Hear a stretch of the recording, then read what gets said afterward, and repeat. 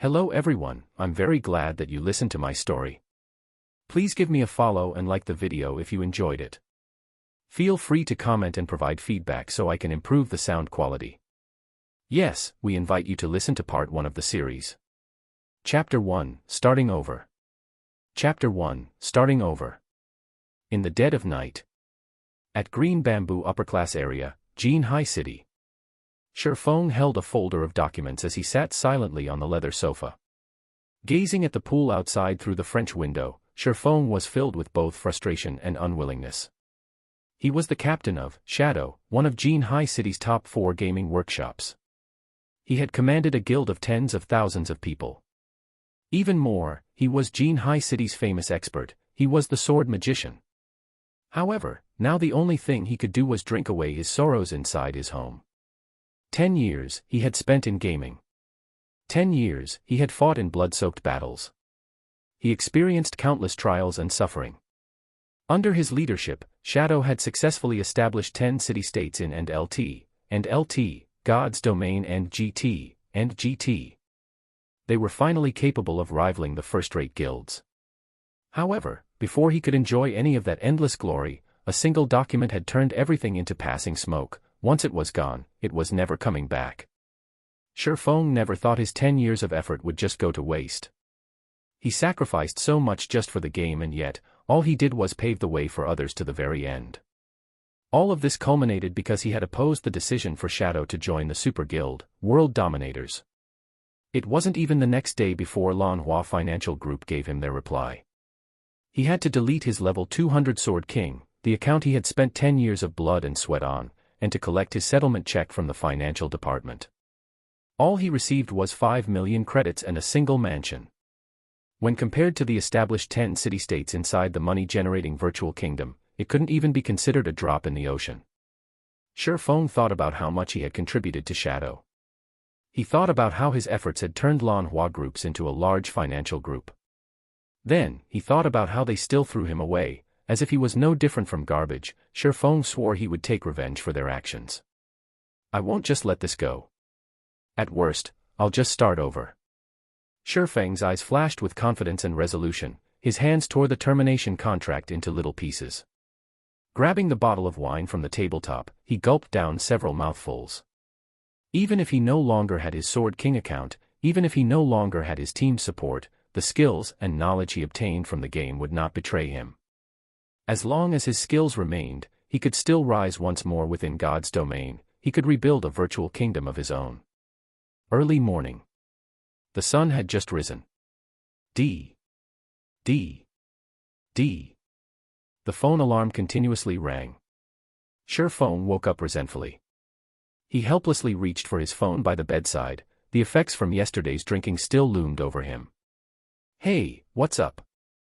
Brother Phone, it's me, Blackie. You're still asking what's up? Didn't we agree to become professional gamers? Shadow Workshop is recruiting at our school today. Haven't you always wanted to become Shadow's core member? Sherfong was slightly confused. Lanhua Financial Group just fired him, so why would he attend Shadow's examination? Brother Phone. Brother Phone. Can you hear me? They're testing at 10 o'clock. If you don't hurry up, you're not gonna make it. Blackie, stop joking around, I just got fired from Shadow. Fired? Brother Phone, how much did you drink yesterday? Even now, you're still not awake.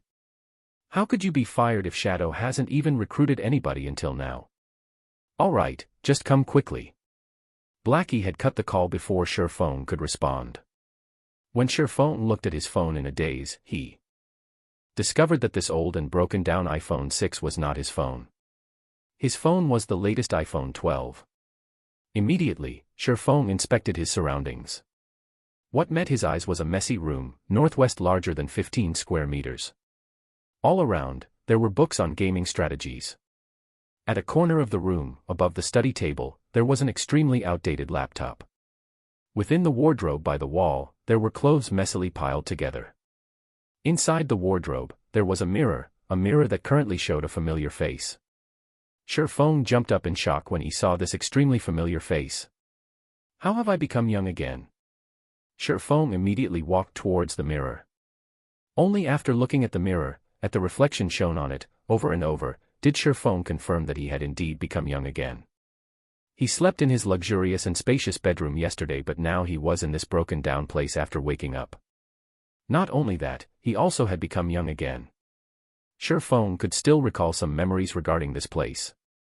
He had lived here 10 years ago. For over 6 months, Shifeng rented this place in reluctance, also that he could play God's Domain while also attending university. Only after he had earned some money in God's Domain had he rented a large condominium. Shifeng thought back to those arduous years. His family circumstances at that time weren't in good shape. For Shifeng to attend university, his parents had racked up some debts. Even so, Shifeng's parents still made sure to send him sufficient living expenses every month, taking on the suffering, themselves, in return. Shifeng wholeheartedly wanted to change his family circumstances. However, finding a well-paying job while the streets were filled with university graduates was tremendously hard, so he thought of the highly profitable virtual reality games. Setting professional gamer as his goal, he even bought a virtual gaming helmet, training arduously within the game to improve his skills. During that time, bread and instant noodles became his daily meals. To save money, he had also avoided participating in social gatherings held by his classmates, causing him to become an invisible existence in his class. The boys would look at him with disdain, while the girls would distance themselves from him. Every time Shifeng went shopping for cup noodles, his wallet would have no more than 10 credits. He did not even dare buy a ham sausage that only cost a single credit. In pity, the female salesperson there had offered him the ham sausage at a discounted price. However, the feeling of his empty wallet made Shifeng refuse with great reluctance. Is someone playing a prank on me? Shifeng stared at his younger self through the mirror and at the familiar surroundings. Shifeng couldn't help but shake his head, denying such a conclusion. Even America, as the world's most developed country, didn't have such rejuvenating technology. Besides, who would play such a joke with a poor old uncle like him? Shifeng looked at the time on his phone. April 19, 2129. Don't tell me I have been reincarnated. Shifeng's face revealed a bitter smile. He remembered today was the 5th of August, in the year 2139. It couldn't possibly be April of 2129, the year he was still attending university. Shifeng shook his head, trying to wake himself up. Yet, deep down, he still held onto a thread of hope, wishing that he could be reincarnated, returning to the time 10 years ago. He walked towards the desk, powering up the laptop.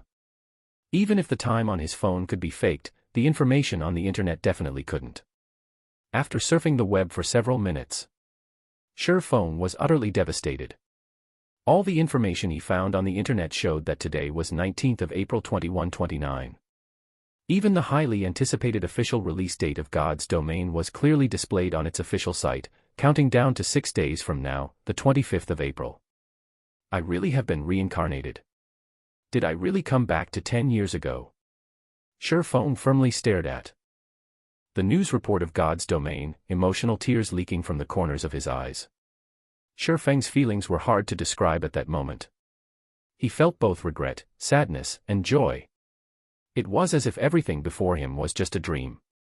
Nonetheless, the chirping of insects and the cold wind blown from the air conditioner told him otherwise, that everything was real. Looking at his phone, at the family photo he took when he entered university, Shifeng never realized that his parents had white hair. The corners of his mother's eyes even had wrinkles. They were no longer as lively as before, they were truly old now. A year and a half had already passed since God's Domain's release when Shifeng noticed how aged his parents were. The large amounts of debt, excessive laboring, and stress had caused both his parents to fall ill, gravely ill. Curing them required millions of credits, but, during that time, Shifeng was merely a squad captain in shadow. The money he earned was far from enough to foot such expensive costs. Shifeng tried everything to collect enough money, yet it was still not enough. Even with trying his all, Shifeng's parents still left him a few months later. In his previous life, he failed to care for his parents properly. How could he have known of the pain and suffering? After Shifeng earned millions of credits, this pain remained within Shifeng's heart for forevermore. Never would he have thought fate would play such a joke on him. He unexpectedly returned to the starting point, starting back up from zero. Great. This is just too great. Ha ha ha. Since I have been reincarnated, I have to change everything. I will earn enough money to cure mom and dad and I will let them live a life without worries. Shifeng silently swore to himself as he wiped away the tears. Just when Shifeng was planning for his future, Blackie's call came ringing again, continuously urging Shifeng to go quickly to the university for the test. Yet, Shifeng did not rush. He dressed at a relaxed pace, tidying himself up before heading to Jinhai University. He could not be more familiar with Shadow. Shifeng still remembered. It was while he was still attending university, Lan Hua Group's prized son, Lan Hailong, started up Shadow Workshop to enter God's domain. Lan Hailong also invested considerable funding into the recruitment of the student experts of Jinhai University. Shifeng participated in Shadow's examination at the time, successfully becoming a core member of the workshop, whereas Blackie became an outer member. Shifeng had been happy for quite some time after that incident. After 3 years of being under the leadership of Shifeng, Shadow Workshop allowed Lan Hua Group to greatly profit from God's domain, quickly becoming a large financial group. However, Shifeng would never have thought that Lan Hailong would be the one to fire him, personally. Since he had been reincarnated, he had an absolute advantage within God's domain that others did not. Naturally, he would not be joining Shadow to become a tool that profited others. He wanted to walk a different path, a path where he fought not for others, but for himself. He wanted to remove the need for his parents to send him living expenses. He wanted to pay back all the debt they had collected. To do that, he wanted to venture, to start his own workshop, to start his own company, and to build his own virtual kingdom, all to live a better life. As soon as Shifeng arrived at Teaching Block 1, he caught sight of a thin and tall figure in front of the building. The tanned youth was pacing around the hallway in a panic. This person was Blackie. "Brother Feng, you've finally decided to show up. Fortunately, registration hasn't closed yet, so let's hurry in and sign up," Blackie said anxiously after seeing Shifeng. Shifeng shook his head, seriously saying, "Blackie, I'm not joining Shadow, I'll be opening my own workshop. Will you join me?" Blackie was someone Shifeng met in another virtual reality game, and the former had pretty good skills. The two of them had faced many challenges together and they were no different than true brothers at this point. During their time together working in Shadow, Blackie showed great talent in administration, even though he lacked the talent for gaming. He managed the 100,000 guild members clearly and orderly. If Shifeng had Blackie's help this time, his plans would be one step further. Yet, he would respect Blackie's decision regardless. It was because Shifeng had nothing right now, and Blackie's family circumstances were not that well, either. Blackie had only chosen to become a professional gamer and join Shadow to earn some credits for living expenses. Blackie blanked at Shifeng's words, lowering his head in silence. It was just too sudden. Not only that, the Shifeng that he saw today felt different. Unlike his usual impatient attitude, Shifeng currently gave off an unshakable and confident aura. After a full minute, Blackie raised his head to look at Shifeng. "Brother Feng, stop speaking nonsense. Do you know how much a virtual gaming helmet costs? That's 8,000 credits. You also need at least 6 people to start up a workshop. What about the workplace, salary, and everything else? Just the initial startup funds would require 70 to 80,000. There are also the follow-up investments. That's a lot of credits. Do you have that many credits right now?" Blackie was very aware of Shifeng's circumstances. He knew Shifeng's household wasn't well off, so he wanted to persuade Shifeng away from this sort of crazy thinking. "You're right. Right now, I don't even have the credits for a God's domain virtual gaming helmet." Shifeng nodded his head in admittance. It was like Blackie said. Even just 70 to 80,000 was considered a small amount. Shifeng recalled Lan Hailong had spent over 5 million credits for the 100-man workshop he had recruited. He had also spent more in the later stages to upgrade the workshop's quality and strength. Since this is so, rather than take the risk, wouldn't it be safer to join Shadow? At the very least, Shadow can provide us with virtual gaming helmets. Otherwise, forget becoming professional players, we wouldn't even be able to play the game. Seeing that Shifeng understood the core of the problem, Blackie sighed in relief as he pulled Shifeng into the teaching block. Shifeng shook away Blackie's hand, sternly staring at Blackie before saying in a grave tone, I still plan on starting my own workshop. I don't want to be controlled by others. So, Blackie, will you join me? Sherfone would not insist to Blackie since he did not have any guarantees. He also couldn't reveal the secret that he had been reincarnated. He could only hope that Blackie would believe in him. Seeing Sherfeng's serious expression, Blackie felt Sherfone was acting weird today. This was madness. Everyone knew you couldn't earn money during the initial periods of virtual games. Did Sherfone have some way to make money in God's domain? Even if they did make money, it would be after a few months. They did not have that much time to waste. After hesitating for quite some time, Blackie reluctantly answered, I get it. You're the boss. I'll start a workshop together with you, but what about the virtual gaming helmets? We can't play the game without them, right? Sherfeng's tightened brows immediately relaxed as he happily clapped Blackie's shoulders, saying, Now this is my good brother. Don't worry about the gaming helmets. I recall that God's domain had a trial period available for university students.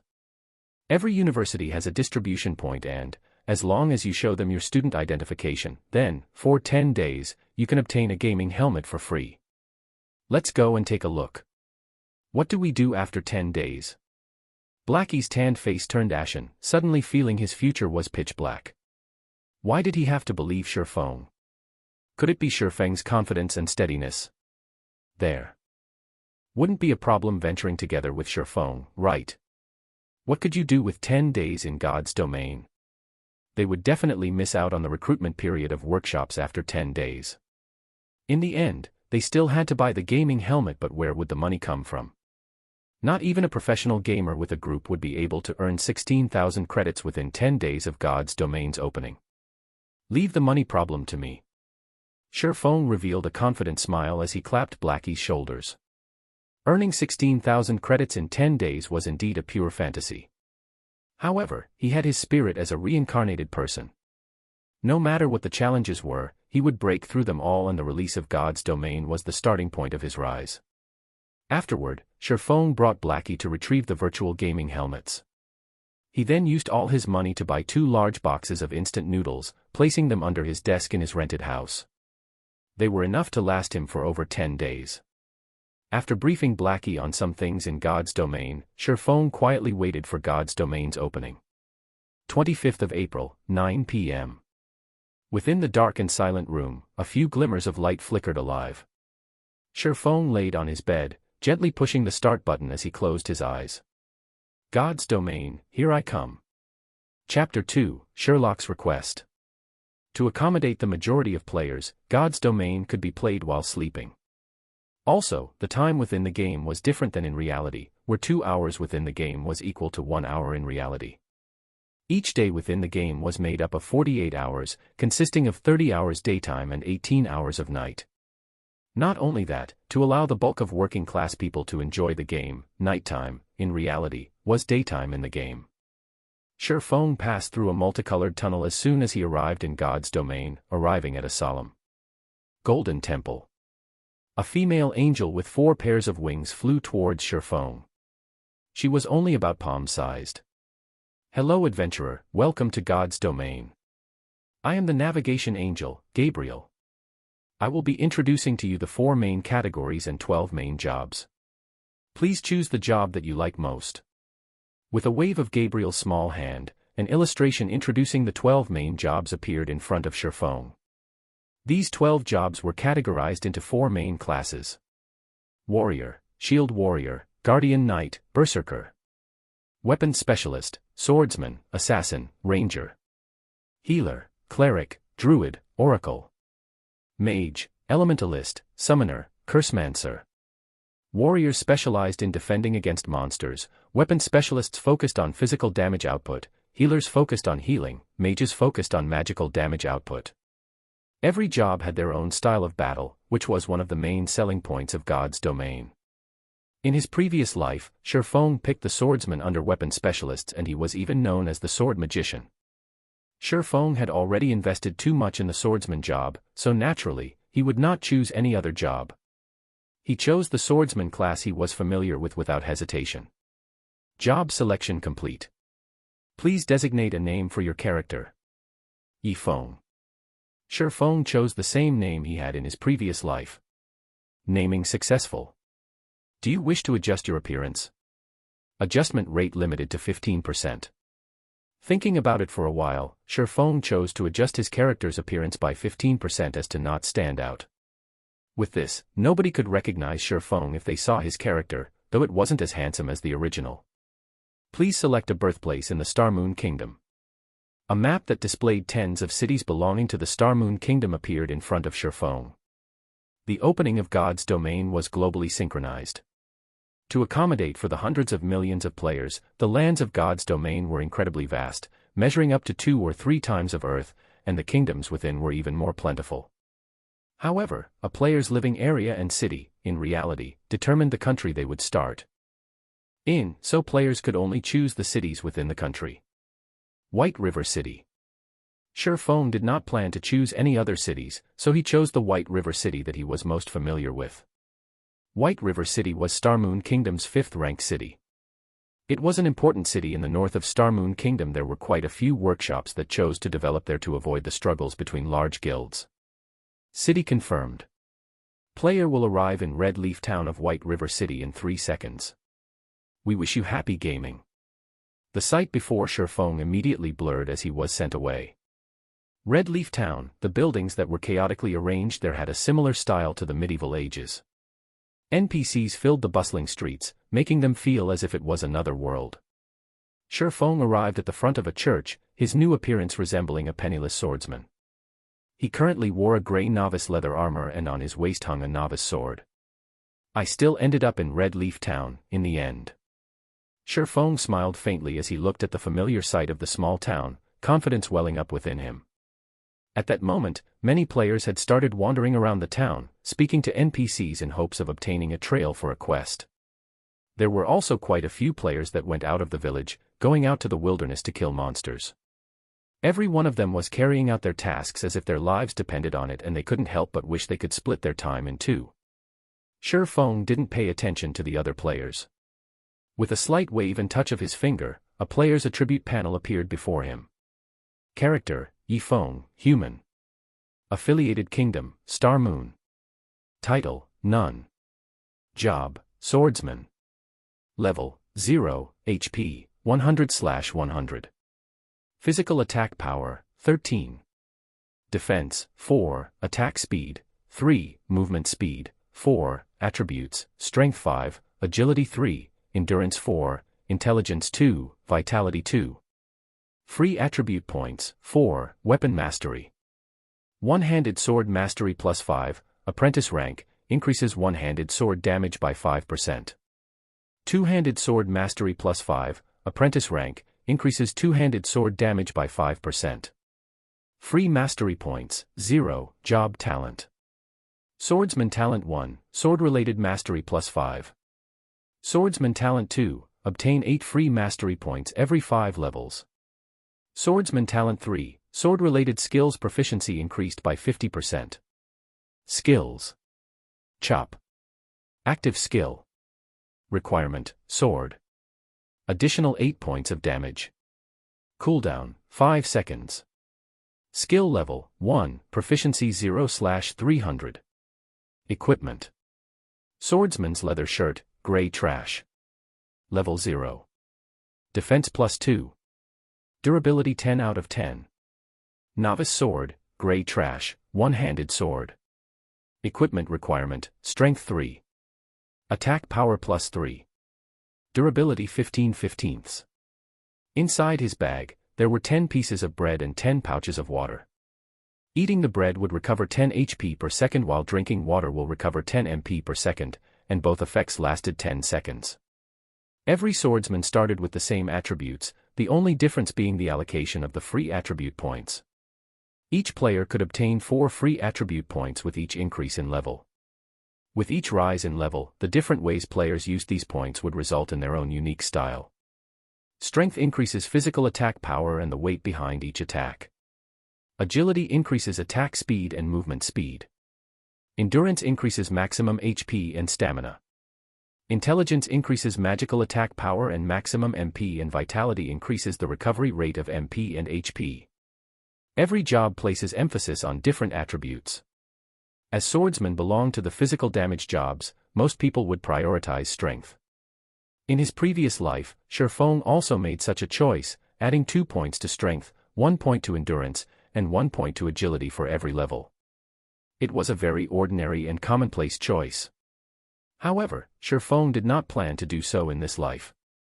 Without hesitation, Shifeng clicked on the plus symbol for agility, placing all 4 free attribute points into it.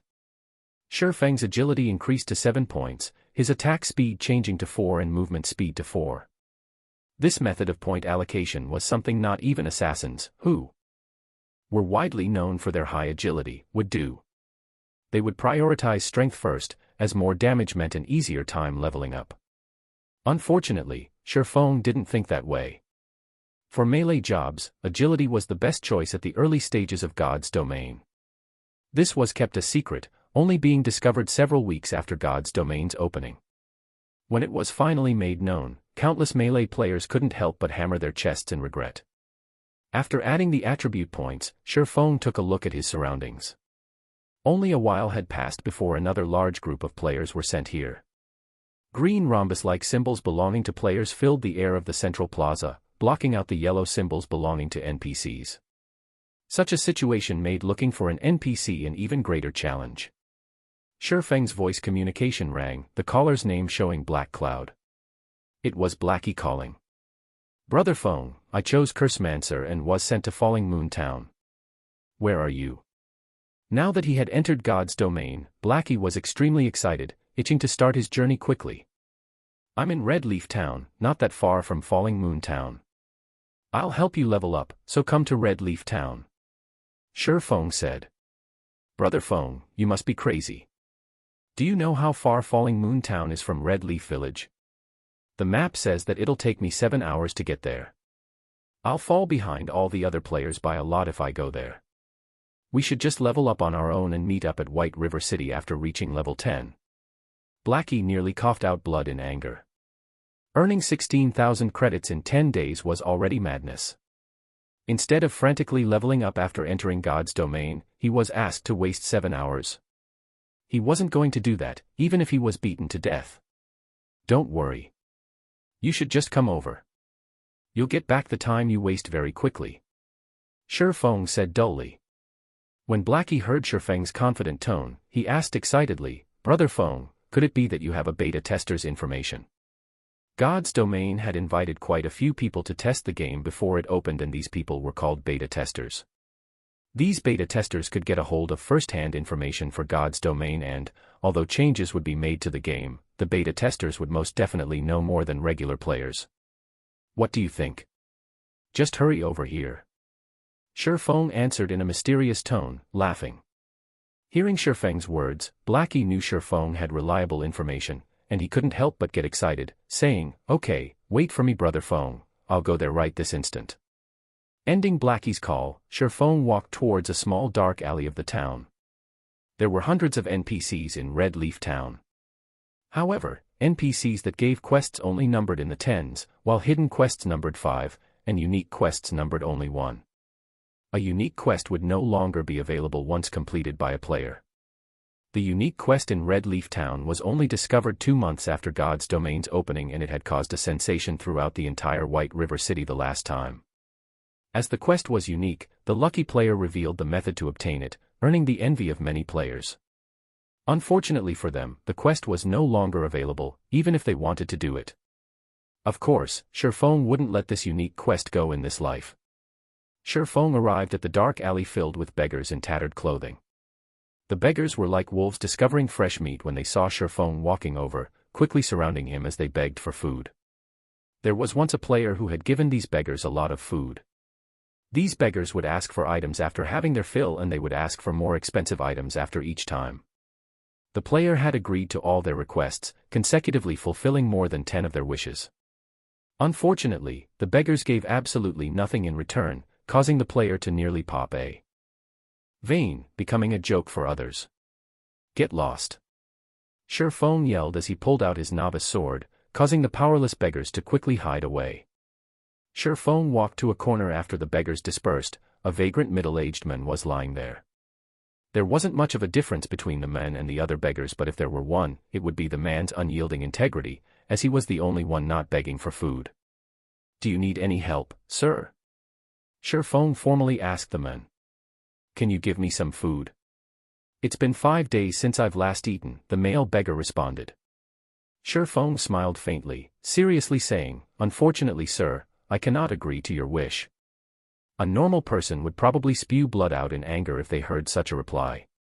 However, this beggar merely let out a sigh, no longer saying a word. "However, if you are willing to pay an appropriate price, I can give you the food you need," Shifeng said. The beggar lifted his head and looked at Shifeng, his eyes carrying a hint of anticipation as he said, "If I had the money, I would definitely be willing to pay this cost, but right now I have nothing. Although, if you are willing to help me, I will pay you a sufficient price." "Are you willing to help me? May I ask what you want me to do?"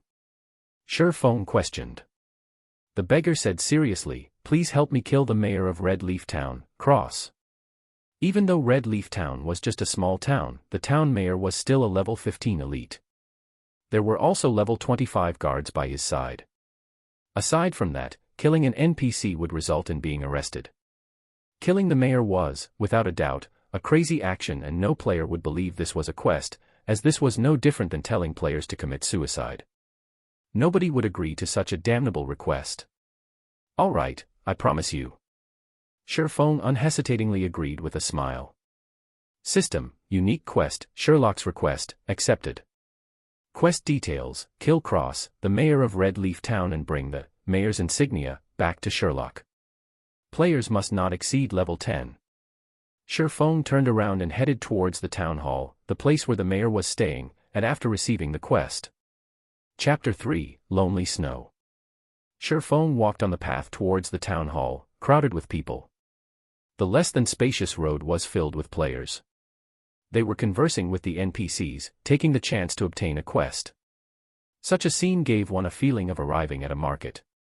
Unfortunately, it was not an easy task obtaining a quest in God's domain. The main reason being, the NPCs had high intelligence, giving them the capability to hold one-to-one conversations. Also, players must watch what they say or risk being given the cold shoulder by the NPCs. And there was a tide of players as competition, obtaining an easily found normal quest was truly difficult. After more than 10 minutes since God's domain started, there had yet to be a single player within Red Leaf Town to receive a normal quest. In comparison, Shifeng's advantage as a reincarnated person was truly great. Not only has he received a quest, but it was a unique quest, albeit a slightly damnable one. However, a unique quest's reward was incredibly generous. Even top-tier players who had played God's domain for a month would drool at the reward of this unique quest.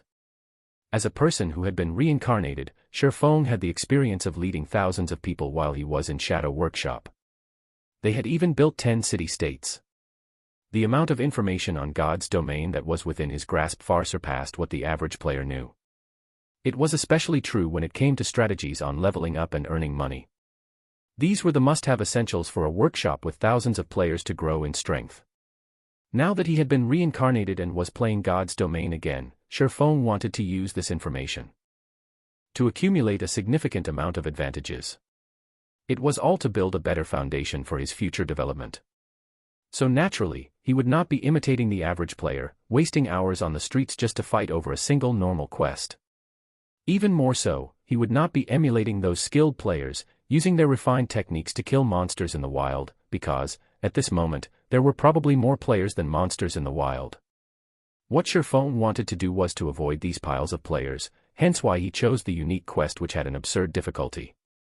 However, completing this quest required money, something Shifeng did not have right now. Every player would receive 10 copper coins at the start of the game. Although it was not enough to buy a weapon or equipment, purchasing HP or MP replenishing refreshments was not a problem. When Shifeng arrived at the front of the 2-storied town hall, he was met with a scene of hundreds of people, queuing up into a long line. Regardless of which game it was, the village head or town mayor was unquestionably a target to receive quests from.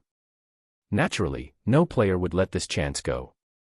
"Hey newcomer, queue up if you don't want to cause a public outrage." From within the queue, a simple and honest-looking male warrior looked at Shifeng. The warrior held up his hand, pointing towards the back of the line of people. I'm not here to receive a quest, Shifeng said indifferently as he looked at the long line in front of the town hall. Compared to the other locations, this place had great order and efficiency. Although it would take more time to receive a quest, it was much better than some who could not receive one at all. The male warrior cautiously looked at Shifeng. Everybody was frantically trying to receive a quest right now, but there was someone who actually said that he wasn't interested towards it. Not even a ghost would believe that. I'm honestly not here to receive a quest, Shifeng looked at the male warrior. Seeing the person's hostile eyes and how he thought Shifeng had wanted to jump queue, Shifeng said with a smile, however, I advise you to receive a quest somewhere else. You'll just be pointlessly waiting here. Why would it be pointless? There were already a few people who came out after receiving a quest. After determining that Shifeng had no intention to jump queue, the male warrior let out a sigh of relief. He had already been in the queue for over 10 minutes now and he definitely would not want someone to cut in line. However, hearing Shifeng's firm tone made him curious as to why he would be waiting for nothing. Shifeng smiled but did not elaborate. Instead, he changed the topic saying, seeing as you're not a bad person, I'll point you towards a brighter path. Kill mobs in the fields. You'll have a better future than remaining here. I'm not going. There are too many monsters in the wild and I can't compete with those other people. This place is still better, the male warrior shook his head. He was not an idiot. At this moment, there were definitely tides of people out in the field area. With just his skills, he probably couldn't even snatch a monster, so he was better off just waiting here. That's because you went to the wrong place. If you go somewhere with few monsters, naturally, there wouldn't be anybody to compete with you. Compared to the areas packed with both players and monsters, the leveling efficiency there is several times better. Not only that, the respawn rate of the monsters there is slow, so a single person could easily handle themselves, Shifeng said with a smile. Is there really such a place? The male warrior was excited after listening to Shifeng.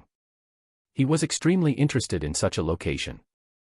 He still needed to wait for more than an hour to receive a quest and the rewards he could obtain would only be EXP and some meager amount of money. If he could grind on monsters for an hour unhindered, the EXP he could obtain would far surpass that from the quest. Of course there is. I'll give you a preferential price of 20 coppers if you want to go to such a treasured location. Don't mention EXP, after grinding for a day, the materials you could obtain would earn you more than 40 coppers. If you're lucky, you could make a ton more if a piece of equipment drops. Shifeng walked closer to the male warrior, whispering into his ears. You're not tricking me, right? The male warrior looked at Shifeng with hesitation in his eyes.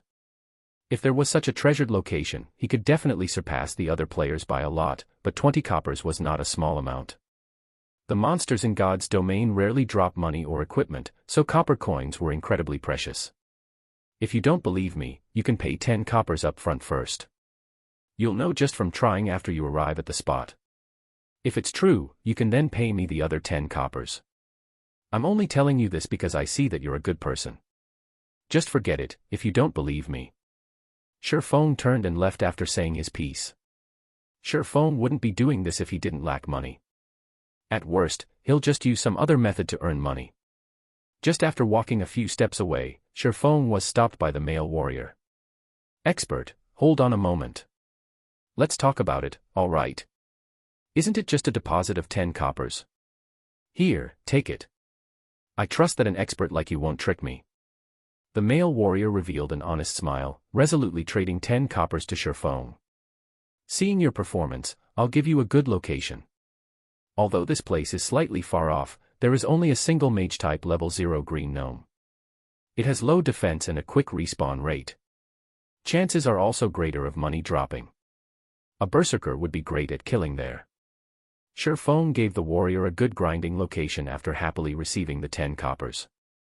The male warrior was relieved when he noticed how familiar Shifeng was with the wild monsters, even to the degree of knowing the amount of money dropped. He never imagined he would be so fortunate as to meet an expert of God's domain, and not just any expert. Shifeng might even be a beta tester. The male warrior became even more excited as he thought of this possibility. Brother expert, do you know a location that drops skill books for berserkers?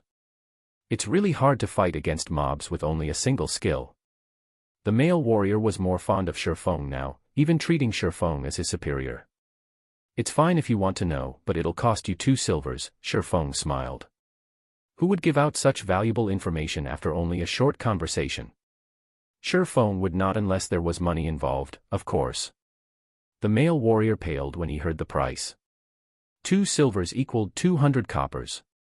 Not even the average guild would have that much money. Expert, let's add each other as friends.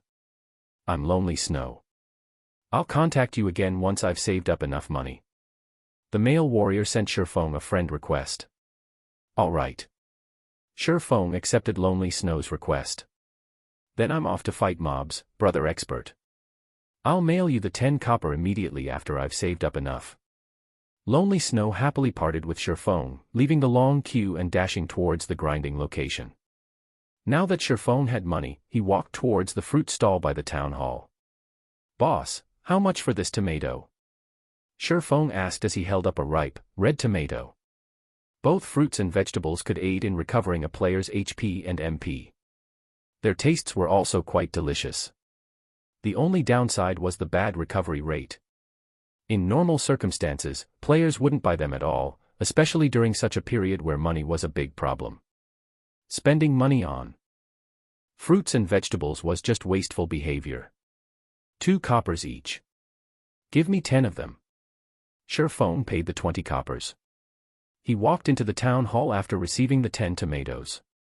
Hey newcomer, queue up. Can't you see others are queuing up as well? Swordsman over there, what do you think you're trying to do? Do you know how many people are queuing up behind? The players in the queue became enraged and started criticizing when they saw Shifeng cutting the line, walking directly towards the town mayor. They would have long since murdered Shifeng, were it not for the fact that they could be jailed for attacking another player inside the town.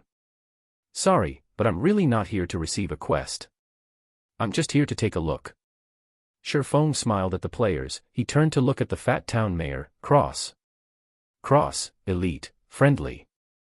Level 15. HP 2400/2400. MP 1500/1500. There was not a single player who could beat him at this stage. It was not possible, even with a team. Subsequently, Shifeng took out a ripe and red tomato, taking a bite out of it. What is this person doing? Hell! He's actually eating a tomato. Each of those costs 2 coppers. Such luxury. The other players could not understand what Shifeng was trying to do. By coming to the town hall to eat tomatoes, was he trying to show off how rich he was? Halfway through his tomato, Shifeng suddenly threw it towards town mayor Crossface. The tomato accurately landed on Crossface, spreading bright red liquid all over. System, Cross favorability towards you has been decreased by 100 points. Unsatisfied, Shifeng took out another tomato from his bag, throwing it at Cross. Hypocrite. Fatty. Bloodsucker. You're not fit to be the town mayor. Shifeng kept cursing as he threw tomatoes, whereas Cross favorability kept decreasing. Cross body turned bright red as tomato juice kept flowing down his body. Adding to his enraged expression, it created an incomparably funny sight. However, nobody within the town hall was laughing. It was exceptionally quiet. All of the players became slack-jawed and dumbfounded at Shifeng's actions. Just after 20 minutes since God's Domain's opening, there was a player that dared to actually attack an NPC, and not just any NPC. He was attacking the leader of a town, the boss of the beginners area. This person was insane.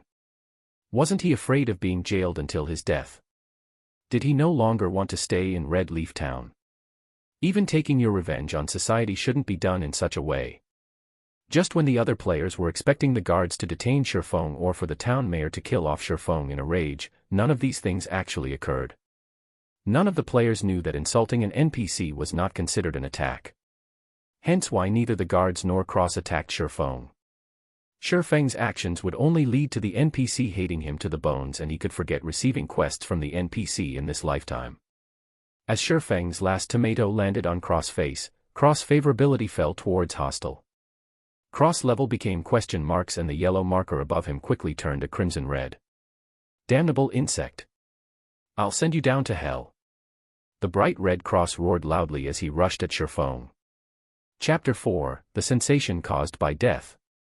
Town Mayor Cross' furious roar reverberated throughout the entire town hall. With a high speed, Cross instantly arrived in front of Sherfong, his fist stretching out towards Sherfong. The other players were currently reveling in Sherfeng's misfortune, taking the chance to gauge Town Mayor Cross' strength. Cross was a level 15 elite, and a single slap from him was enough to swat the current players to death. However, Sherfong was foolish to the degree of actually angering the mayor. Not a single person in the entire Red Leaf town could save him now. He would be jailed until he was on his deathbed, or he would be chased out of Red Leaf town. However, Sherfeng's surprisingly calm attitude puzzled the other players. Was he already prepared for death?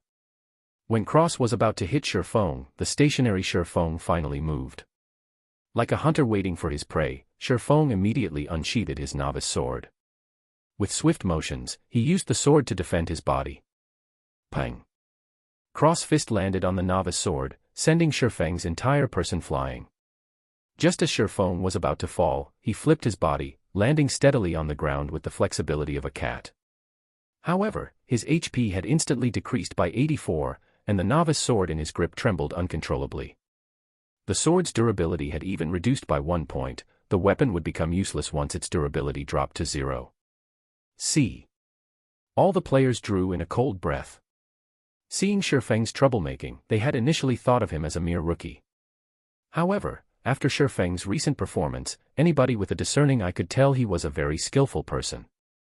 Even if Cross had low physical damage as a mage, as a level 15 elite, he could still kill any of the current players in a single strike. Yet, Sherfong was alive. He had used his weapon to block the attack, reducing the damage to a minimum.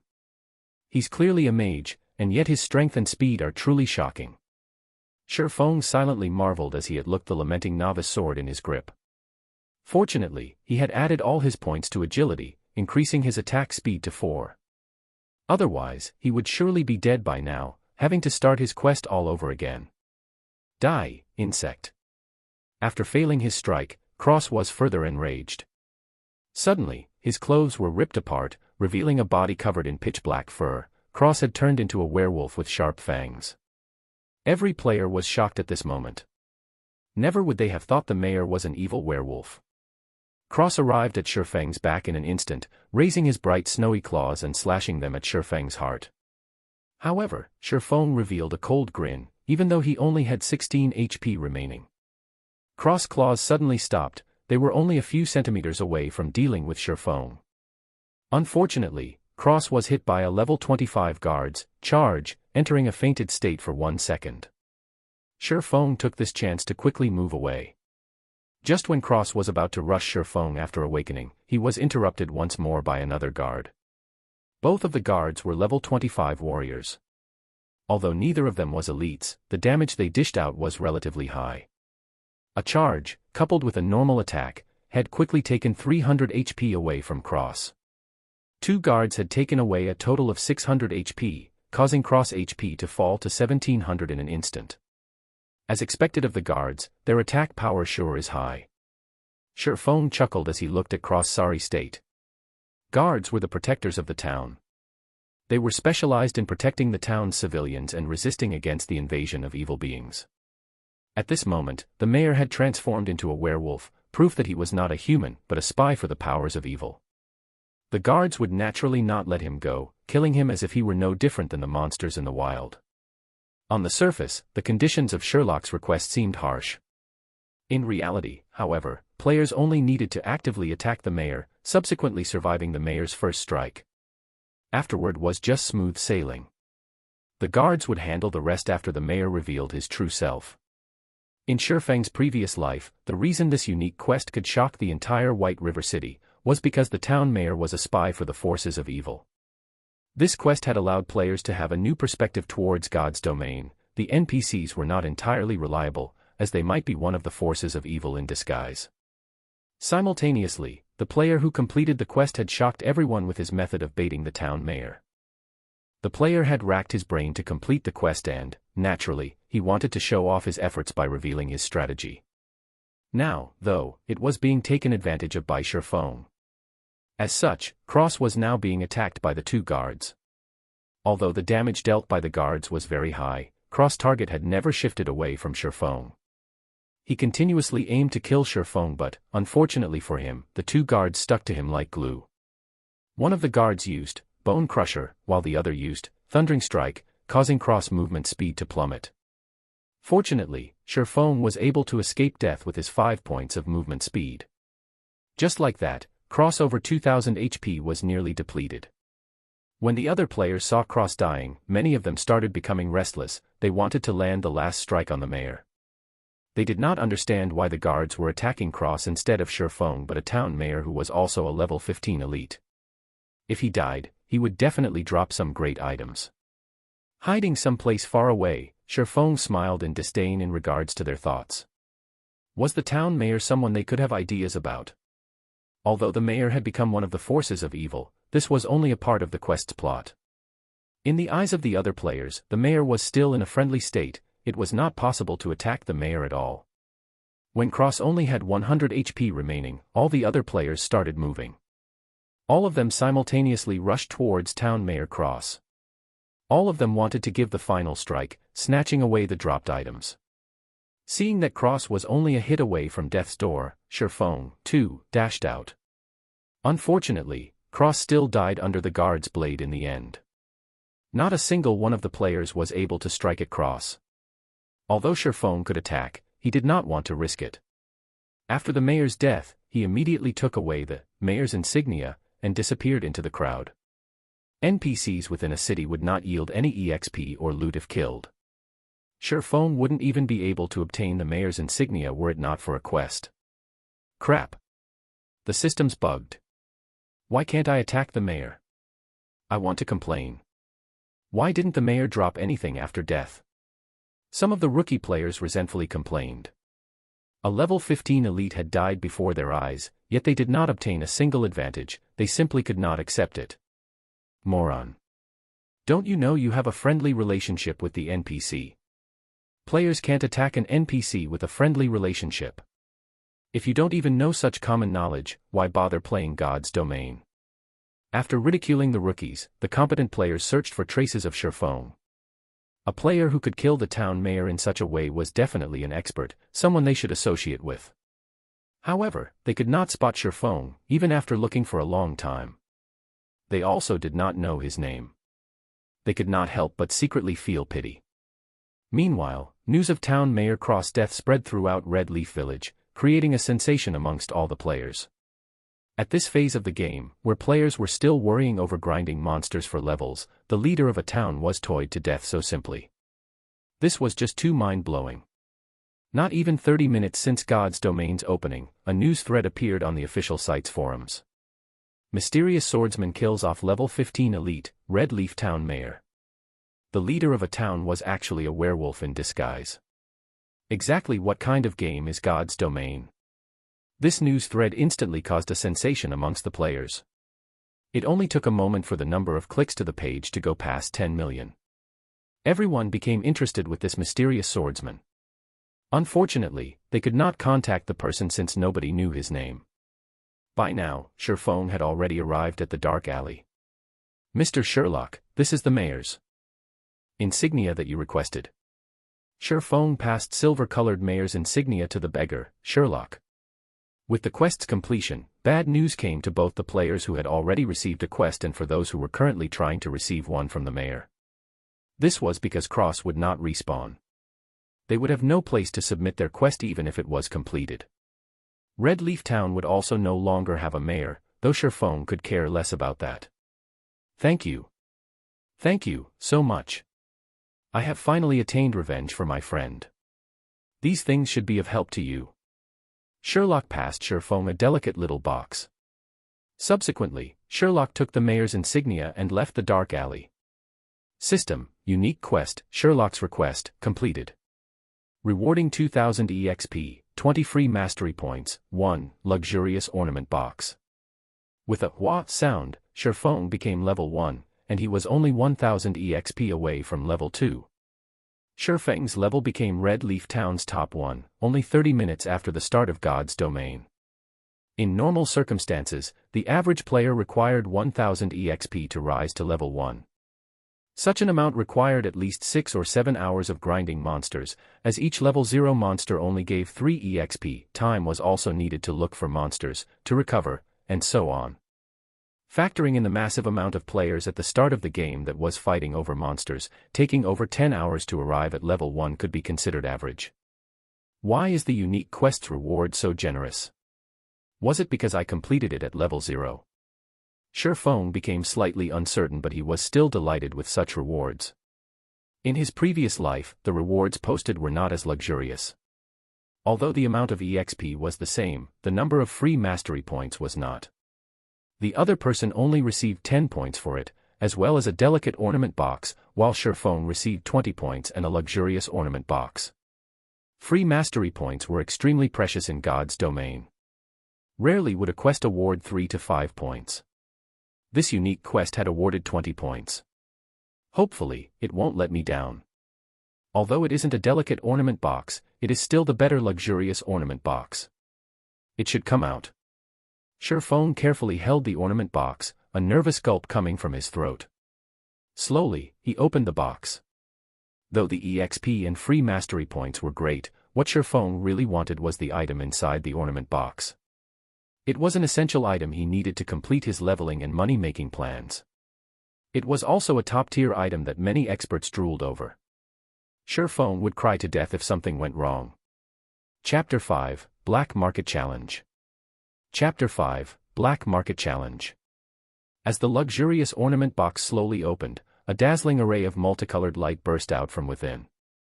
Fortunately, Sherfone was currently standing inside a dark alley. There were no players who would wander over here. Otherwise, such a spectacle would have incited the greed in their hearts and Sherfone would be killed and robbed. When the glowing brilliance faded, a simple silver necklace and a purple gold ring could be seen lying inside the luxurious ornament box. Carved on the ring's exterior were words resembling the ancient language of elves, and within them stored a tremendous magical power. Fortunately, it is still the Ring of Gravity. Sherfone let loose his breath when he saw the appearance of the ring. Carefully, he took the ring out of the box and inspected it. Ring of Gravity, Mysterious Iron Rank. Equipment level, 0, Strength +2, Agility +1, Endurance +1. Additional skill, Gravity Liberation. Greatly reduces the gravity acting upon the user. Duration 30 seconds. Cooldown 5 minutes. Great. It's not just bronze rank. After reading the item's introduction, Sherfone became extremely excited. The situation was far better than he had expected. The equipment in God's domain was categorized into trash, common, bronze, mysterious iron, secret silver, fine gold, dark gold, and epic. At the start of the game, players only received trash equipment from the system. This equipment was utterly worthless. At this stage of the game, however, there were no players who possessed common equipment. While you could buy common equipment in large cities, the prices were costly. As for bronze ranked, those were extremely rare and they also came with additional attributes. Mysterious iron equipment, however, only dropped from bosses and, needless to say, they were even more precious. In Sherfeng's previous life, the Ring of Gravity obtained by the player was only bronze ranked. It gave only an additional 1 point to strength. The skill, Gravity Liberation, as well, only lasted for 15 seconds. It was a surprise to Sherfone that completing the quest at level 0 would earn him a mysterious iron ring of gravity. As for the necklace, it was just a gray item. NPC merchants coveted these items and they were willing to buy them at high prices. After wearing the Ring of Gravity, Sherfone added the 4 free ability points that came from leveling up all into agility. Sherfeng's agility rose to 12 points, his attack speed to 5 points, and his movement speed to 6 points. He could almost rival a pure agility assassin of the same level now. My agility will reach 20 points after rising to level 3. At that time, I can unlock the hidden basic skill of the agility system. Sherfone looked at his attribute panel in anticipation. Sherfone moved his body, feeling it become a lot livelier than before. He wouldn't be in his previous sorry state if he were to face off with Town Mayor Cross, right now. If his agility reached 20 points, the condition of his body would become even greater after activating the basic skill. Fast and nimble, he could even rival against those Wulian experts depicted in wuxia novels. Afterward, Sherfong added 15 of the free mastery points towards his one-handed sword mastery, keeping the remaining 5 points for future use. With his one-handed sword mastery now at a total of 20 points, Sherfong advanced from apprentice to basic swordsman, and the additional damage dealt by using a one-handed sword increased to 10%. He was still 30 mastery points away from advancing to an intermediate swordsman. Regular attacks were only the basics for a swordsman. If one wanted to become an expert with the sword, skills were a must-have. The more, the better, as this would create more flexibility when in battle, thereby allowing the swordsman to dish out greater damage. Sherfong was both an expert of the sword and a person who had been reincarnated. Now that he had a special tool such as the Ring of Gravity, he needed a large amount of swordsman skills to display the true potential of a swordsman. He could then level up at a fast pace. Otherwise, it was impossible to increase the efficiency of killing monsters by relying on normal attacks. I recall there being a black market challenge in Red Leaf Town's trade area.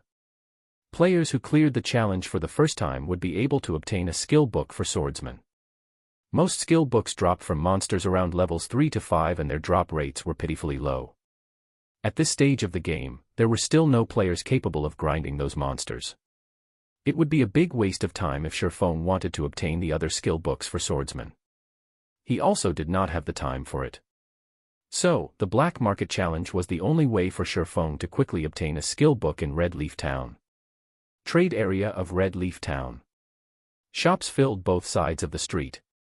There were pharmacies, smithies, bars, and more. It was extremely flourishing, just like a small market. However, the current trade area wasn't as lively as it should be. It hasn't been long since God's Domain started its operation, so most players were busy leveling up instead of enjoying what God's Domain had to offer. As a result, there was only the minority of lifestyle players staying here. They were here to learn auxiliary jobs such as enchanter, forger, pharmacist, chef, engineer, alchemist, etc. Buying herbs at a high price. Contact me directly if you have any. Buying ores, ripoffs can stay away. Sincerely buying high-ranking equipment. Price is negotiable. Willing to pay with credits. Many logistics staffers of workshops and guilds had set up a small stall by the roadside of the trade area. They were mainly here to buy items and equipment. Sherfong quickly headed towards a 2-storied building without halting. High-ranking gnomes guarded the building, and above the building read, Black Market. This place was the dark side of Red Leaf Town, and it was a place of entertainment built by the greedy gnomes. The gnomes' auction house could be seen just after entering the Black Market. Going down along the basement staircase led to 2 empty fields. One was the battle arena, while the other was the field for the challenge race. At the moment, several players were standing in front of the field. They were receiving the gnomes' challenge. Good luck. You have to succeed this time. Good luck. Stomp those gnomes. A few players were currently cheering with all their might for an assassin player that stood on the field. Their reddened eyes made them look no different than crazed gamblers. The challenge race could be considered a testing grounds for a player's capabilities. Once a player entered the trial grounds, all their attributes would be fixed at 10 points, their skills disabled, and their equipment rendered useless. Within the 30 yards long and 10 yards wide field, players were only allowed to block or dodge the incoming shots from the gnomes' muskets. A victory would ensue once players arrived at the finishing point. The gnomes gave out 3 ranks of challenges: copper prize, silver prize, and gold prize. After a challenge was completed, there would be a 3-day cooldown. There was a fee of 5 coppers for the copper prize, 5 silvers for the silver prize, and 5 gold for the gold prize. Naturally, the higher ranked the challenge, the greater the prize. There was even the chance of obtaining a dark gold equipment. However, if a player obtained the first clear for the challenge in Red Leaf Town, the reward of copper prize may be comparable even to the silver prize. In Sherfeng's previous life, this first clear was obtained by a swordsman named Fierce Gale, and the person had received a rare skill book for swordsman. After a short while, the assassin on the field was struck. His body lay at the 20 yards mark, still 10 yards away from the final point. Despicable. Just a little bit more. Do you guys still have money? I'll definitely clear it the next time. The male assassin said after reviving from the field. A male cleric shook his head saying, "Boss Stabbing Heart, the 5 of us have already given you all our money. We don't have any more." By the side, Shifeng shifted his sight towards the assassin. He was shocked after hearing the two words, stabbing heart. The person's body was covered in black clothing. He had a short and skinny stature, just like a monkey. Shifeng could hardly believe that the monkey in front of him was Stabbing Heart, the assassin who ranked at number 10 on Star Moon Kingdom's assassin leaderboard. The assassin named Stabbing Heart shifted his gaze onto Shifeng. After sizing Shifeng up, his eyes revealed a gaze as if they had just found prey. With a smile, he walked up to Shifeng and said, "Nice to meet you, friend. I'm Stabbing Heart, assassin squad leader of the Assassin's Alliance. Lend 5 coppers to me and I'll return 20 coppers to you tomorrow. How about it?" Stabbing Heart was just 10 yards away from the final point this time, so he was unwilling to accept defeat. He had already figured out some of the challenge's patterns, he would be able to clear it if given another chance. Hence, he thought of using his guild's name to shock and awe Shifeng into lending him 5 coppers. The Assassin's Alliance was a large guild that was well known in the world of virtual gaming. Any veteran gamer would know this name. Someone capable of becoming the squad leader for assassins was definitely a great expert, a figure that was respected by many players. Instead of lending, the average player would definitely just give the 5 coppers to gain some favors. 5 coppers is it? After some thinking, Shifeng answered, "I can lend you the 5 coppers, but you have to pay back 50 coppers tomorrow." Stabbing Heart was surprised. He was Stabbing Heart, the Assassin's Alliance's famous assassin squad leader. However, Shifeng's uncourteous reaction was completely different than what he had imagined it would be. Could Shifeng be a rookie gamer? Seeing Stabbing Heart staying silent, Shifeng asked, "Still borrowing?" "I'll borrow." Stabbing Heart wanted to weep. Other players would be going, expert, expert, when they met him, yet Shifeng showed no such reaction. However, when he thought about the bountiful reward awaiting him, even 50 coppers was worth it. "Here's 5 coppers. Let's add each other as friends. Don't forget to return 50 coppers to me tomorrow." Shifeng took 5 coppers out of the 60 he obtained from selling the necklace, not forgetting to remind Stabbing Heart to return the 50 coppers. With tears flowing down his face, Stabbing Heart received the 5 coppers and said, "Fine. I won't forget." Not knowing what Stabbing Heart was thinking, Shifeng walked away after the trade was completed. He headed towards the green-skinned gnome who was the challenge race's administrator. "Sir, time is money. What business do you have?" The gnome administrator said so in a lofty tone. "I want to enter the copper prize challenge," Shifeng said as he handed over 5 coppers. After flipping the copper coins a few times, the gnome nodded his head in approval. He opened the wooden door to the challenge race, allowing Shifeng to enter. "Ladies and gentlemen, we have a new challenger on the field. Please let us welcome this brave swordsman," the gnome loudly announced. "Boss Stabbing Heart, the kid that lent you money is participating in the challenge race," the male cleric pointed out. The resting Stabbing Heart laughingly said, "That kid's just a rookie. Does he think the challenge race is so easy?" Even though the distance is only 30 yards, the gnome's attack pattern will change after you get past 15 yards and their attack rates greatly increase. Not to mention, even I have difficulty facing them. That's for sure. Even an expert such as Boss Stabbing Heart could only reach 20 yards. I'm guessing the kid will, at most, reach 5 yards before being done in. The male cleric nodded with a smile. Inside the field, the 3 gnomes standing at the finishing line readied their muskets, aiming them towards Shifeng. Above the challenge field, the timer started counting down. 3, 2, 1. Challenge start. Chapter 6, Stunning Skills. The instant the countdown ended, Shifeng's body leaned forward and his legs bent. Just like a leopard, he dashed away from the starting line with explosive force. Shio. By the time the muskets had started ringing and shooting towards the starting line, Shifeng was already 3 yards away. Subsequently, another volley of musket shots rang out, a total of 6 bullets shot towards Shifeng's path. Several green lines indicating the trajectory of the bullets covered Shifeng's body. Shifeng would become a sieve if his reactions were not keen. Just as the bullets were about to hit, Shifeng dodged to the right with a sidestep. He rushed forward once more, after avoiding the second volley of shots. Bullet casings fell to the ground consistently as the three gnomes continued to aim and shoot. However, Shifeng avoided them with the vigor of a leopard, every single time. The way he stayed a step ahead of the bullets made it seem as if he had control over them. It can't be. He's already at the 10-yard mark. Seeing Shifeng taking less than 5 seconds to reach the 10-yard mark, the male cleric couldn't help but be shocked. It was only a half of Stabbing Heart's time. Stabbing Heart became speechless by the side. He silently watched Shifeng's advance. He had originally thought of Shifeng as a fresh noob, someone that he didn't know of and someone that came to the challenge race for fun. Yet, the speed and accuracy Shifeng just displayed were like a veteran who had tempered himself for countless years on the challenge race. Every move of his was straightforward and efficient, something a rookie definitely couldn't pull off. Even Stabbing Heart himself, after going through the challenge several times, felt he couldn't do any better. Stabbing Heart had the pride of an expert.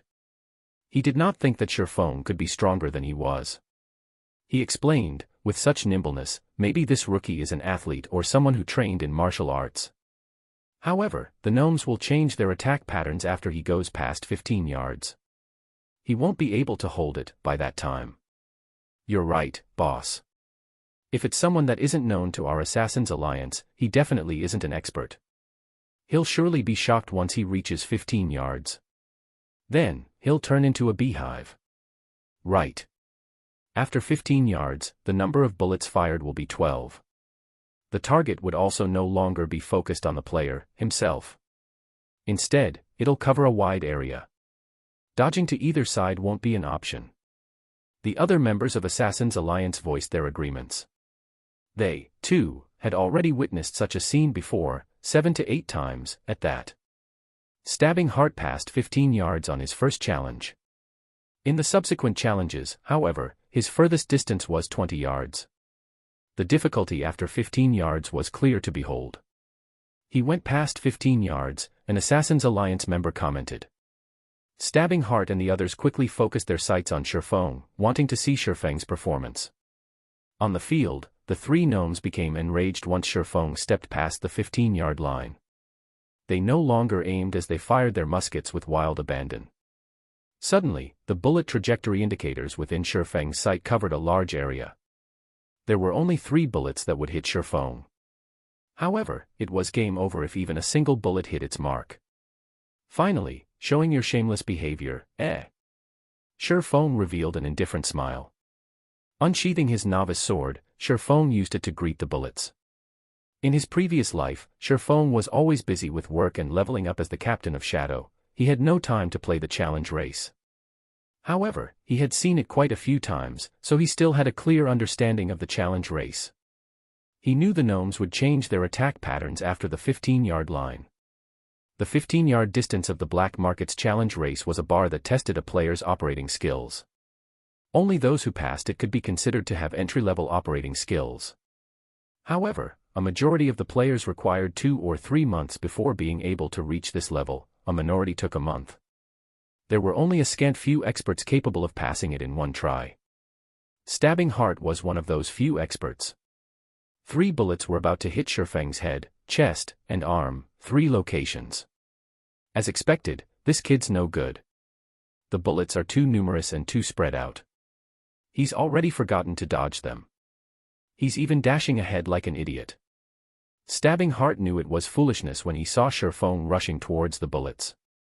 Did he think the challenge would continue if he were just shot by 1 or 2 bullets? Right this moment, Shifeng's head shifted. He waved his novice sword, creating a white streak of light. A spark was created. Shifeng had waved the novice sword just at the right spot, effortlessly hitting the bullet that aimed at his chest. The threat of the 3 bullets was simply resolved by Shifeng. He had, once more, advanced another section of the distance. Yet, the 3 gnomes did not stop firing. The muskets in their hands were like machine guns, firing volley after volley of bullets. Within an instant, Shifeng faced off with another 5 bullets. There were also bullets all around that prevented him from dodging. Dang! Dang! Dang! Shifeng swiftly moved his body while waving his sword to deflect the unavoidable bullets. As the bullets passed by his body, his ears could even hear the air being split. Only 3 seconds went by and Feng had passed through the 20-yard mark. He was only 10 yards away from the finishing point. Crap. Boss, who is this kid? He actually used his sword to block the bullets. The male cleric widened his eyes in surprise. Feng had given him an indescribable sense of shock. Although the bullet trajectories were indicated, accurately blocking them was easier said than done.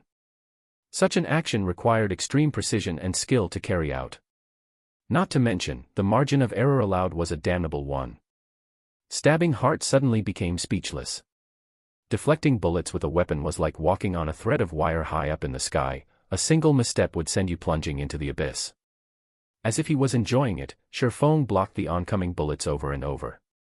Whereas, the bullets seemed to have a life of their own, intentionally avoiding Feng's body as they flew past. Boss, that swordsman has run past 25 yards. He'll definitely pass the finish line at this rate. The male cleric's heart became a chaotic mess as he watched Feng dance forward, sparks occasionally flashing in front of his body.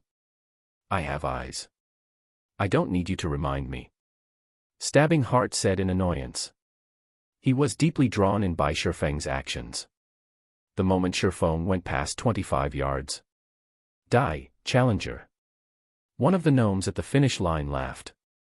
The gnome took out an automatic musket, sending a wave of bullets towards Feng. Suddenly, the number of bullets increased to 24. Not only that, their distance from Feng was a mere 5 yards. It was an unavoidable distance for players. Hell! This is cheating! Stabbing Heart unwillingly shouted. The other players became extremely nervous when they saw the scene and they couldn't help but curse at the shamelessness of the gnomes. Facing the hail of bullets, Feng quickly turned grave. Although he had known about the second change at the 25-yard mark, even he would panic in the face of so many bullets. Feng bent his knees, leaping forward like a leopard. He darted headfirst towards the area with the least amount of bullets, reducing the surface area of his body that would come into contact with the bullets. Following which, he madly waved the novice sword, simultaneously creating 4 streaks of white light. Pang! Pang! Pang! Pang!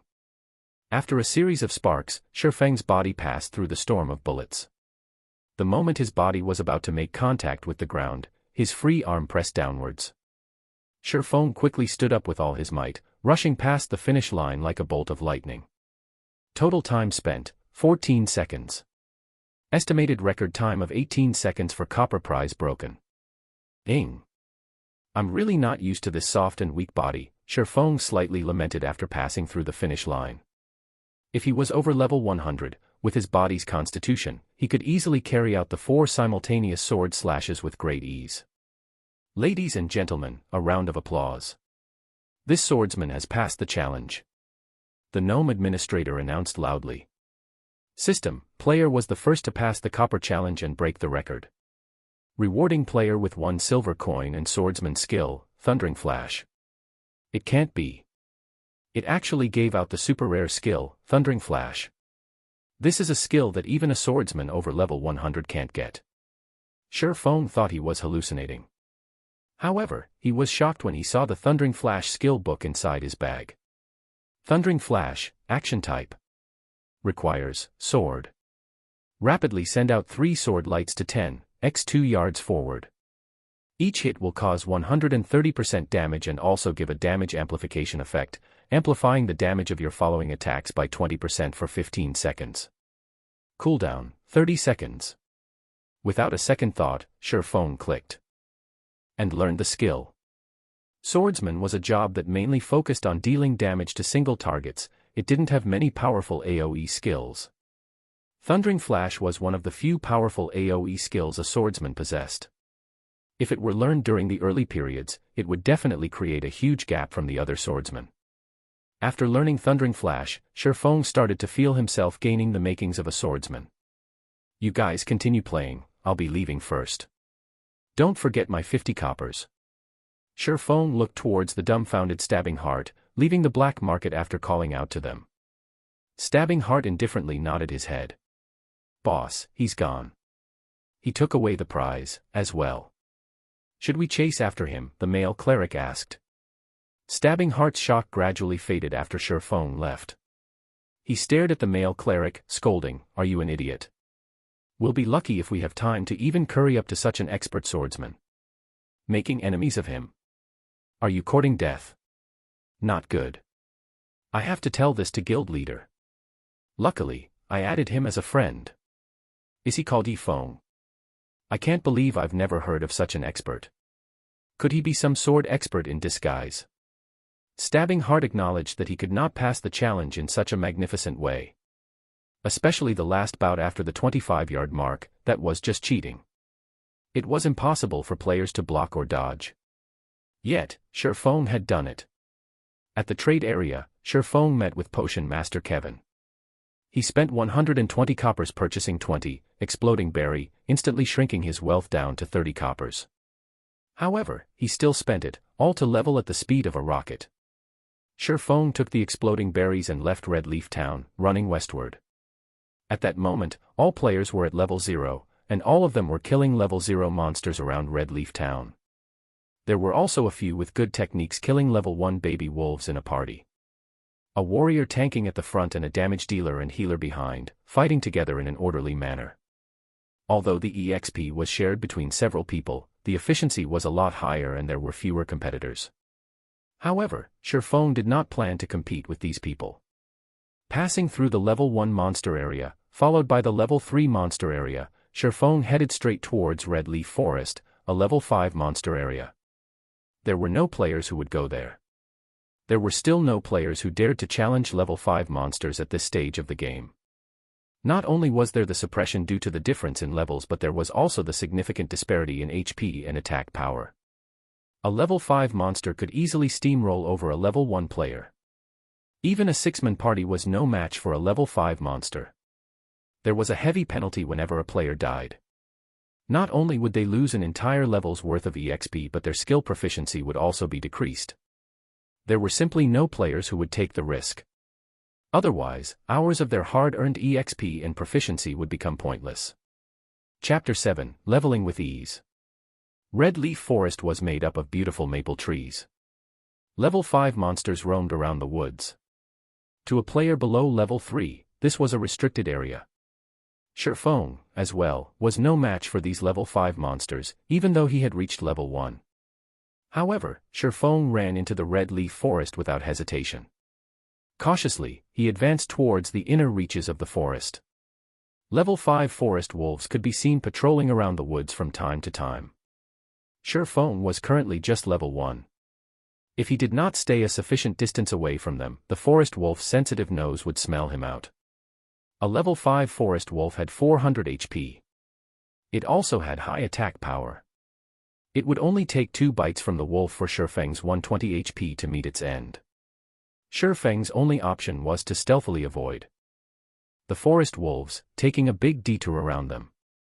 Aside from the forest wolves, Shifeng also met with adorable bear cubs. The little cubs fumbled and tumbled around on the grassy plains, giving an innocent and cute look. However, they were still level 5 monsters, and they were hated by melee players. This was because of their high HP and defense, making a fight with the cubs very exhausting. As Shifeng used a tree to route past a bear cub, he heard a wolf's howl coming from behind him. Damn! A wolf den. As calm as Shifeng was, he still couldn't help but call out. In his previous life, many players came in parties to the Red Leaf Forest. Most of them were level 4 or 5. Aside from grinding a large number of monsters, the main reason players came here was because of the bountiful loot. Skill books, leatherworking materials, and equipment were such examples. There were also a large amount of herbs and ore that were attainable in the forest. However, a single mishap could still cause a party wipe in the Red Leaf Forest. One of the dangers that caused such situations were wolf dens. A wolf den was hidden and hard to notice.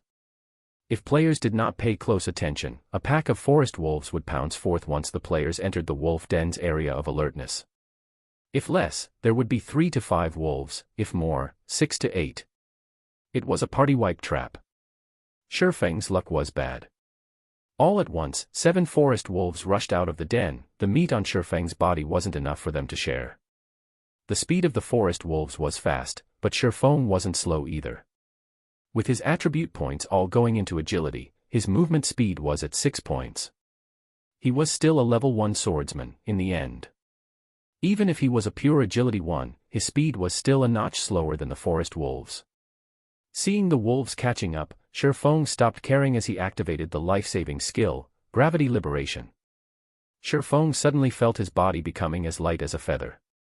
His speed increased by a massive leap, easily shaking off the forest wolves behind him. In the end, a common monster was still a common one. They gave up after chasing past a set area, allowing Shifeng to keep his life. After running for over 10 minutes, Shifeng arrived at a range of mountains and hills. Several mountains stood over 100 meters, located in the central region of Red Leaf Forest. The top of the mountains was surrounded by clouds and mist, creating a scene of immortal lands. Finally arrived. Shifeng looked towards the towering mountain and its surroundings. Discovering a waterfall, he walked towards it.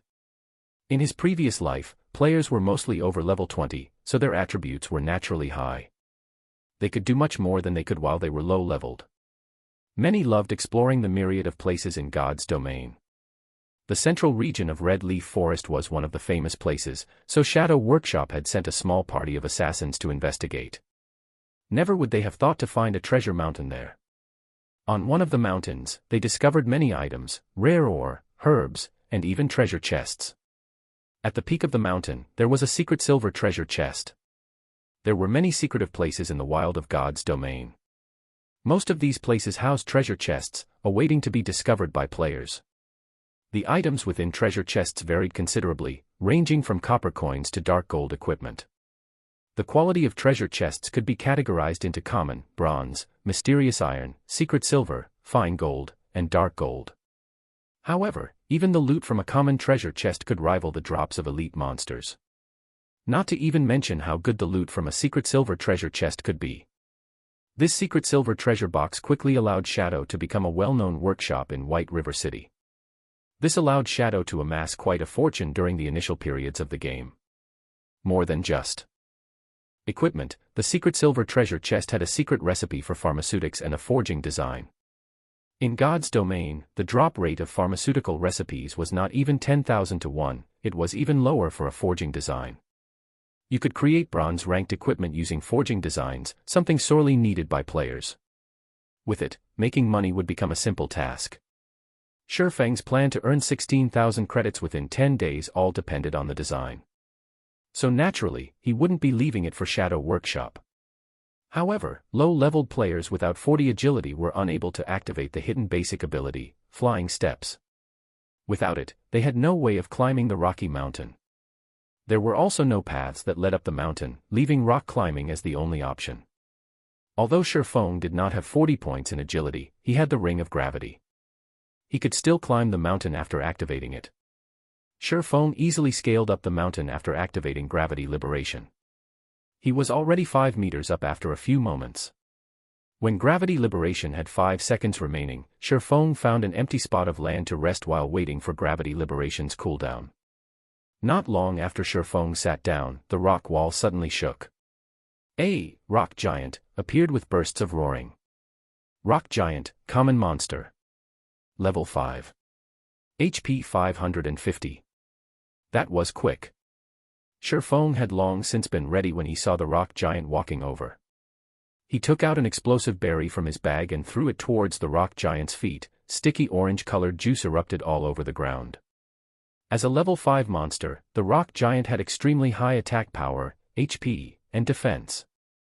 However, it had low attack speed and reaction time. Its body's turn rate was even slower.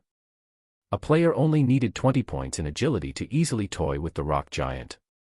There were plenty of assassins who loved dealing with such dumb monsters. They could easily be killed without wasting a single HP. Although Shifeng did not have 20 agility, he had the explosive berries. Each had an effective area of 3x3 yards, reducing movement speed by 30%, and turn rate by 70% for 1 minute.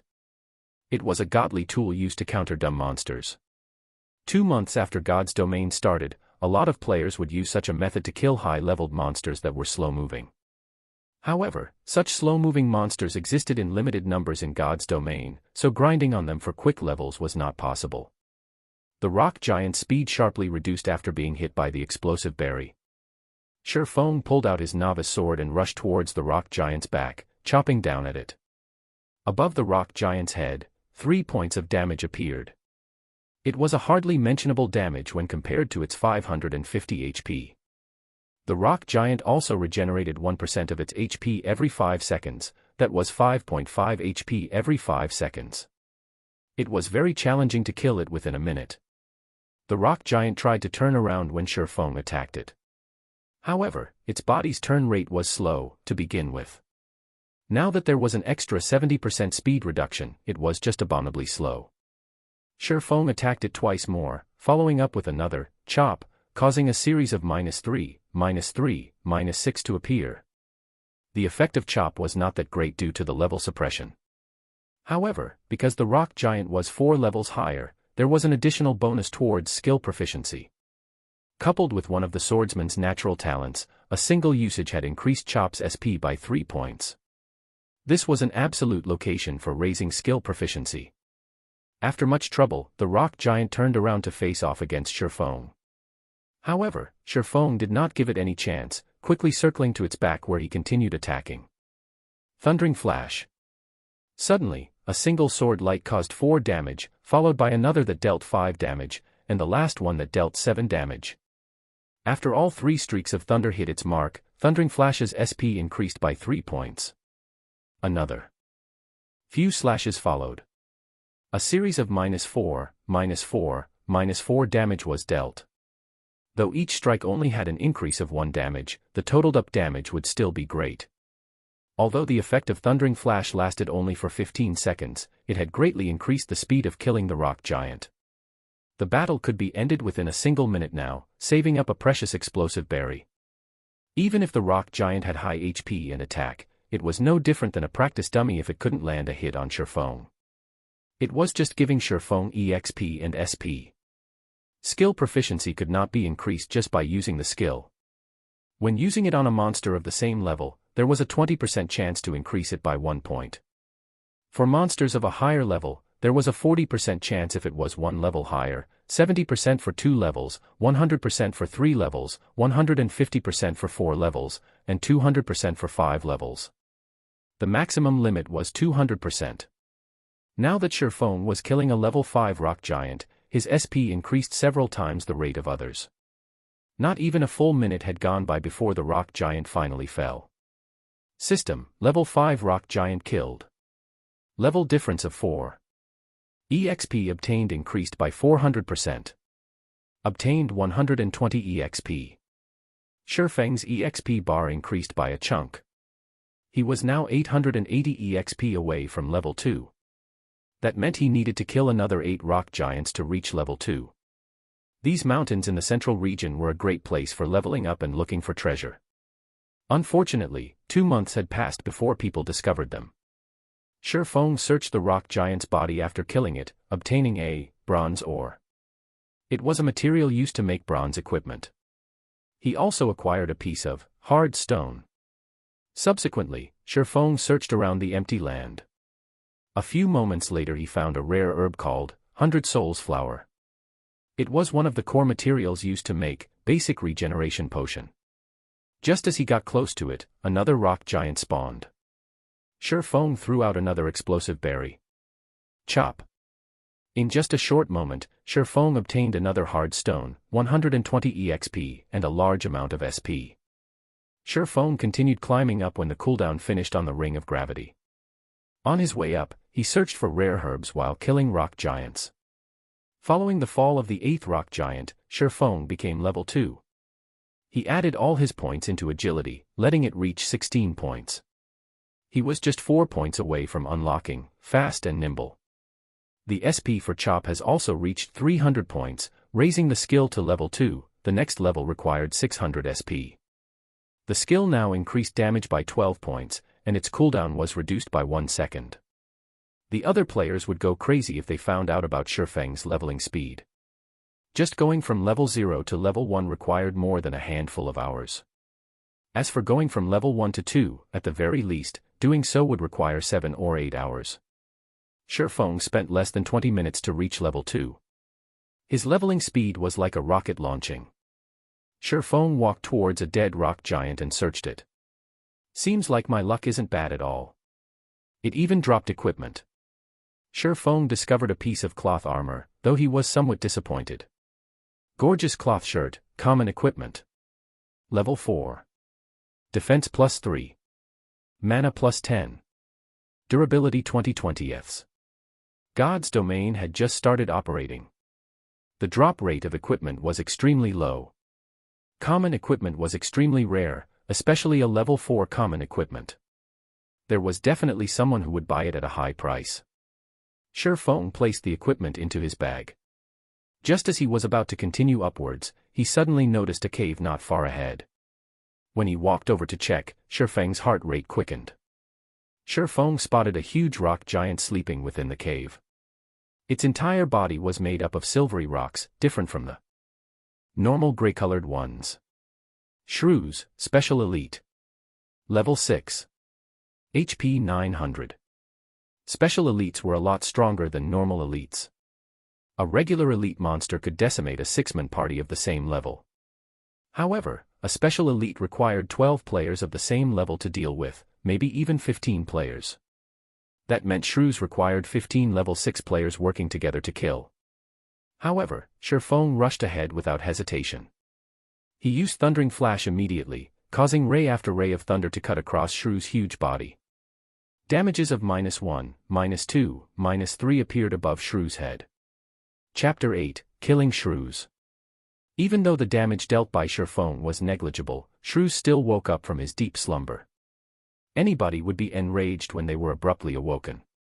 "I'll flatten you, puny human!" Shrews bellowed. The entire cave shook as Shrews stood. With giant strides, Shrews walked towards Shifeng. Not giving Shrews any chance, Shifeng took out an explosive berry and tossed it in front of Shrew's path. Speed was always a rock giant's weakness. There was no exception even for a Special Elite. Shrews only had a larger size, a stronger attack, and more attack methods. Though his movement speed and attack speed were slightly faster, under the slowing effects of the explosive berry, he was still as slow as a turtle. On the other hand, Shifeng's movement speed and attack speed were very fast due to his 16 agility. Shifeng immediately circled to Shrew's back and began his fierce assault. A series of damages appeared above Shrew's head. -2, -2, -2, -2. They were followed by another chop that dealt 6 damage. It had to be said, Shrews had a frightening defense. Even with the amplified damage from Thundering Flash, a level 2 chop had only dealt 6 damage. A level 1 chop would probably only deal 4 damage. Shrews only turned around after receiving a series of attacks. It lifted its mountain-sized foot and stomped down, towards Shifeng. As a reincarnated person, Shifeng had experienced countless battles in God's domain. He did not have a thread of panic in him when facing against Shrews.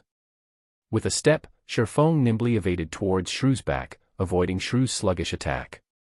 Shifeng then followed up with a series of mad cuts. When 5 seconds passed, Shrews regenerated 18 HP, leaving him with a remainder of 886 HP. Half of Shifeng's efforts had gone to waste within an instant.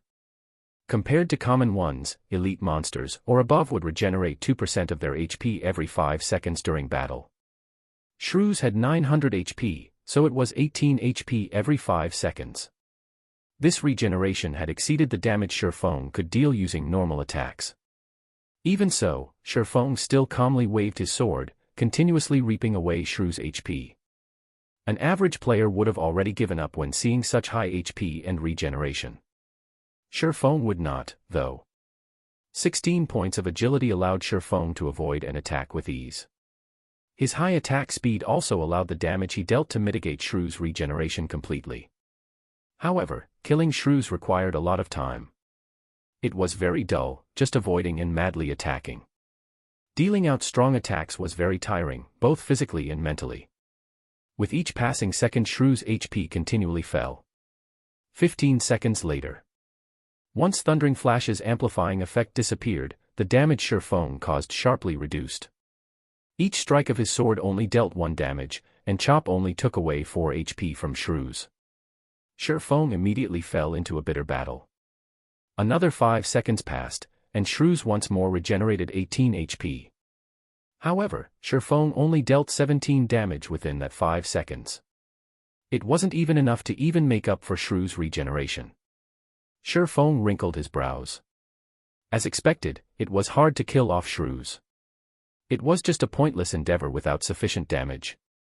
Do I give up? Just as Shurfeng was thinking so. I want to flatten you. Shrews roared as he stomped his foot. Suddenly, the entire cave shook. Sharp stalactites fell from the cave ceiling one after another, covering the entire cave. It even has a party wipe skill. Seeing the bad situation, Shurfeng moved quickly away from Shrews' side, dodging the falling stalactites.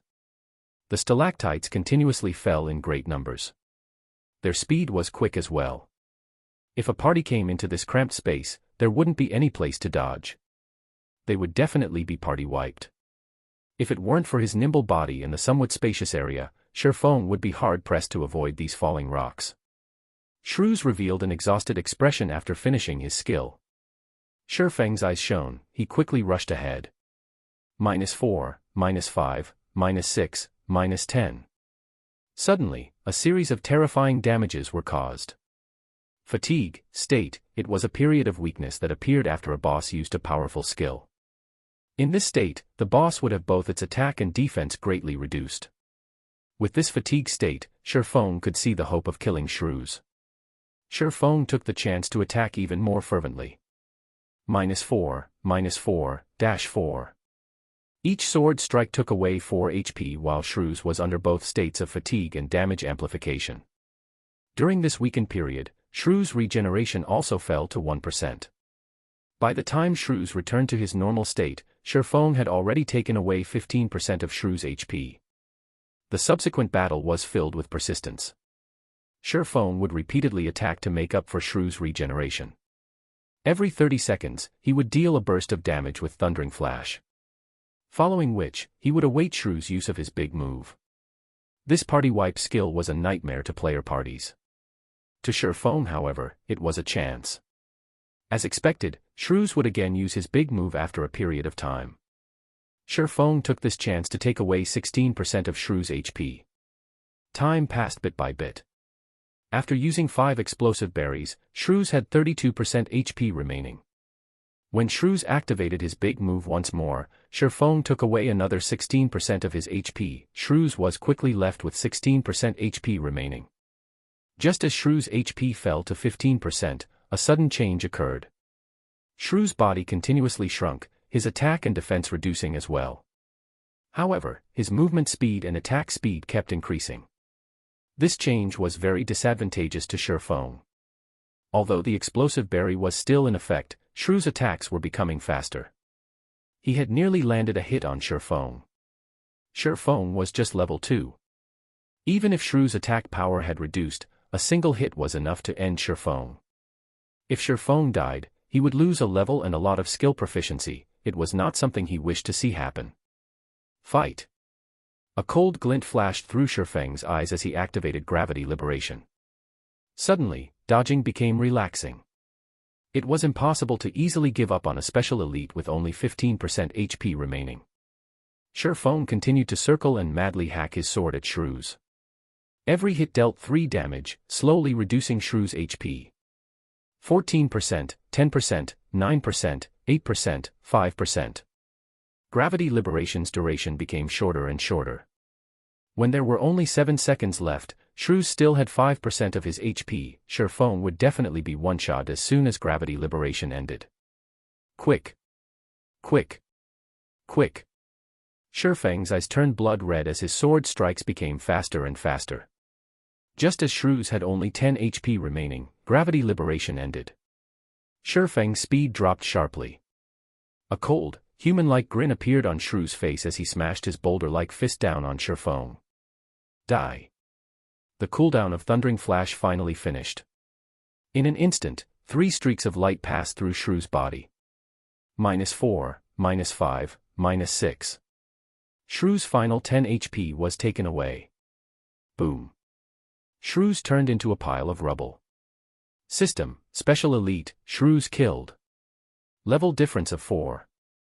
EXP obtained increased by 400%. Obtained 940 EXP. Shifeng's experience bar abruptly rose by 27%, pushing him a big step closer towards level 3. After killing off shrews, Shifeng searched around in the pile of rubble. The drops of a special elite were far better than a normal elite. Shifeng obtained an equipment, a skill book, and 16 coppers. The rewards for challenging higher levels sure are good. Even a bronze shield dropped. I can definitely sell it for a high price. It would be great if I could grind it a few more times. Shifeng looked at the blue cross-shaped shield in his hands. He could already imagine how the guilds would be willing to pay a high price for the shield. Rock Iron Shield, Bronze rank. Equipment requirement, Strength 8. Equipment level, 5, Defense plus 21. Defense rate 23%. Strength plus 2, Endurance plus 4. HP plus 30. The shield could be considered high quality with such attributes. When equipped, the shield would greatly increase defense. HP would also be increased by 110 points, this was equivalent to 1/3 of a level 5 warrior class HP. Using it to dive into level 5 dungeons was more than enough. It could even be used to dive into level 8 dungeons. The skill book was a good one as well. It was a skill that could be used by all melee jobs, parry. It required a melee weapon to be used. It could block a single attack that came from the front, and it had a cooldown of 30 seconds. Parry was a popular skill among all melee jobs. It was a must-learn skill for warrior classes. The skill had a low drop rate, and it was almost never seen being sold on the market, as it was a life-saving skill. You could activate it at a crucial moment, and it might even help you through a crisis. It was especially true when battling against a boss. If the healers could not keep up, then you could use parry to block an attack, giving the healers more time to heal you. Taking a look at skill, Shifeng decided to learn it. Although he could get a better price if he sold the skill book together with the shield, the action was no different than killing the chicken to get the egg. It was something Shifeng wouldn't do. Shifeng continued climbing upwards after killing shrews. The bronze shield was worth only a meager amount of money. The real fortune was the secret silver treasure chest. Shifeng only had 4 explosive berries remaining. However, he was not even 1/3 of the distance to the peak. It was also very easy to meet up with a monster at the resting points. This caused Shifeng to choose his path more carefully. Half an hour later. After cautiously advancing the entire way up, Shifeng was finally at the peak of the mountain. The visibility at the top was very poor with all the white clouds and mist. Shifeng could only see 20 yards in front of him. On his way up, Shifeng had used all 4 of the remaining explosive berries on rock giants. If another monster appeared, Shifeng could only give up and start all over again. Just as Shifeng walked ahead a few steps, a few blurry shadows could be seen up ahead. At this moment, an emergency notification came from the system. System, player has discovered the Lost Lands. Activated hidden quest, Past Glory. Temporarily disabled players' communications to the outside world. Unable to leave the map until quest is completed. Crap, those assassins lied. Shifeng silently cursed. Those assassins had undoubtedly kept hidden some information. The situation at the mountain peak was entirely different from what the assassins reported. Chapter 9, Might of 1,000. Although the lies of those assassins angered Shifeng, he had to remain calm in facing this unknown situation. Even members of a workshop would have their own selfish motives. They would definitely hide some of their important discoveries, silently empowering themselves and making a fortune. There were plenty of such people in a workshop. Be they outer members or core members, after some time, there were always some exceptionally strong people who suddenly appeared, their social statuses abruptly rising. Shifeng was one such example. Otherwise, he wouldn't be able to turn from a core member into the workshop's captain. They only told others about seeing a secret silver treasure chest after coming to the Lost Lands and nothing else. There is definitely something more important than secret silver treasure chest. Is it this hidden quest? Shifeng called out the system's quest panel, Hidden Quest of the Lost Lands, Past Glory. Aside from the name, there was no other information about the quest. Shifeng did not even know what he had to do.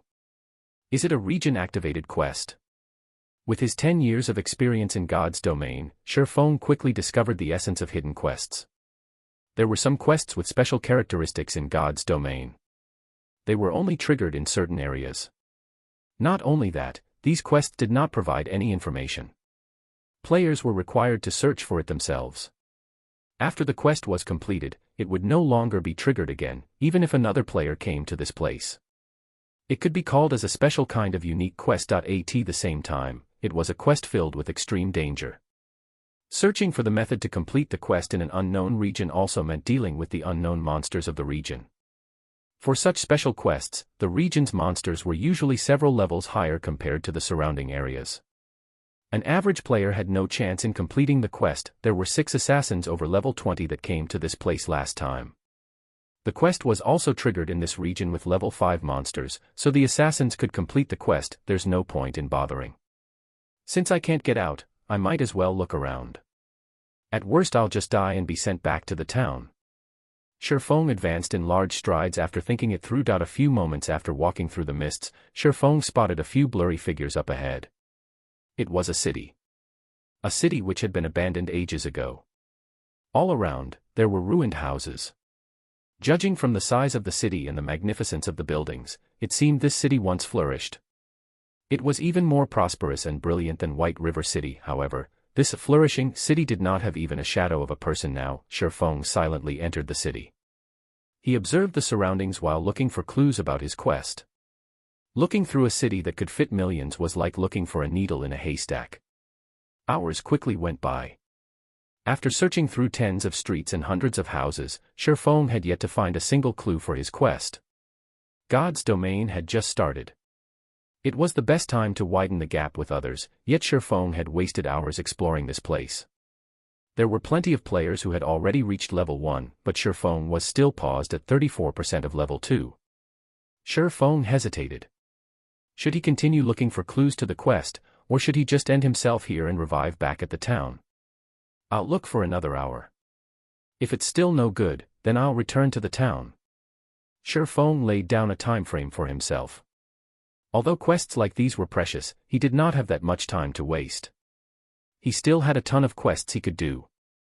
There was no need to waste away in this place. Time slowly passed by, bit by bit. Sherfong arrived at the central tower of the city. This place was once a sacred ground for mages. It was the best place to learn magic. Now, however, it was irreparably ruined. Even the magic crystal at the tower's peak had shattered. Sherfong went up the tower. He stood in the tower's observatory, filling his eyes with the city's scenery. Sherfong would have slowly savored the sight were he not in a rush. After taking a look around, he still did not find any special locations. Just as Sherfong was about to leave, young adventurer, welcome to the city in the sky. A white-bearded, old man suddenly appeared. The old man's voice was filled with vicissitudes and wisdom. The sudden appearance of the old man shocked Sherfong into a jump. He had even thought the old man was some monster that had appeared. However, he let loose a breath after noticing the yellow indicator above the old man. City in the sky. Sherfong became shocked when he thought of this well-known city of God's domain. City in the sky, the name of this city had once shaken the entire continent of God's domain. There were countless legendary jobs in this city. There was even the famous demigod-ranked sword saint, Altair. It was a city which was even feared by gods themselves. Unfortunately, the city had fallen during the Third God's War, becoming a regret of God's domain. Respectful elder, is there anything I can help you with? Sherfong smiled and asked in a formal tone. Help. The white-bearded elder shook his head, smiling as he said, No, I don't need any help. I imagine you wish to become stronger. I can help you with that, but are you willing to accept a test of mine? Of course, I'm willing to receive your test. Sherfong felt relieved. The trail to the quest, past glory was here. He didn't have to die back to town, losing both levels and SP. The elder nodded his head in satisfaction, gravely saying, I'll give you 3 choices. The first one is the normal difficulty. After you pass it you'll get a mysterious iron treasure chest. The second one is the hard difficulty, where you'll get a secret silver treasure chest. In addition, you can get additional rewards depending on your rate of completion. The third option is the Hell difficulty, where you'll be rewarded a fine gold treasure chest. You'll also receive additional rewards depending on your rate of completion. Young adventurer, which do you choose? 3 choices. Each harder than the other, and each more attractive than the other. The 6 assassins who were over level 20 had chosen the hard difficulty. They returned with the secret silver treasure chest but chose to hide the additional reward. This meant that the additional reward was even better than the secret silver treasure chest. After some thought about it, Shifeng decided to bravely challenge it. A person who had been reincarnated should have courage. Respected elder, I choose the Hell difficulty. Shifeng was confident he could manage this difficulty. If he could complete it, then it would have a great effect on his future developments, ha ha ha. Young people sure are full of energy. I truly admire you, but be sure not to regret your choice. The elder disappeared after his hearty laughter. System, quest, past glory, accepted. Face off against 1,000 monsters of the same level. Considered passed after killing 500 monsters. Time limit of 4 hours. Quest failure penalty, all attributes permanently reduced by 10 points. Attributes are the essence of a job. If Shifeng's attributes were all reduced by 10 points, then he was as good as crippled. This penalty sure is ruthless. Shifeng's scalp started itching as he looked at the countless specter warriors appearing below the tower. The countdown started. There were 5 seconds remaining before the monsters attacked. Specter warrior, common monster. Level 2. HP 230. Fighting against one of them would be easy. Against an ocean of them, however, even Shifeng would start to panic. Rushing in was just plain suicide. Shifeng would quickly become surrounded and killed. The only choice was to fight the monsters one by one. Shifeng had a wealth of experience in battling. He quickly ran down the tower and stood at the staircase. The stairs only allowed 2 monsters to pass through at a time, so it was the best place to attack from. Shifeng would be able to clear this quest so long as he guarded the staircase. Once the 5 seconds were up, every single specter warrior rushed the tower with wild abandon.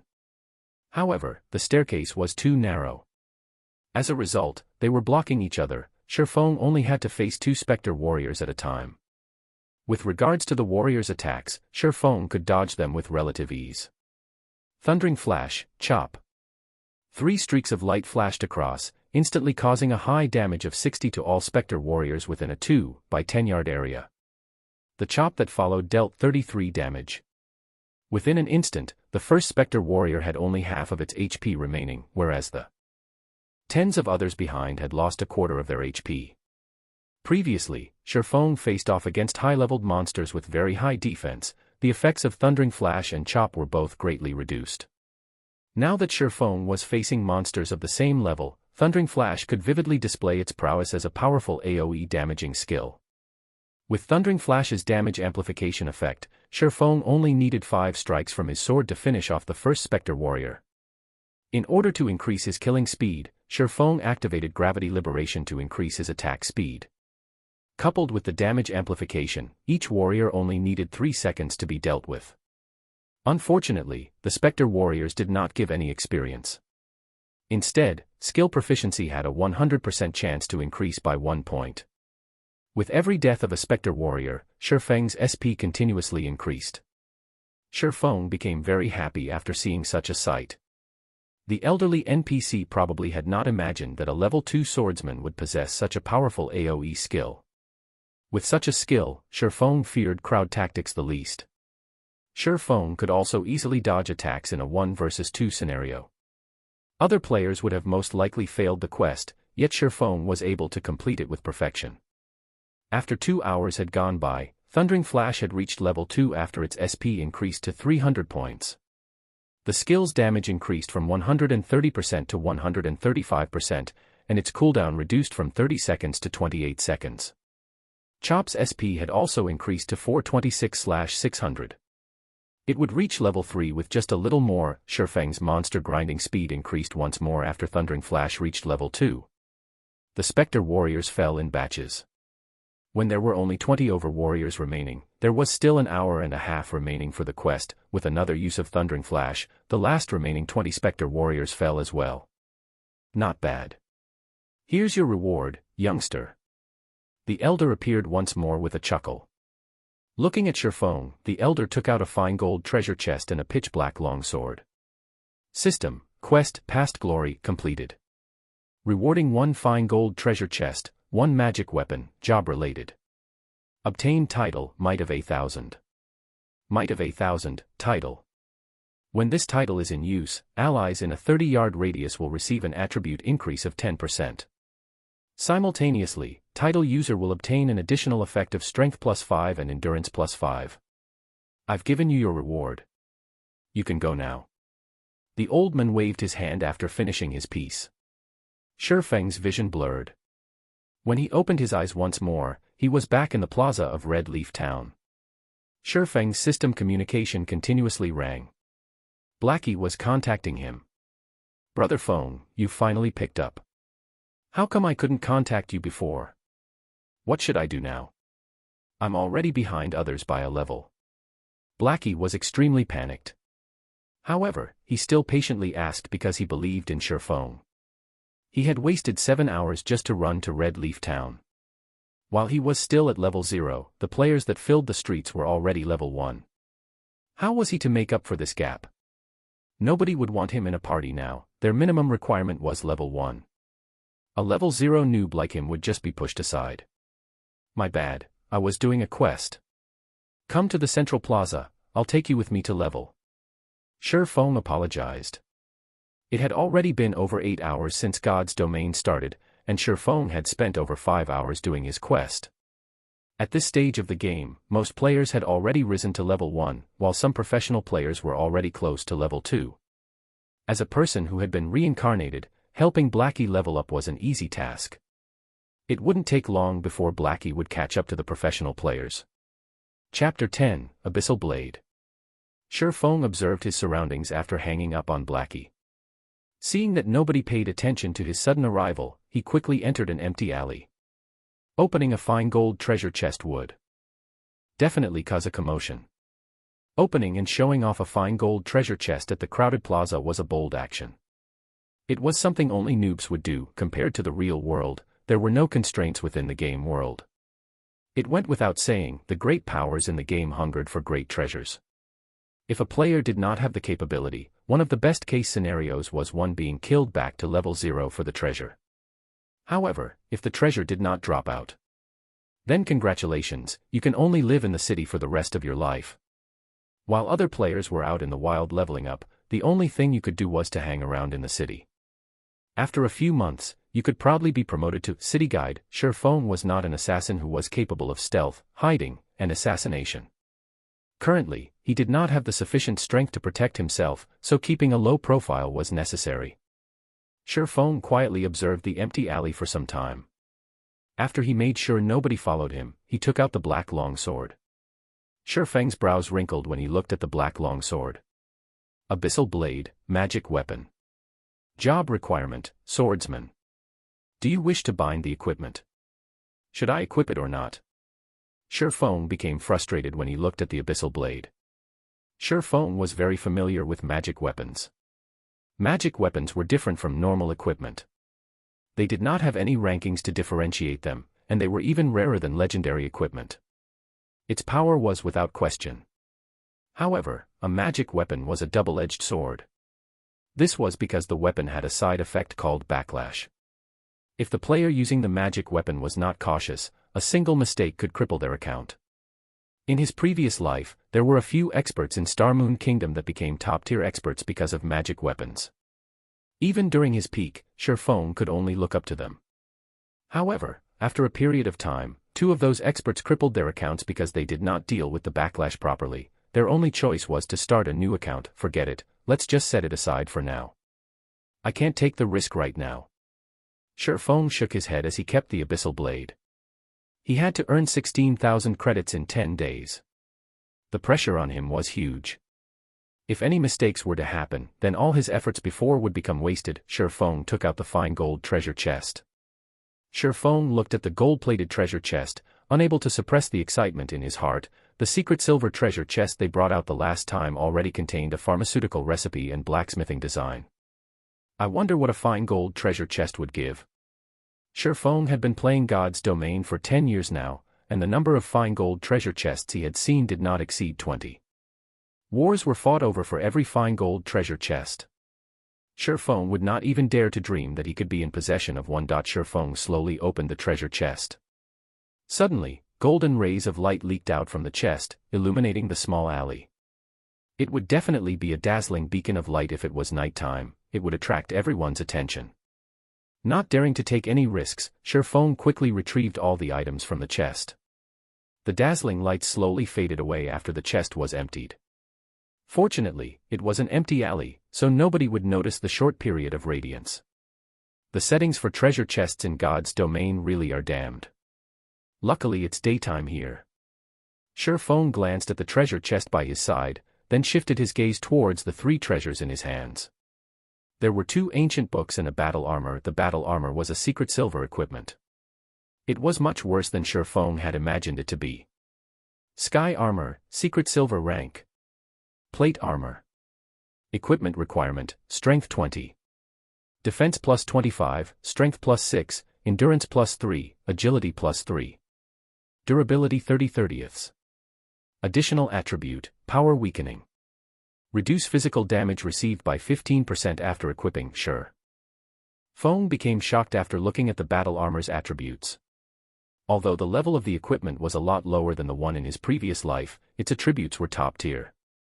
If it was worn by a warrior class, the high defense coupled with power weakening would make tanking physical bosses no longer a problem.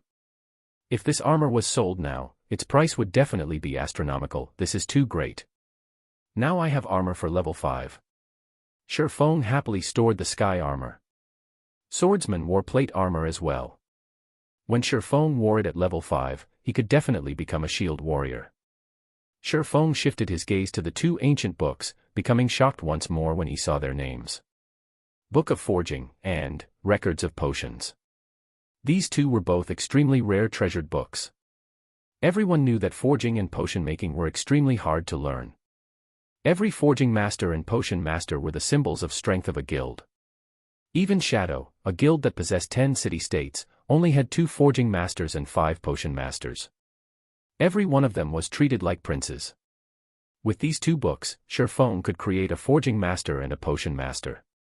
I remember there being a hidden quest in Dark Moon Valley. Not only would it teach forging for free, it would also reward a forging talent. If I have both the forging talent and Book of Forging, I could quickly become an advanced forging apprentice. Then I could make bronze equipment and earn a lot of money. Feng recalled a member of Shadow called Hammer Trading. The person had become a forging master because he completed that hidden quest. Dark Moon Valley was a level 4 monster area. The quest as well was a difficult one and would take up a lot of time. It seems I have to buy some items and make proper preparations. Feng stored the 2 books and sent a mail to Blackie, telling him to meet up at the trade area. Feng then headed to the trade area, himself. At this time, there were quite a lot of players at the trade area. Players who were tired of killing monsters would come to the trade area to rest, having a drink and chatting. There were also players selling their loot from grinding. Feng searched for an empty spot, covering the ground with a piece of white cloth. He placed down the equipment and herbs he picked, starting his stall. The level 4 common cloth armor was priced at 1 silver 20 coppers, while the bronze shield was priced at 21 silvers. It was a fair and cheap price at this stage of the game. Rare herbs, high-level equipment, those interested come and take a look.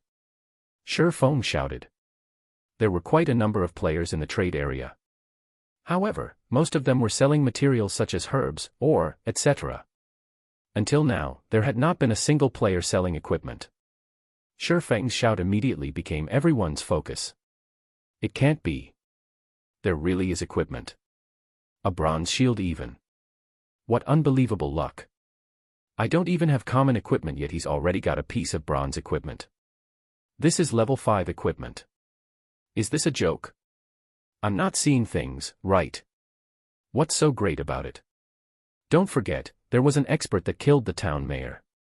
That was a level 15 elite. Now nobody can receive a quest from the town mayor. Some players that received the town mayor's quest are also fuming with rage. All of them want to eat that expert alive. 21 silvers, this price is too high. I don't even have 1% of that money.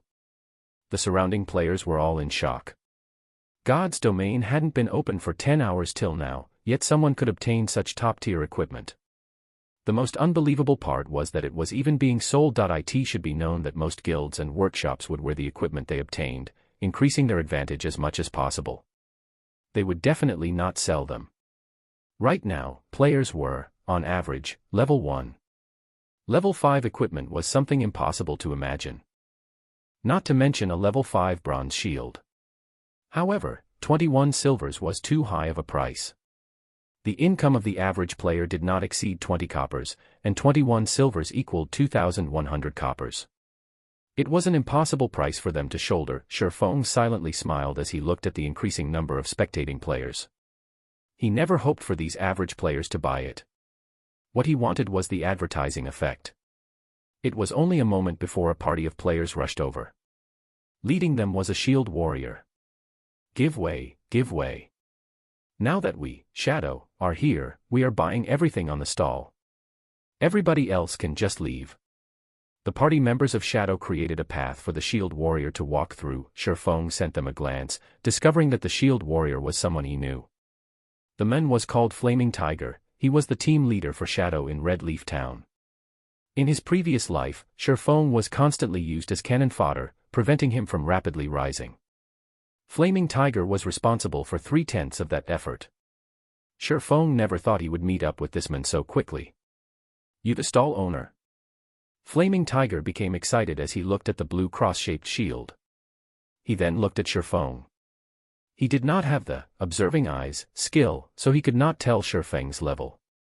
However, Shifeng was only clad in novice equipment, and he did not have any guild's insignia on him. He was definitely just an average player. Obtaining such equipment should be due to good luck. Shifeng nodded his head saying, "That's right. Good, I want everything here for 1 silver."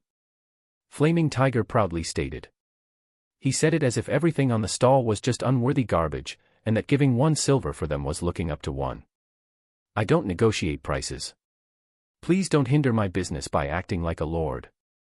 Shifeng did not get angry, choosing to ignore Flaming Tiger. At this moment, Flaming Tiger's face became livid. He glared at Shifeng, coldly saying, "Are you sure you want to oppose us, Shadow? I'll give you one more chance, think carefully before you speak." Suddenly, all 5 other members of Shadow surrounded Shifeng. Shifeng rolled his eyes at Flaming Tiger, saying in a straightforward manner, "Fools." He actually dared to threaten Shifeng inside Red Leaf Town. Did he not know it was prohibited to take action inside a town? You're courting death. Flaming Tiger raged, both his eyes turning blood red. He couldn't help but want to kill Shifeng right this instant. Ha ha ha, truly interesting. A level 5 bronze shield. How could us Assassin's Alliance be left out? Another group of over 10 players came at this moment. Every player wore the Assassin's Alliance's insignia. The person who spoke up was Stabbing Heart. He became shocked when he saw the stall owner. He did not expect to see Shifeng, the expert who had cleared the bronze prize challenge in a single try. Shifeng had even obtained a level 5 bronze shield now, so he had definitely killed a high-leveled elite monster. Stabbing Heart became even more respectful of Shifeng. Here's 24 silver, I want everything here. Let's become friends. The next time you have any good equipment, you must consider us, Assassin's Alliance. Stabbing Heart handed over the 24 silvers without hesitation. Although it was not easy for the guild to collect these 24 silvers, it was definitely worth it if he could become friends with an expert like Shifeng. Alright. Since you're so straightforward, I won't ask for the 50 coppers anymore. I'll contact you in the future. Shifeng understood Stabbing Heart's intention. It wasn't a bad deal if he could cooperate with such a large guild. Meanwhile, the surrounding players were shocked by Assassin Alliance's overwhelming air, handing over 24 silvers without batting an eye. Now, this was a large guild. Such an action had made a lot of players wanting to sign up for the guild. Compared to the Assassin's Alliance, there was no future in joining a guild like Shadow. Everybody sent looks of contempt over to them. After being looked down upon by Shifeng, then being given a slap by the Assassin's Alliance, Flaming Tiger's face became beet red. His eyes nearly crackled from anger. He called over an assassin, coldly saying, "Quiet Wolf, you keep an eye on that kid. I'll let him know what happens when he opposes Shadow." On the other side, Shifeng had long since left the scene. He was currently purchasing items around the trade area. He now held 24 silvers on his person. It was an amount even greater than the total wealth of an average guild. Now that Shifeng was an absolute tycoon, he started buying things without a single care. He bought 20 bottles of black steel beer, each costing 25 coppers. He bought 30 smoke bombs, each costing 20 coppers. He bought 100 apple pies, each costing 5 coppers. Eating it recovered 30 HP every second, lasting 10 seconds. He bought 100 magic water, each costing 5 coppers. Drinking it recovered 30 MP every second, lasting 10 seconds. Shifeng spent a lot of his wealth within an instant, leaving him with only 3 silvers. "Brother Feng, you've finally decided to show up.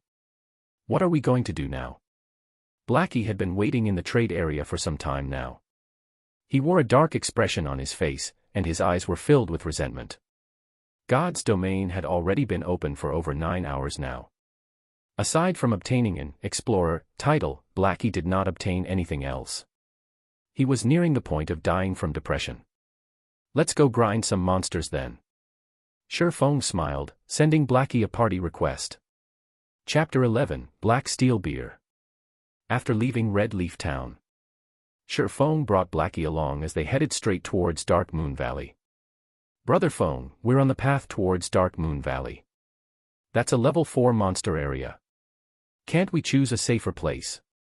Seeing that Shifeng's target was level 4 monsters, Blackie couldn't help but ask nervously. Challenging higher levels in God's domain was extremely difficult. Usually, players would just challenge monsters that are 1 level higher than themselves. Challenging monsters 2 levels higher required at least a 6-man party for it to be possible.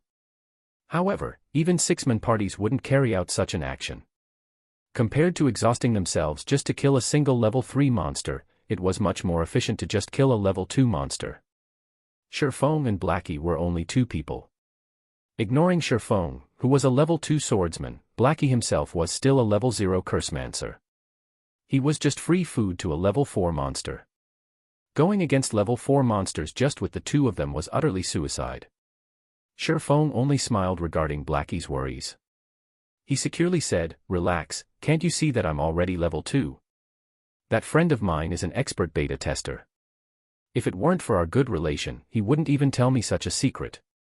You can just wait to get on the leveling rocket." Shifeng pushed all the problems that came with him being a reincarnated person onto his good friend. Now all his actions in God's domain could be easily answered, too. He also didn't have to explain much since Blackie would easily believe him. This was because a beta tester was the best explanation. "As expected of Brother Feng, you're still the greatest. No wonder you didn't join Shadow Workshop to earn money. With an expert beta tester giving you pointers, you could definitely earn a lot of money in God's domain. The happiness of my body's lower half will depend on you now," Blackie laughingly said as he became relieved. When joined the party before, he was very surprised to see Shifeng already at level 2. Currently, there had yet to be any news of a level 2 player in Red Leaf Town. Even elites of a workshop were no exception. However, Shifeng had reached it. His leveling speed was absolutely terrifying. Blackie knew about Shifeng's standards. Although his skills weren't bad, he definitely wasn't that good. Before, Blackie still had some suspicions about the news of the beta tester. However, all his worries disappeared after seeing Shifeng's level, because only a beta tester could make something like this happen. Blackie had also started believing the possibility of Shifeng earning 16,000 credits in 10 days. Scram. This brother's straight. Shifeng rolled his eyes at Blackie, slightly widening the distance between them. However, Blackie's gaze still carried some impurities, causing Shifeng to panic slightly. "What are you thinking, Brother Feng? My dream lover is the snow goddess, Gentle Snow," Blackie hurriedly explained. The snow goddess. Shifeng had a very deep impression of this woman. She had performed extremely outstanding in other virtual games. Not only did she possess an absolutely beautiful face and devilish body, but she also had a proud attitude which was backed up by her excellent battle techniques. Because of these traits, she became even better received by the public. After 3 years since God's domain's opening, she had become a top-tier expert within the whole country. She was also the top 10 berserker within the country. She was dubbed as the Battle Goddess. She had starred in plenty of commercials. Her personal net worth at that time had exceeded tens of billions of credits. Not only that, but she was also the vice guild leader of Ouroboros. Millions of players would move with her single command. During those times, Sherfong was only a minor character within God's domain. He could only look up to Gentle Snow's shadow. Unfortunately, sometime later, Gentle Snow suddenly vanished from God's domain. Her disappearance became a hot topic within God's domain for some time. Brother Fong, look. That's an elite monster. Blackie pointed towards a snow-white fox in the distant paddy field as he shouted. Sherfong looked over to the golden fields, discovering a white-colored fox. There was even a little rabbit in the fox's mouth right now. Cunning snow fox, rare elite. HP 450. Blackie, your eyesight and luck are seriously too good. You even spotted a rare elite. We're going to earn a fortune this time. Sherfong stealthily walked closer to the fox as he directed Blackie, you just attack from a distance and leave the rest to me. Rare elites were a special type of elite. They had the same capabilities as a normal elite monster, but the rewards they give out were a lot greater. It would take a long time for it to respawn after being killed. Whether you could meet one depended on your luck. Brother Fong, you must be crazy. That's a level 2 elite. We can't go against it. Blackie wanted to stop Sherfong. Only a small party of the same level could deal with an elite. Fighting one alone, without any healing, would definitely lead to death. However, Blackie was too late. Sherfong had quickly circled to the snow fox's back, launching a sudden attack. A sword strike flew. The snow fox's actions were very nimble. It immediately avoided a vital hit to its abdomen, taking only 32 damage. Such nimble actions. Its defense isn't low either. Sherfong made a quick judgment after observing how the snow fox dodged and took damage. He had the might of a 1,000 title, so all his attributes were increased by 10%. There was also an additional 5 points to both strength and endurance, increasing his strength to 13 and endurance to 10. His agility was also increased to 17 points. Now his attack power was 29, and he had 260 HP. With great speeds, the enraged snow fox bit towards Sherfeng's neck. It activated the skill, Fatal Blow. However, with 17 agility, Sherfeng's speed was not any slower than the snow fox. By the time the snow fox had rushed over, Sherfeng's novice sword had already struck down towards the fox's head. Sherfeng only had 13 points of strength, it was still not enough to block the snow fox's attack. 49 damage appeared above Sherfeng's head, and his novice sword's durability decreased by 1 point, as well. On the other hand, the snow fox only received 5 damage. The gap between the two of them was as clear as day. We're dead. We're dead. We're so dead this time. Sweat started appearing on Blackie's forehead. He had seen damage from common monsters, but he never imagined that there was such a great difference from an elite monster. Sherfeng was lucky he had blocked the attack with his sword, only taking close to 50 damage. If the attack landed on his body, wouldn't it be over 100? Sherfeng had reached level 2 with great difficulty. If he died this time, he would return to level 1, his great advantage over others would be gone. Move, Blackie. Sherfeng shouted. He really must have gone mad. Fine. Fine, at worst I'll just die once. I'm still level 0, anyway. Blackie clenched his teeth and started chanting a curse, his hands making gestures.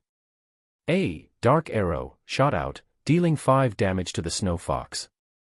Blackie sucked in a deep breath when he saw the damage. He had added all his points into intelligence, yet 5 damage was all he could do.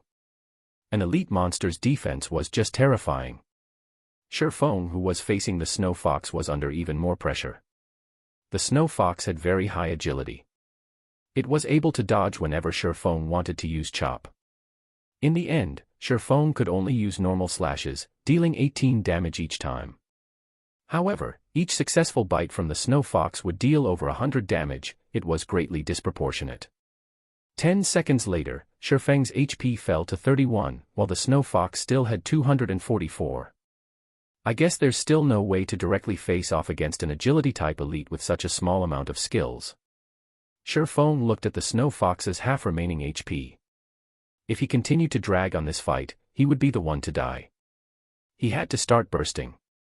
Shifeng took out a bottle of black steel beer from his bag. After taking 2 mouthfuls, he became slightly drunk, and his vision started becoming blurry. He then activated gravity liberation, his speed increasing by a huge leap.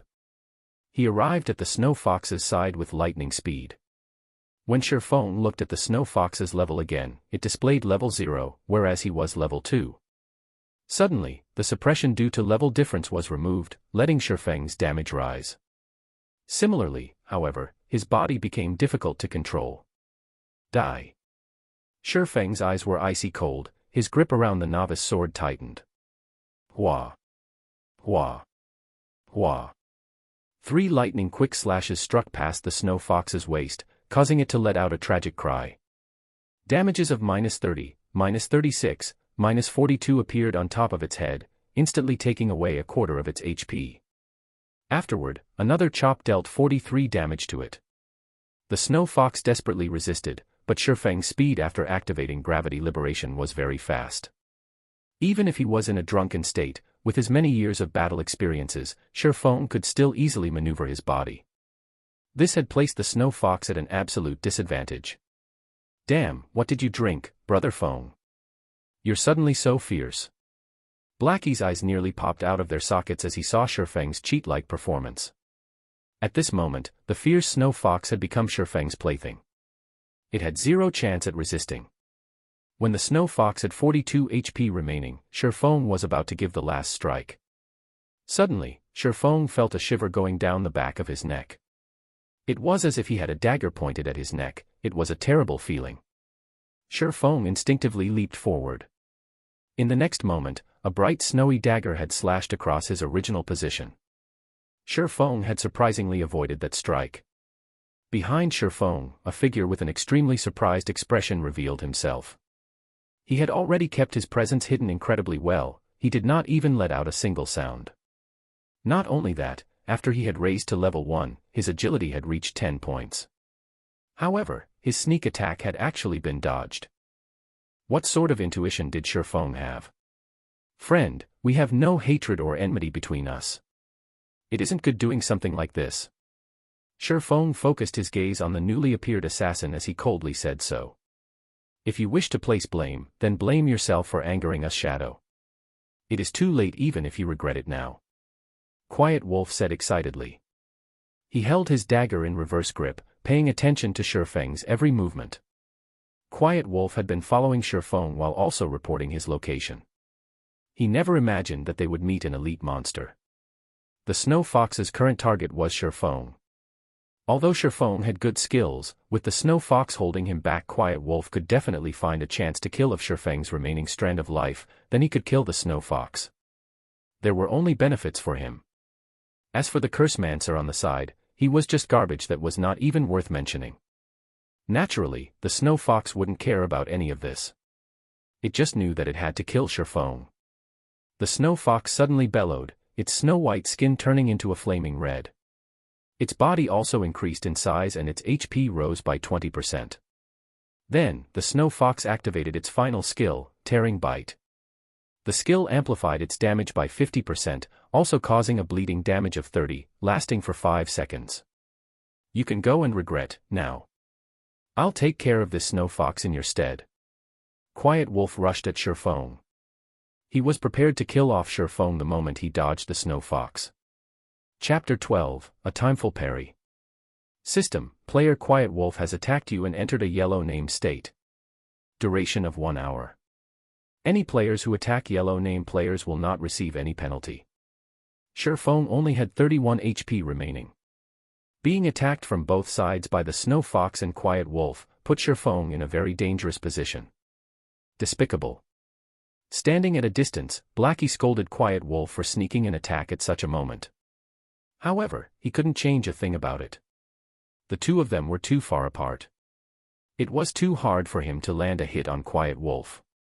He could only aim his attack on the snow fox, hoping to kill it off a second earlier and not letting Quiet Wolf profit off of them. Although mages had high output, compared to hitting monsters, it was far harder to land a hit on players unless they stood still without moving. This was because the moment the dark arrow shot out, there would be a prediction line appearing. In a situation where the distance was great, players with good standards could usually dodge it.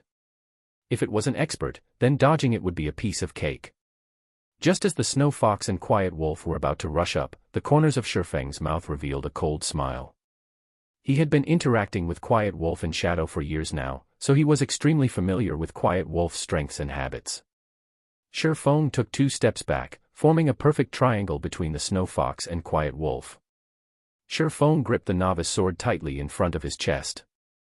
He stood there without moving as he awaited the arrival of their attacks. Did he give up? Quiet Wolf started looking down on Shifeng when he saw Shifeng preparing to block with his sword. Although players could reduce the damage received by defending the attack, the Snow Fox was an elite. Even if Shifeng could defend it, the attack would still cause around 50 damage. With just 31 HP remaining, Shifeng couldn't even take a hit. The Snow Fox was a step ahead, biting towards Shifeng. Tearing bite, just in time. Instead of retreating, Shifeng advanced. He rushed towards the Snow Fox. The novice sword blocked the Snow Fox in its mouth. Using the life-saving skill parry, Shifeng could block a frontal attack once. Shifeng then continued by lifting the Snow Fox. The Snow Fox had low power, so Shifeng had easily tossed it towards Quiet Wolf. Everything happened too quickly. Quiet Wolf, who was rushing towards Shifeng, could not react in time. In an instant, his shoulder was bitten by the Snow Fox. A damage of -164 appeared on Quiet Wolf's head. His HP was instantly cleared down to 0. How? Quiet Wolf was unbelievably shocked. His heart was filled with unwillingness as he stared at Shifeng's ridiculing smile. He never imagined that players could do such a thing. If he had known about it, he definitely wouldn't rush forward, just to get himself killed. At this point, regardless of how unwilling Quiet Wolf was, his HP had turned to 0. His body could only fall and turn into starlight. He had even dropped a piece of equipment. In the distance, Blackie became dumbfounded. He had even forgotten to attack the Snow Fox. Blackie, stop daydreaming. Hurry up and attack the Snow Fox. Shifeng yelled and rushed at the Snow Fox again. After Blackie started reacting again, he chanted a curse, madly attacking the Snow Fox. Without Quiet Wolf's disturbance, the near-death Snow Fox was just a decoration. Within 10 seconds, the Snow Fox released a wail before falling down. System, Rare Elite, Cunning Snow Fox killed. Obtained 130 EXP. Shifeng was level 2 now, so this amount of EXP was nothing to him.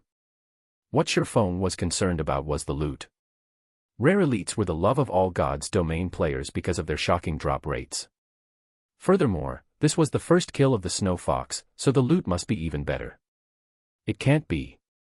It actually dropped a weapon. Shifeng obtained a staff and arm guard. Blackwood staff, bronze rank. Level 1. Equipment requirements, strength 5. Attack power +8.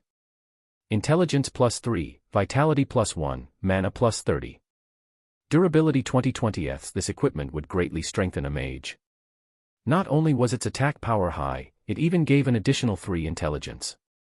If a mage equipped it, then their damage might increase up to 2 levels.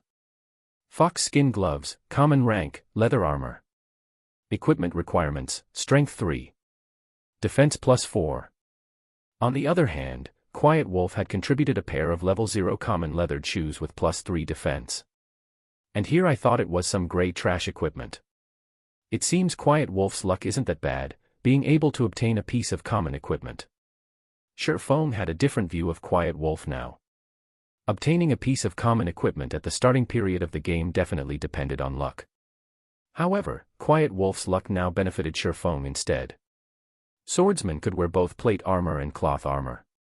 Now that Shifeng had 2 of these new items, his defense had increased by a lot. Blackie, your equipment. Shifeng passed the Blackwood staff to Blackie. However, Blackie did not receive the equipment. He had a hesitant look on his face. Killing the Snow Fox depended entirely on Shifeng. Blackie wasn't of much help, yet he had received the best equipment, a piece of bronze equipment no less. At this stage of the game, there weren't many players capable of owning such an item. It was extremely valuable. "What's happened to you? Aren't we good brothers? Why are you being courteous with me? Besides, you're a cursemancer. Once you've reached level 1, you can fully exert the staff's greatest capabilities. With that, we can level even faster." Feng said in a serious tone as if he knew what Blackie was thinking. After some thought, Blackie was able to make sense of it. He no longer refused it, saying, "Thanks. I'll definitely use it properly. Now. That's much better." Feng laughed. "Let's go. We're going to Dark Moon Valley." Red Leaf Town. Quiet Wolf, what were you even doing? Not only did you die, you've even dropped a piece of expensive equipment. Do you know how precious that equipment is? Flaming Tiger snapped as he cursed. Quiet Wolf's expression was as gloomy as dark water. That pair of shoes was something he had obtained after grinding for 7 hours, and now he had actually lost it. Even his heart was bleeding right now. Although he had wanted to explain, he did not know how to. Should he say how he was toyed with by Feng? That wasn't something he was willing to admit. However, even if he wanted to snatch the equipment back, he wasn't an opponent for Feng. "Brother Tiger, I discovered a rare elite in the wild. I didn't think I would be discovered by the kid when I was about to kill off the elite. That kid had even brought along another person. In a 1 versus 3 situation, I wasn't their opponent at all." Quiet Wolf pretended to be enraged as he turned black into white. He continuously tempted Flaming Tiger. That brat should have killed the rare elite by now. He must have obtained some good equipment. They were on the path towards Dark Moon Valley. We could still catch up to them if we chase after them. We might even be able to get back the equipment. Rare elite. Flaming Tiger's eyes started to shine. He no longer questioned Quiet Wolf. Instead, he was extremely interested in the loot of the rare elite. He said excitedly, "Let's go. We'll immediately chase after them. They actually dare to steal my equipment. I will make them regret even playing God's domain." Within a short moment, Flaming Tiger gathered all the members of Shadow Workshop present in Red Leaf Town. He brought along 11 workshop members and rushed towards Dark Moon Valley. No matter what, he wanted to kill off Feng and obtain his equipment. At this moment, Feng and Blackie had already arrived at Dark Moon Valley. There was a smithy beside the flowing creek. Feng and Blackie quietly stood in front of it. They were looking at a bare-chested, middle-aged uncle. In his hand, the man wielded a steel hammer. Ding! Dang! He kept hammering on the crimson-red ore. Time slowly flowed by, bit by bit. "Brother Feng, are we still going to wait? It's already been half an hour now," Blackie said. "We have to wait. Without patience, he won't give us the quest," Feng affirmed. In his previous life, hammer trading had passed by this place on accident. He had discovered a smithy here. However, the blacksmith here didn't pay any attention to him regardless of how hammer trading talked to him. This had enraged hammer trading, so he decided to drag it on with the blacksmith. He kept standing to the side, sending death glares to the blacksmith. He had never imagined that after some time, the blacksmith would actively speak up. Not only that, the blacksmith even gave out a hidden quest. This had allowed hammer trading to learn the forging talent, becoming the forging master of the era. When Feng thought about obtaining the forging talent, coupling it with the book of forging, advancing into an advanced forging apprentice became a very easy task. When that time came, gold coins would rain into his pockets. After waiting for more than 10 minutes, "Do you two have an interest in forging?" the middle-aged blacksmith suddenly asked. "Yes, sir. We've loved forging since we were young," Feng immediately said. The middle-aged blacksmith nodded his head, saying in a satisfied tone, "Then since you love forging, I can teach it to you. But first, could you help me retrieve 100 pieces of meteorite ore? They can be found on the west side of Crimson Star Mine." "Of course. We would gladly be at your service," Feng respectfully answered. System, Hidden Quest, Road of Forging, accepted. Player is requested by Forging Master Jack to obtain 100 pieces of meteorite ore from Crimson Star Mine. Crimson Star Mine was the nest of level 4 kobolds. These monsters loved ore the most. They would spend every day mining within the mines. As such, kobolds were born with great strength. However, they had short limbs. Because they stayed underground for long periods of time, their range of vision was short. They could only detect enemies within a 35-yard distance. This distance was also the maximum range of attack for a mage. At the mine's entrance, there were many kobolds walking around. An entire group of them would be attracted even if only one of them was attacked. Kobold. HP 420. Here. First, some food and drink to fill ourselves. We'll start work after that. Sherfong brought out a black steel beer and an apple pie.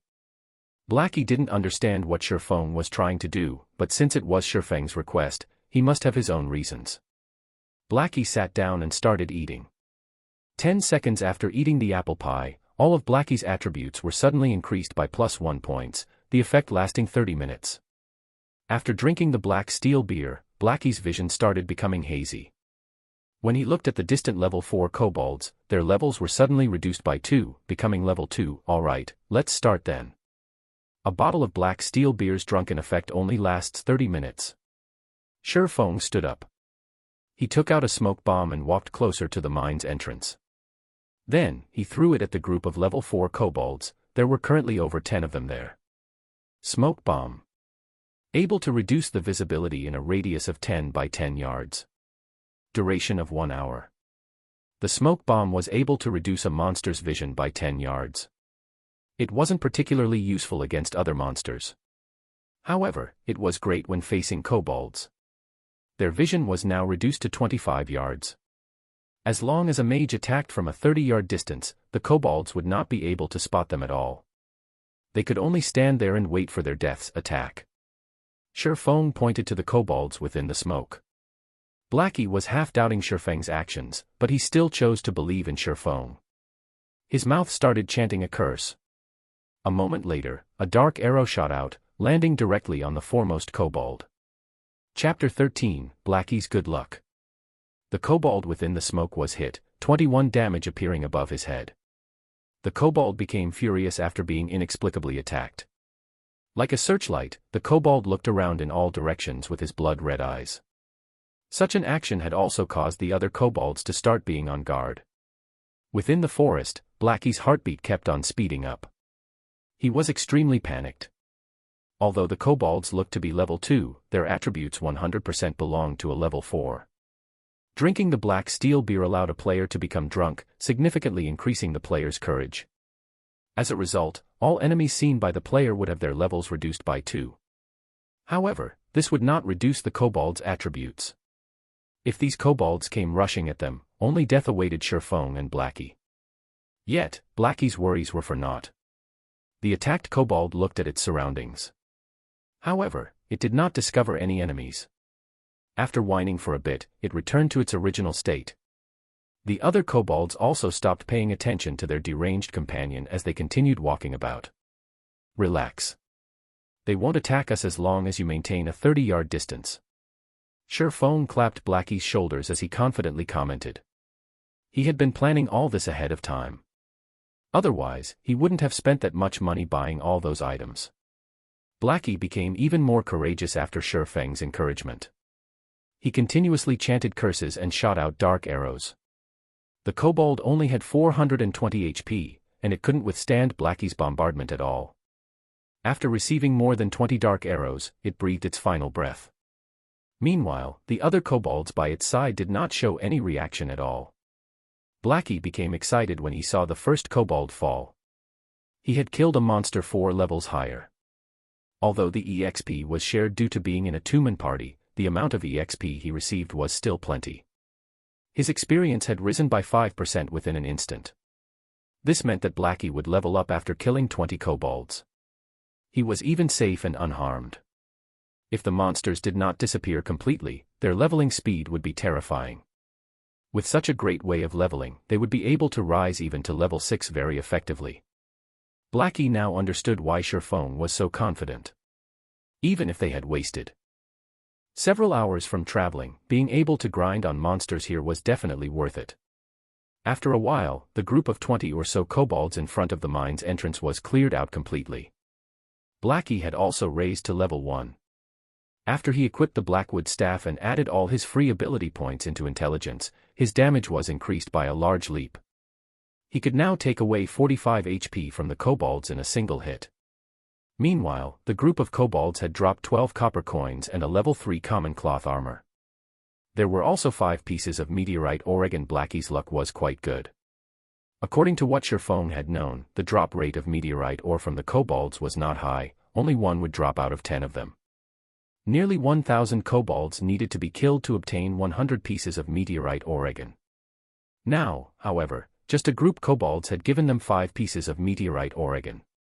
After storing the drops, Sherfone went on to lure more monsters. With the advantage of his 16 agility, Sherfeng's speed was faster than the kobolds. Within moments, he had lured over 30 kobolds. He also maintained the distance of around 20 yards, but not exceeding 25 yards. When he had lured all the kobolds into the smoke cloud, Sherfone increased his speed abruptly. He quickly distanced himself over 25 yards from the kobolds, causing them to lose their target. After losing their target, the kobolds stood on the spot in a daze. Blackie, who stood over 30 yards away, took the chance to attack. The group of over 30 kobolds took less than 10 minutes to be cleared. They dropped another 21 coppers and 6 pieces of meteorite ore. Sherfone and Blackie's experience also greatly increased. In such a way, Sherfone continued luring monsters while Blackie continued dealing damage. Although the process felt mechanical and boring, Blackie was not complaining one tiny bit. On the contrary, he became even more vigorous with each kill. He wished he could just kill all day without resting. After an hour, Blackie's level had also risen to level 2. His dark arrow rose to level 3, and his damage went from more than 40 to more than 60. Such a rocket-like leveling speed made him speechlessly happy, giving him even more motivation to aim for level 3. Their kobold killing efficiency also increased by quite a bit with Blackie's greatly improved damage. The only downside was the increase in MP consumption following the dark arrow's level up. Fortunately, there was the magic water that Sherfone had bought. With it, Blackie could fully regenerate his MP before Sherfone had lured a new group of monsters, allowing him to deal damage without pause. Meanwhile, Sherfone was observing Blackie's condition while he lured a suitable number of kobolds. Other than that, he was just picking up the loot. The number of copper coins and meteorite ore were steadily increasing. After another hour of Blackie's effort, they had managed to collect 73 pieces of meteorite ore, 6 pieces of common equipment, and 264 coppers. They would be able to gather the remaining meteorite ore if they grinded for another hour. The system notification rang out just at this moment. System, player Lonely Snow has sent you 10 coppers. Subsequently, Sherfone received a communication request. The person contacting him was Lonely Snow. You are. Sherfone had just finished luring a group of monsters. Since he had nothing to do, he accepted the call request. Hello, brother expert. I'm Lonely Snow. We met before at the town hall, and you've even pointed me to a grinding spot. That place was just too great. There wasn't anybody stealing mobs from me, and I could also easily handle them. I'm already level 2 now. I've also looted a lot of materials and copper coins. I've already mailed you the 10 coppers. I wonder if you've received it. Lonely Snow was extremely excited. Previously, he was worried that this expert would not bother with him any longer. This was because experts were usually very proud, they wouldn't even look at minor characters like him. Lonely Snow had earned over 60 coppers from that treasured location he purchased. His level had even risen to level 2, leading the other players by quite a lot. Spending 20 coppers for this were definitely worth it. So it was you. I've received the 10 coppers. Sherfone only remembered about it after being reminded. Indeed, there was such a matter. However, that was when he needed the money to kill the town mayor a little earlier, so he had just casually given out some pointers. He didn't really mind regarding the remaining 10 coppers. Brother Expert, the level 2 dungeon, Deathly Forest, has already been opened, so I wanted to invite you to dive into the dungeon. My friends are all veterans, and they're all level 2 now. They will definitely not drag you down. Of course, all swordsman equipment obtained from the dungeon will belong to you. Do you perhaps have the time? Lonely Snow was slightly nervous. Experts usually disdained bringing along other people, especially rookie newbies. It was the reason why Lonely Snow mentioned that there were level 2 veterans in the party. He was afraid Sherfong would just outright reject him. Deathly Forest. Sherfong had a deep impression of this dungeon. As long as the number of level 2 players in Red Leaf Town reaches a certain amount, the first level 2 dungeon in Red Leaf Town, Deathly Forest, would be opened. Along with the Deathly Forest's opening, players of God's Domain were made known to the difficulty of dungeons. Deathly Forest was only conquered after many players had reached level 4 or 5. Meanwhile, Deathly Forest's true purpose was to increase the number of skills a player could possess. The monsters within the dungeon mainly dropped the basic skill books for every job. However, the most precious item within the dungeon was the forging design. Only the final boss, Werewolf Fellet, dropped it with a very low probability. Sherfong was very interested in this forging design. If he could learn it, then he would be able to further progress in his plans. Fine. However, I have a condition of my own. I will be bringing a Cursemancer, so all Cursemancer and Swordsman equipment will belong to me. Also, I want all materials and design papers that the boss drops. If you all are willing to agree to this condition, then I can go with you. Sherfong had just casually asked for the majority of the profits. However, he did not feel anything wrong with it. Lonely Snow started sweating all over after hearing Sherfeng's condition. As expected, an expert's asking price was definitely high. However, when Lonely Snow considered the strengths of a beta tester, he still reluctantly agreed. All right then, I agree. I'll tell it to the others. Expert, when will you be free to come? We'll meet at the dungeon's entrance in another 2 or so hours. Sherfong estimated Blackie's killing speed. In over an hour, they would definitely be able to finish gathering the 100 pieces of meteorite Oregon. That's good. Then I'll start preparing over here. I'll see you at the dungeon's entrance, brother expert. Lonely Snow ended the call, a heavy weight being freed from him. At this moment, there were 3 other people standing beside Lonely Snow. Every one of them was level 2. What did that expert say? A handsome ranger asked. Lonely Snow explained it to them word for word. What dogs fart expert? He's just here to take advantage and rip off equipment from us. What's the point of inviting him? If we add another 2 damage dealers, we can enter the dungeon all the same, a shield warrior angrily cursed. The male cleric standing at a side curled his lips, saying in a bad mood, then he's saying that all mage class equipment belongs to his friend. Lonely Snow advised, that person is a real expert. He's also a beta tester. He definitely has a deep understanding of the dungeon. He might even be able to guide us through it. Don't you all want to clear the Deathly Forest? So, what? If he's a beta tester? He just had an extra month of experience in God's Domain and a rough understanding of it. Besides, the data has long been changed after the game's official release. Even if he knew a lot about the Deathly Forest, how much use could there be? The shield warrior asked in disdain. He felt that those beta testers were only lucky. Their actual skills and strength might not even be comparable to them. We'll see how it goes after they arrive. If it's no good, then by that time there will be a lot more level 2 players. It won't be too late, even if we find someone else by then.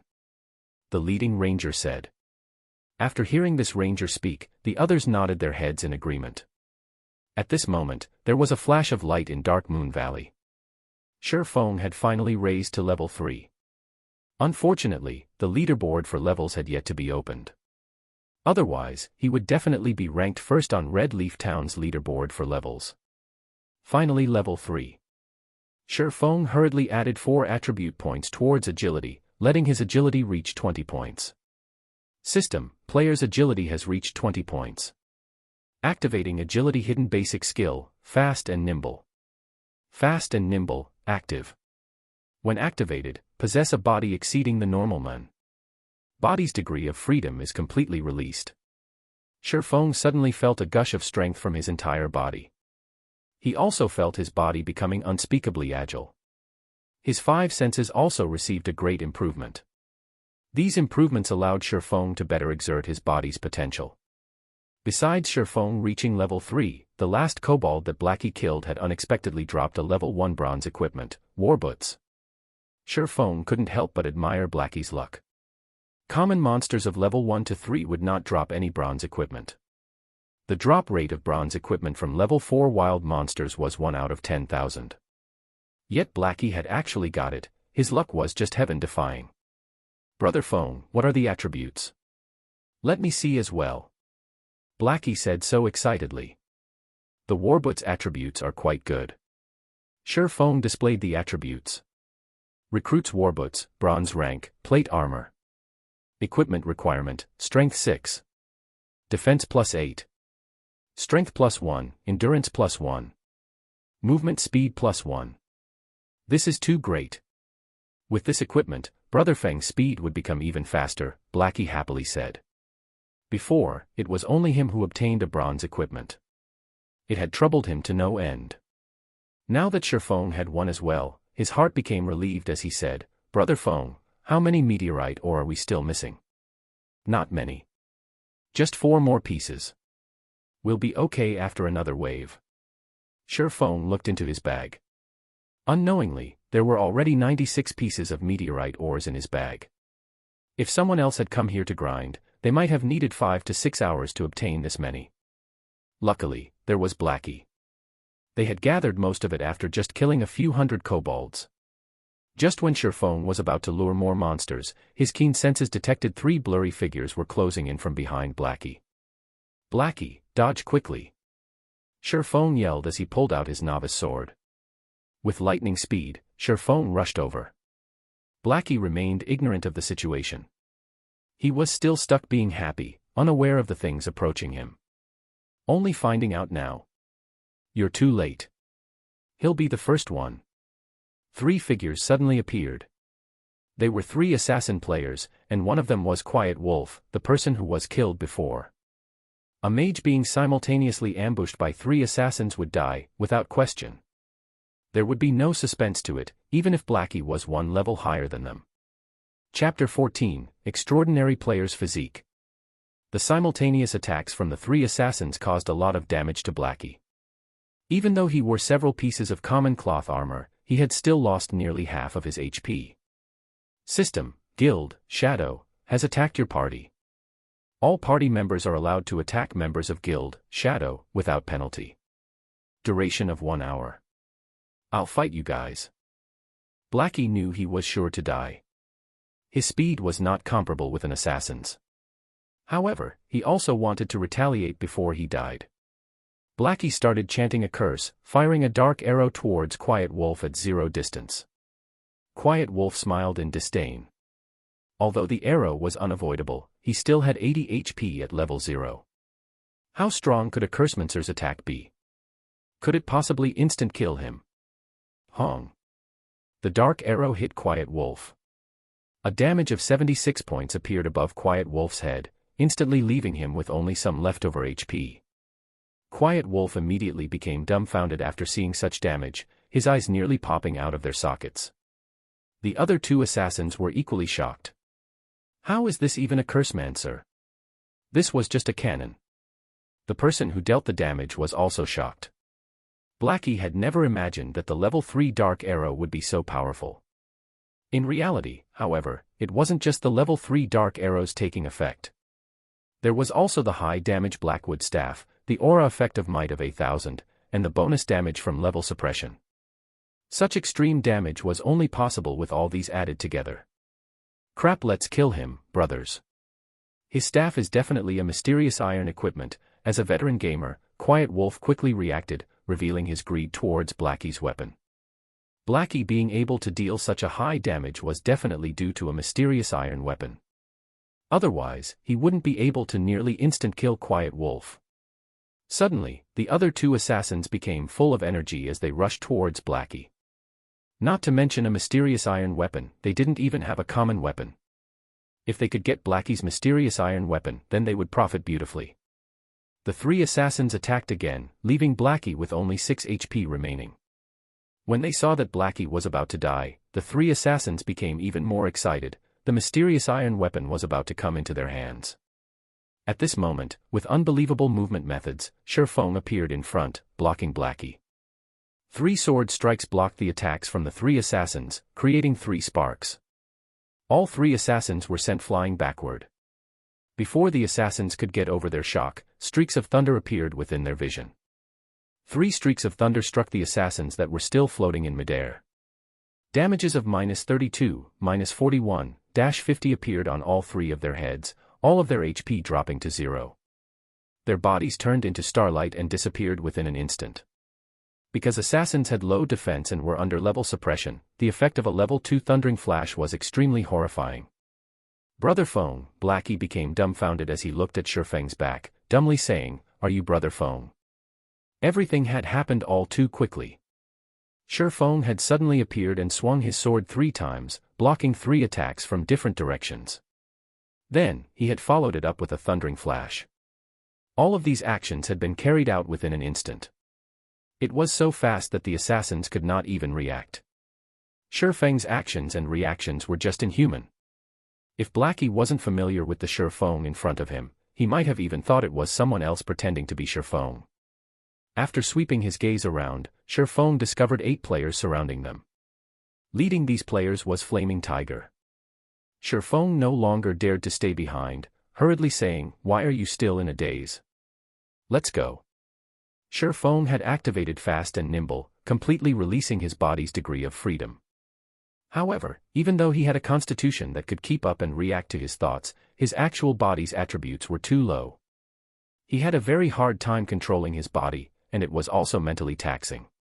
Taking explosive maneuvers 2 to 3 times was still possible, but doing it long-term was definitely too much.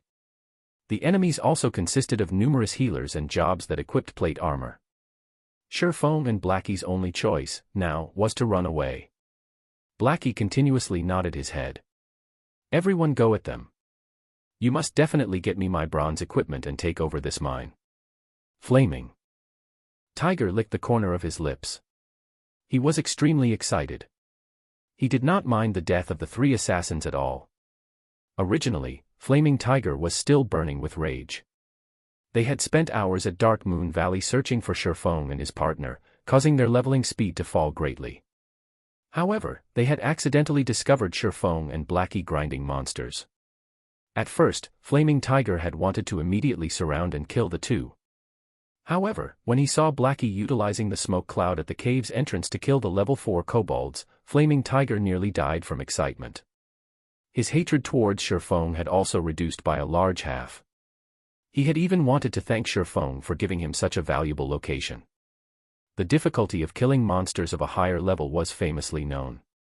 If he could kill level 4 monsters without any harm, then his leveling speed would be absolutely horrifying. It won't be more than 10 hours before he would be leading the other players. After he had gained a huge advantage over others, the task of uniting Red Leaf Town would be at his fingertips. When that time came, he might even become Shadow Workshop's captain. Countless virtual game companies had closed shop because of God's Domain's opening. There were billions of players joining God's Domain. To obtain their share in this, many enterprises and financial groups started investing in God's Domain, one after the other. God's Domain could be said to be the most profitable virtual game in the world. Flaming Tiger thought about how he would be able to stand out in Red Leaf Town. He thought about forcefully taking the large guilds down a peg. He also thought about becoming Shadow's captain. When that time came, obtaining expensive cars, beautiful ladies, and luxury mansions were only a matter of time. When Flaming Tiger thought of these things, he became unspeakably excited. He had to appreciate Shifeng for giving all of these things to him. However, appreciation remained just appreciation. He still couldn't let the bronze equipment on Shifeng and Blackie go. "Brother Tiger, those 2 are too fast. We can't catch up to them," a berserker said. "They're lucky that they run fast. However, this precious piece of land is enough." Flaming Tiger's eyes shone when he looked at the mine.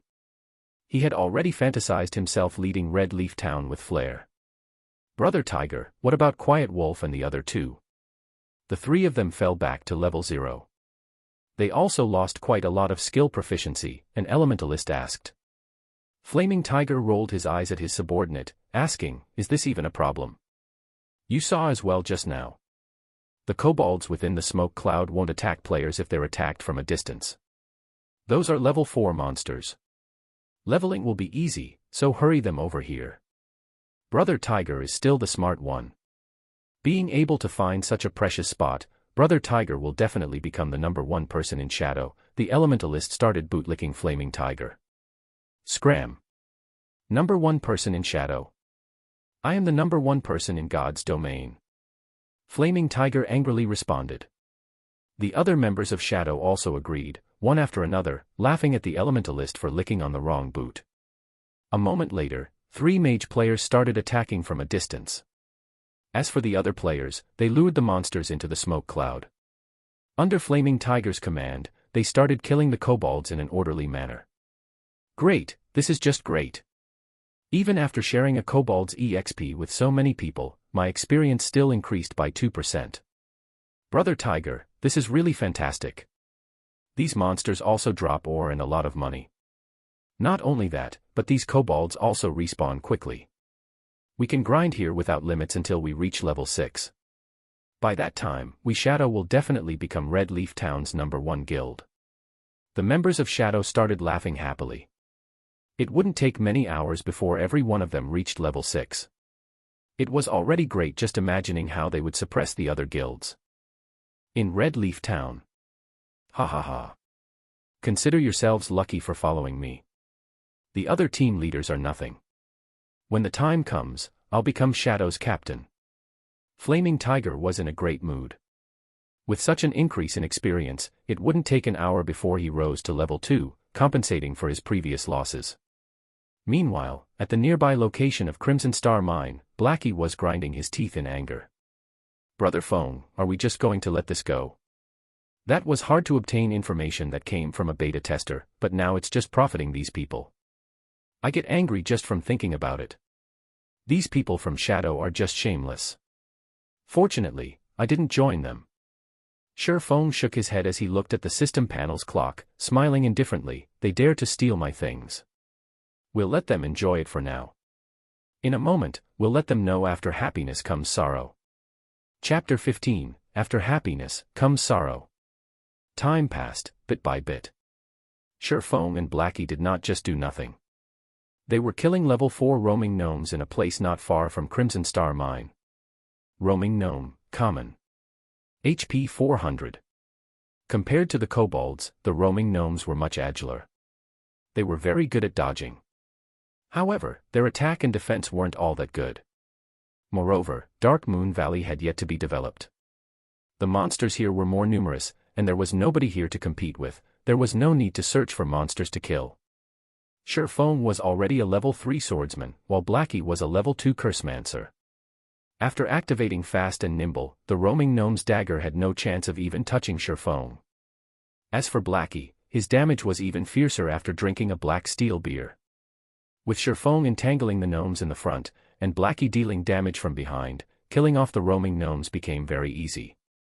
The efficiency was even better than grinding off the kobolds. In the front of the Crimson Star Mine, groups of kobolds laid still before the mine's entrance. Copper coins and various kinds of ores were scattered all over the ground. Brother Tiger, this place is just too great. It's just been over half an hour, and everyone is already level 2. So much money dropped, as well. Ha ha ha, keep up the effort everyone. You 3, lure more monsters. As long as we continue grinding this way, it will only be 3 to 4 hours before we can rise to level 3. Flaming Tiger excitedly commanded the 3 assassins that just recently arrived to lure the kobolds. The mages were already level 2, so the speed of killing the kobolds had increased by a big leap. Luring a group of over 30 kobolds was not enough for them. Brother Tiger, something dropped here. A berserker held on to a book as he shouted. Bring it here, let me have a look at it. Flaming Tiger said while smiling. He licked his dried lips when he saw something dropped. After Flaming Tiger received the book, he suddenly started laughing loudly. Great, really great. Not only has the spot that kid found after much effort been taken over by me, but if he knew a rare skill for swordsman was even in my hands. I really want to see that kid's look of regret. Brother Tiger, I saw that kid when I came here. They were still nearby killing roaming gnomes. I'm guessing that they're still unwilling to leave and still thinking of this place. Why don't we go over and kill them? Save us some trouble. A cold glint flashed through Quiet Wolf's eyes. They were filled with killing intent. He was overcome by a great resentment after being killed twice by Sherfong. Flaming Tiger waved his hand, with a disdainful smile on his face as he said, "Then let them look.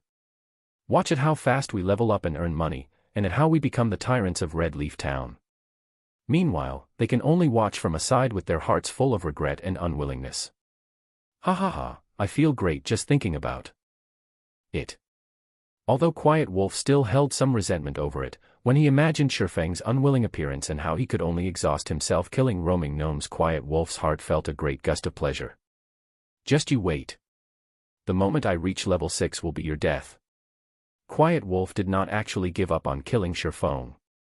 Instead, when he thought about the pleasure he would feel after killing Sherfang when he was level 6, he couldn't help but look forward to it. Meanwhile, in the forest 60 yards south of the Crimson Star mine, Sherfang was using a tree to hide while he observed Flaming Tiger and the others. "Brother Feng, can the two of us handle it?" Blackie asked in a worried tone.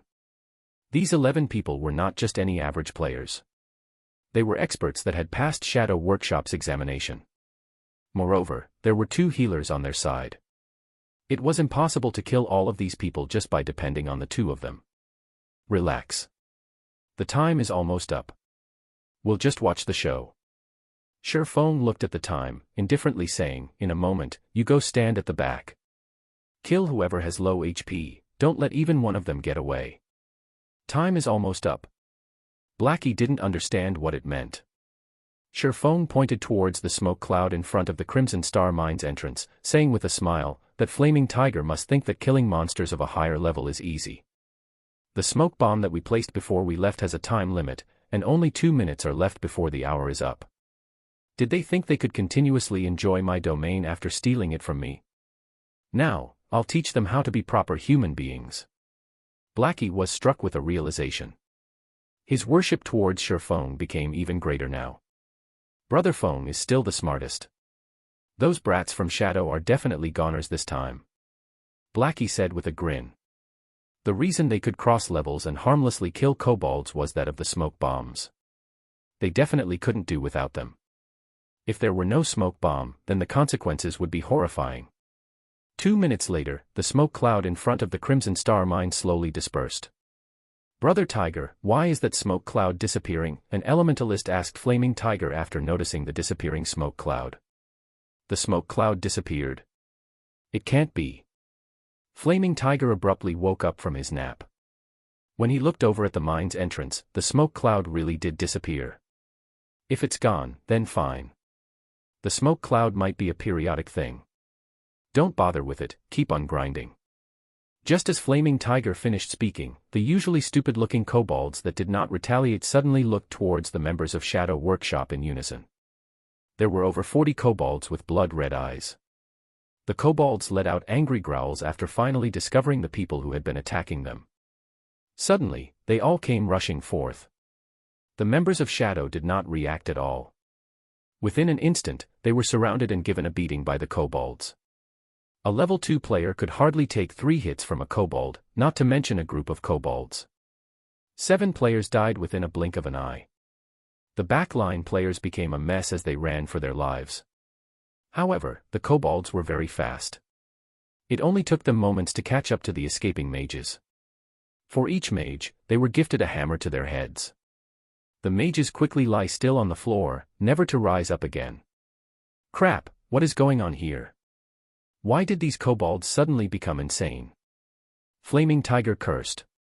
He quickly turned tail and ran the moment he noticed the situation turned bad. They had risen to level 2 after much effort. However, this death sent them all back to level 1. There were even 3 assassins who were level 0. It was an absolute loss. With such an increase and decrease, the dream becoming the tyrants of Red Leaf Town also perished. Instead, the current members of Shadow weren't even up to par with the average player. They were even further away from the other guilds. Flaming Tiger's heart started to bleed in pain. We meet again, Brother Tycoon, Shifeng said with an indifferent smile. He currently blocked Flaming Tiger's escape path. After seeing Shifeng's sneer, even an idiot would understand that the Kobold's rebellion had something to do with him. You're dead for sure, kid. You dare to actually scheme against me. If I don't kill you back to level 0, then my name will be read backward. All of Flaming Tiger's hair stood up in anger.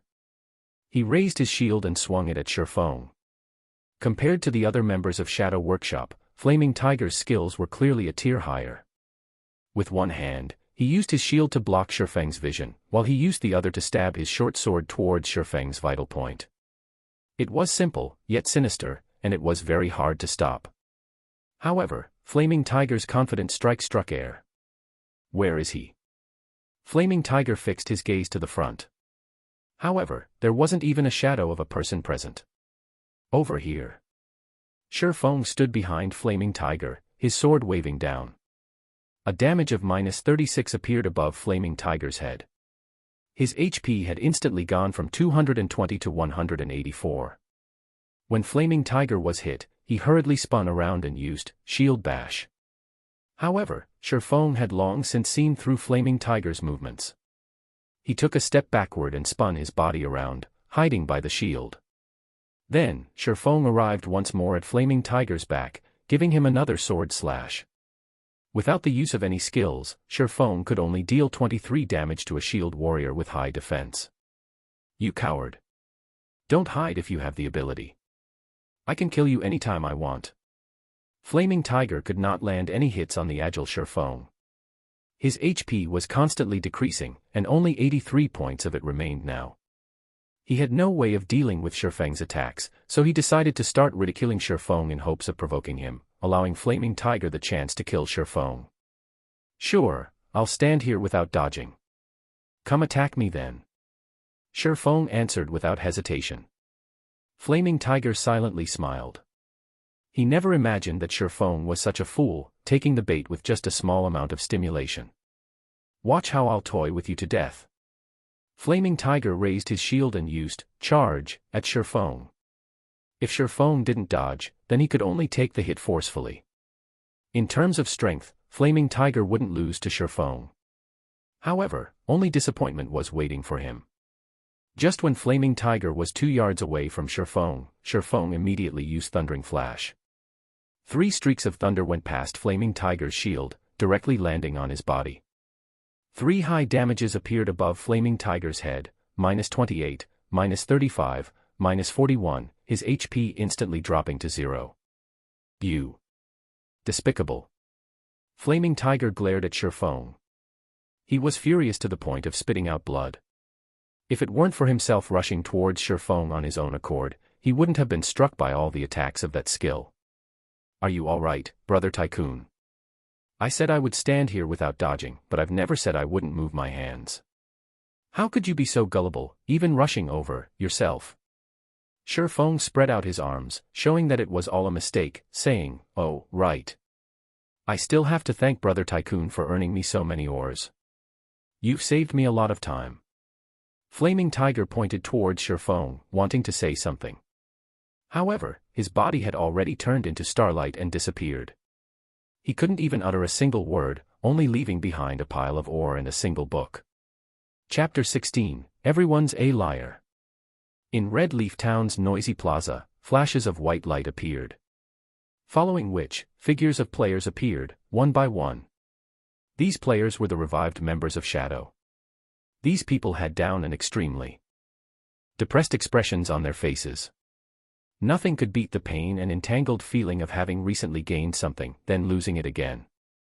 Just a moment ago, they were still dreaming of becoming the tyrants of Red Leaf Town. Their levels were increasing, it was like flying. In the next second, however, they died. Not only had their levels and skill proficiency decreased, but the experience they had at level 1 was also lower than before. They were much worse off compared to the average player. Flaming Tiger's expression after reviving was even more livid. His eyes alone could eat a person alive. System, player Yifeng has killed you.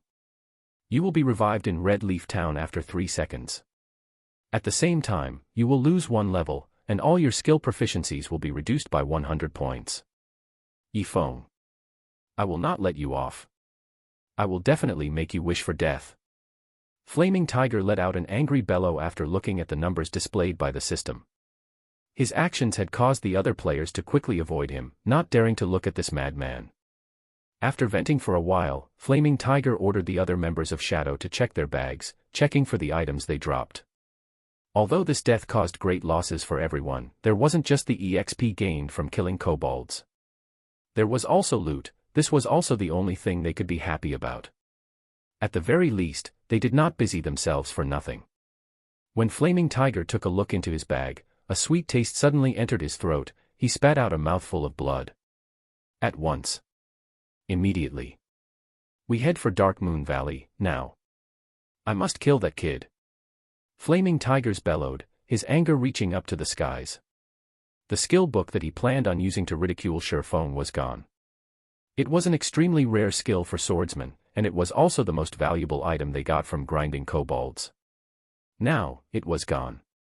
However, the most unforgivable thing was that the skill book had fallen into Shifeng's hands. In the end, all of Flaming Tiger's efforts had become Shifeng's gains. This was something that he would not tolerate. His hatred was something that could not be resolved, even if he were to kill Shifeng back to level 0. The other members of Shadow did not understand what had happened to Flaming Tiger. Going to search for Shifeng right now was just a futile effort. Nobody would be foolish enough to wait for them to take revenge.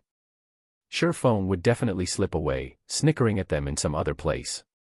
At this moment, Flaming Tiger's system communication rang. Who is it? Disturbing me at this time, are you trying to die? Flaming Tiger cursed after the call connected. Flaming Tiger, your temper sure has grown after not meeting for a day. The voice on the other side was ice cold, as if in a furious rage. Flaming Tiger felt the familiarity of that voice. When he found the corresponding identity to the voice, his face suddenly turned extremely ugly. Brother Zhang, it is you. I'm currently educating my subordinates. I never thought Brother Zhang would contact me. Brother Zhang, please don't mind it. I wasn't speaking about you just now. Enough. I already know about your problem. Just looking at the damage you've caused towards Shadow's development in Red Leaf Town, looking at what the good you've done has accomplished towards Shadow's development in Red Leaf Town, I'll come to you immediately. From now onwards, you don't have to continue being Red Leaf Town's team leader. Silent Rain, the team's elementalist, will take over temporarily. If you're still not level 2 by the time I arrive in Red Leaf Town, then you can just get lost. Shadow doesn't need garbage. Flaming Tiger became spiritless after hearing these words. His hatred for Shifeng would never be washed away, even by the 5 lakes and 4 seas. Meanwhile, in Dark Moon Valley, Shifeng and Blackie were picking up the drops from the members of Shadow. Shifeng was currently holding the skill book dropped by Flaming Tiger. Flaming Tiger really is too generous. He had even left me such an item. Shifeng chose to learn the skill without hesitation. Wind Blade, Action Type. Proficiency 0/300. Ambush an enemy outside 5 yards and within 30 yards. Movement speed will be increased by 40% when rushing towards the target, and attack speed increased by 20% for 3 seconds. Cooldown, 25 seconds. A swordsman's mobility would be greatly increased with this skill. It was a great counter to rangers and mages who love to kite. Brother Feng, the meteorite ore we need are all here. There are also quite a few bronze Oregon. Shadow really helped us big this time. Blackie laughed loudly. As he was collecting the ore from the ground, he noticed a piece of dark green Oregon. Picking it up, he asked, Brother Feng, what is this, star crystal? When Shifeng heard about the star crystal, he ignored the meteorite ore below his feet, instantly turning around and running towards Blackie. Damn, it really is a star crystal. Blackie, your luck is really too good. You even picked up such a thing. Shifeng said excitedly as he carefully looked at the dark green ore after receiving it. Every monster in the world had a chance of dropping a star crystal. The chances were 1,000,000 to 1. Maybe it was trash to other people, but to Shifeng, it was a priceless treasure. It was also the thing he needed the most. Brother Feng, what is this star crystal for? Blackie curiously asked. Feng was usually calm and indifferent. Such an excited reaction from him displayed the preciousness of the star crystal. It's for eating, but not for players. Feng smiled slightly but did not continue explaining as he kept the star crystal. It's for eating. Blackie was slightly confused. Who would eat a rock? However, Feng must have his own reasons for not explaining, so Blackie did not continue asking about it. A moment later, all the drops were collected. They had received a total of 14 pieces of meteorite ore, and 32 pieces of bronze Oregon. Not only had they completed Feng's quest, they even had some leftovers. Subsequently, the two of them arrived at the smithy. Master Jack, I have collected the meteorite ore you asked for. Feng handed over all of the meteorite ore, not leaving even one behind. These were all quest items. A stack of them would only sell for 1 copper to an NPC. It was utterly worthless. Not bad, young man. However, if you wish to become an outstanding forger, you still need to have enough strength to obtain precious ore. There is a powerful kobold chieftain. Go kill it to prove your strength. Master Jack said eloquently as he stored away the meteorite Oregon. System, Hidden Quest, Road of Forging. Kill the kobold chieftain inside Crimson Star Mine. Time limit of 1 hour. When Feng saw that there was still a second stage to the quest, Feng wished he could curse hammer trading. He had caused Feng big trouble this time. As expected, everybody would have kept something to themselves. Nobody could be trusted. Everyone's a liar. In Feng's previous life, hammer trading had not mentioned a second stage of the quest. Now a second stage, time-limited quest had appeared. It was even against a chieftain monster. That wasn't an elite monster you simply run across. A chieftain was even stronger than a special elite. It was the equivalent of a dungeon's boss. Feng was just level 3, and a leader monster was just too deadly to him. In Feng's previous life, hammer trading was level 16 when he accepted the quest. Completing the quest was extremely easy. Forget it, let's have a look at it first. He could do nothing about being tricked. However, Feng did not plan to give up. The forging talent had too great of a use, and Feng must learn it. Following which, Feng and Blackie cleared the way of kobolds as they headed towards the deeper parts of the Crimson Star Mine. Compared to the kobolds at the entrance, the kobolds inside were no longer level 4, they were level 5. They took more time and energy to kill. Often, another kobold would respawn before one was killed. If there weren't enough black steel beer to reduce the kobold's level by 2, then Feng and Blackie's killing speed would be completely unable to keep up with the respawn rate. Half an hour later, Feng and Blackie arrived at the deepest part of the Crimson Star Mine. It was a large piece of empty land. There were over 10 kobolds mining for ore in the surroundings. There was a huge figure standing in the center of the empty area. It was a kobold that wore armor, and it was constantly giving out commands to the other kobolds. Kobold Chieftain, Chieftain rank. HP 2100/2100. Just its HP alone could cause a person despair, not to mention the heavy armor worn on the Kobold Chieftain. Its defense was definitely high. It was nearly impossible for physical-type attacks to cause a lot of damage. Moreover, Chieftain rank monsters had a recovery speed of 2% HP every 5 seconds when in battle. That meant the Kobold Chieftain would recover 42 HP every 5 seconds. It was not a number to look down upon. An average level 5 player with physical type damage might not even be able to deal 42 damage within 5 seconds. As for using the smoke bombs to kill the Kobold Chieftain safely, that was completely impossible. A chieftain monster's range of vision was extremely wide. Even a kobold would have a vision range of 55 yards. Using the smoke bomb to reduce its vision by 10 yards would still leave it with 45 yards. Even for rangers, who had the furthest firing range of 40 yards, it was not enough. Feng thought through it again and again as he looked at the Kobold Chieftain before him, helplessly laughing. Do I really have to use that? Chapter 17, Magic Weapon Released, Famed Swordsman Born. Brother Feng, can we really beat this Kobold Chieftain? Blackie had not an ounce of confidence in him when he looked at the Kobold Chieftain. Ignoring its horrifying amount of HP, the giant axe on its back was enough to terrify someone. If Blackie were hit with that axe, he would definitely turn into meat paste within an instant. I don't know. Shifeng shook his head. Plans can never keep up with change. There was not a single terrain within the mine that could be used. They could only fight the Kobold Chieftain head-on if they wanted to kill it. The Kobold Chieftain was the most powerful monster Shifeng had met up with to this point. If he had enough time, Shifeng would come here when he was level 5, with a full body of bronze equipment. He would have an 80% chance by then. However, there was little left of the time that Forging Master Jack gave him. If he wanted to finish the battle within the 20 minutes remaining, then he would need to send out a small party of level 5 elites to do so. However, there were only 2 of them. Their equipment was also poor. Trying to kill the Kobold Chieftain within 20 minutes was utterly impossible. However, there would be dire consequences if the quest was not finished. There was only one chance to do this hidden quest. If it failed, Shifeng would not be able to receive it ever again. Thus, Shifeng was even more unwilling to give up this quest. I can only try it. Shifeng unwillingly took out the magic weapon, Abyssal Blade.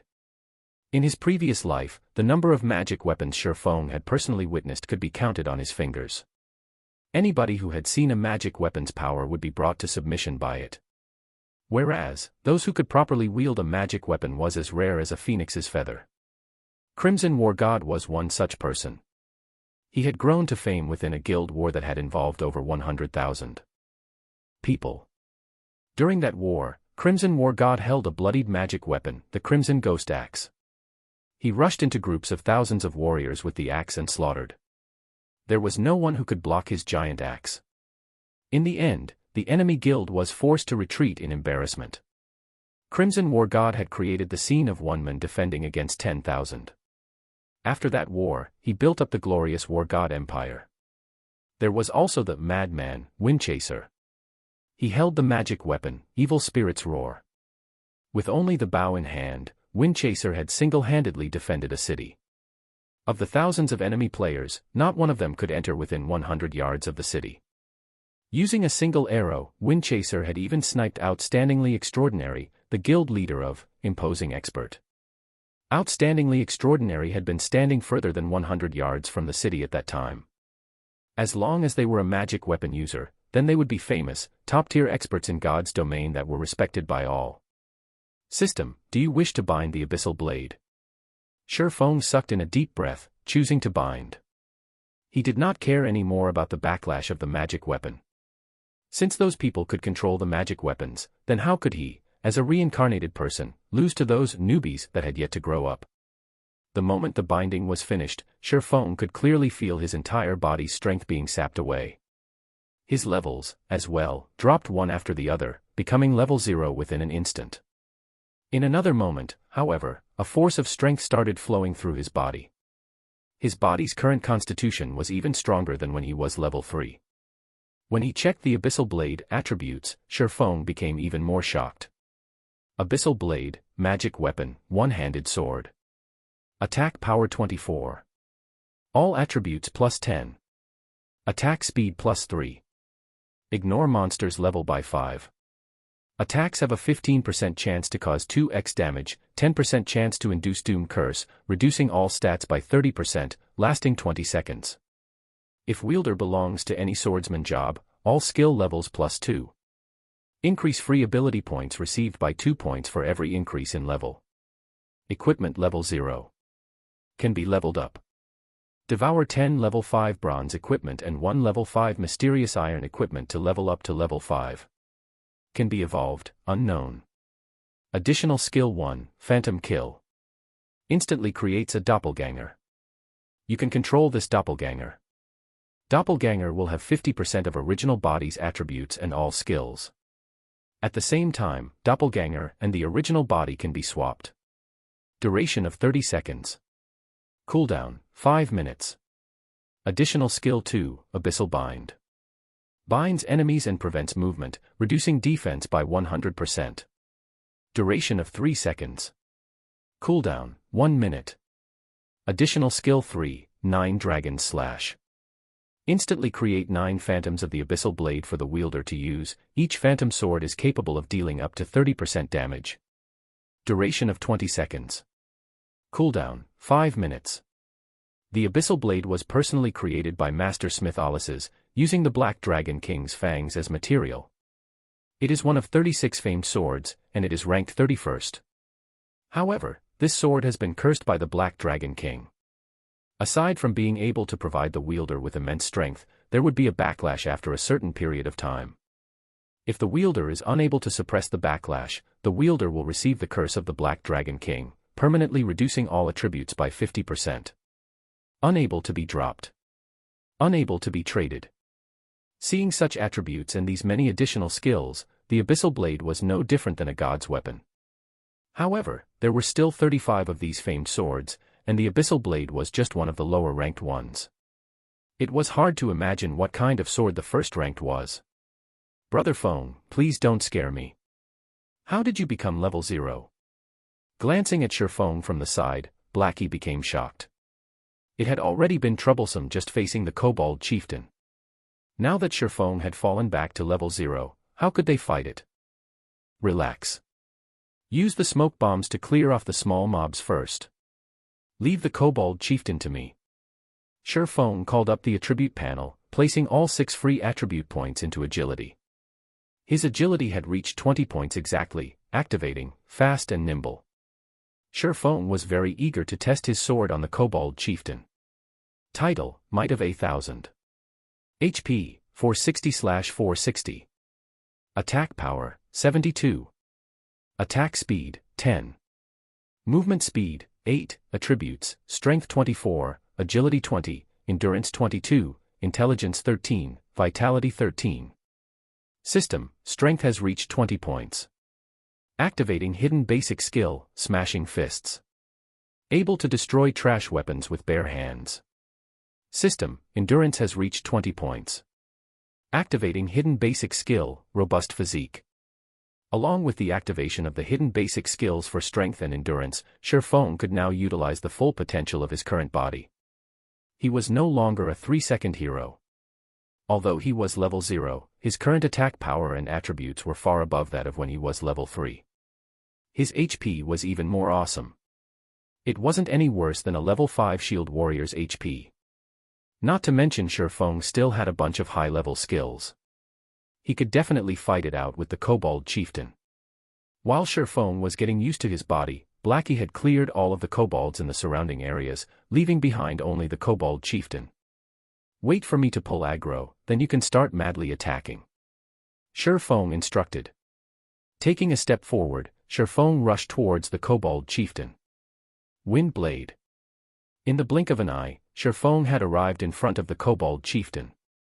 The Kobold Chieftain had yet to react before 2 streaks of black light slashed at its neck. Suddenly, blood splashed from its neck, causing the Kobold Chieftain to scream in pain. 2 frightening damages appeared above its head. -63, -128. The Kobold Chieftain finally reacted. However, just as it lifted its giant axe, another sword flash passed through an unprotected area of its body. Another -105 damage appeared on the Kobold Chieftain. The power of a level 4 chop was shocking. When the giant axe landed on the ground, it created a large crater.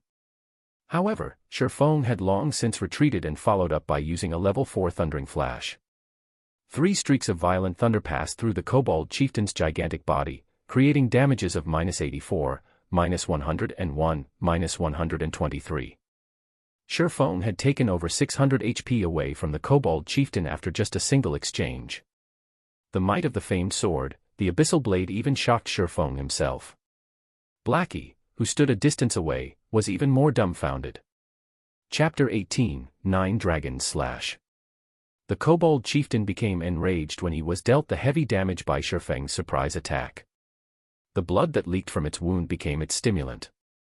The Kobold Chieftain raised its giant axe, bombarding Phone with one attack after another. The Kobold Chieftain could not react appropriately towards Feng's previous surprise attack. It could only instinctively attack, so its attacks were aggressive. Against the wild attacks of the Kobold Chieftain, even a level 5 shield warrior or guardian knight would die within an instant. Phone could only retreat under such intense attacks. He did not have any chance to retaliate. He also needed to dodge the incoming rubble the size of fists. If they hit him, it would cause quite an amount of damage. A man and a beast exchanged moves at high speeds. If it were an average man, he most likely would not be able to make a single move. He would be halved by the giant axe, becoming very much dead. Blackie, hurry and attack it. I can't hold on for much longer. Shifeng had been dodging for a whole 7 or 8 seconds now. When he saw Blackie, having yet to attack, he shouted loudly. They were currently facing a chieftain boss, not a little elite. The attack patterns of a chieftain boss were not as monotonous as an elite's, it had a variety of attacks. The chieftain boss was a monster that possessed intelligence. It would even change its attack pattern for specific players. Couple that with a strength that was 2 to 3 times that of a normal elite, the chieftain boss was stronger than an elite by at least 4 times. Although Shifeng had only exchanged blows with the kobold chieftain for 7 or 8 seconds, it felt like several minutes had gone by. Just from blocking attacks and the occasional counter-attack had already taken over 100 HP from Shifeng. If this situation continued, it wouldn't be long before his HP reached 0. With the famed sword, Abyssal Blade, Shifeng's attributes were greatly increased.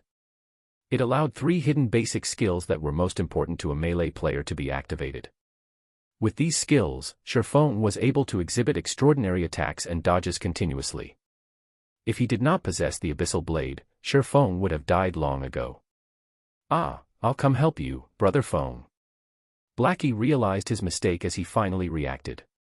He hurriedly waved his staff, his mouth chanting a curse. After aiming at the kobold chieftain, he shot a dark arrow. The dark arrow landed on the kobold chieftain's body, only dealing 17 points of damage. Blackie's mouth became wide open after seeing this damage. He couldn't help becoming astonished by a chieftain monster's defense. Blackie could cause over 50 damage if he attacked a level 5 monster, however, it was only a third of that amount now. It could be seen how shocking a chieftain monster's defense was. On the other hand, Shifeng could deal over 100 damage in a hit. What kind of attack power was that? Shifeng abruptly slashed the Abyssal Blade in mid-battle. A black light dug itself through a gap in the kobold chieftain's attack. Pang! Shifeng took 3 steps backward before stabilizing his body, over 30 damage appearing above his head. On the other hand, only the kobold chieftain's giant axe was pushed back, pausing slightly in midair. It worked. It seems like my strength is just barely enough. Shifeng was very satisfied with the attack this time. During battles within God's domain, not only could players defend and dodge, but they could also interrupt a monster's attack. This would cause the monster's attack to stop briefly, ending the monster's offensive. It was a high-leveled battle technique. Such techniques only started becoming popular half a year after God's domain's opening, especially in boss battles. If the main tank, did not learn such techniques, the end result would be a party wipe. This was because there were no players capable of blocking a boss' crazed and continuous attacks. The kobold chieftain's momentary pause had caused it to reveal a weak point. Shifeng rushed in without hesitation. Gathering all his strength into his hand, Shifeng gripped the Abyssal Blade tightly and continuously struck the kobold chieftain. 4 streaks of sword light hit the unarmored parts of the kobold chieftain. With the damage amplification effect, Shifeng's attack instantly took to 300 HP away from the kobold chieftain. Adding in Blackie's attack, the kobold chieftain only had little over 900 HP remaining. Ayo! Ayo! Ayo! The kobold chieftain started going into a frenzy. It threw its giant axe to a side, pulling out 2 machetes from its waist. The change in weapons caused the kobold chieftain's attack patterns to change. If the kobold chieftain was a berserker when he held the giant axe, then after wielding the pair of blades, the kobold chieftain was a dual-wielding swordsman. The kobold chieftain now combined strength with agility, no longer just using violence to oppress its opponent. The attack pattern of the pair of blades was no longer monotonous. The kobold chieftain's attack speed had a large increase as well. Just after Shifeng dodged one of the blades, the other came following behind. Shifeng hurriedly used the Abyssal Blade to block it. Dazzling sparks were created when the blade and sword intersected with each other. Shifeng's entire person was sent flying away. When Shifeng was still in midair, he saw the kobold chieftain leaping with all its might, its machete raised high. For a frontal assault. Is it going all out? Shifeng was shocked, hurriedly using parry. Hong. The abyssal blade blocked the machete. However, Shifeng was like a meteorite as he fell heavily to the ground. Shifeng had thought the kobold chieftain's attack to be over. However, as it fell from the sky, its twin blades plunged downwards as well, with Shifeng's chest as their target. Shifeng was unable to move to dodge the attack. Phantom kill. Instantly, a doppelganger of Shifeng appeared 3 yards away from him. With lightning speed, Shifeng swapped places with his doppelganger. When the kobold chieftain landed, both its blades stabbed into the doppelganger's chest. The doppelganger's HP madly fell, over 300 HP disappearing within an instant. Just as the kobold chieftain revealed an excited smile, Shifeng appeared behind its back. The abyssal blade in his hand was also letting out a faint black glow. 9 dragons slash. 9 phantoms of the abyssal blade appeared, silently floating in midair and circling Shifeng.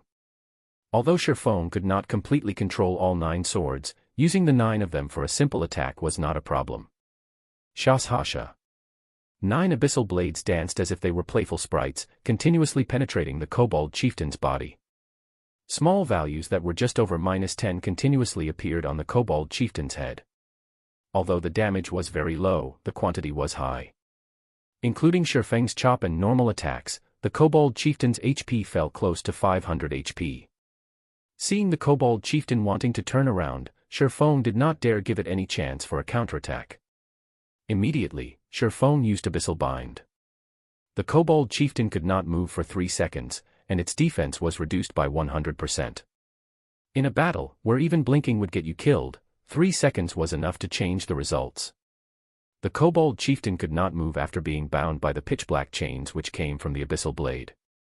The 9 abyssal blades continued attacking without stop, creating damages of over -20 with each hit. The kobold chieftain's HP madly fell, leaving it with only around 200 HP within a moment. A whoa. The kobold chieftain bellowed as it became thoroughly berserk, its body size becoming 2 folds larger. Shifeng watched as the 3 seconds passed by. The kobold chieftain's strength was no joke after becoming completely berserk. Its strength had increased by at least 30%. However, all of Shifeng's attacks and life-saving skills were still on cooldown. As if having seen through Shifeng's distress, the kobold chieftain's face revealed a mocking expression. 2 large blades came crashing towards Shifeng, their speeds like that of flying arrows. At the moment of life and death, Shifeng noticed a kobold miner respawning from the corner of his eyes. Immediately, Shifeng activated gravity liberation, followed by wind blade. With lightning speed, Shifeng dodged the chop from the twin blades and rushed towards the kobold miner's front. Ayo! Ayo! Ayo! When the kobold chieftain saw the near-death Shifeng actually dodging its attack, its strong legs abruptly stomped on the ground, pushing it straight towards Shifeng. Blackie felt chills down his back as he watched Shifeng fighting. Regardless, his mouth never stopped chanting curses, sending out one dark arrow after another. However, the kobold chieftain's speed was too fast, trying to hit it was just too hard. Fortunately, there was more than a 20-yard distance between the kobold chieftain and Shifeng. The kobold chieftain would still need some time to catch up to Shifeng. Within this period, Shifeng might even be able to kill off the kobold chieftain with the 9 phantoms of the abyssal blade. However, both Shifeng and Blackie had underestimated the kobold chieftain's explosive strength. Not only were its strength and defense greatly increased, even its agility had a great increase. It only took 2 seconds for the kobold chieftain to reach over 20 yards. The kobold chieftain lifted its twin blades, strongly slashing it down. The kobold miner in front of Shifeng was split into 2, and a rain of blood fell 5 yards around it. This slash had closely brushed past Shifeng's cheek, nearly taking his life away. Seeing the kobold chieftain preparing to slash down its other blade, Shifeng strongly raised the abyssal blade in his hand. 3 streaks of thunder penetrated the kobold chieftain's body, taking away its last remaining 130 HP. Seeing the kobold chieftain finally fall, Shifeng let loose a breath of relief. The chieftain monster is truly too strong.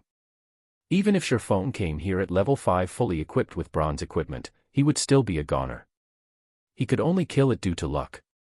Compared to a level 2 Thundering Flash, the level 4 Thundering Flash only had a cooldown of 24 seconds.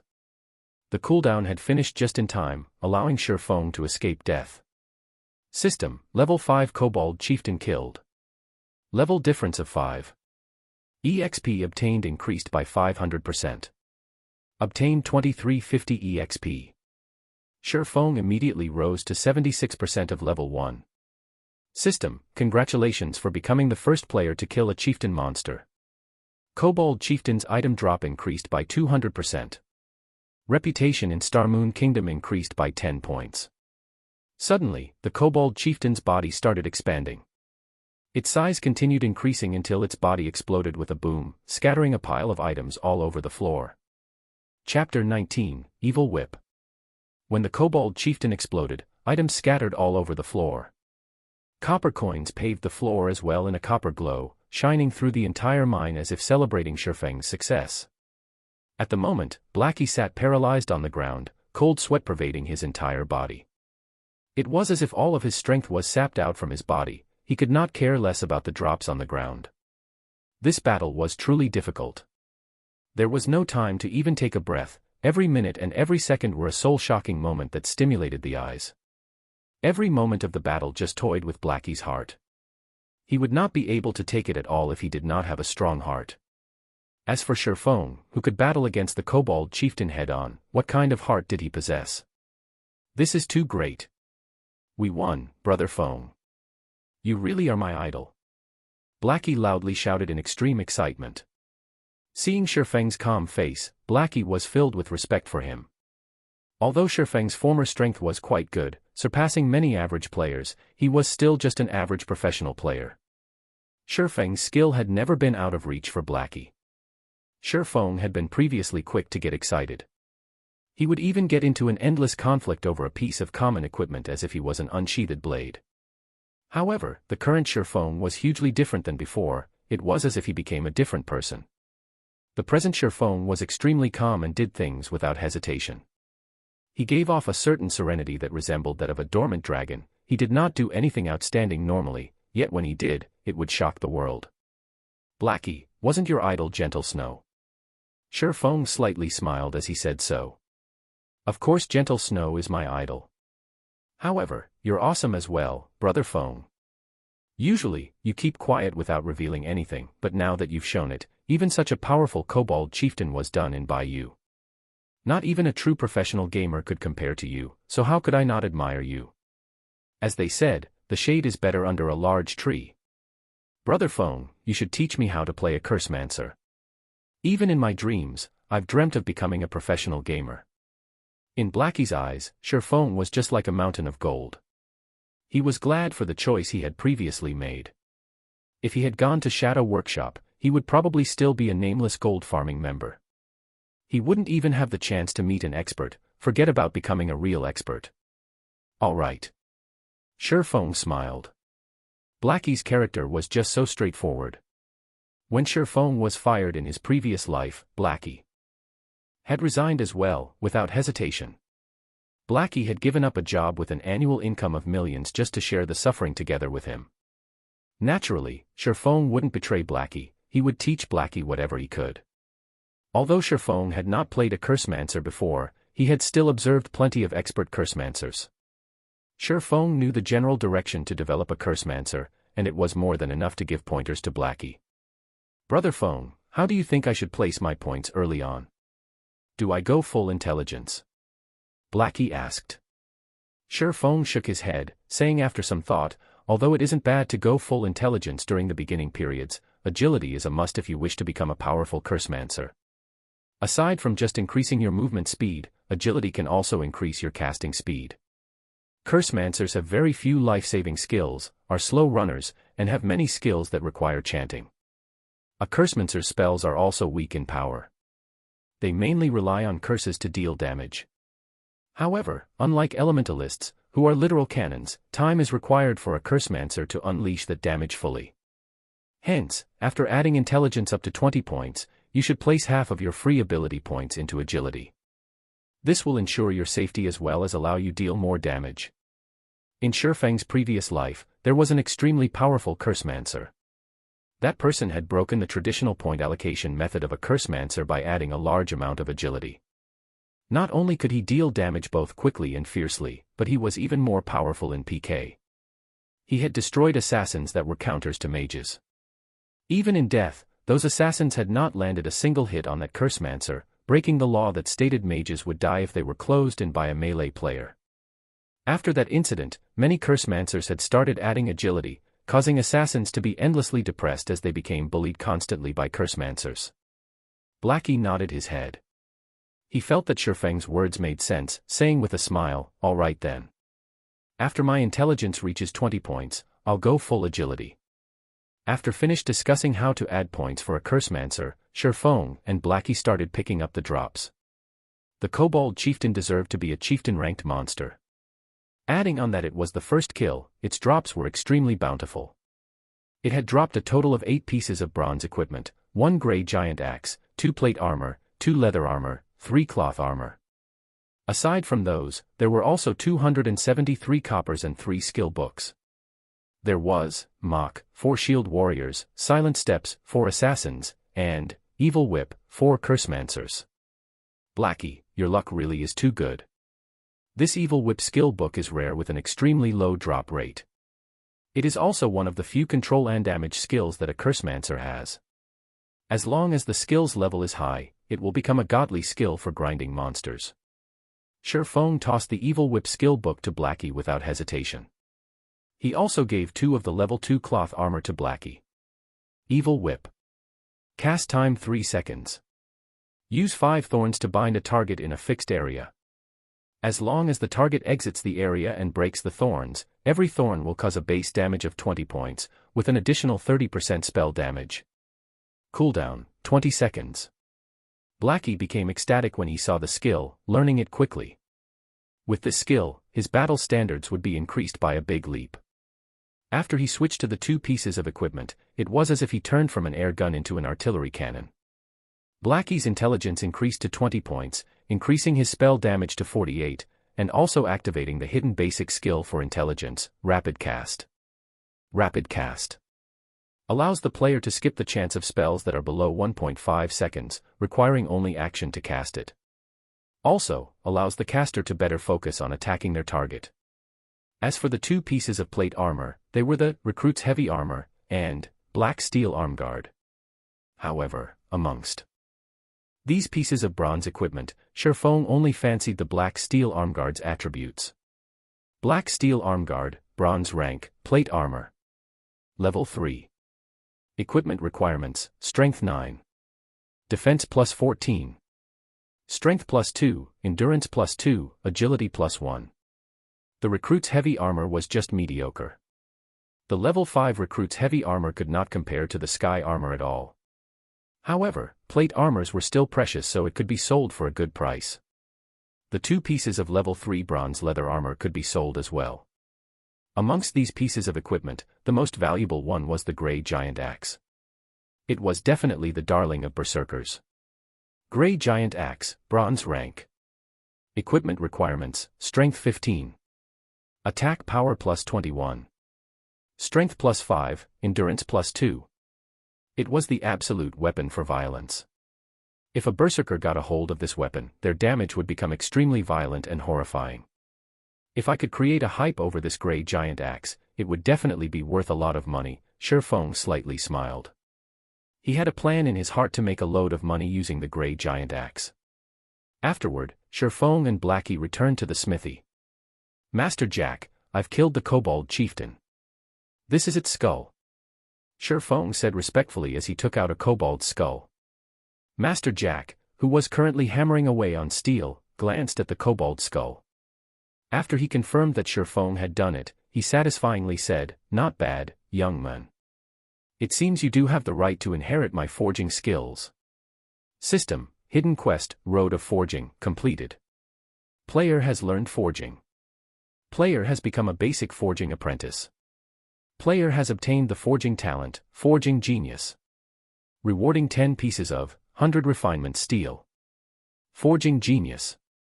After a successful forging, there is a fixed chance to increase 2 proficiency points. 2 proficiency points were not to be looked down on. It should be known that a basic forging apprentice making a piece of common equipment only had a 20% success rate. After successfully making the equipment, there was a 40% chance to obtain 1 proficiency point. Now, however, Shifeng had a chance to obtain 2 proficiency points as long as his forging was successful, increasing his efficiency for promotion to the next rank by several folds. Becoming an intermediate forging apprentice required 1,000 proficiency points. An average player required more than 10 days, at the very least, to become one. Their supply of materials must also be continuous, as the horrifying rate of failure would waste large amounts of materials. With the forging talent, Shifeng could now save a lot of materials, saving him quite the amount of money. On the other hand, 100 refinement steel was a good support material for making bronze equipment. It could increase the success rate of making a bronze equipment by 10%. With the forging talent and book of forging, Shifeng couldn't help but wish to start forging equipment immediately. However, he needed materials if he wanted to forge equipment, and in a large amount as well. If he were to collect the materials himself, it would waste too much time. He could only purchase them in bulk. However, that required a lot of money. Not only that, making common equipment would not earn him any money, but instead cause him to lose it. Only bronze equipment could be sold for a good price, but that required forging designs that Shifeng did not have. Deathly Forest is a must-go. Shifeng thought about the bronze equipment forging design that could be obtained from within the Deathly Forest. The equipment that could be forged using the forging design was both cheap to make and had very good attributes. In his previous life, there were quite a few forgers who became rich because of that design. Just as Shifeng turned around to leave. "Young man, you truly make me look differently at you. Even after so many years of forging weapons, it is still my first time seeing a magic weapon." Master Jack called out to Shifeng. He had sent his gaze towards the pitch-black sword hanging around Shifeng's waist.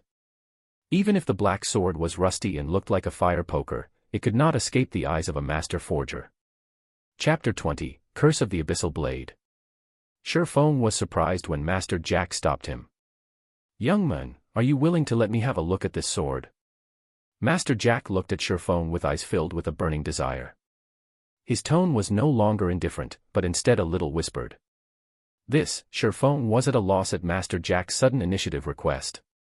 However, it seemed logical after Shifeng gave it some thought. The preciousness of a magic weapon, not to mention a famed sword forged by a master smith, went without saying. A famed sword was the lifelong pursuit of every master forger. They would definitely want to experience it after seeing one. Seeing Shifeng hesitating, Master Jack quickly said, "You can be at ease. I only wish to see it, and I won't let it be for nothing. If you have any requests, do mention them." When Shifeng heard this sentence, he became extremely excited. This was a master forger. Just by simply forging, he could create a piece of equipment of mysterious iron rank, secret silver rank even. His request was just to have a look at Shifeng's sword. Shifeng agreed without hesitation. He passed the abyssal blade over to Master Jack. NPCs couldn't steal items from players, so he was completely unworried whether or not Master Jack would do away with the abyssal blade. He would allow Master Jack to look at it however he wished afterward. Shifeng would ask for a secret silver one-handed sword. By then, he would be able to fully display a swordsman's true strength. Master Jack held the abyssal blade that looked like a fire poker, both praising the delicateness of the blade and marveling at its strength. After looking at it for over 10 minutes, Master Jack unwillingly returned the abyssal blade to Shifeng. "Young man, this is a good and infinitely powerful sword. However, the curse on this sword is extremely evil. The more you unleash the power of this sword, the stronger the curse will get. At the very end, its wielder will become trapped in the endless abyss.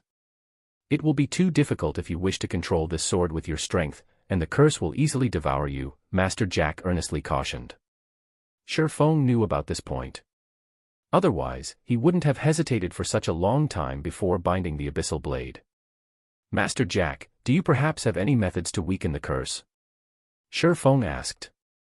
Although he knew some weakening methods, he did not have the ability to carry them out right now. "Young man, you should know that the master smith Alice's forged this sword. There is only one of it in God's domain, and only one of the other 35 famed swords could match up to it.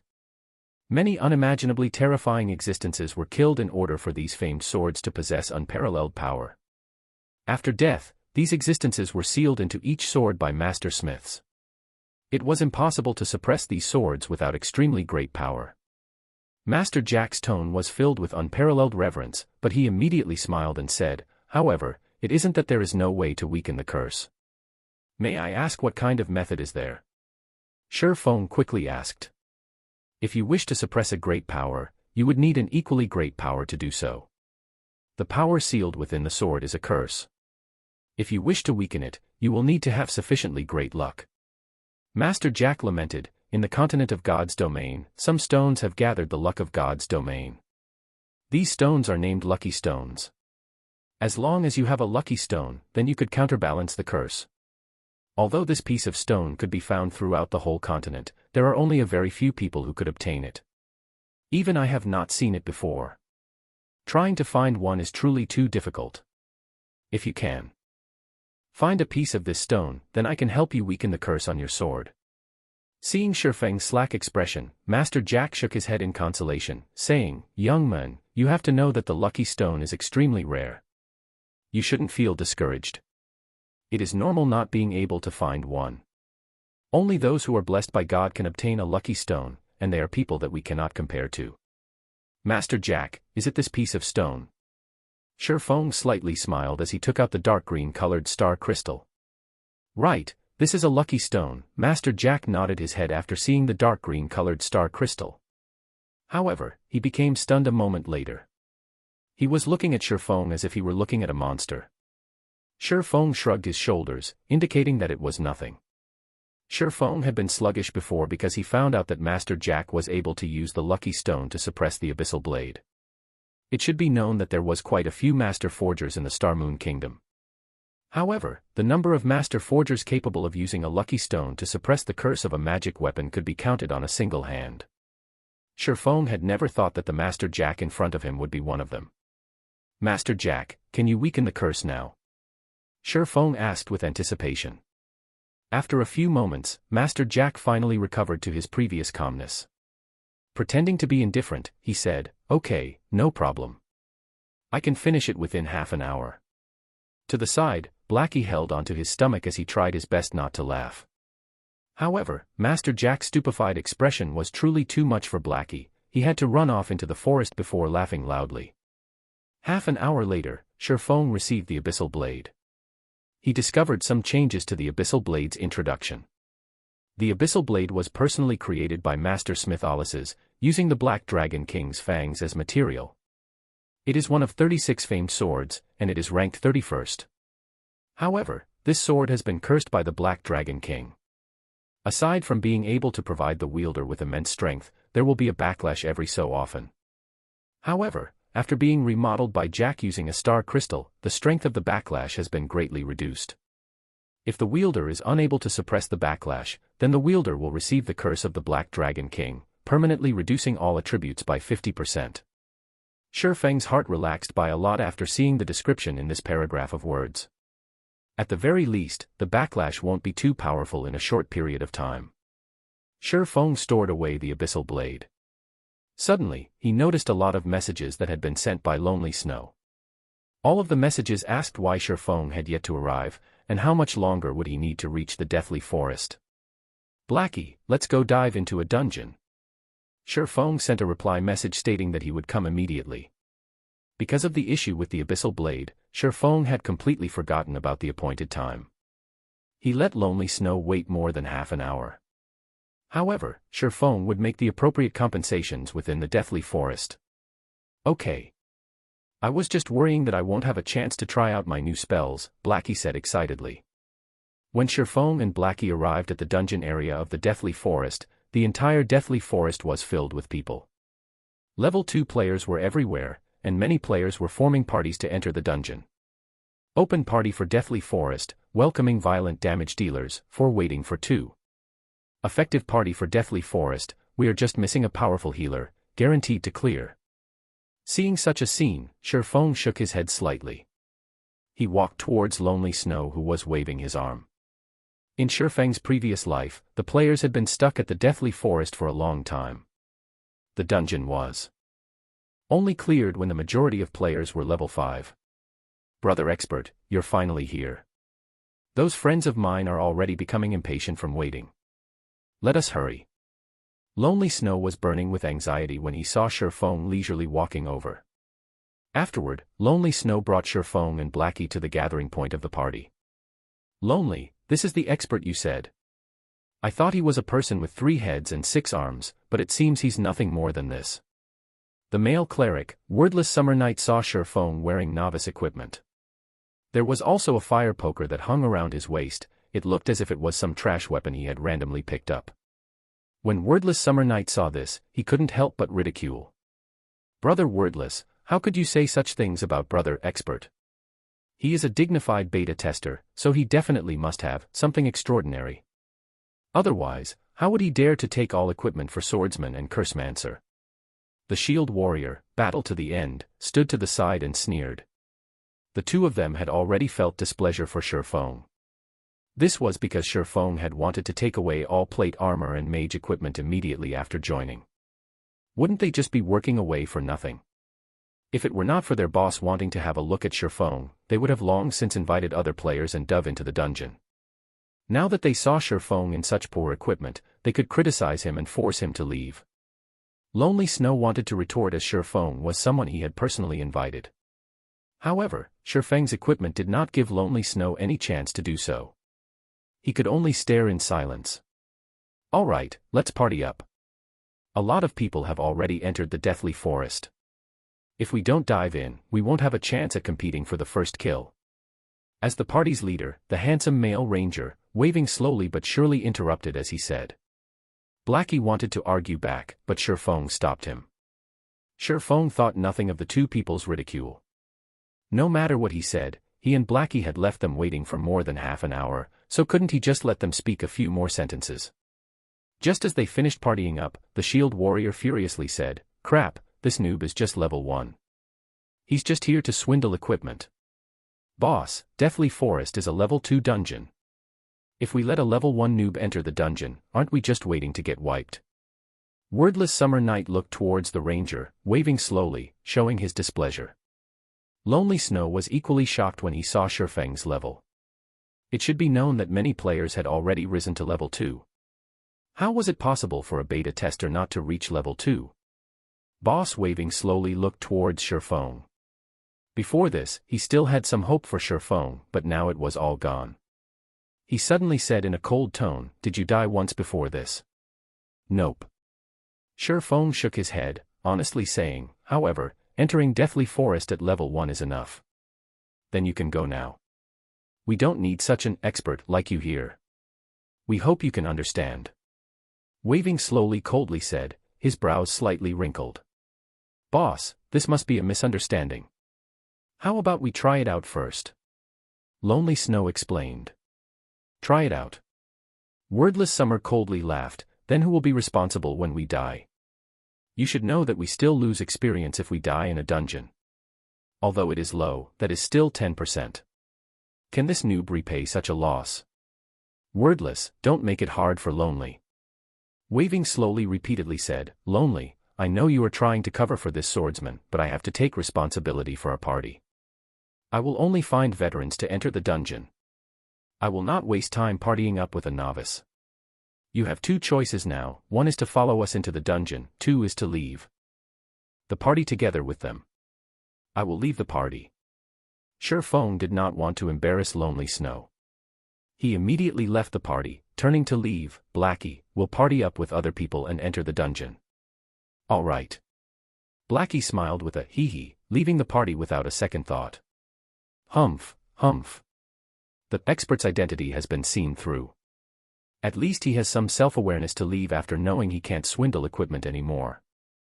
The shield warrior grinned and jeered, "Lonely, you really are gullible. Such a noob would trick only you. You need to learn properly from Boss," waving slowly in the future. Lonely Snow's face turned livid after hearing this. However, he did not feel that he was mistaken. Sherfong was definitely an expert. Boss, waving slowly, "Sorry for this." Lonely Snow chose to leave the party. He was prepared to join Sherfong in order to determine whether or not his judgment was correct. "You." Waving slowly was immediately stunned. He never thought Lonely Snow would be so decisive. It was simply a foolish decision. He would have long since chased Lonely Snow away if it wasn't because he had good techniques. Wordless Summer Night looked towards Lonely Snow, saying with a cold smile, "Lonely, you better not regret the choice you made. You'll regret when we clear the deathly forest and obtain great equipment. You'll regret it for 10 years, 20 years that you didn't follow Boss." Waving slowly. Chapter 21, Crouching Tiger, Hidden Dragon. Being said in such a way by Wordless Summer, Lonely Snow did not give any rebuttals. He only lowered his head and left, chasing after Sherfong. Waving slowly squinted his eyes. When he thought about Sherfong equipped in a body of trash equipment, he could not understand what methods Sherfong had used to cause Lonely Snow to follow him. Lonely Snow had even given up on the clearing deathly forest. "Boss, let's ignore that foolish Lonely Snow. At worst, we'll start looking for people again. There are plenty of level 2 players now," Battle to the End said in disdain as he watched Lonely Snow. Waving slowly nodded his head. Lonely Snow's leaving did not cause any loss to their party. As for Sherfong creating a party to dive into the deathly forest, not to mention clearing the dungeon, nobody would go in with a level 1 player. In front of the deathly forest's entrance, Sherfong and Blackie continuously shouted to recruit people. "Open party for deathly forest, no rigid requirements, okay as long as you're a veteran gamer. 2 waiting for 4. Sherfong shouted. When everyone heard of it, many level 2 players had run over. It was because Sherfeng's requirements were very low. Many small parties would choose people based on equipment quality, they needed a few pieces of common equipment to pass. However, who would have that many pieces of common equipment in the early periods of the game? Party me, party me. I'm already a level 2 cleric. Party me. I'm a level 2 shield warrior. I also have a piece of level 1 common plate armor armguard. In just a moment, Sherfong had invited 4 people. These 4 people were quite happy originally. There were over 10 people currently present, but only they were chosen. However, after they saw the party leader, Sherfeng's level, they left the party in rage one after another. Fuck, it's just a noob coming to die in the deathly forest at level 1.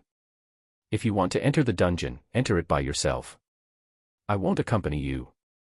No wonder there are no requirements for the party. Want us to give you a ride? Not a chance. The 4 people were extremely enraged, and the voices they made were practically roars. Every player at the deathly forest could hear it. Hee hee, even a level 1 player dares boast about entering the deathly forest. He just wants to tag along for experience and equipment. Lucky for me I didn't go over. There are all sorts of birds in a large forest. Who would be foolish enough to enter the dungeon with a level 1 noob? Isn't that just looking to be abused? One after another, the level 2 players laughed at Sherfong for overestimating himself and for his foolishness. Get lost if you don't wish to party up. We're not begging you all to come. Blackie became enraged after listening to them.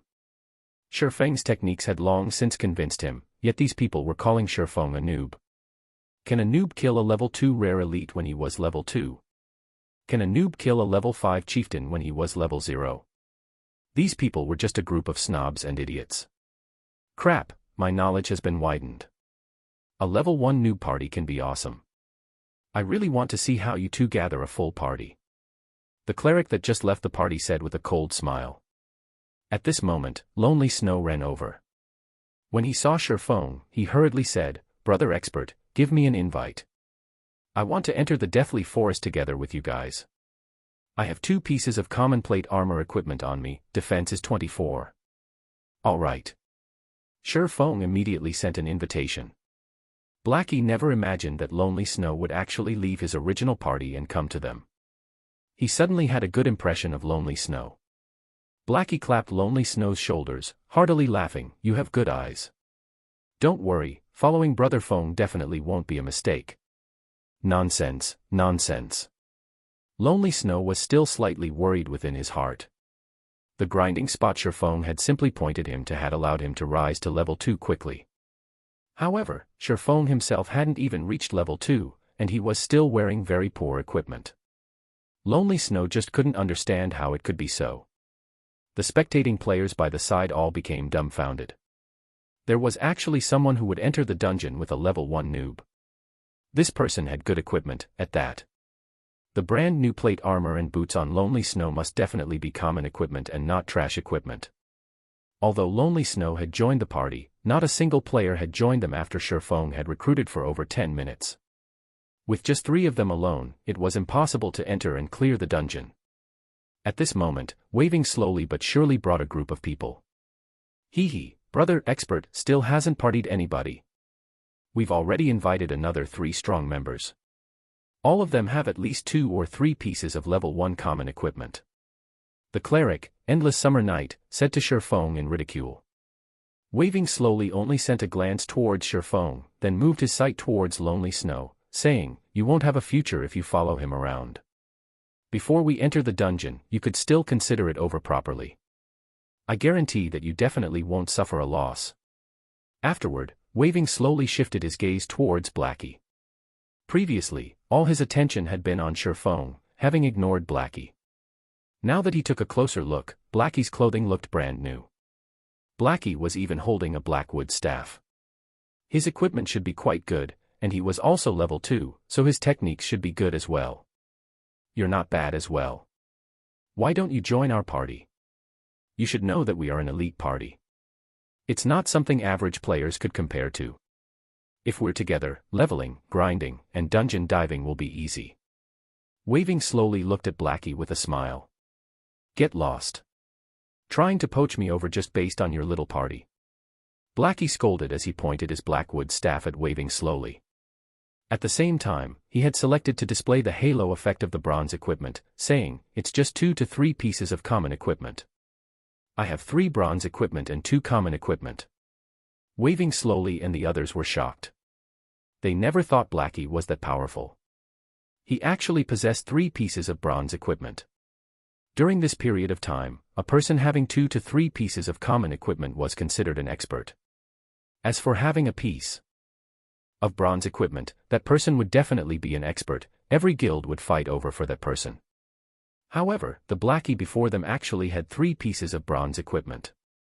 Waving slowly's party also became surprised.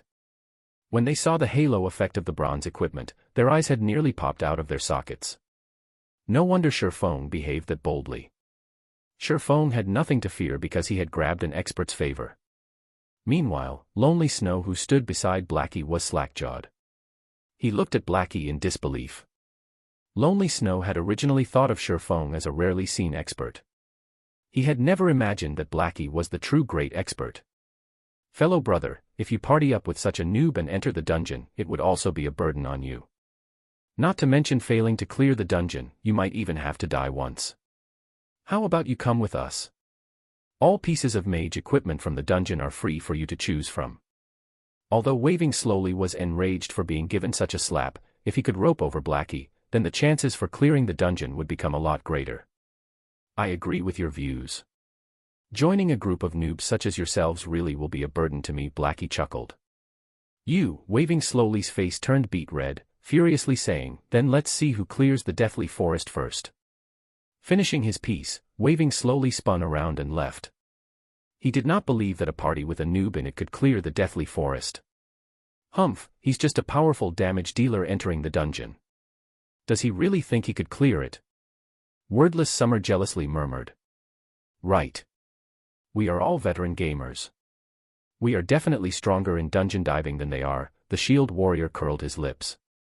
After Waving slowly's party left, the number of people applying for Shifeng's party had also suddenly increased. Such an effect was mainly caused by the equipment that Blackie wore. At this period, bronze equipment was definitely the proof of an expert. Even if there was a noob as the party leader, an expert with 3 pieces of bronze equipment could be considered as strong as 2 people. The advantage of having such an expert was definitely greater than an average party. However, Shifeng was no longer inviting people at random this time. There was a definite requirement. Such an action had caused the 4 players who had left Shifeng's party previously to regret immensely. How could they have acted on impulse? Now, Shifeng wouldn't give them a chance even if they wished to join. Just as Shifeng was fervently recruiting party members. At the southwest part of the Deathly Forest Dungeon's entrance, a great disturbance suddenly appeared. Many players had run over, one after another, every one of them having excited expressions. It can't be. Meeting in such a place, Blackie's two eyes stared straight ahead. Sure Feng was also shocked. They could even meet such an important figure in a small location like Red Leaf Town. It was just unimaginable. Could it be that Red Leaf Town was a place that had crouching tigers and hidden dragons, only, Sure Feng had never discovered it before? Chapter 22, Recruitment Storm. As more players started going there, Sure Feng's area turned leisurely. Brother Feng, I'm not seeing things, right? Or am I dreaming right now? Blackie rubbed his eyes as he asked with uncertainty. Sure Feng was speechless. With a bitter smile, he looked towards the three-man party that caused this disturbance. The newcomer was not just anybody, she was Blackie's idol, Goddess Gentle Snow. Gentle Snow's body was covered in a suit of gorgeous silver-colored plate armor, revealing her fine and curvaceous body. Adding to her angelic beauty and snow-cold temperament, even women's hearts would be moved by her, as well as a large group of men. Even Sure Feng couldn't help but admit that Gentle Snow was the most perfect woman he had seen before, be it regarding appearances, body, or temperament. There was not a single female celebrity who could match up to her. As for the two people on each side of Gentle Snow, Sure Feng was very familiar with them as well. He had seen them before on big news channels. They were all famous experts in God's domain. One of them was also an absolute beauty named Zhao Yueru. If Gentle Snow could be said to possess a perfect body and appearance, then Zhao Yueru possessed a devilishly enticing body and appearance.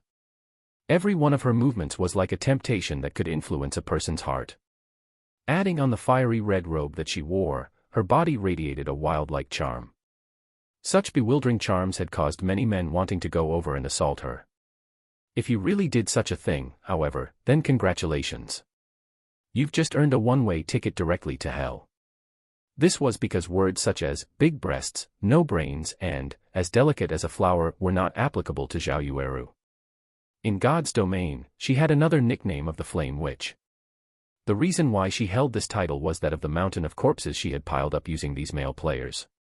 There had once been a guild leader of a large guild that had tried assaulting Zhao Yueru. As a result, the guild that had over 100,000 players became no more. Zhao Yueru even hunted their guild leader. The incident only came to an end when that guild leader was killed back to level 0. From then on, the title of Flame Witch had been cast on Zhao Yueru. Compared to the Snow Goddess and Flame Witch, the priestess by their side could only be considered normal. She was not overly beautiful, her techniques were not bad, and she was also within the top 100 rankings of Star Moon Kingdom's priest leaderboard. Two absolute beauties plus a great beauty, such a combination had created brilliant scenery in the deathly forest. Hundreds of players surrounded them, trying to become acquainted with the three women. Unfortunately, the three beauties did not even look at them. Sister Yueru, these people are really scary. How about we return and level up? The timid Xiao Yuer whispered. Hee, Yuer, don't be afraid. With Gentle Snow here, even if you give these hateful, vulgar men 10 times the courage, they wouldn't dare come over here, Zhao Yueru said with a smile, proudly sticking out her chest. Gentle Snow only nodded her head in reply. Regarding these salivating, vulgar men, she did not even place them in her eyes. Although the drops from elite monsters are not bad, the drop rate for skill books is higher at the Deathly Forest. If we don't grind for a few more skill books, we will level up very slowly in the future, Gentle Snow quietly said. Zhao Yueru nodded her head in agreement. Although the three of them had killed quite many elite monsters, the number of skill books that dropped was very little. Until now, the three of them had yet to learn even 3 skills. It was really affecting their strength utilization and grinding efficiency. Effective party for Deathly Forest, looking for a healer and MT, 3 waiting for 3. After taking a few looks, Sure Feng continued shouting. Although Gentle Snow and Zhao Yueru were indeed attractive, Sure Feng was no longer a child. He had seen plenty of beauties, especially after he became Shadow's captain. Many beauties would willingly throw themselves at Sure Feng. As for Gentle Snow and Zhao Yueru, it was good enough to just look at them for pleasure. Such beauties were not something Sure Feng could have thoughts about. His main goal right now was to get down to business. However, Sure Feng's shouting did not yield any replies. Not a single player had even glanced at him. All of them were staring and salivating at Gentle Snow's group of 3. Even Blackie was no exception, his eyes had nearly popped out of their sockets from staring. Shi Feng sighed, helplessly shaking his head and continued shouting and recruiting people. Crap, what is this fool blabbering about? Do you really think anybody would commit suicide together with you in the dungeon? Quickly scram, you level 1 noob. Stop distracting me from looking at beauties. Quite a few players started to express their discontentment. 2 high-quality beauties had already shown up, yet instead of trying to get closer to them, Shi Feng was actually making noise here. What would you do if those beauties were scared off?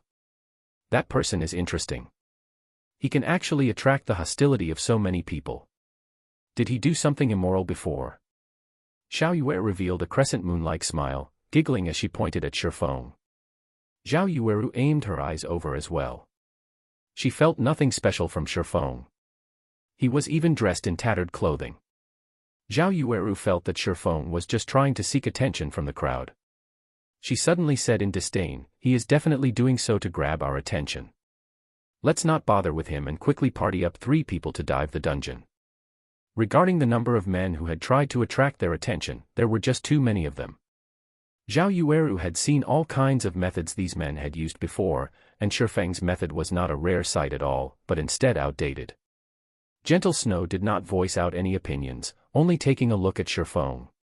She felt an odd feeling coming from Shi Feng. This was the spirit of a hidden sword. Gentle Snow was especially concerned about the fire poker hanging around Shi Feng's waist. Gentle Snow, what happened to you?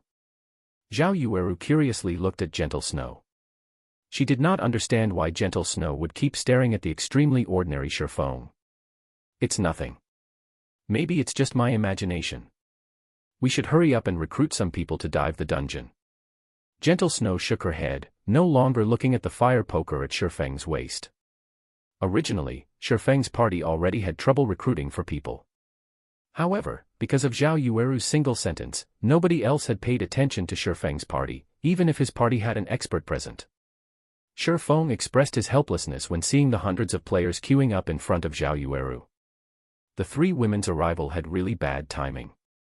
Brother Feng, why don't we go over there as well? Blackie shamelessly suggested. Scram. What do you take me for? Shi Feng rolled his eyes at Blackie. This fellow was just too shameless, forgetting friendship after finding love. Instead, Lonely Snow was the better one. He was a truly honest man. In the beginning, Lonely Snow had only taken a few glances but stopped after giving out a few praises. He had even helped Shi Feng in recruiting people by his side. Blackie did not dare to speak again after being scolded by Shi Feng. He could only silently look on in envy at those players in the queue. Over 10 minutes later, Shi Feng still had not recruited a single person. Similarly, Gentle Snow's party had also not recruited a single person.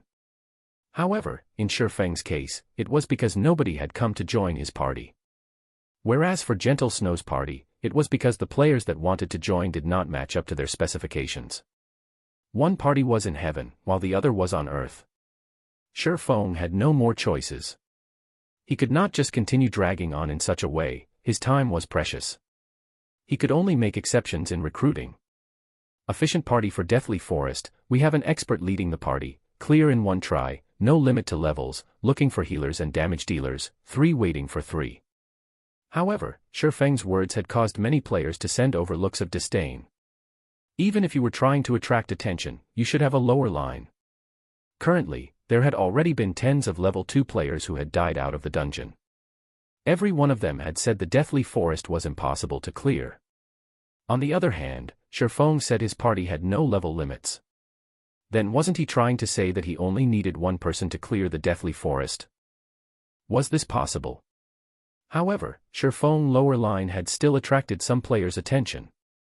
Within a few moments, a group of level 1 players had come running over to join. Chapter 23, Tyrant Bear. Tens of level 1 players came running over. The area in front of Shi Feng's party had also started becoming lively.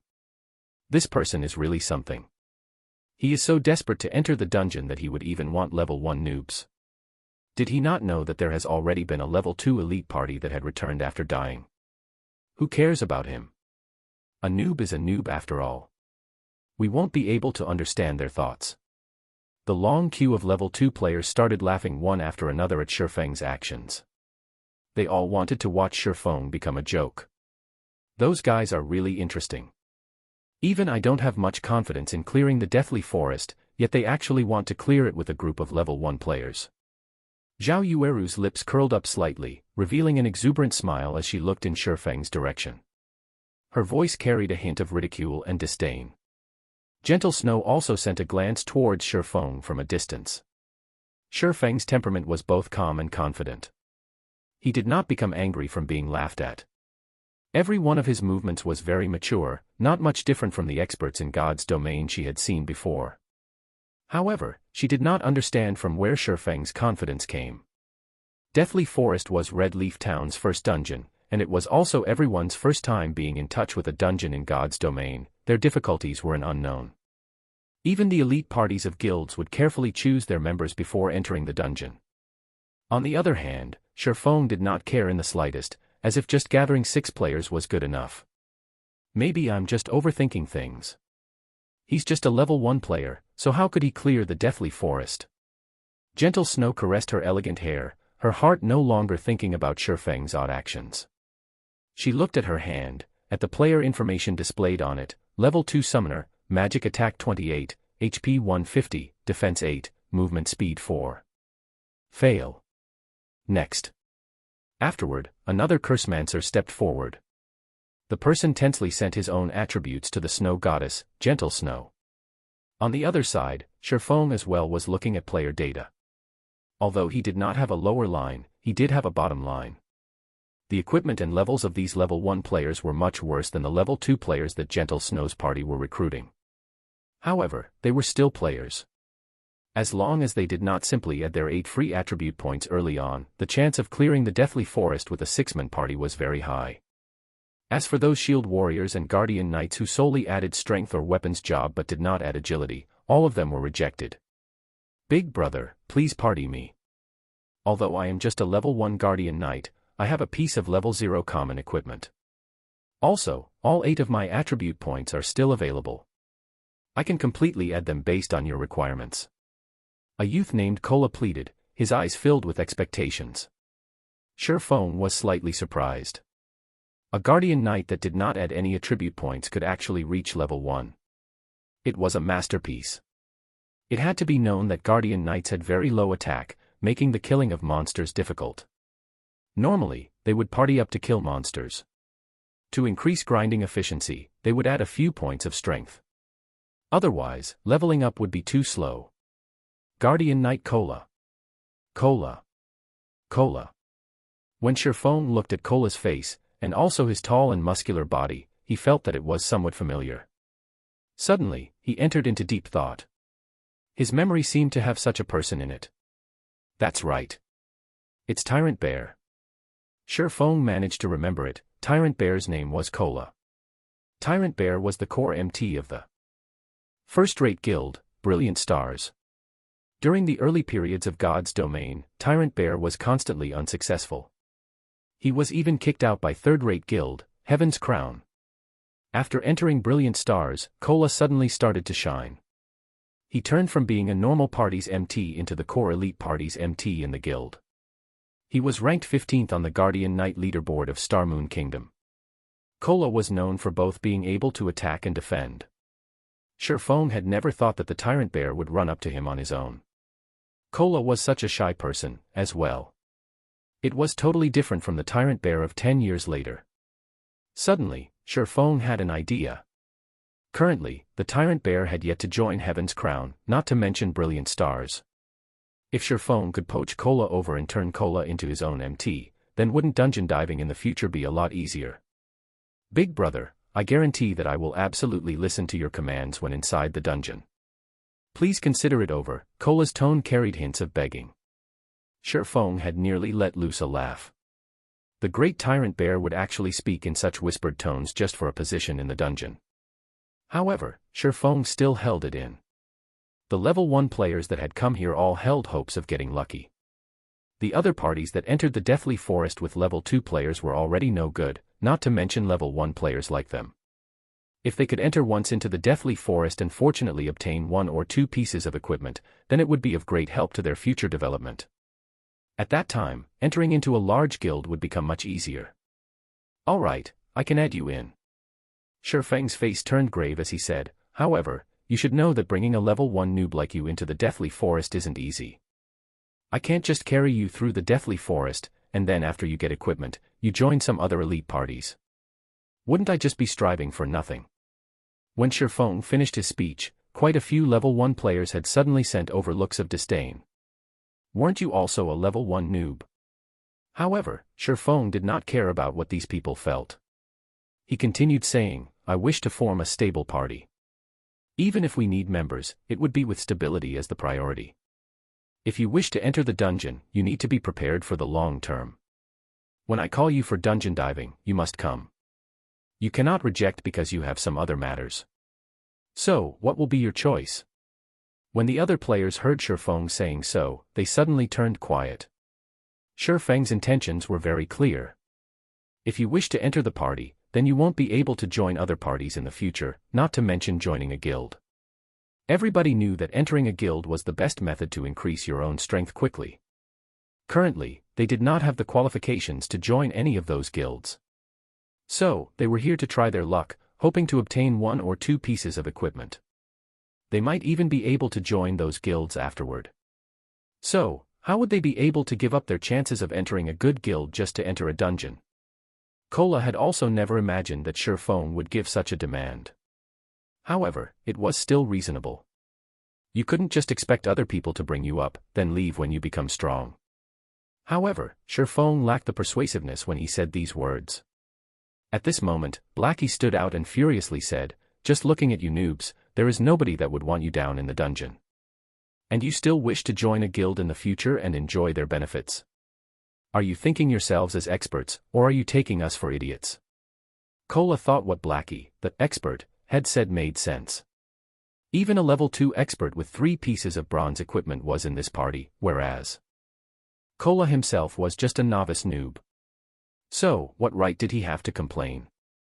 Many thanks for Big Brother Expert's pointers. Little Brother will definitely strive to fulfill his own role. Kola continuously thanked Blackie. Blackie felt somewhat uneasy from being thanked and referred to as an expert by Kola. Blackie was just a complete imposter of an expert. However, being called such by someone made Blackie want to become an expert in God's domain even more. Blackie, beautifully done. Shifeng stretched out a thumbs up, quietly praising Blackie. Shifeng never imagined Blackie would tame the tyrant bear just like that. The tyrant bear had also called Blackie a big brother with a face full of respect. Blackie suddenly became confused. He did not understand what he had done that was worth being praised by Shifeng. However, he was still very happy. At least he had done something for Shifeng, although he didn't know what he had done exactly.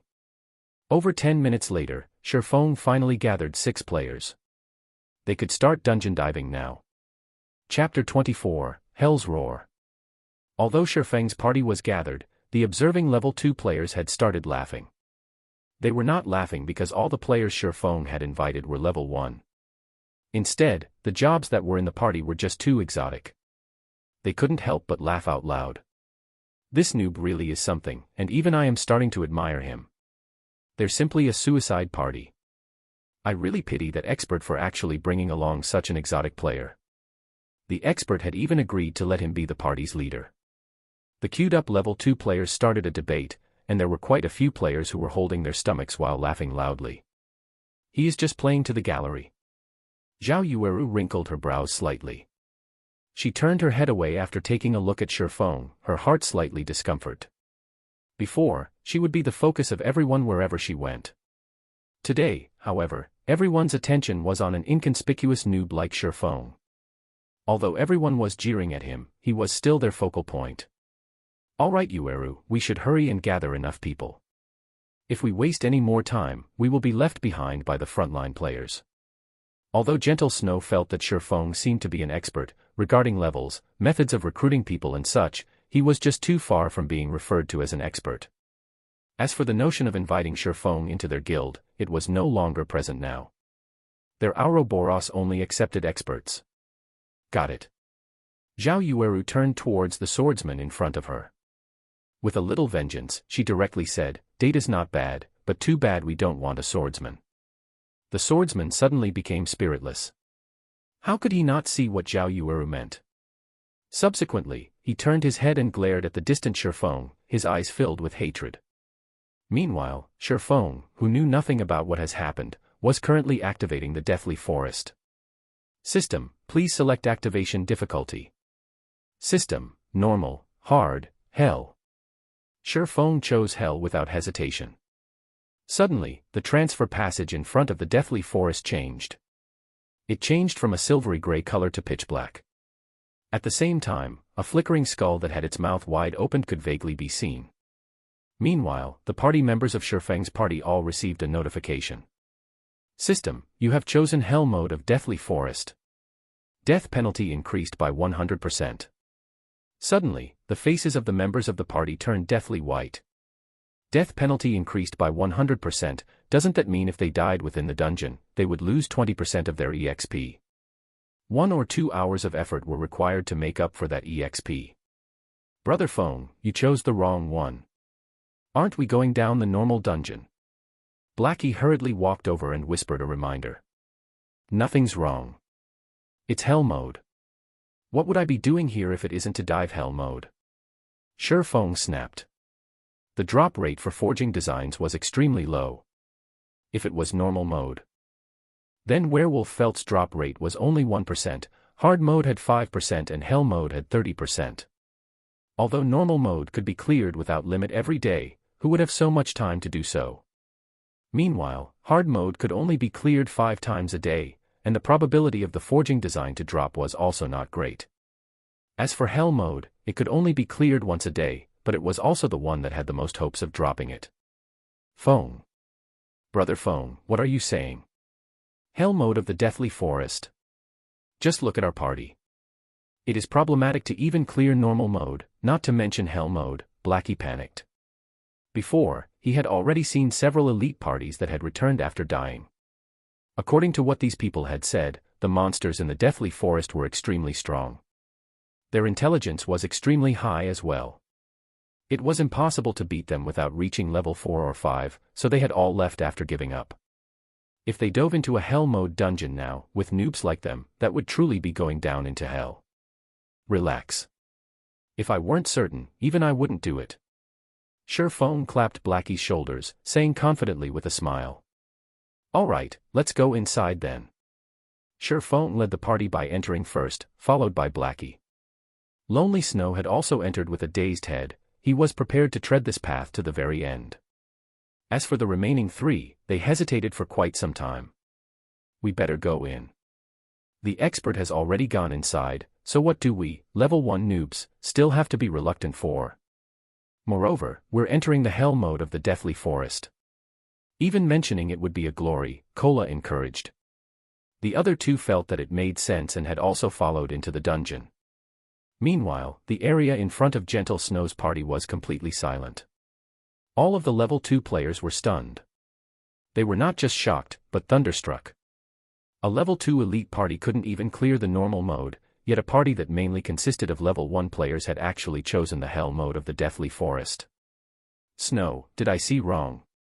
That's hell mode, right? Zhao Yueru asked. Gentle Snow nodded her head. Her beautiful eyes kept staring at the flickering skull.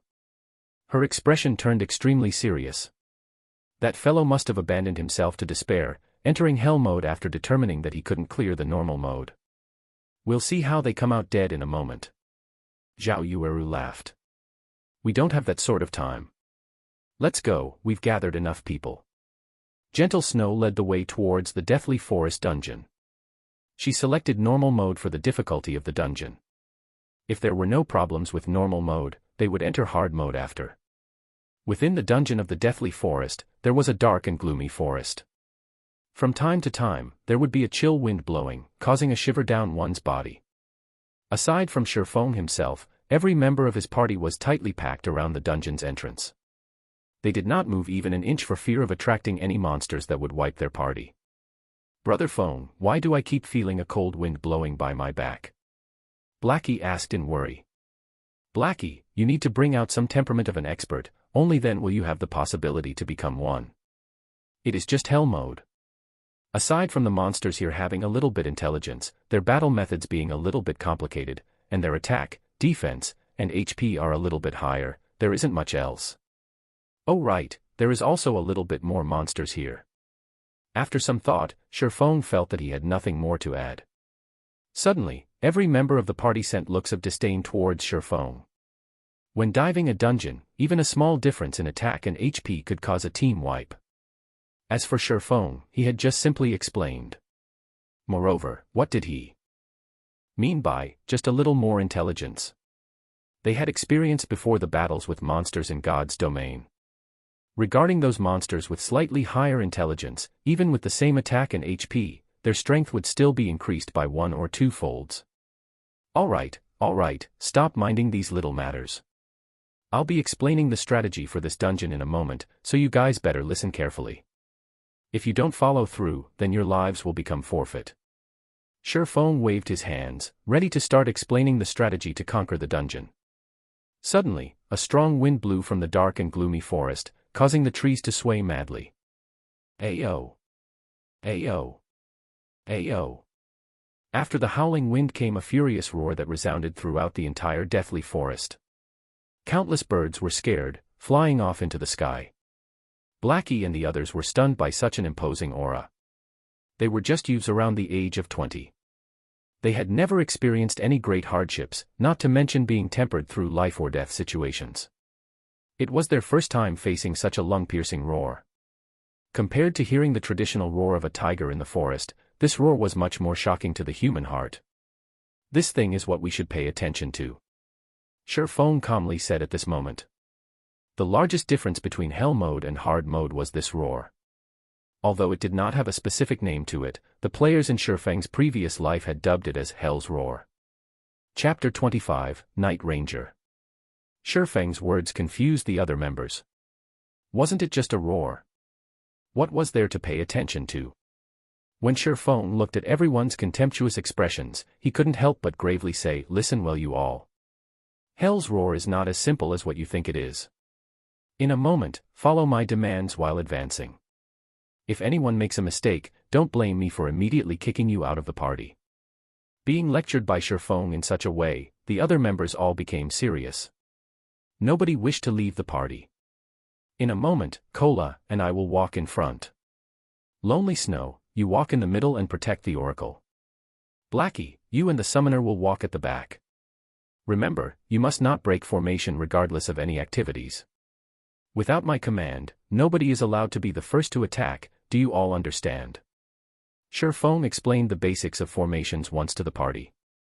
The reason Sherfong had allowed the Guardian Knight, Cola, to walk in front was that he let Cola add all of his free ability points into endurance. His HP now reached 310 points. With this much HP, Cola could resist a little longer, sharing some of Sherfeng's burden. The dungeons in God's domain were unlike the dungeons in other virtual reality games. The degree of freedom within the dungeon was high, and the dungeons, themselves, were very large. There were even quite a few player parties who had wandered around in the dungeon for hours without even meeting a single boss. Although the deathly forest was not as large, it was still possible to become lost within the dark and gloomy forest. If someone were to become lost, Sherfong only wished to say hee. The scary part of the deathly forest was that players could become lost once they entered the forest. Eventually, the players would mysteriously die one after another. In Sherfeng's previous life, there were countless players who had entered the forest and died over and over again in such a way without even meeting the shadow of a monster. If they had good luck and met a monster, then the result was a party wipe. Only after many experts of guilds had done it, did everyone finally understand the dreadfulness of the deathly forest. They had acknowledged that it was a terrifying dungeon that was impossible to clear without reaching level 5. When Shadow Guild reached level 5, they had organized hundreds of players to scout out the paths in the deathly forest. They had paid over hundreds of lives to finally have a clear understanding of the deathly forest's map. The entire deathly forest had 36 paths. However, only 3 of them led to the first boss, Willy. These 3 paths were paved with the lives of many players. Two of these three paths were extremely dangerous. Without sufficient strength, death would be the only result. There was only one path that had very few monsters. Under Shifeng's lead, everyone walked into the forest. The moment they entered the forest, everyone discovered that there were too many pathways through the forest. They did not know which one was the right path. However, Shifeng had chosen one without hesitation. Everyone else closely followed him while being cautious of their surroundings. After walking for about 5 minutes, they met their first monster. Suddenly, everybody started to become tense. Don't act on impulse. Listen to my commands. Shifeng loudly shouted. In front of them was only a level 2 elite monster, a night rabbit. However, due to the dungeon strengthening, its attack, defense, and HP were all greatly increased. Its HP was a whopping 700 points. Cola, you lure the monster over. Oracle, pay attention to healing. Everyone else, don't start the attack without my command. Shifeng quickly gave out orders. The guardian knight, Cola, gulped down a mouthful of saliva. He carefully walked towards the night rabbit's attack range. Everyone else was nervous to the extreme. Although this was only a level 2 elite, they were currently in the hell mode of a dungeon. However, everyone's nervousness was for naught. The moment the night rabbit with a person's height saw Cola, it immediately dashed over. Cola had very successfully lured the night rabbit over. Moreover, he did not panic when he lured it. He retreated while using his shield to block the night rabbit's attacks. However, even though every attack landed on the shield, the damage was still terrifying. Just a single hit dealt 42 damage. By the time Cola returned to the front of the party, his HP had already dropped by a third. The Oracle, whose name was Drowsy Sloth, had good awareness. He had given out healing the moment Cola entered his casting range. However, every heal could only add 24 HP to Cola. It was completely not enough to stop Cola's HP from falling. Brother Feng, are we still not attacking? Blackie was slightly nervous.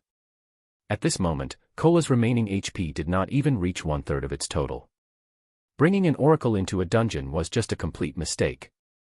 Amongst the healer jobs, Oracles had the weakest healing abilities. However, since Shifeng had chosen so, Blackie could only acknowledge it. Now that their MT was close to death, it would be unacceptable if they still did not attack. Hold on. Shifeng resolutely said. Time passed bit by bit. Cola continuously used his shield to block the claw attacks of the night rabbit, whereas his HP continuously decreased. Cola only had 20% HP remaining, yet Shifeng had yet to give out the command to attack. Just when everyone thought that Shifeng wanted to give up on Cola, a flying arrow pierced through the forest, shooting directly for the party's Oracle, Drowsy Sloth. Lonely Snow had not reacted at all as Drowsy Sloth was struck directly on his chest. A very great damage of -123 points appeared. At this moment, Shifeng shouted, Sloth, use life payment. Use the damage you received to heal Cola. Blackie, hold back the night rabbit to let Cola recover. Lonely, come with me. Everyone else attacks the night rabbit. Oracles were indeed the weakest regarding healing. However, Oracles had high HP, they would not be easily one-shot. Also, Oracles had two skills when they first start out. One was Life Prayer, while the other was Life Payment. Life Payment could turn the damage received by the user into a heal to be used on other players. In the early periods of the game, healers did not possess many skills or equipment. In regards to such a situation, Oracles had a greater advantage over other healers when entering the Deathly Forest. It was the reason why Shifeng had given up on choosing a priest over an Oracle. After finishing his piece, Shifeng rushed into the forest. Do you think I will let you run away? Shifeng coldly said as he looked at the dark shadow running through the forest. Shifeng turned into a phantom, chasing directly forward. The reason why Shifeng did not let anyone attack the night rabbit was to use Cola as bait. Shifeng wanted to lure out the dark hand hiding behind the scenes. Although the night rabbit looked terrifying, an elite party could face up to 2 or 3 of them at once without any problems. However, in Shifeng's previous life, the reason why even a level 5 elite party could be party-wiped was that of the dark shadow in front of Shifeng. This dark shadow used the night rabbit as bait, luring players into attacking it. The dark shadow, on the other hand, would ambush the healers from behind. As the Night Rabbit was occupying everyone else, there was no way to save the healer. In the end, everyone died. Inside the deathly forest, if players did not deal with this fellow, the result would be a party wipe. With the increased movement speed from Windblade, Sherfone quickly caught up to the Dark Shadow. Sherfone waved out 3 sword slashes, sealing the Dark Shadow's path of advance. The Black Shadow knew that it could not escape. It immediately turned around, unsheathing a pair of knives to block Sherfeng's attack. With the Abyssal Blade, Sherfeng's strength was frighteningly high. His attacks caused the Dark Shadow to take 3 steps back, and each step it retreated would be followed by the damage that was over -10. In the end, the Dark Shadow revealed its figure under the moonlight. Night Ranger, Special Elite. HP 1458/1500. Seeing the Night Ranger being repelled, Sherfone immediately used Abyssal Bind without giving him a chance. 9 pitch-black chains appeared to bind the Night Ranger, preventing him from moving for 3 seconds, and his defense reduced by 100%. Damages of -81, -98, -119, -124 appeared. When the 2 skills landed, a frightening amount of damage appeared, taking away a quarter of the Night Ranger's HP. No matter how capable the Night Ranger was, it could not break free from the binding of the 9 chains. He could only silently take a beating for 3 whole seconds. Sherfone was unrestrained as he sent out sword slash after sword slash, piercing through the vital point on the Night Ranger's chest. By the time the Night Ranger broke free from the bindings, his remaining HP did not exceed 700 points. Wretched human! The Night Ranger was enraged. He brandished his twin blades like a gale, engulfing Sherfone. At this moment, Lonely Snow finally caught up. A charge from him had caused the Night Ranger to enter a fainted state, at the same time breaking the Night Ranger's gale-like blade. Sherfone took the chance to slash at the Night Ranger's neck. Lonely Snow also brandished his large axe at the Night Ranger. By the time the Night Ranger had awoken, he only had a remnant of his HP left. The Night Ranger abruptly hacked his twin blades towards Lonely Snow, sending him flying backward and dealing 64 damage. The Night Ranger turned his head to stare at Sherfone, once more brandishing his twin blades and slashing horizontally towards Sherfeng's neck. Dang! Sherfone used parry with his sword. Without giving the Night Ranger any chances to retaliate, Sherfone lifted up the Ranger and tossed him back. Then, Sherfone followed up with a couple of sword strikes, finishing off the Night Ranger. Sherfone conveniently picked up the 2 items that dropped, then immediately ran towards Cola's location to provide help. Laying by the side, Lonely Snow became dumbfounded after seeing Sherfeng's agile skills. His heart filled with shock, Lonely Snow had even forgotten to follow Sherfone to support. There was such a way even to kill monsters. Chapter 26, Miraculous Technique. By the time Sherfone returned to the party, the elite Night Rabbit only had 1/3 of its HP remaining. Everyone had coordinated properly. Cola tanked in the front alone, while the others vigorously dealt damage. However, to control aggro, Blackie did not madly deal damage. Instead, he used Evil Whip to pin down the Night Rabbit, giving Cola some breathing space. Cola's performance was also very good. He steadily tanked the monster, and he also had good control over aggro. Cola was not at the level of a novice, but there was still a long road ahead before he became an expert. Cola, don't always try to block with your shield. It isn't a must to block an attack like the other virtual reality games. You can also dodge to avoid an attack. That way, you could reduce the stress on the healer. For everyone else, focus your attacks on the target. Don't just randomly attack, aim your attacks at the wild rabbit's claws or other weak points. That way, you can reduce a lot of burden on the MT. Sherfone did not directly go up to help Cola, but instead, he taught everyone how to battle against monsters.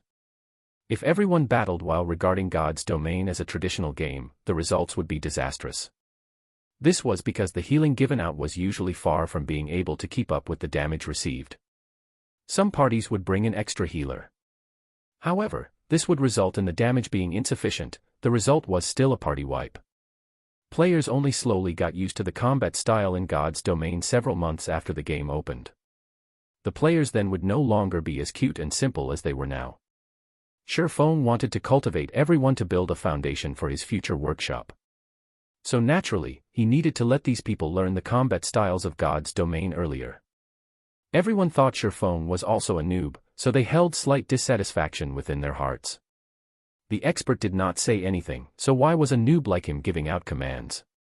However, Shifeng's words made sense, so they still consciously did as Shifeng said.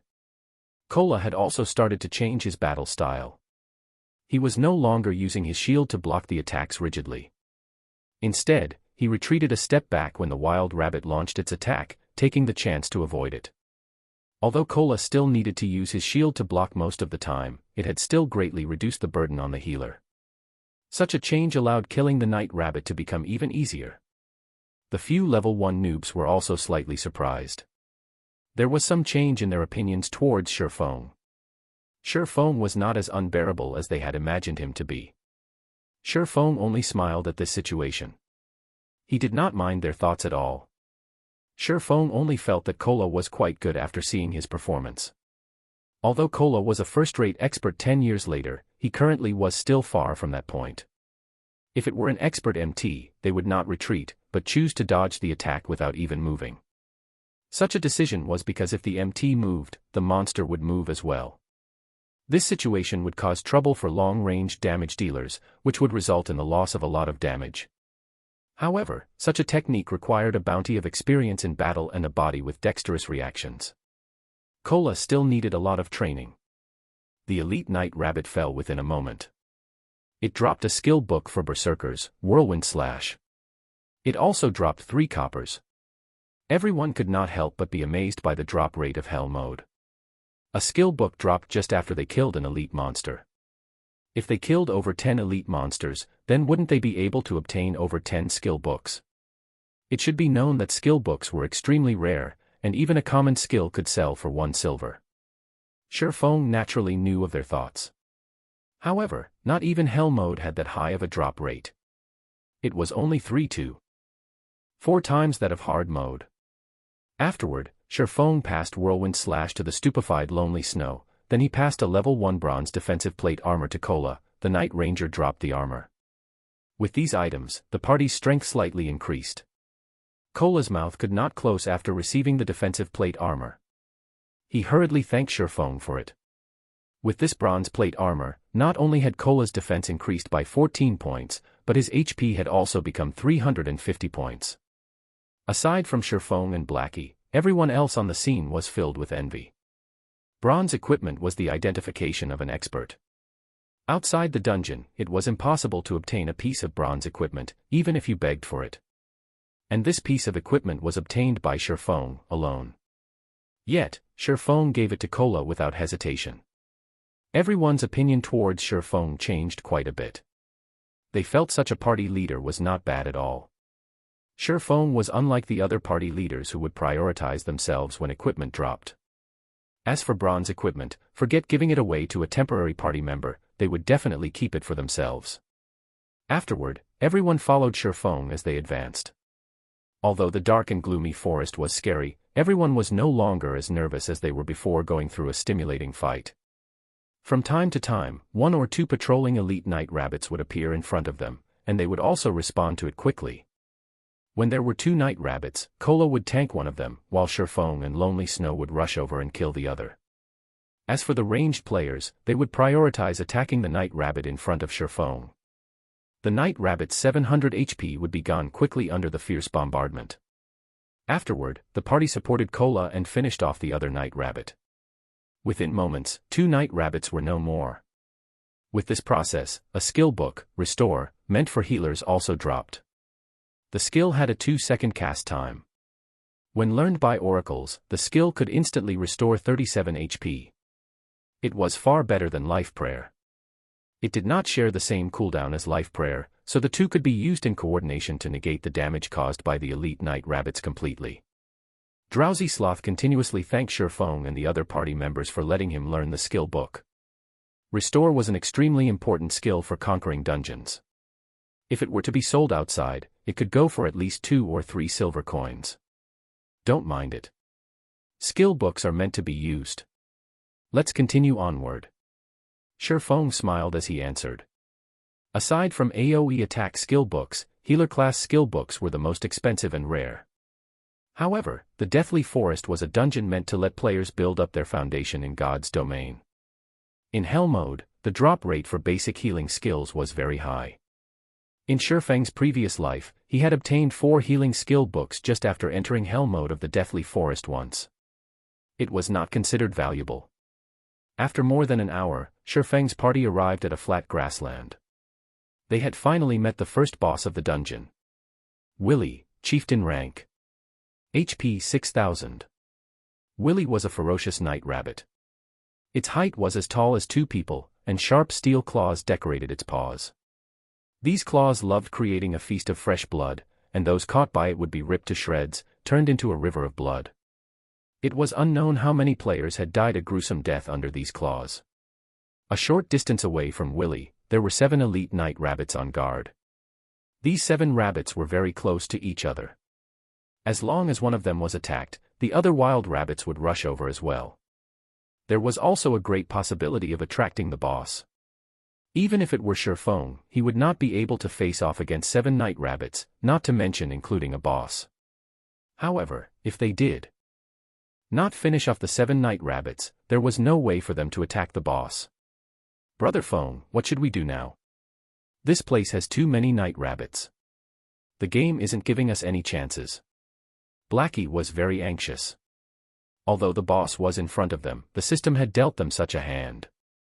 This difficulty was just too great. No wonder it was a Hell mode dungeon.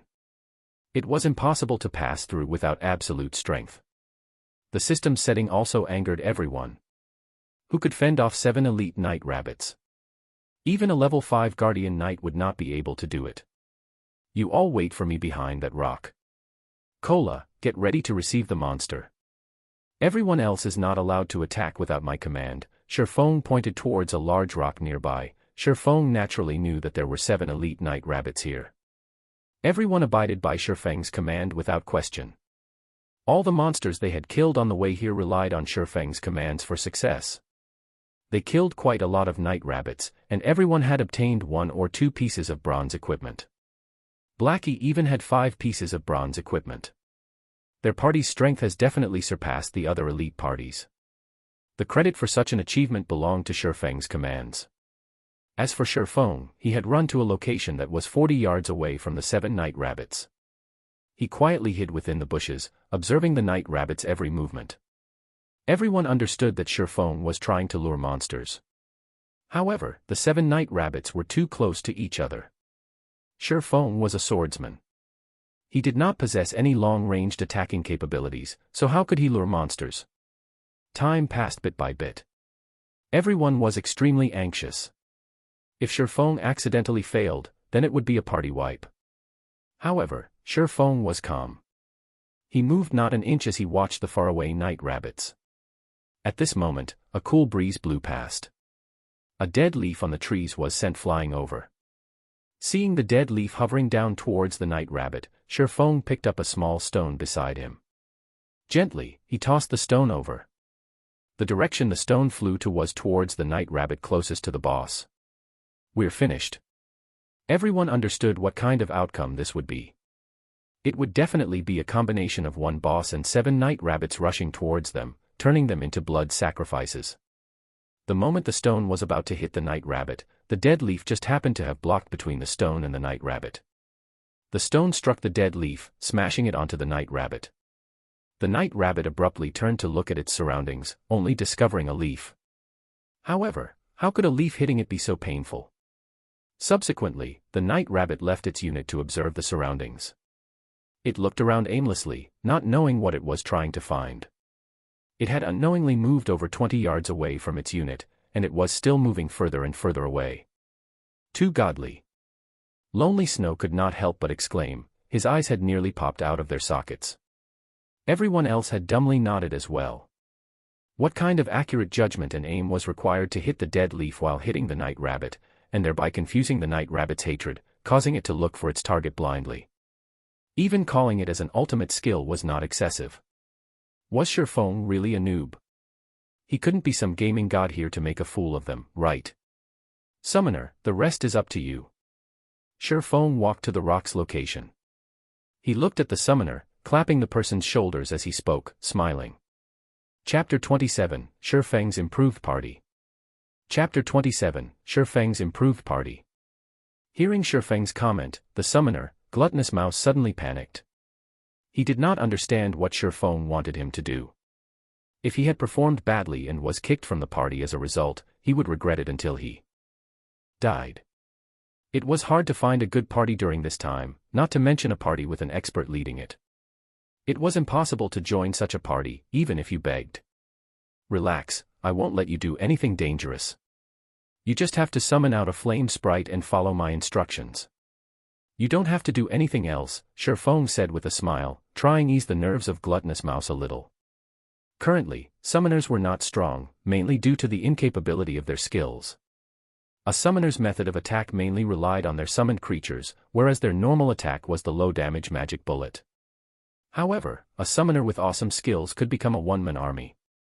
It was especially true for summoners who could call out powerful elemental creatures. They could kill elite monsters as if they were just playing around. Party leader, rest assured, I'll definitely do it. Gluttonous Mouse loudly said, his tone filled with respect. He was like a student who had met his teacher. Everyone else, distance yourselves from that rock, 20 yards away from it would be the best. Pay attention not to lure the other monsters. Shifeng turned around and said to the other party members. Yes, party leader. The other party members loudly replied. Their current attitudes were completely different from before. Shifeng was slightly shocked by everyone's performance. Why was each and every one of them so obedient all of a sudden? However, Shifeng did not know that the single stone he threw just now had completely shocked every one of them. They were filled with admiration towards Shifeng's stone-throwing technique. Such skill and accuracy were definitely not something a normal person could do, professional players might not even be able to do so. Worshipping the strong was a common sight within a game. These level 1 noobs were no exception. At this moment, the gaze everyone used to look at Shifeng was completely different. Before, they merely felt that Shifeng was a good commander. Now, however, Shifeng was a strong person they worshipped. They had faintly grown a sense of reverence for Shifeng. Standing to the side, Blackie clapped Lonely Snow's shoulders, proudly saying, "How is it? Following Brother Feng isn't bad, right?" Lonely Snow silently nodded his head, rejoicing for the decision he made to follow after Shifeng. Shifeng was definitely a beta tester expert. Without sufficient experience and practice, such techniques were impossible to accomplish. Only a beta tester could possibly do it. Ha ha ha. What do you plan to do in the future? Blackie suddenly asked. He started to hatch ideas towards Lonely Snow. Blackie wanted to poach Lonely Snow for their workshop, even though the workshop was still non-existent. There was a 100% chance for Cola to join them, but Lonely Snow still did not have any plans to move in such a direction. The future. Lonely Snow had never considered it before. He was but an average player.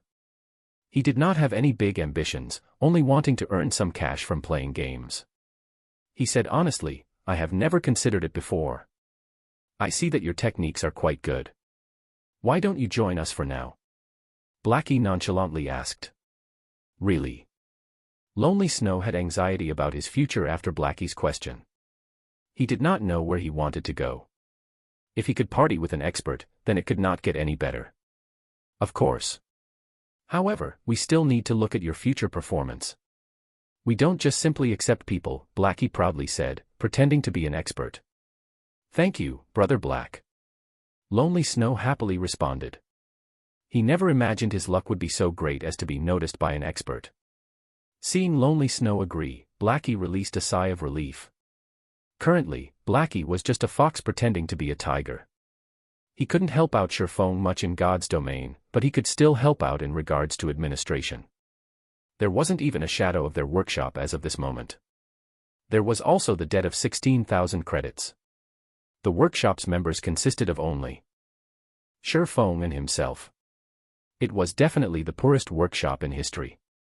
If this was found out by the others, they would definitely turn around and leave. Now, Blackie could only fake being an expert to lure people to join their workshop. At this moment, Shifeng was currently explaining the contents of the operation to the summoner. The operation was to let Gluttonous Mouse lure the remaining 6 night rabbits by controlling his flame sprite. Because the night rabbit that was closest to the boss was no more, luring the other night rabbits would not attract the boss. They could lure the monsters with ease. The flame sprite was extremely weak. Its HP was only a pitiful 15 points, and it would die in a single hit. However, its movement speed was extremely quick. Adding to its very small size, trying to hit it would be a difficult task. Start the operation. Mouse, remember to maintain a distance of 4 yards or above while circling around the rock, Surephone reminded once more. Gluttonous Mouse nodded his head. Carefully, he controlled the flame sprite to lure the 6 night rabbits. When the sprite entered the 35-yard distance, the nearest elite night rabbit discovered the flame sprite. Suddenly, it turned its body around and rushed towards the flame sprite. The other night rabbits also came rushing along. Seeing the night rabbits taking the bait, Gluttonous Mouse immediately controlled the flame sprite and ran. The 6 night rabbits were in hot pursuit, but their speed could no match for the flame sprite. In a moment, the flame sprite had arrived beneath the large rock. It had lured the 6 night rabbits over and started circling around the large rock. On the other side, Cola had already aggroed the night rabbit that had left its unit.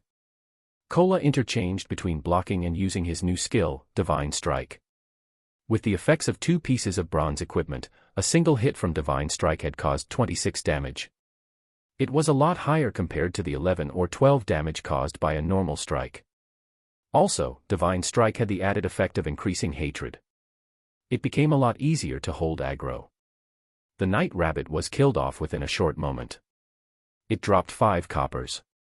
After this night rabbit was handled, only the 6 night rabbits that kept on circling around the large rock remained. I'll lure the night rabbits. Cola, pay attention to pull the monster. Surephone picked up another small stone, throwing it at the night rabbit that ran at the rear. The night rabbit rubbed its cranium after being struck on it. The rabbit turned around, discovering Surephone that had thrown the stone. The night rabbit suddenly became enraged. It madly hopped towards Surephone with its powerful legs. As for the other night rabbits, they were still excitedly chasing after the flame sprite, failing to notice the disappearance of one of their companions. Receive it.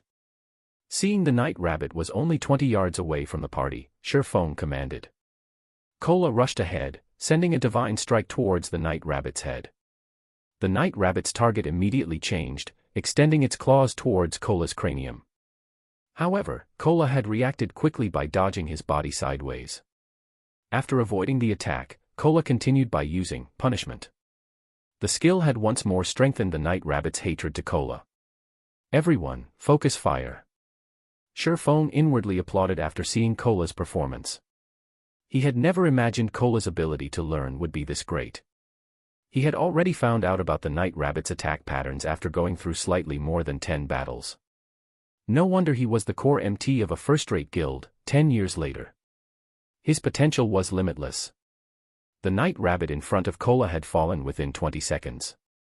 It had even dropped a skill book for swordsman, Double Chop. Surephone immediately learned it without reservations. Double Chop, action type. Rapidly deals damage twice. Every slash of the sword deals 120% plus 15 damage, also increasing bleeding effect by 20%. Duration of 10 seconds. Stacks up to a maximum of 5 times. Cooldown, 8 seconds. This skill book had greatly increased Surepheng's explosive power. As for the problem of getting used to the skill, it was non-existent for Surephone. After playing for 10 years as a swordsman, the skills belonging to the job were deeply ingrained into Surepheng's bones. As long as Surephone got a hold of these skills, he would be able to utilize them to their greatest potential. Surephone had also lured the remaining 5 night rabbits over, one after another. The party had killed the rabbits one by one, and following the death of the final night rabbit, a golden glow appeared around Surepheng's body. He had risen to level 2. At the same time, the 5 night rabbits had contributed to the party a piece of bronze plate armor for guardian knights. The equipment increased Cola's HP to 390 points and his defense to 56. It had also increased Cola's ability to resist against the Night Rabbit Chieftain, Willy. Chapter 28, The Horror of Hell Mode. With the elites that were on guard all dead, only the boss, Willy, remained on the open field. At this moment, Willy was laying on the ground, sleeping. It would scratch its back from time to time, completely unaware of its missing henchman. Everyone, recover for now. I'll explain the method to raid Willy in a moment. Sherfong wanted everyone to ease up first. It would not be easy to face off against Willy. The fight would require a high degree of concentration because a single mistake would cause everyone to be buried together. Hearing Sherfeng's command, everyone sat down to recuperate. They ate and drank to recover to their best state. Sherfeng's finger waved and shook as he called up his attribute panel. He had recently reached level 2. Because of the Abyssal Blade, the free attribute points he obtained exceeded other players by 2 points. The choices he could make with his points were slightly more than the average player. In the initial period, it was sufficient for the agility of a swordsman to reach 20 points. However, Sherfong increased his to 30 points. There would be a fixed increase in the body's flexibility when agility reached 30 points. Subsequently, Sherfong added the remaining points into strength, making it easier for him to contend with the boss. Sherfong had on him 3 pieces of bronze equipment, a mysterious iron ring, and a magic weapon. Sherfong attributes had basically reached his own requirements. Level 2, HP, 520/520. Attack power, 88. Defense power, 39. Attack speed, 15. Movement speed, 13. Attributes, Strength 32, Agility 30, Endurance 24, Intelligence 13, Vitality 13. With such attributes, Sherfong had more confidence dealing with Willy. Seeing everyone recovered, Sherfong started explaining, Willy has 2 skills. One of them is Killing Feast. When used, Willy will ignore hatred and randomly attack the nearest players. Blackie and Lonely, you two have to pay attention to your positioning. The other skill is Death Claws. Cola, you have to distance yourself from the boss before this skill is used. Lonely Snow, pay attention to interrupt the boss. I'll remind you when the time comes. Another point to take note of, Willy is very smart, so don't keep on using the same attack pattern. Alright, that's it. If we're ready, then start the battle, Cola. Brother Fong, is there nothing else we have to pay attention to? Blackie walked up to Sherfeng's side, whispering. This place was the hell mode of the Deathly Forest. Not everyone was an expert, as well. However, Sherfeng's explanation was so simple that it made them feel conquering this boss was very easy. However, there were so many elite parties which had died inside normal mode, so how could hell mode be so simple? Party leader, are there no details we need to pay attention to? Everyone was very worried. They all held anticipation in their gazes as they looked towards Sherfong, hoping that he would speak more about the finer details. They were noobs, so there were a lot of things they did not understand. In regards to an expert like Sherfong, the things he felt were common knowledge were definitely not common to noobs like them. Elites could not be compared to a boss. The other elite parties must have definitely died at the hands of the boss. Although their equipment was better than an elite party's, they were still level 1 noobs. They clearly knew their own worth. You guys worry too much. Relax. When the time comes, I'll tell you what you should do and when you should do it, so don't worry about it. Cola, start the fight and remember to dodge more often.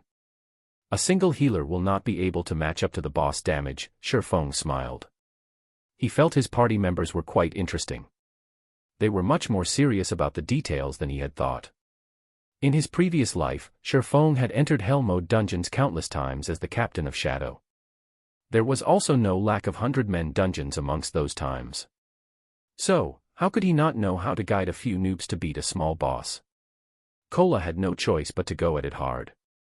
Willy abruptly leaped up the moment Cola entered its detection range. Its mouth salivated when it saw Cola, and its 2 pairs of steel claws intertwined to produce sparks. Cola had clearly stimulated Willy's heart of massacre. It lifted its steel claws and hastily dashed towards Cola. Start casting heals. All damage dealers prepare to attack Willy's limbs. Sherfong commanded when he saw Willy's menacing appearance. Just when Sherfong finished speaking, Willy had arrived before of Cola. Before Cola could react, its sharp claws had fallen from the sky, slashing at Cola's neck. Pang! Cola instinctively used his shield to block the steel claws, forming 3 brilliant streaks of sparks. There were also 3 claw marks left on the shield. Due to the immense rushing force, Cola was forced to retreat 5 or 6 steps as he stabilized his body. Above his head, a damage of -103 appeared. Before Cola could even attack, Willy once again waved out its steel. This time, Cola was sent flying with his shield, and a damage of -105 points appeared. Only at this moment did the heal land on Cola, recovering 43 HP for him. It was a truly insignificant amount when compared to the damage Cola received. Everyone was shocked. The movement speed and damage of the boss was too horrifying. If Cola did not possess 2 pieces of bronze equipment, or if he did not block the attacks with his shield, he would have simply died from these 2 strikes. Lonely Snow, use charge on Willy. Blackie, use evil whip. Sherfong had long since expected such a situation. He quickly instructed Blackie to use a binding skill. Lonely Snow reacted by using a charge to block Willy's next attack and saved Cola's life. However, Lonely Snow's attack had only caused -11 damage to Willy. He became dumbfounded by it. He had added most of his attribute points into strength, and he even had 2 pieces of bronze equipment on him. Yet, he had dealt such a small amount of damage. It should be known that the boss in front of him had 6,000 HP. Blackie also finished chanting from the side, sending out his evil whip. 5 streaks of pitch-black thorns suddenly constricted Willy's legs. Sherfong took the chance to circle around to Willy's rear. With the abyssal blade in hand, he used double chop on Willy's neck, causing -66 and -67 damage.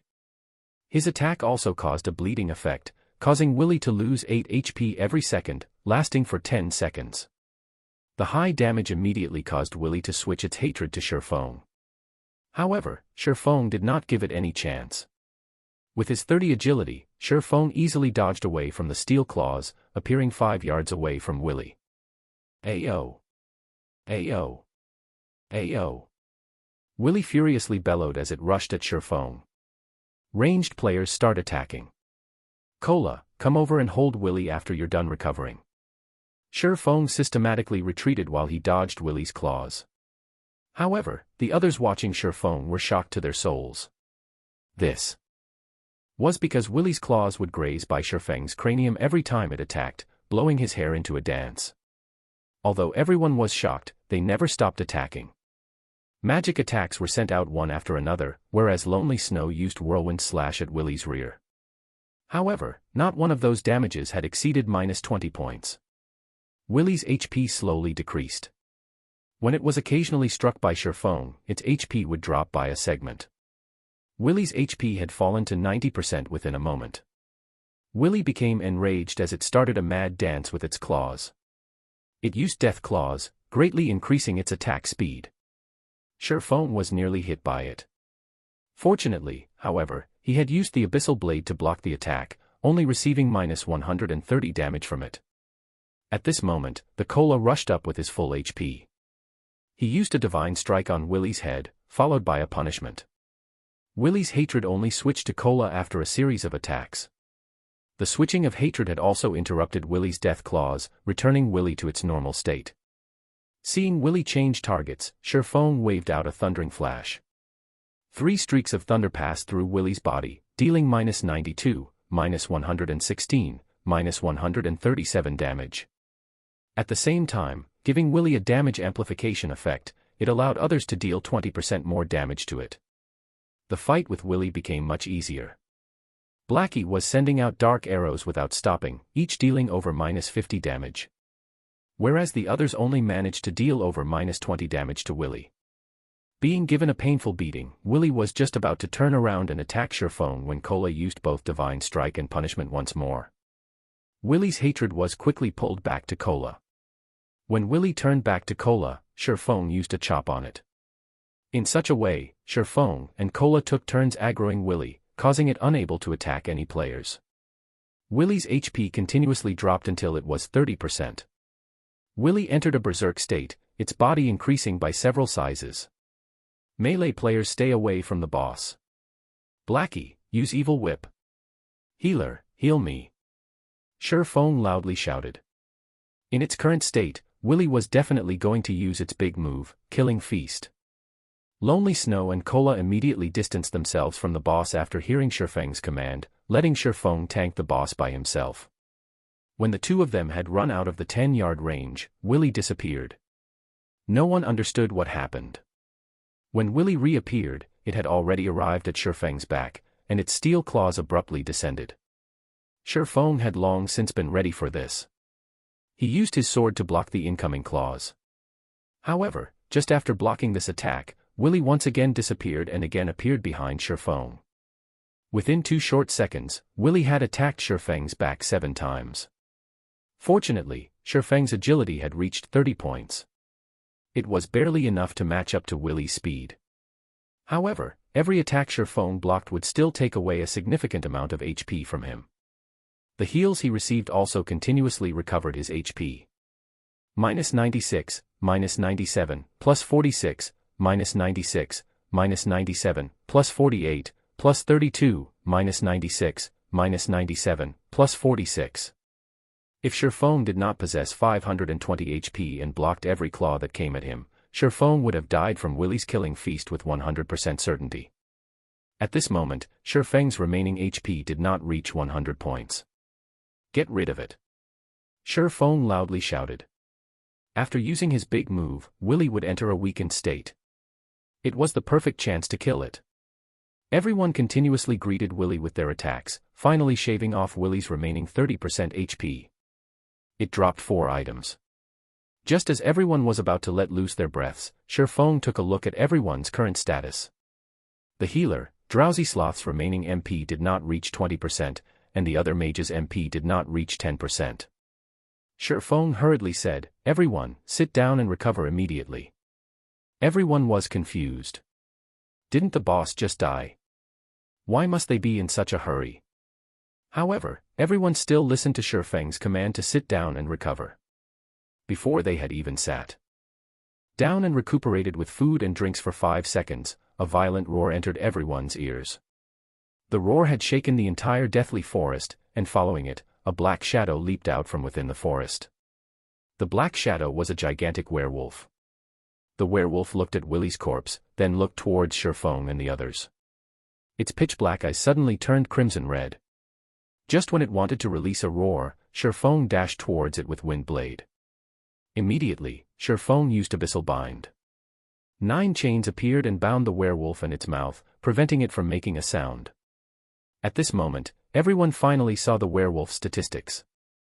It had a whopping 2 bars of HP. Werewolf Felt, Lord rank. HP 12,000/12,000. Crap, why is there a Lord boss? Blackie cursed. They had barely rested just after killing a boss, and now there was a Lord in front of them. Lords were a rank higher than chieftains. The game was literally trying to kill them. Everyone remember, absolutely do not let Werewolf Felt let out another roar. Shifeng continuously reminded everyone. However, the others were clearly frightened. Not because of Werewolf Felt's body and HP, but because of that pair of horrifying crimson eyes. They gave off an intimidating feeling to everyone that made it hard to move. Chapter 29, Extraordinary State. In front of the dungeon of the Deathly Forest, the numbers of level 2 players gathering were increasing. There was also an endless stream of players diving down into the dungeon. Because there were a lot of level 2 players, there was quite an amount of players who had set up stalls, peddling to the side. Good quality level 0 common equipment, don't miss it when you pass by. You can only go down the dungeon with good equipment. Equipment is limited, hurry over and buy. Small HP potions instantly heals 90 HP once. A must-have tool for a battle that is worthy of you. God's domain had been open for over 10 hours now. The players here were all level 2 players. After over 10 hours of battling, they had gathered quite a few items. Many level 2 players had intended to sell the items which they had no use for, switching them for something they could use. Such a situation had caused business to flourish at the Deathly Forest. Although the number of players in front of the Deathly Forest continued to increase, the number of parties entering the dungeon kept on decreasing. Only those parties that were unaware would enter the Deathly Forest. However, after those players had been properly nurtured by the deathly forest, they suddenly discovered their previous beliefs to be very naive. Hence, they obediently stood in front of the dungeon. They talked about life with other parties while watching new parties enter the dungeon with a smile. They had also investigated reports of the deathly forest together with the experienced parties, mutually improving their strategies to conquer the dungeon. Following wave after wave of players entering and dying out of the dungeon, the deathly forest had finally become the sore point of every player in Red Leaf Town. Every player who entered the deathly forest only had one impression of the dungeon. It was extremely horrifying. Currently, in the resurrection graveyard of the deathly forest, 6 streaks of white light flashed into existence. Following which, 6 figures revealed themselves from within. There is just no way to clear this dungeon. Snow, I think we would be better off grinding monsters or doing quests. Just after reviving, Zhao Yueru stamped her delicate feet, her chest heaving up and down. The cuteness of her enraged, yet delicate appearance instantly attracted the attention of a crowd of male players. Gentle Snow shook her head, saying in contemplation, "Our gains inside the deathly forest are relatively good, so we can't just easily give up. But the forest inside the deathly forest is too large. Adding in the great number of small paths, we would easily become lost without a map. However, I believe that amongst the numerous pathways, there must be a few that lead to the boss location. The other paths are only there as a trap to confuse us. That is why we are always being ambushed by the night rabbits. The more we fight, the more night rabbits will come. For now, let's investigate for some information and see if we can complete a map for the deathly forest." Everyone felt that Gentle Snow's speculation made sense, especially about the part where they attacked the night rabbits. Occasionally, a chilling arrow aimed at the cleric, Xiao Yuer, would appear from within the forest. If it wasn't for Xiao Yuer's skill at dodging, they would have long since party wiped. Also, the deeper they went into the forest, the more numerous the night rabbits became. In the end, the night rabbits became too overwhelming in numbers.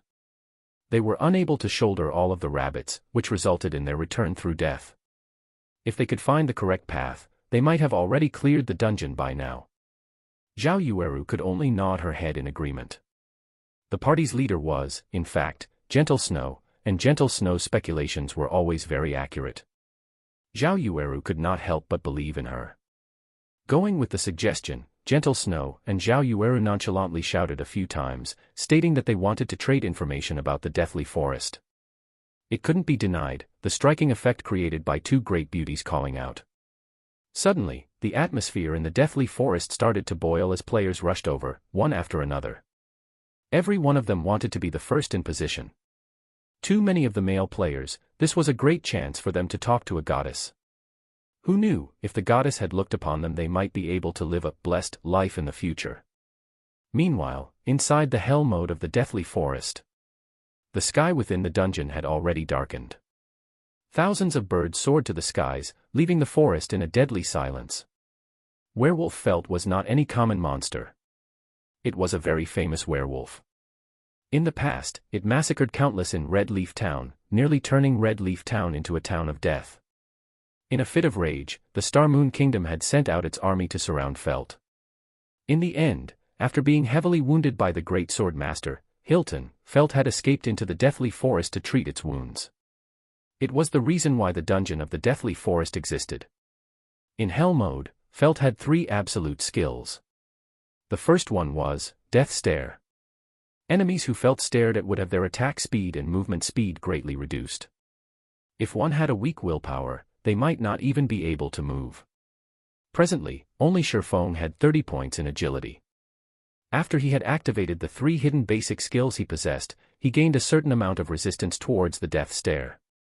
As for the other people, their reactions would become very sluggish. That was why Shifeng remained the one to keep Werewolf Felt in check, whereas Drowsy Sloth continuously healed Shifeng. However, Drowsy Sloth's casting speed had slowed by half. As for the melee players, they were no help whatsoever. However, it was not because they did not want to help, but it was because they had no way of helping at all. Werewolf Felt's attack speed was just too fast. It was to the degree where they couldn't react to its attacks. It was as if they were facing off against an expert that came straight out from a wuxia novel. Normal people had no chance to interfere whatsoever. They would only be creating more trouble if they had rushed up to the battle. So, it was still better to just watch from the side. Currently, only the ranged mages dealt damage. However, the damage caused was just too low. Even Blackie's dark arrows were only dealing -24 damage each. Lonely, interrupt the roar. Seeing Felt abruptly inhaling, Shifeng immediately shouted. Lonely Snow had long since prepared for this moment. Immediately, he went forward and used charge, causing Felt to enter a 1-second fainted state. Then, he quickly retreated. Shifeng took the chance to use Thundering Flash, Double Chop, and Chop. One attack after another landed on Felt's chest. Before Felt could even regain its breath, it had spat out a mouthful of blood. Shifeng had caused a terrifying -500 damage to it. Within an instant, Felt's HP had fallen to 78%. Everyone watching became dumbfounded. Regarding Shifeng's powerful actions, they only had one word to say: amazing. They were even more impressed by Shifeng's eyesight. He had actually discovered such a weakness on Felt's body. Now, everyone was further reassured that Shifeng was not as simple as he seemed. However, Shifeng did not display any great excitement. Although they had interrupted Hell's Roar and avoided a party wipe, this would create a reverse effect. After spitting out a mouthful of blood, Werewolf Felt's condition became much more pleasant. It spun its head around and immediately slashed its sharp claws at Shifeng. The slashing speed of Felt's claws was even a notch quicker than before, filling the sky with the afterimages of its claws. However, Shifeng was not a weakling either. Strength, agility, and endurance, Shifeng activated the hidden basic skills of all three of these attributes. With these skills activated, it meant that Shifeng's constitution was no longer that of an average player, but an extraordinary one. Shifeng's greatest asset in coming into the Deathly Forest was this extraordinary state which he could activate at any given moment. With it, he could do things that normal players couldn't. Under a sky filled with afterimages of claws, Shifeng could still remain safe and sound. It was as if Shifeng was dancing under the afterimages. Occasionally, Shifeng used his sword to fend off the attacks which he could not avoid. This was the power of being under an extraordinary condition. His 5 senses became extremely sensitive, and his brain's processing abilities became exceptionally focused. Shifeng could utilize his body to its greatest potential. If it was an average player, however, they would be unable to carry out such feats. It was both mentally and physically taxing to the extraordinary condition. If Shifeng had not become accustomed to it before, he would only be able to maintain such a state for a few seconds. Claws and sword intertwined, creating countless dazzling sparks. Both sides had their HP continuously falling. Fortunately, Shifeng was able to survive the exchange with Drowsy Sloth's timely heals. Afterward, under Shifeng's command, Lonely Snow would occasionally interrupt the Hell's Roar, while Kola would hold back Felt whenever Shifeng was in danger, and Blackie would use Evil Whip to contain Felt's movements. In such a way, Werewolf Felt's HP continuously decreased, 70%, 60%, 30%. Everyone stand in a straight line facing the boss. Quickly. Shifeng hurriedly shouted when he saw Werewolf Felt's HP nearing 30%. Werewolf Felt would become the most frightening when its HP decreased to 30%. During this time, it was impossible to interrupt the Hell's Roar. They could only take it head-on. No one had any hesitation, they knew that the boss was about to go berserk. They immediately took action, forming a straight line against Werewolf Felt, while also maintaining a 30-yard distance away from it. The moment Werewolf Felt's HP reached 30%, its fur started changing colors. Within a moment, its fur had become snow white, and 2 streams of blood leaked from its eyes. Its chest also started to quickly expand, as if it was a swelled-up frog. Shifeng immediately activated Gravity Liberation, quickly arriving in front of everyone else. Kola, use Protection Blessing on me. Shifeng loudly shouted. Protection Blessing was able to reduce the damage taken by a party member by 50% for a duration of 6 seconds. It was a life-saving skill with a 5-minute cooldown, and right now was the perfect moment to use it. Protection Blessing, of Guardian Knights and Shield Wall, of Shield Warriors. These 2 skills had a high drop rate inside the Hell mode of the Deathly Forest. Before, the reason why Shifeng had wasted time on clearing out Some unnecessary night rabbits was all to obtain this skill, protection blessing. Chapter 30, Crimson Blade. Kola had long since been ready for this moment. The instant Shurfeng let out the command, his mouth began chanting divine texts. Streaks of golden divine texts rushed at Shurfeng. Protection blessing. Suddenly, Shurfeng was surrounded by countless golden divine texts, giving off a dazzling golden glow. At the same time, Drowsy Sloth, at the rear of the line, continuously cast Recover and Life Prayer, pulling Shurfeng's HP back up to full and returning him to his best condition. Prepare for a battering attack. Absolutely do not leave from my back. Seeing Werewolf Felt's line of sight shifting towards them, Shurfeng held the abyssal blade across his chest as he commanded. Hearing Shurfeng's words, everyone started to tense up. Their hearts were not courageous, to begin with. Now, their hearts started to madly beat. They were being covered in a cold sweat even before Werewolf Felt used its skill. Suddenly, Werewolf Felt moved. Its expanded chest started moving upwards, moving past its throat and to its mouth. Within an instant, everyone aside from Shurfeng felt their hearts stop beating. It was as if the world had turned grey and silent. The soaring birds in the sky had also turned motionless. Everyone could clearly see the multitude of grey-colored waves being emitted from Werewolf Felt's body. Streak after streak, it continuously expanded. The dark grey ripples quickly arrived in front of everyone. However, they could not move even a muscle. It was not because they did not wish to move, but because their bodies could not keep up with the speed of their thoughts.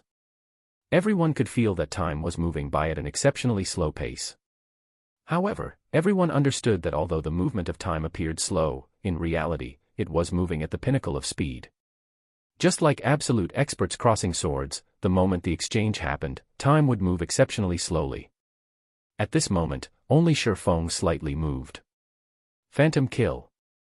The instant the dark grey ripples arrived in front of Shurfeng, his doppelganger had blocked in front of him. At the same time, the doppelganger used parry. Subsequently, the grey ripples made contact with the doppelganger. However, they were blocked by the doppelganger's parry, whereas the doppelganger himself retreated a step back. He only stabilized his body after colliding with Shurfeng. Just after the doppelganger stabilized himself, another wave of ripples came smashing. The ripples passed through the doppelganger's body this time, causing his HP to instantly decrease by 300 points. Behind him, Shurfeng had also received -30 damage, while the others behind Shurfeng received -20 damage. However, the ripples did not stop with just one wave. When the third wave of ripples passed through the doppelganger, his body had instantly disintegrated. A damage of -100 points also appeared above Shurfeng's head. Subsequently, wave after wave of dark grey ripples followed, -100, -100, -100, -100. Shurfeng's HP fell time and time again until only 90 points remained. When the final wave of ripples was about to get rid of Shurfeng, he used parry. Hong. Shurfeng retreated a big step backward. However, he did not receive any damage. The people behind him were also unharmed. However, their HP after going through several waves of attacks did not exceed 50%. At this moment, Drowsy Sloth's Recover had only landed on Shurfeng's body, pulling Shurfeng's HP back to 140. Following which he used Life Payment, recovering 130 HP for Shurfeng. Within a moment, Shurfeng's HP had returned to over 50%. This roar really is powerful. I even thought we were finished. Blackie wiped off the cold sweat from his forehead. If Shurfeng had not blocked in front of them, they would all be goners by now. When he thought back to how Shurfeng nearly died, Blackie's heart started beating rapidly, reaching 180 beats per minute. If Shurfeng died, then they would die as well. There was nobody else in the party who could pin down Werewolf Felt for a long period of time. At this moment, everyone looked at Shurfeng as if they were looking at a monster. Never would they have imagined that Shurfeng would ingeniously use his doppelganger to block 2 of those onslaughts. He had also used parry on the final attack. The way Shurfeng had calculated both damage and HP was absolutely brilliant. Such a technique definitely belonged to the realm of gods. Stop daydreaming, all of you. Quickly attack the boss, it's in a weakened state right now. Shurfeng only shrugged his shoulders at his party's reaction. Such a technique could be done by many experts in a few more years. However, Sherfong had yet to relax. The thing he had to pay attention to the most right now was the boss. Only he knew how hard it was to deal with Werewolf Felt. With gravity liberation activated, Sherfong instantly arrived in front of Felt. He tightly gripped the abyssal blade, continuously sending attacks towards Felt's chest. Double chop. Damage that exceeded -100 appeared above Werewolf Felt's head, one after another. The other party members were also able to deal damage of over -20 with each attack. Very quickly, they had reduced Werewolf Felt's HP down to 15%. When they saw that Felt was about to die, everyone revealed smiles of excitement. Don't be careless. Blackie, use your evil whip. Lonely Snow, prepare to interrupt with charge. Sherfong commanded as he dodged Werewolf Felt's attack. Being told what to do in such a way, everyone's heart suddenly constricted. A death stare and a hell's roar was already unimaginably terrifying. If it was any other party here, they would have long since revived back at the graveyard.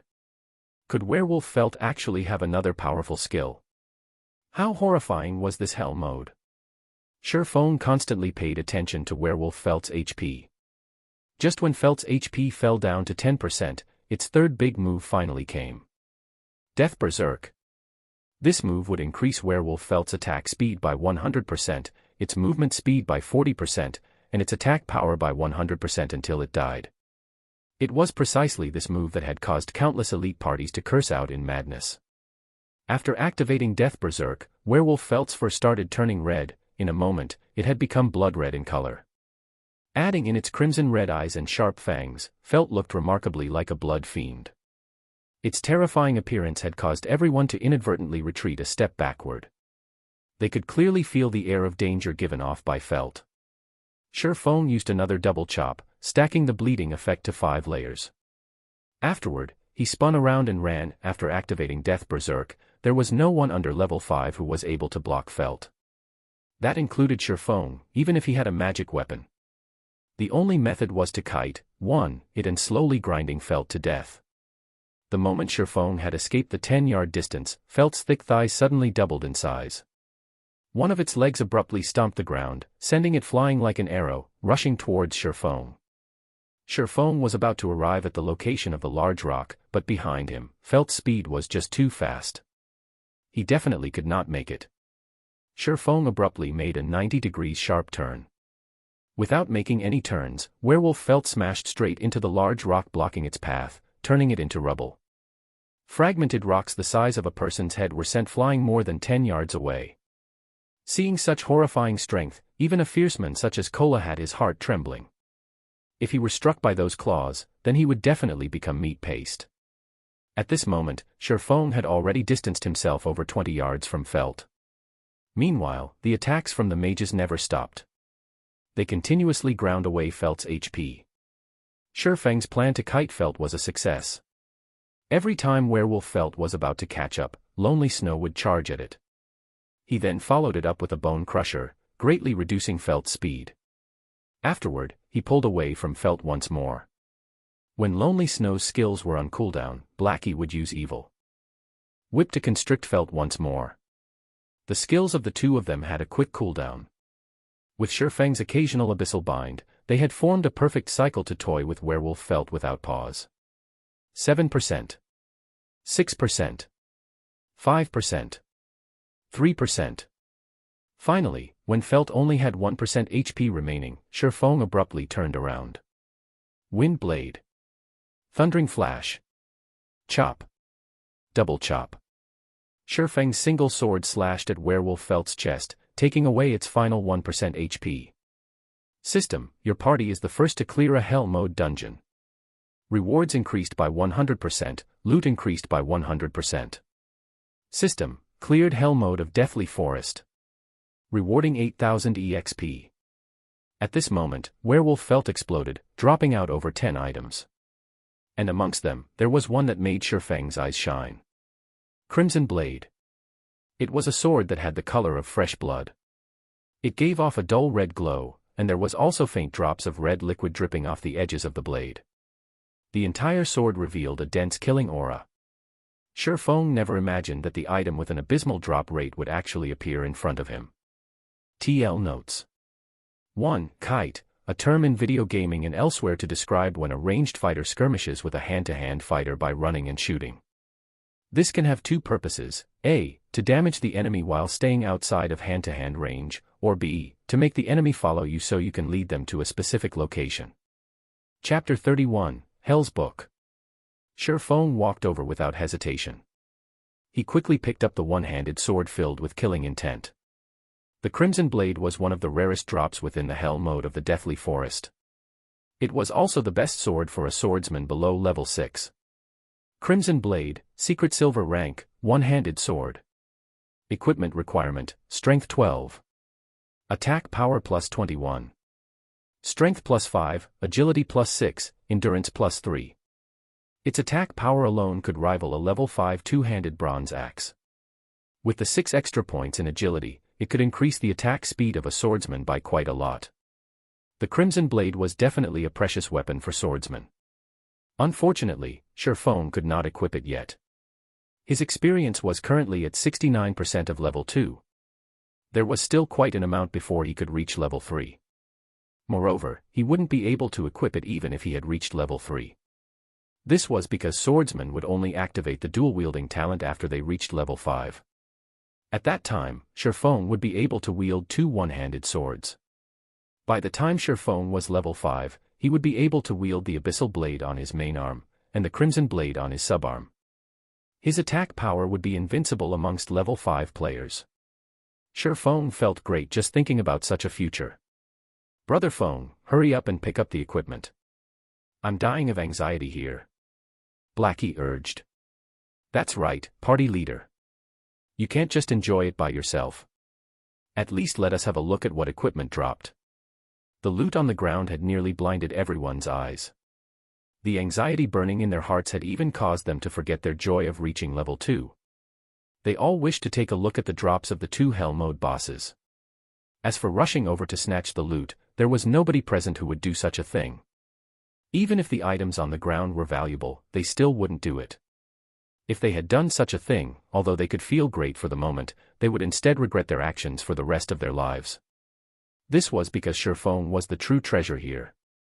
Even if Sure Feng wanted all of the equipment, there would not be a single person who would refuse him. After all, the only reason they could make it to this point was all because of Sure Feng. That was why everyone was just standing by the side, obediently watching instead of rushing up to fight for the loot. All right. No need to rush. Sure Feng smiled. He quickly began to collect the items on the ground. Sure Feng was very satisfied with everyone's performance. They were unlike the players Sure Feng would occasionally party up with in his previous life. When the boss died, those players would rush up in unison to snatch the equipment. They immediately disappeared once they took all the equipment, leaving Sure Feng enraged and speechless. The reason Sure Feng did not set the party so that only the leader could pick drops was to test everyone's intentions. It was better to discover those treacherous people early on. Now that nobody had rushed up to snatch the items, Sure Feng could be more at ease with them. In a short moment, Sure Feng had collected all the loot on the ground. There were a total of 19 pieces of equipment and 5 silver coins. Such a harvest could rival the assets of a large guild in its entirety. Arranging his bag, Sure Feng's lips curled up into a smile. He found a forging design. Garrison armor forging design. Able to create a piece of level 3 bronze-ranked chest armor after learning the design. Materials required, 20 copper ores, 5 bronze ores, 5 magic essences. This piece of equipment was a good item. As long as a party's MT equipped it, diving into the normal mode of the Deathly Forest would become much easier. Not only did it have high defense and strength, it also increased maximum HP by 200 points. It was an extremely important piece of equipment for any MT. In Sure Feng's previous life, when this equipment was released, every guild madly fought over it.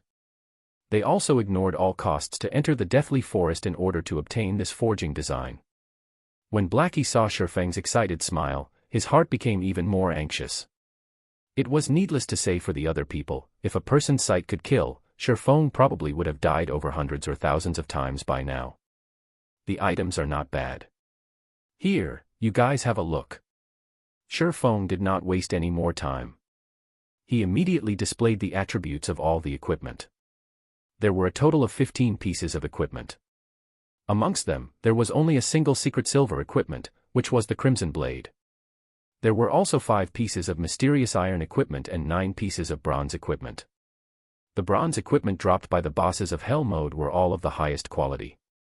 The bronze equipment dropped by elites were far from comparable. Amongst all the equipment, after the Crimson Blade, the most valuable items were the pieces of mysterious iron equipment.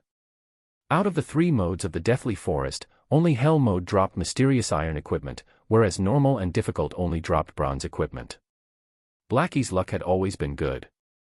Amongst the 5 pieces of mysterious iron equipment, there were 2 pieces of the dark color set meant for Cursemancers. The dark color set was definitely the set equipment for Cursemancers below level 5. There were a total of 5 pieces in the dark color set: head, chest, legs, shoes, arm guards. This time around, the parts that dropped were the chest and shoes. These 2 items had placed a wide smile on Blackie's face. "Brother Fong, I really love coming down to hell. Let's come here once every day. That way, I can complete the dark color set, and if anyone dares look down upon us at that time, I'll blast him to pieces." Blackie showed off the dark color set in his hands. After wearing the dark color set, Blackie felt himself becoming closer to an expert. His magic attack was increased to 66, a single level 3 dark arrow could take away more than half the HP of a level 1 shield warrior. If he could complete the dark color set, then a single dark arrow could one-shot a shield warrior. He put on the suit of ash gray fur robes, coupled with glistening pitch-black boots. Everyone could tell they were pieces of a set with just a glance. The others drooled when they saw the black luster of the dark color set. Their hearts were filled with hatred and envy for Blackie. They had never imagined entering hell would be such a great experience. They truly hoped they could enter hell a few more times in the future. The remaining 3 pieces of mysterious iron equipment were the set pieces for Guardian Knight, Shield Warrior, and Elementalist. Amongst those present, only Kola was a Guardian Knight. Thus, Sherfone gave the piece of equipment to Kola and stored the others. As for the remaining bronze equipment, Kola received a shield and Lonely Snow received a greatsword. Both pieces of level 2 equipment had the best attributes possible on them. Drowsy Sloth and Gluttonous Mouse also received a piece of bronze equipment each. Quite a few pieces of Sherfang's equipment were also replaced. Amongst the bronze equipment, there were 3 pieces that belonged to swordsmen. The 2 pieces of equipment that remained were stored away by Sherfang. When everyone had changed their equipment, it was as if the entire party had a makeover. Every piece of their equipment was incomparably brilliant. Just a glance was enough to tell that they didn't just have common equipment. The entire party had also risen to level 2. Blackie's experience was even at 98% of level 2, just a tad bit short of level 3. The other 4 items were a forging design, a potion recipe, a rare skill for Cursemancers, and a notebook. The rare skill for Cursemancers overjoyed Blackie. It was an AoE skill called Hell Flame. Hell Flame deals 150% flame damage to an 8 by 8 yard area. Duration of 5 seconds. Cooldown, 36 seconds. It was a godly skill for grinding monsters during the early periods of the game. What is this thing for? Sherfone looked at the old notebook in his hand. He could not recall the hell mode of the Deathly Forest dropping such an item. Taking a look inside, Sherfone discovered words which he could not understand. However, Sherfone knew these words belonged to the ancient language of the elves. Within God's domain, any items which had a relationship with the elven language were definitely not common items. Just like the Ring of Gravity, there was a string of elvish words carved onto it. They had allowed the ring to possess unimaginable powers. It seems I have to make a trip to the library. Sherfone felt this notebook was not as simple as it seemed. In his previous life, he entered the hell mode of the Deathly Forest tens of times. However, he had never seen such an item drop before. There was no such news from the other teams in the guild as well. The likelihood of the notebook dropping only on the first kill was high. If Sherfone wanted to make heads with the situation, he had to translate its contents at the library. Brother Fong, what are we going to do afterward? Grinding mobs. Blackie was eager to try out the new skill he learned. That's fine as well. We'll grind and do quests in Dark Moon Valley. The monsters there drop quite a lot of ore, Shifeng said after some thought. With the forging design in hand, all that was left was to obtain the materials. However, Shifeng needed a lot of materials. Now that Blackie had Hellflame, it should be a lot quicker to kill kobolds and gnomes. Furthermore, Shifeng knew of a few good locations where it would be suitable to use Hellflame. Shifeng turned to look at the others, saying, "Will you guys follow us or do quests on your own?" "Big Brother Feng, how could you leave me out of grinding mobs? I've already planned to follow Big Brother Feng in the future." Kola smiled like a fool as he gently caressed his new shield. "Big Brother Feng, can we join as well?" Drowsy Sloth and Gluttonous Mouse were both high schoolers. Currently, they had their heads lowered in embarrassment. However, they did not wish to give up such a chance. Shifeng was a great expert. They would reap endless benefits if they could learn a thing or two by staying by his side. Shifeng said, smiling, "Of course you are all welcome to join." Suddenly, the two of them revealed excited expressions, both their hands clenched up in excitement. "Since nobody is opposed to it, then we will go grind in Dark Moon Valley." After finishing his piece, Shifeng called out the system panel. He selected the dungeon's party teleportation, parting with the Deathly Forest. Chapter 32, Stunning Invitation. There was a sea of players in front of the Deathly Forest. Currently, they were all gathered around the dungeon's entrance.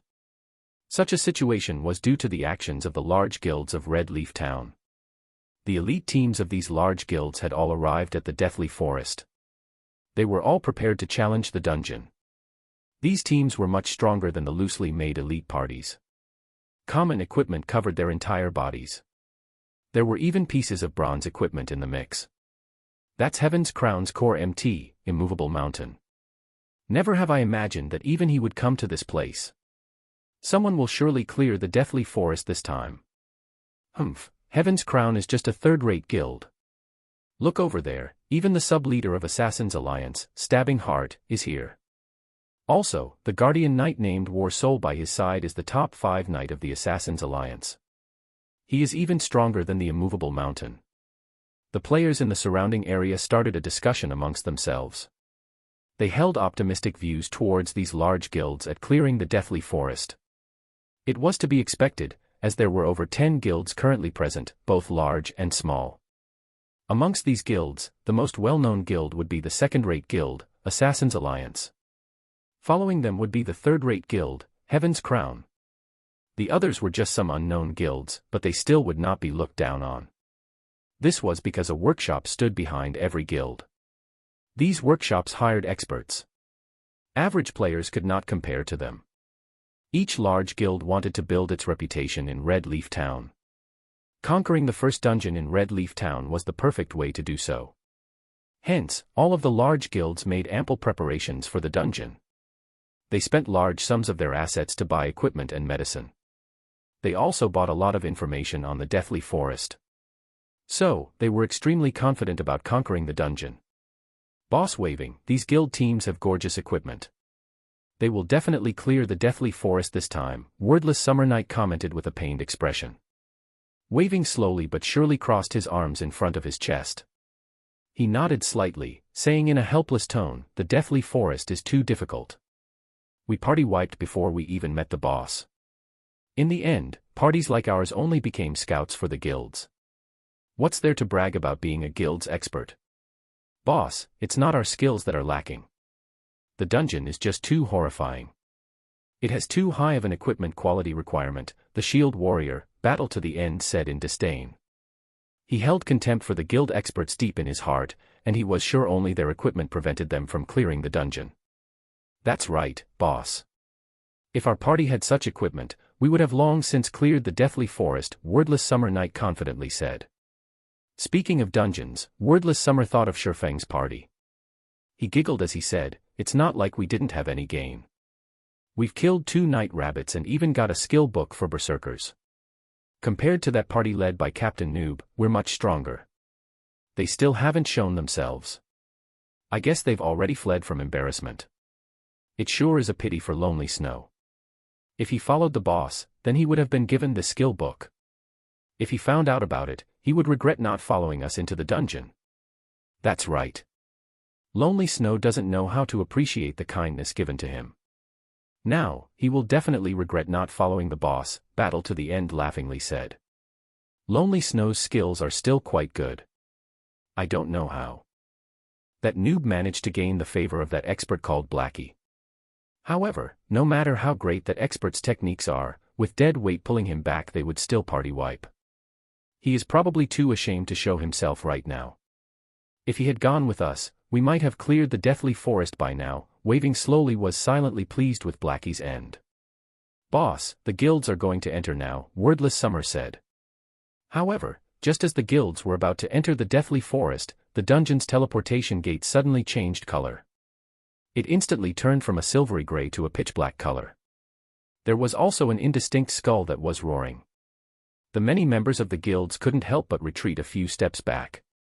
What is this situation? Such a question appeared within everyone's hearts. However, they quickly received their answer. 6 figures suddenly appeared in front of the dungeon's entrance. Each and every one of them was clothed in glorious garments. Just by standing there, the 6 of them caused others to feel a faint pressure, especially the Cursemancer with the black-colored staff. The dark gray-colored equipment on the Cursemancer was clearly a set. A single glance was enough to tell they were not common goods. The materials it was made of were much better than bronze equipment. Why are there so many people? Sure Feng took a look at his surroundings, discovering these people were the elite teams of large guilds. He was slightly confused as to why all these people were blocking the dungeon's entrance. Sure Feng's party members also started to panic. The pressure from being watched by so many people was no weaker than facing off against a boss monster. Boss waving, look. Isn't that the noob? Wordless Summer pointed towards Sure Feng. Waving slowly knitted his brows. Sure Feng was not the only person he spotted, there was also Lonely Snow. He curiously asked, how could they be here? Didn't they run away long ago? In my view, I think they did not even enter the forest of the dungeon.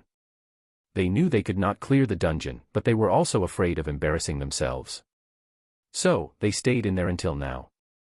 Battle to the End laughed, but now they just happened to get caught after leaving the dungeon.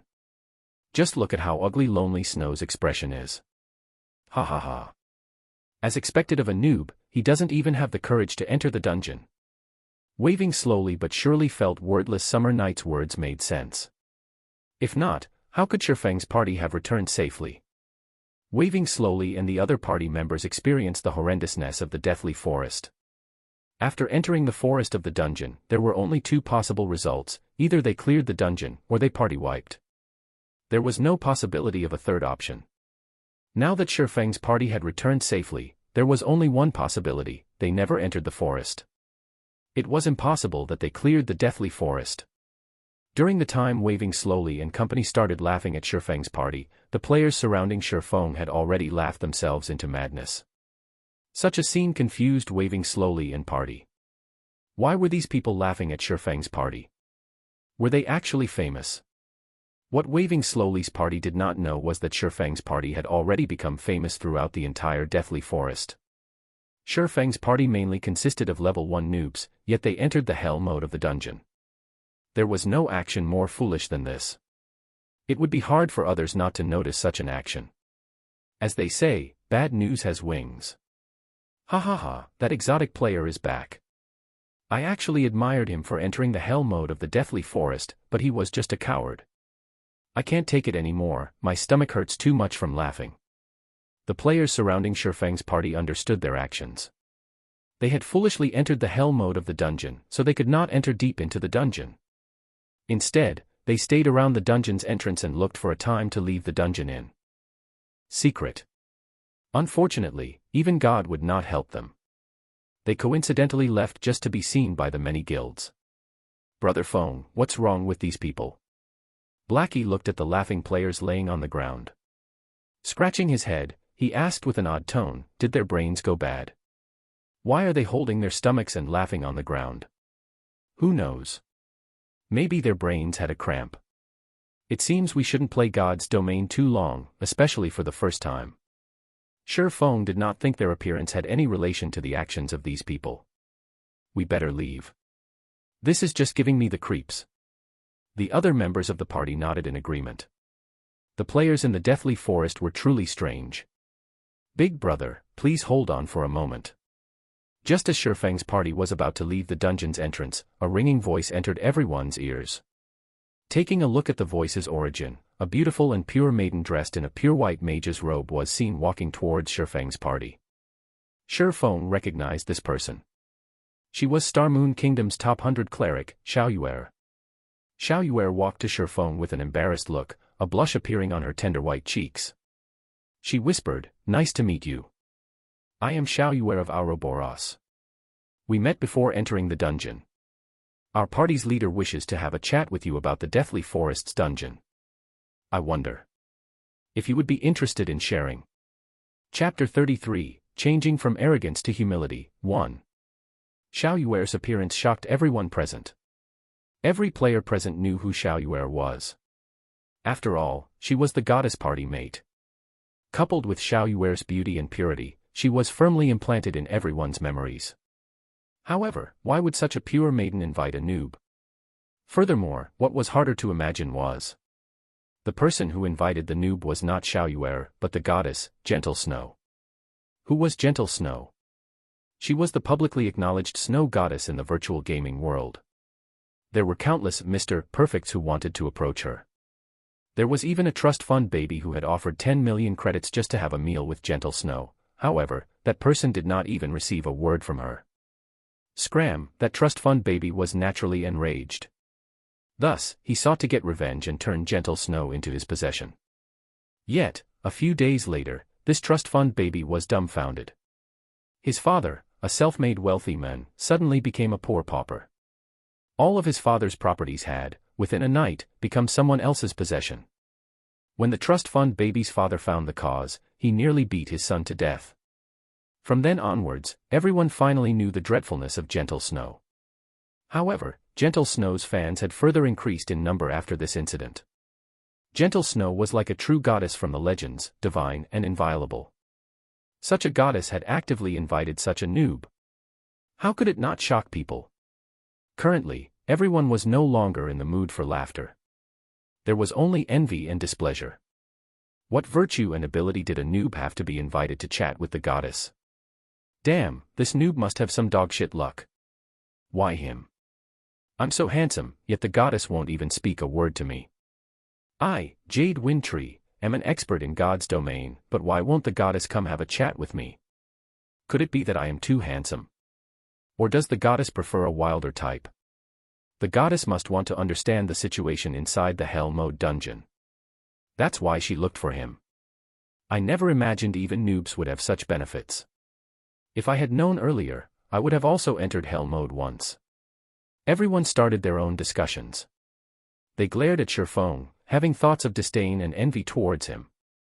They could not help but want to kill him right that instant. Boss waving slowly, I didn't hear wrong, right? That noob actually received an invite from the goddess. I must have heard wrong. Wordless Summer Night pinched his thick cheeks, saying with a foolish expression, it should be right. However, the goddess must have something she wishes to ask. He was only lucky, that's all. The prideful waving slowly deemed Shifeng being able to chat with the goddess was all just due to his luck. Battle to the end nodded his head to the side, agreeing to waving slowly but surely's opinion. Gentle Snow was an existence they had looked up to. They were people of completely different worlds.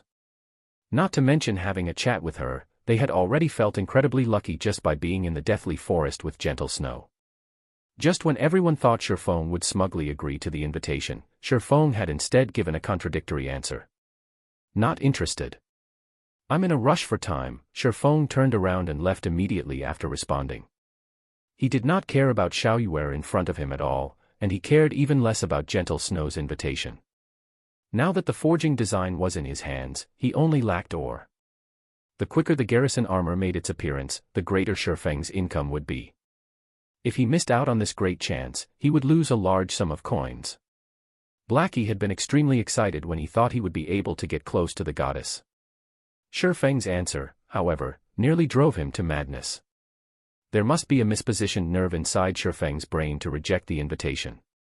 It was not just Blackie who was dumbfounded, even Xiaoyuer was shocked motionless. It was the first time she met a man who actually rejected Sister Snow's invitation. Many men begged for such an invitation, yet all of them remained empty-handed. Could this man be a fool? Let's go. What are you daydreaming about? He turned and asked his motionless party members when Shi Feng discovered nobody following him. Brother Feng, that's an invitation from the snow goddess. Won't you think about it some more? Blackie requested. His mind was bordering insanity right now. At the same time, his heart continually prayed for Shi Feng to agree quickly. Such a great chance would be impossible to come by in the future. I've already said I don't have the time, Shi Feng responded with a smile. Shi Feng became speechless when he looked at Blackie's prayerful eyes. No matter what, Blackie's reverence for the snow goddess would not change one little bit. Currently, Gentle Snow and Zhao Yueru walked over. Clad in a silvery white plate armor, Gentle Snow was undoubtedly the focus of the entire deathly forest. Everyone's eyes were glued to her perfectly curved body, their mouths drooling. Nobody had imagined Gentle Snow would personally make an appearance. Everyone's envy and hatred for Shi Feng grew even more. You can be at ease. I will not waste too much of your time. This piece of bronze equipment can be your compensation. Gentle Snow carefully watched Shi Feng. She discovered Shi Feng was indeed different from other people. Although Shi Feng had a typical appearance, his body gave off a calm and steady feeling. There was also a faint murderous aura radiating from his body. Such temperament could only be honed after experiencing countless life-or-death battles. Snow. Zhao Yueru was shocked. She never thought Gentle Snow would think so highly of Shi Feng. Her beautiful eyes unwillingly turned towards Shi Feng. Her brows slightly creased, and she said in a contemptible tone, I don't think this fellow is worth a piece of bronze equipment, a piece of gray equipment at best. They had already been respectful by inviting Shi Feng over for a chat. However, not only did Shi Feng not appreciate their kindness, he even rejected them immediately. If someone else received such an invite, they would have long since come running over to fawn over them. It was the first time Zhao Yueru met such an unattractive man who took such an action. She firmly believed Shi Feng had some scheme in his mind and there was nothing good about him. No need for the bronze equipment. I have those things, myself, Shi Feng waved his hand, saying in an uncaring tone. He never tried to flatter the witch, to begin with, but he never imagined she would speak of him in such a way. However, he was not a poor ghost, he did not need any charity. Zhao Yueru's beautiful eyes measured up Shi Feng. She couldn't help but let loose a faint laughter, playfully saying, such an unyielding spirit. You clearly want it, yet you're refusing to admit it. Snow, this fellow is really insincere. Yueru, Gentle Snow impatiently sent Zhao Yueru a glance, hinting her not to overdo it. To begin with, they were the ones who took the initiative to send the invite. It would not be proper to look down on others now. Zhao Yueru pouted. She shot a glance towards Shi Feng, puffing out her prideful twin peaks as she helplessly turned her head away. She did not think a poor fellow like Shi Feng would have anything they wanted. Sorry, please receive this piece of equipment as an apology. Gentle Snow took out a level 0 bronze belt meant for a swordsman and traded it to Shi Feng. She wanted to put an end to this matter. Shi Feng did not reject the offer after seeing Gentle Snow's sincerity. If he rejected it, it would only show how petty of a man he was. At the same time, he would cause Gentle Snow to think he did not wish to reconcile. He couldn't just keep on refusing the kindness of others. Besides, he was indeed missing a bronze belt. Hee, and here I thought you had some great ability. In the end, you still need it, Zhao Yueru said in disdain. She inwardly felt unfortunate to lose a piece of bronze equipment. They obtained this piece of equipment after killing a rare elite with much difficulty. It was an absolute waste now that their efforts were benefiting Shi Feng. Shi Feng slightly wrinkled his brows. Not even a man would be able to stand being mocked and ridiculed in such a way, not to mention a reincarnated person like Shi Feng. Since Miss Snow gave me a piece of bronze equipment, it is only proper for me to reciprocate in kind. Let this item be the return gift. Chapter 34, Changing from Arrogance to Humility, 2. Gentle Snow's eyes flashed when Shi Feng also wanted to gift her something. She felt astonished and thought Shi Feng was an interesting person. Shi Feng conducted himself properly, and he was not as hard to get along with as she had imagined. You. Gifting Snow a present. Do you think Snow would even want it? Zhao Yueru could not help but turn her head around. Her fresh red lips curled into a seductive smile, and her eyes held a sneer within them. She was silently laughing at Shifeng's overestimation of himself. What kind of item has Gentle Snow not seen before? Even luxury cars worth over 10 million could not catch her attention, not to mention an item within a game. Currently, Shifeng took out a piece of paper from his bag. This drawing was one of the drops from the boss. Shifeng nonchalantly passed the item over to Gentle Snow. When Zhao Yueru saw Shifeng take out a piece of scrap paper and give it as a present to Gentle Snow, she could not help but coldly say, "Are you trying to make a fool of us?" "No," Shifeng said in a serious tone. "Snow gave you a piece of bronze equipment, yet what about you? You took out a piece of scrap paper to trick her. Do you think a piece of scrap paper could compare to a piece of bronze equipment? If you're not playing us for fools, then what are you trying to do?" Hearing Shifeng's answer, Zhao Yueru was further enraged. Behind Shifeng, Blackie and the others were each covered in a cold sweat. Even if you did not wish to chat with the goddess, you still should not make a fool of her. Wasn't this just courting death? They clearly obtained a good amount of equipment inside the dungeon, and just simply giving one of those pieces would easily solve the problem. If Shifeng's actions angered the goddess, even if the goddess herself did not take action, the players surrounding them would surely kill them off for her. Seeing a mishap about to occur, Blackie thought of giving away the bronze staff he held. However, Gentle Snow gladly received the scrap paper Shifeng gave her. Suddenly, Blackie and everyone else's mouths formed a 0H shape. The goddess accepted it. What kind of situation was this? "Thank you for your present, I like it very much. Now, can we go somewhere with fewer people to have our chat?"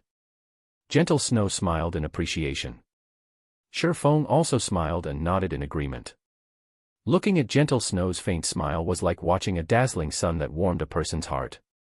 It would be hard to forget such a smile, even after a lifetime.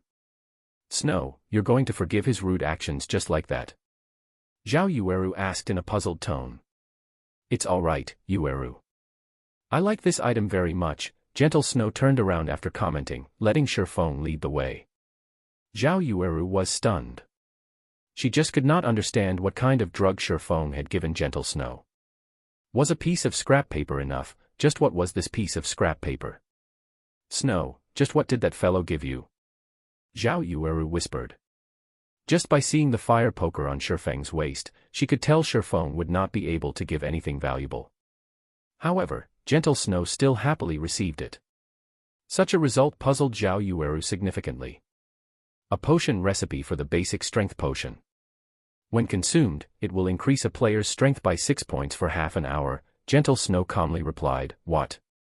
Zhao Yueru leaped up in shock. How could he have such a precious recipe? Potion making was very hard to learn.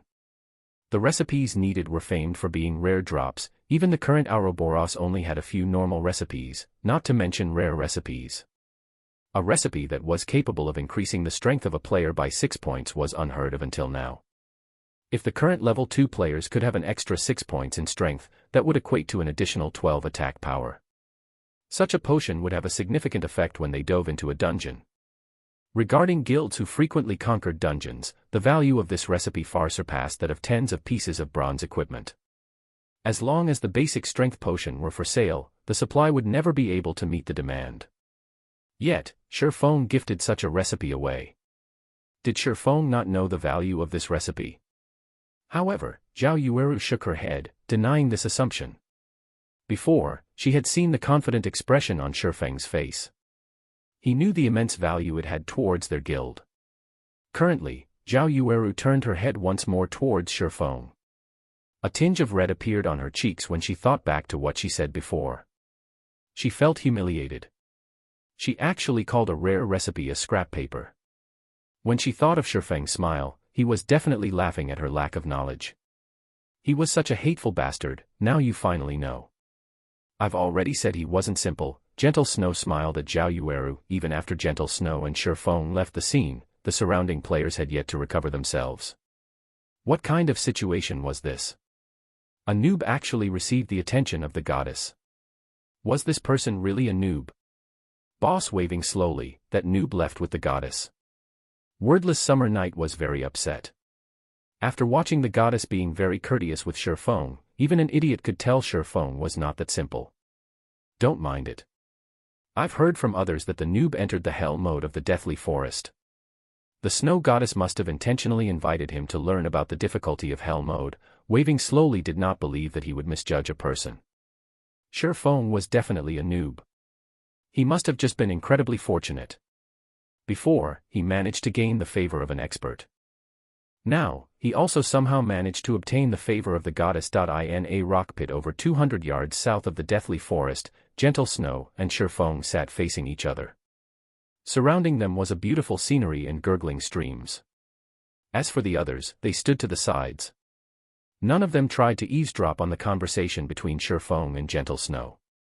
They comfortably sat down and started chatting amongst themselves. I wonder what business Miss Snow has for me. The Deathly Forest. Gentle Snow openly said, I want the strategy for the Deathly Forest. State your price. Hee, I'm afraid Miss Snow is overthinking things. How could I have the strategy to the Deathly Forest? I've only entered the dungeon once. Shifeng would not admit to possessing the strategy. It would bring about the suspicion of others. After all, God's Domain was a game constructed by the main God system. Even beta testers would not know a detailed strategy for the dungeon. It was still possible to trick amateurs such as Blackie, but it was impossible to trick Gentle Snow. Troubles would arise if Shifeng were to generously share his strategy. Gentle Snow smiled sweetly. Her eyes swept once across Shifeng's party members before calmly saying, if I'm not mistaken, the equipment your party members are wearing all came from the hell mode of the Deathly Forest. Although your party has 1 or 2 players with proper techniques, everyone knows you had invited 3 level 1 noobs as temporary members. Such a party was able to enter hell mode, and even came out with quite a lot of equipment. Do you think I would believe you if you said you did not have any information? Let's not twist our words around. I know you're a beta tester, and not just any beta tester. You must have done detailed research on the Deathly Forest. Otherwise, you wouldn't be able to clear the dungeon at all. This basic strength potion recipe is the best evidence as to why I would say you've cleared it. You can rest assured, however, that I will not reveal your secret. Gentle Snow fixated her gaze on Shifeng as if she saw through Shifeng's entire being. All right, what you say is correct. Shifeng shrugged his shoulders, silently letting loose a breath. He never thought Gentle Snow would fill up the questionable gaps. It would not be any better for Shifeng if Gentle Snow thought in such a way. State your price then. Gentle Snow was all smiles with Shifeng. It was as though she was saying, did you think I could not control a person like you? This lady knows everything. Chapter 35, Changing from Arrogance to Humility, 3. Seeing Gentle Snow smile with confidence, Shifeng was already snickering in silence. Sheep's wool comes from a sheep. If you wish to earn money, it was natural to obtain it from a wealthy person. A first-rate guild like Ouroboros was unquestionably an appropriate target. According to Shifeng's knowledge, the guild, Ouroboros, had already conquered over 10 virtual reality games. However, the appearance of God's Domain had shaken the virtual gaming world. It was dubbed as mankind's second world.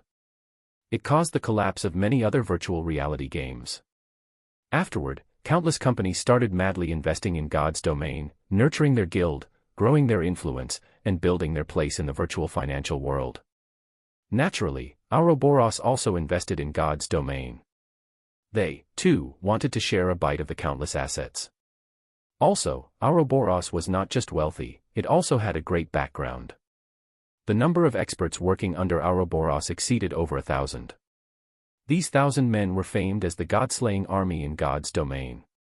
The existence of these 1,000 experts allowed Ouroboros to establish a large virtual empire. They unified over 80 cities in God's Domain that each had a population of over 1 million players.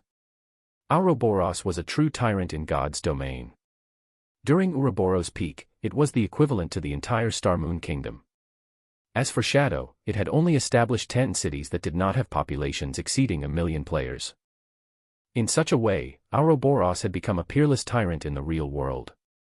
Their position was truly unimaginable. It should be known that Star Moon Kingdom was a relatively large kingdom, even amongst the hundreds present in God's Domain. It was at the upper middle ranks. One could clearly see Ouroboros' prowess when compared to it. How could Shifeng not wish to work with such a powerful guild? It was just the risk of working with Gentle Snow was too high. Because of her particular identity, the information she could get a hold of was just too great. Shifeng could not help but be cautious of her. It was why he intentionally revealed some hints, especially with the recipe for the basic strength potion. He wanted to see Gentle Snow's reaction. If she behaved in a bad way, Shifeng would naturally act ignorant and push all responsibility away. However, the present situation was undoubtedly the one Shifeng looked forward to the most. Since you've already explained, my asking price isn't high. 20 silver coins. Shifeng calmly stated. To a small guild of current times, 20 silver coins would already be their entire fortune. Even a 100-man money-farming group would need 2 to 3 days to collect such an amount. Zhao Yueru sucked in a cold breath, nearly jumping up when she heard Shifeng casually ask for 20 silver coins. She stared at Shifeng, furiously saying, "Why don't you just rob someone? That would be a faster way."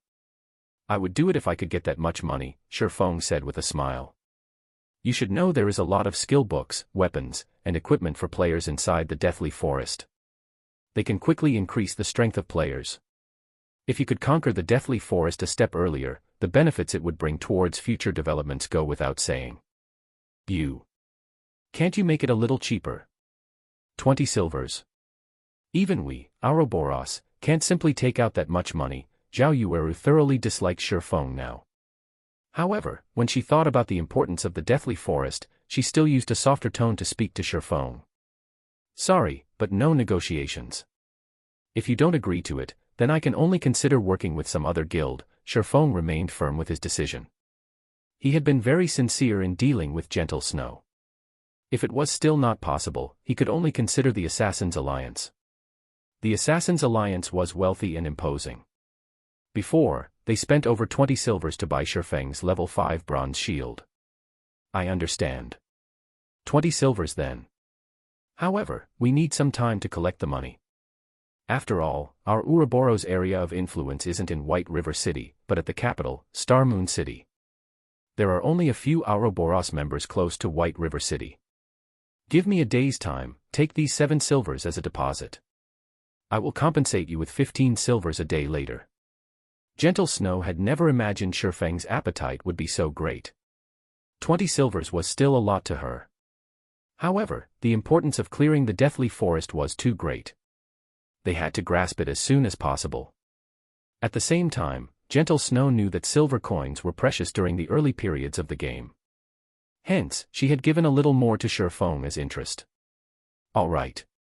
Here is the map of the Deathly Forest, and also the things you need to pay attention to when fighting against the boss." Shifeng also knew what Gentle Snow had said was true. Wanting to gather 20 silver coins would not be easy. Ouroboros did not have as great of influence in White River City as the Assassin's Alliance did.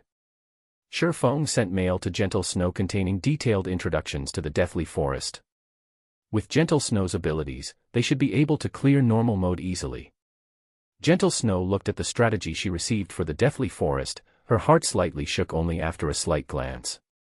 She never imagined the Deathly Forest would be so horrifying. Just the number of paths available already numbered 36. 33 of them were dead ends. There was even a Night Ranger who moved based on opportunity. There was also a detailed description of the boss and when it would cast its skills. She definitely got more than 20 silvers worth of information. If she sent others to explore the paths bit by bit, the cost would exceed 20 silvers. Suddenly, another change occurred to Gentle Snow's perception of Shifeng. She felt Shifeng was not as simple as he seemed to be.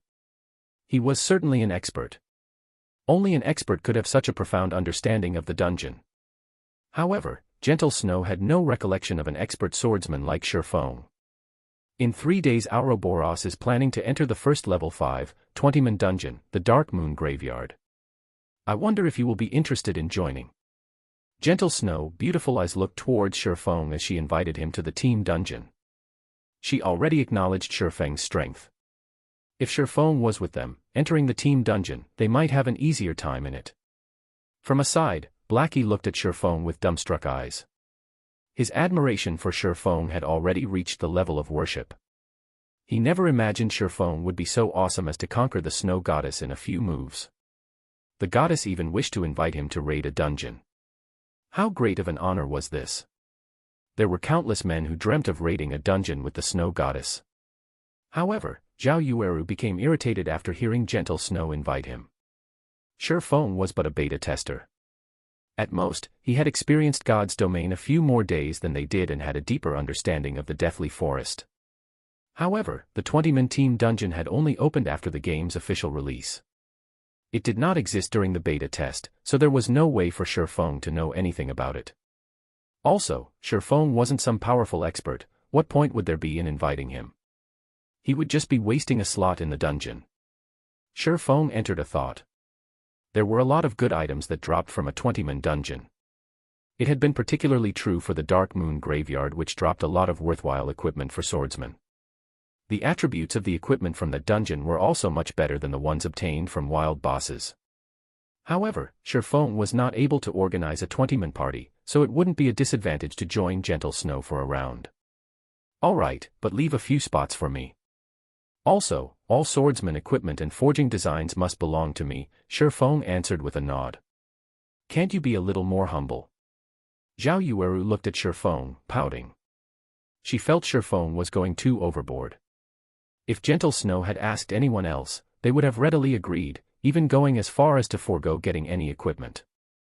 Shifeng, however, even wanted priority over equipment. He was not courteous with them at all. Gentle Snow did not imagine Shifeng was truly different from the other people. He did not play around with his words. However, it was interesting that he would say whatever he wanted. Following which, Gentle Snow looked towards the party members behind Shifeng. Although they were noobs, their equipment was all of good quality. They could barely manage in the 20-man dungeon. Thus, Gentle Snow said, "Fine. Let's add each other as friends then. We'll be in touch when the time comes. All right. You can just contact me a few hours before raiding the dungeon. I'll arrive on time." Shifeng accepted Gentle Snow's friend request. Subsequently, Shifeng and his party members left the small rock pit, heading towards Dark Moon Valley. When the group passed through the Deathly Forest dungeon, Stabbing Heart of the Assassin's Alliance abruptly called out to Shifeng, "Brother Yifeng, I nearly failed to recognize you. I never imagined you actually knew a big shot like the Snow Goddess. You must not forget a brother like me in the future." Stabbing Heart jokingly said as he walked towards Shifeng. "Nonsense. I just happened to meet with Miss Snow by chance," Shifeng replied with a smile. "Brother Yifeng, you are too humble. Based on your strength, you are absolutely worthy of becoming friends with the Snow Goddess. After all, both of you are experts of the same level." Stabbing Heart thought Shifeng was very humble. It was no wonder he was such a great expert. The way he conducted himself was different than ordinary people. Stabbing Heart wanted to befriend Shifeng even more now. "Our Assassin's Alliance is preparing to enter the dungeon. I wonder if Brother Yifeng would be interested in joining us. Of course, you can pick any of the equipment that you want. You are too courteous, Brother Stabbing Heart. However, I still have some things to attend to. I will definitely join if there is another chance in the future." Shifeng politely rejected the offer. Stabbing Heart spoke in a loud voice. Surrounding players clearly heard his words. At first, everyone thought of Shifeng as just a noob. His being called upon by the Snow Goddess was just due to luck. Even now, Stabbing Heart of the Assassin's Alliance wished to befriend Shifeng. Just what sort of situation was this? The Assassin's Alliance was a large guild that was famous throughout White River City. As the sub-leader of the guild's elite group, Stabbing Heart would not need to interact with normal players at all. However, he tried to befriend Shifeng. Shifeng had actually rejected him. Shifeng was just too domineering. If someone were to call Shifeng a noob, nobody would believe them. There was something strange about the situation. Everyone guessed that Shifeng must be a hidden expert that normal players did not know of. Otherwise, why would big shots try to meet Shifeng one after the other? Boss waving, that Stabbing Heart actually tried to befriend that noob. I'm not dreaming, right? Wordless Summer Night was shocked. Was this Shifeng really the noob they met before? Waving slowly but surely was currently upset in his heart. Initially, his heart still held hope that Sherfone was just a noob. Now, however, that hope was utterly destroyed by Stabbing Heart. Sherfone was not a noob. He was definitely an expert, just like Lonely Snow had said. Sherfone might even be greater than Lonely Snow had described him to be.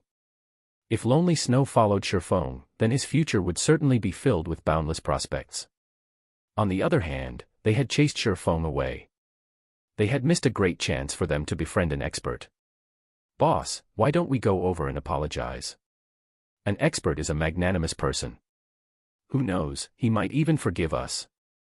At that time, we, too, could gain the favor of an expert," Battle to the End suggested. Wordless Summer Night nodded his head in complete agreement. Just as Sherfang's party was about to leave the deathly forest, Waving slowly but surely and the others came running over. "Big Brother Expert, we've had some misunderstandings before, so we're here to apologize to you. We hope you can forgive our ignorance.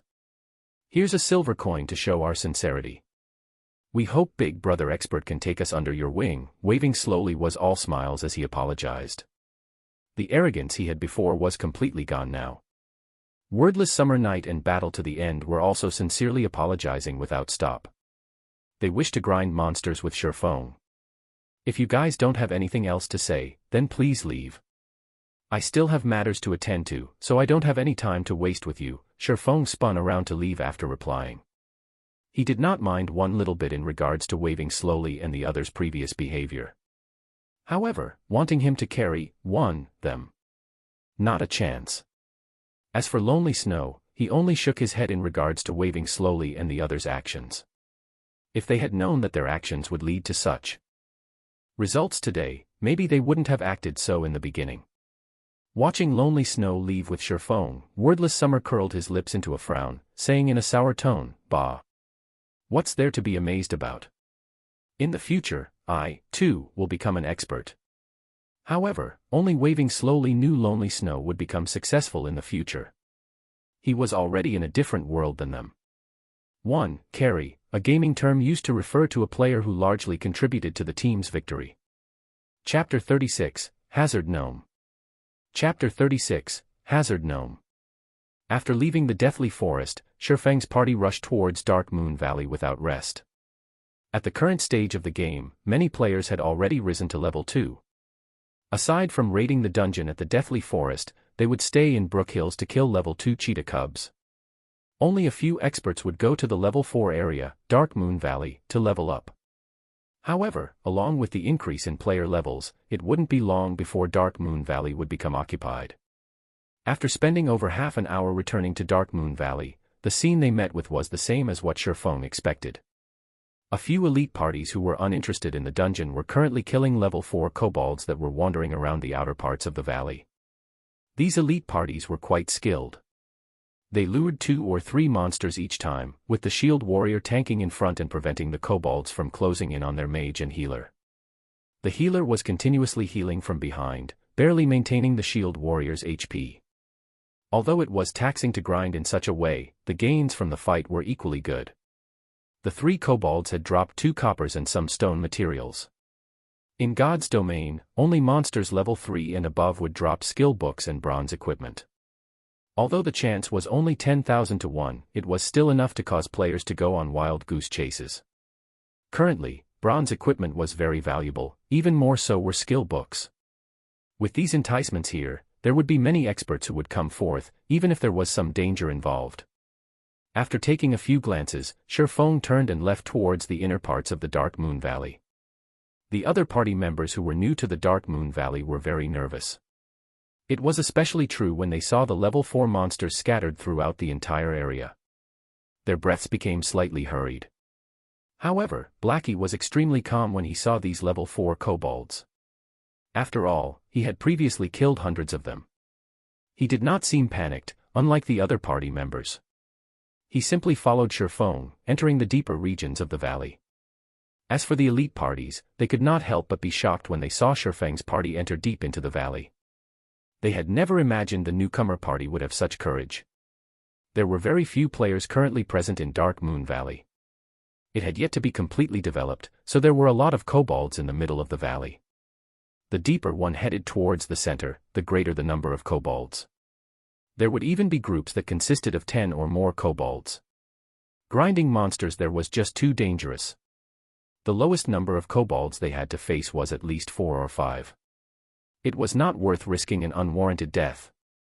Unfortunately, these people did not know Sherfong was more insane than they previously thought. Sherfong did not just enter the deeper regions of the valley. Instead, he went towards the core of the Dark Moon Valley. There was a good location to grind monsters there. Not only was there a large number of monsters, but their respawn rate was quick as well. Most importantly, the drop rate therefore was high. Regarding understanding, Sherfong was like the local god of the area when it came to the Dark Moon Valley. Be it the location of the monsters, the number of monsters available, or their respawn time, Sherfong had spent countless hours researching in his previous life. His goal at that time was to increase the grinding speed of his party, all to improve his position within Shadow. Life was truly fascinating. Sherfeng's sacrifice towards Shadow in his previous life had currently turned around to help himself instead. It could increase his own party's level more quickly, while at the same time guaranteeing him a steady supply of ore. Moving along the path of broken rocks, groups of 4 or 5 level 4 kobolds would occasionally appear. However, it was just a small matter with the equipment of Sherfeng's party. Looking at the party's guardian knight, Kola, be it with HP or defense, he could easily tank 4 kobolds at the same time. The healer, Drowsy Sloth, could maintain Kola's HP above 80% without wasting much effort. If Kola had let a monster past, then Lonely Snow would go up and push it back. As for the others, they would fervently deal damage. A simple sword strike from Sherfong could already deal over 100 damage, whereas Blackie's dark arrows could each deal 88 damage. The fight could not get any easier than this. Within moments, the 5 kobolds were all dealt with. Compared to the elite party outside, Sherfeng's party was stronger by several folds. Sherfong simply picked up the stone materials and ore that dropped, then continuing deeper into the Dark Moon Valley. After spending over an hour moving forward, Sherfeng's party had finally arrived in front of a mountain. The massive mountain was hundreds of meters in height. Kobolds no longer filled the area surrounding the mountain, wandering gnomes had replaced them. These wandering gnomes each held a small shovel in their hands, using it to dig into the rock wall of the mountain. There were also quite a few gnome overseers that inspected the surrounding areas with a whip in hand. Brother Fong, the monsters here are just too numerous. Are we really going to grind here? Blackie's heart shook slightly when he took a look around. He discovered hundreds of wandering gnomes around the vast mountain. There was even a few level 5 gnome overseers. Compared to the groups of over 10 kobolds outside, this place was a literal battlefield. Kola also gulped down a mouthful of saliva, worriedly saying, "Party leader, I'm not trying to boast, but tanking 6 or 7 of them is my limit. I really can't manage this many monsters." It wasn't just Blackie or Kola. The others, as well, were apprehensive. Wandering gnomes occupied the entire mountain, and these gnomes were very close to each other. As long as they made a mistake while luring, then they would have to face off against hundreds of level 4 monsters. Such a large number of monsters was much scarier than the Lord rank felt. I know you guys can't fend all of them off. However, whoever said about letting any of you tank hundreds of gnomes? Sherfong rolled his eyes at his party members. He was extremely clear regarding the party's standards. Facing off against 10 gnomes at the same time was nearly their limit, so how could they deal with hundreds at the same time? Even a level 10 player would be finished when met with hundreds if level 4 monsters. However, wasn't there a good saying that stated, if you can't outfight them, outrun them? Sherfeng's agility had reached 30 points. Including the bronze shoes he had, his movement speed had exceeded the wandering gnomes by at least 4 points. He could easily kite the gnomes and let Blackie use the AoE skill, Hellflame. The efficiency of grinding in such a way was several times greater than that of killing individually. Following which, Sherfong told everyone about his plan. He needed Blackie to get the timing right, maximizing the effect of Hellflame. As for the others, they were responsible for taking out the gnomes with low HP. When Sherfong had chosen his position, he grabbed a handful of stones and rushed towards the nearby gnome overseer.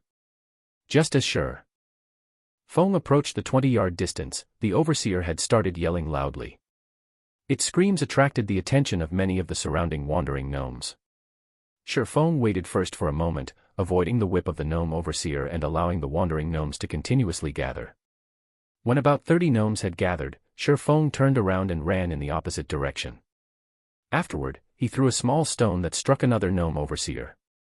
The overseer who was struck loudly bellowed, bringing along over 20 of its brethren and rushing at Sherfong. Within moments, Sherfong had lured over 60 monsters. However, Sherfong was not yet satisfied. He started circling the mountain as he lured monsters, and within 5 minutes, there were hundreds of wandering gnomes and more than 10 gnome overseers chasing behind him with all their might. Unfortunately for them, Sherfang's equipment was just too good. His speed was 30% greater when compared to the gnomes. Including Sherfang's extraordinary techniques and control over his body, he was able to toy with the gnomes whichever way he wanted. "Blackie, get ready to cast," Sherfang reminded. "All right." Blackie was extremely excited. This was his first time using AoE magic, so he did not know what kind of effects it would have. Subsequently, Blackie's fingers started gesturing in midair. Brilliant magical seals started appearing, forming into a dazzling magic circle that gave off a peerless aura. As Blackie spat out the last syllable, the land shook. Jade green flames rushed to the sky, devouring the entire gnome army. A field of damages over 100 had appeared. Within 5 seconds, every gnome chasing after Sherfong received over 200 damage, their remaining HP less than half. However, the target of these gnomes had also changed. They no longer went after Sherfong, but Blackie instead. Sherfong abruptly stopped. He pulled out the abyssal blade and rushed forward. Not only did the level 4 Thundering Flash have a low cooldown, but its attack range also increased to 15 by 3 yards. It had nearly covered the entire gnome army.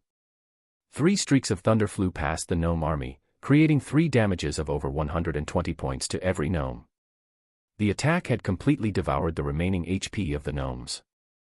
As for the low HP ones that remained, they were quickly held back by Cola. Lonely Snow then rushed forward and used a whirlwind slash, thoroughly ending the remaining gnomes. The hundreds of gnomes had been wiped out, leaving behind a floor covered with items. Meanwhile, everyone's experience madly rose.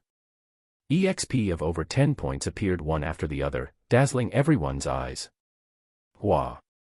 Blackie had risen to level 3. This is too awesome. Blackie roared in exhilaration. This is only the beginning.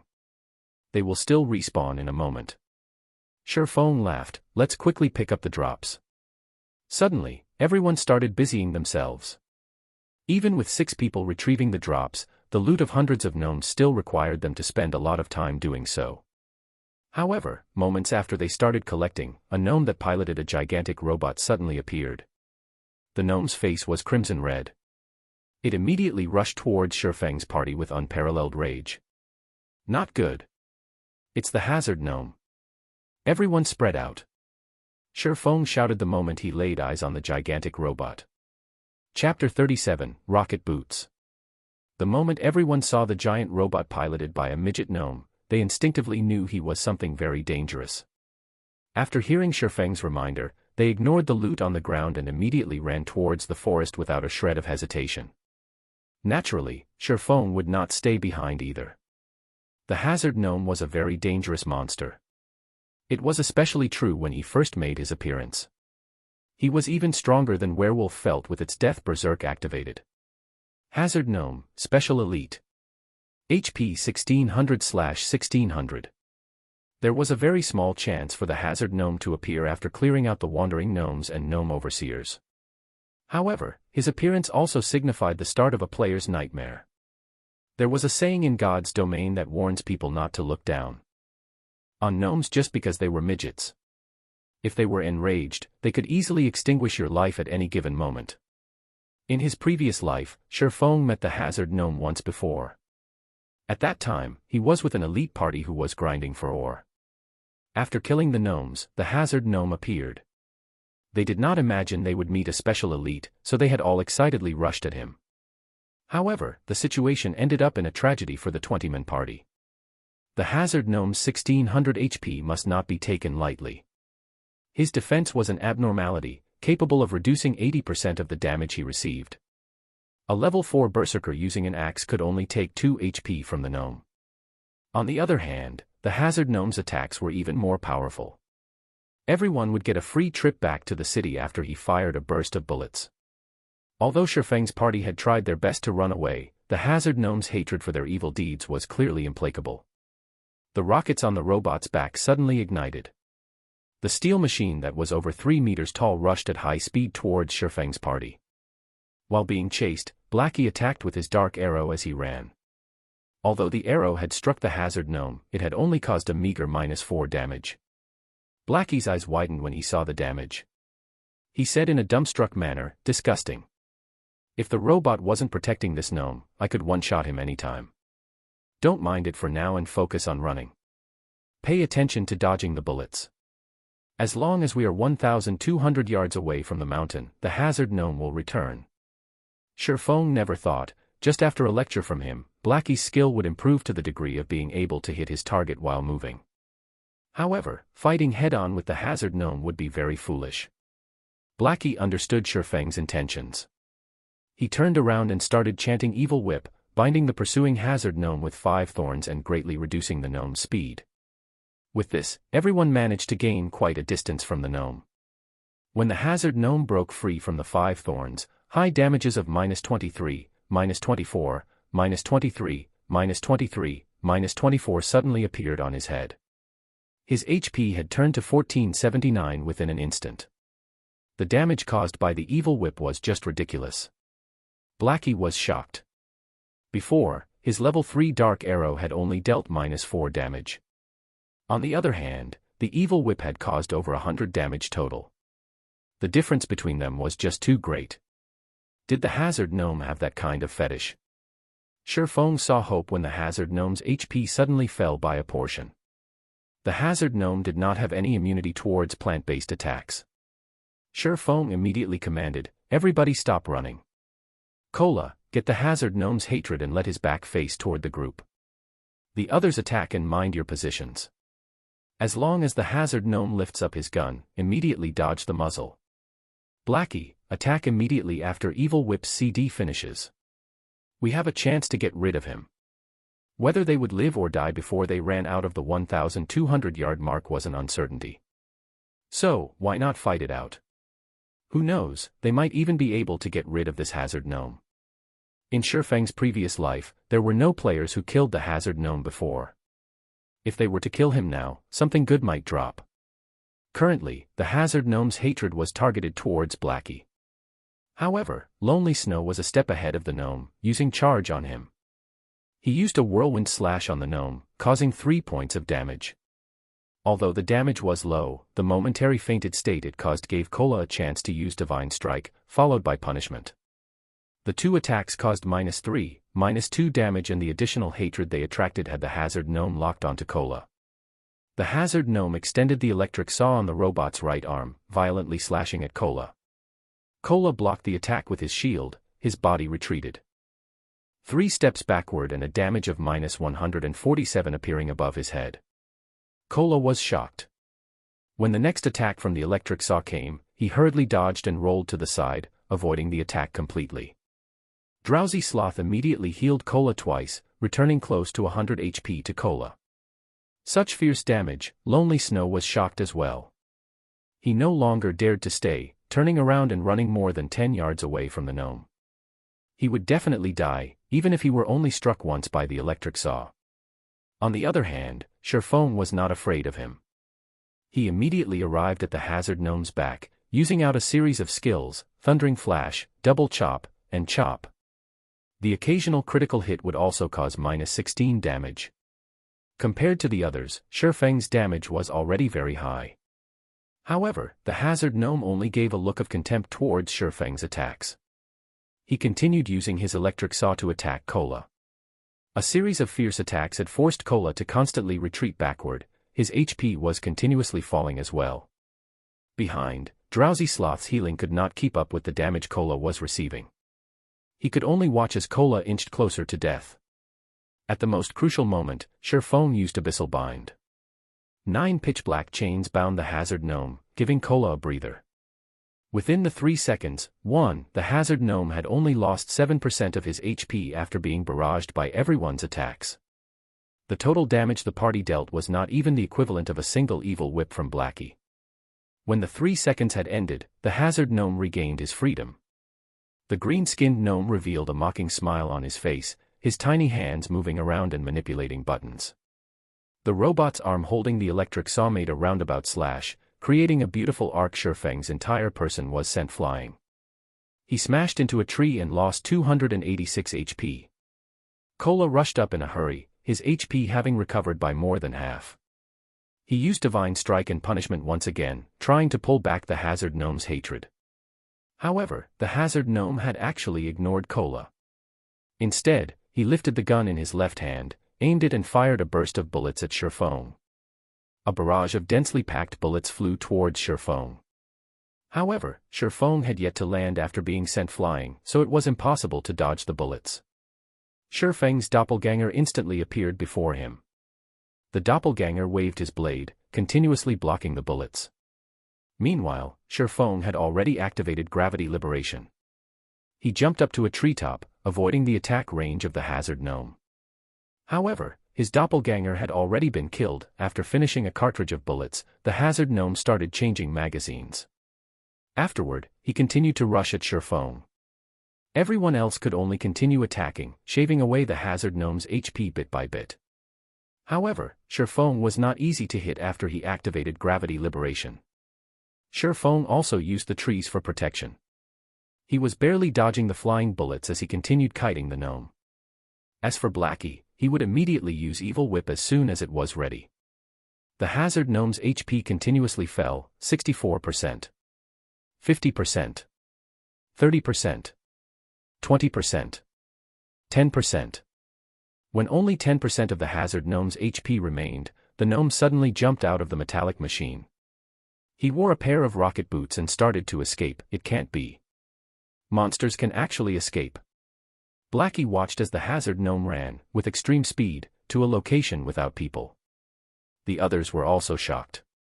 They never imagined the gnome would have such a high intelligence. He ran the moment he knew he could not win the fight. We can't let him escape. We will have fought for nothing otherwise. Kola immediately chased after the gnome. He had been bullied by the hazard gnome just a moment ago, so his heart was currently filled with anger.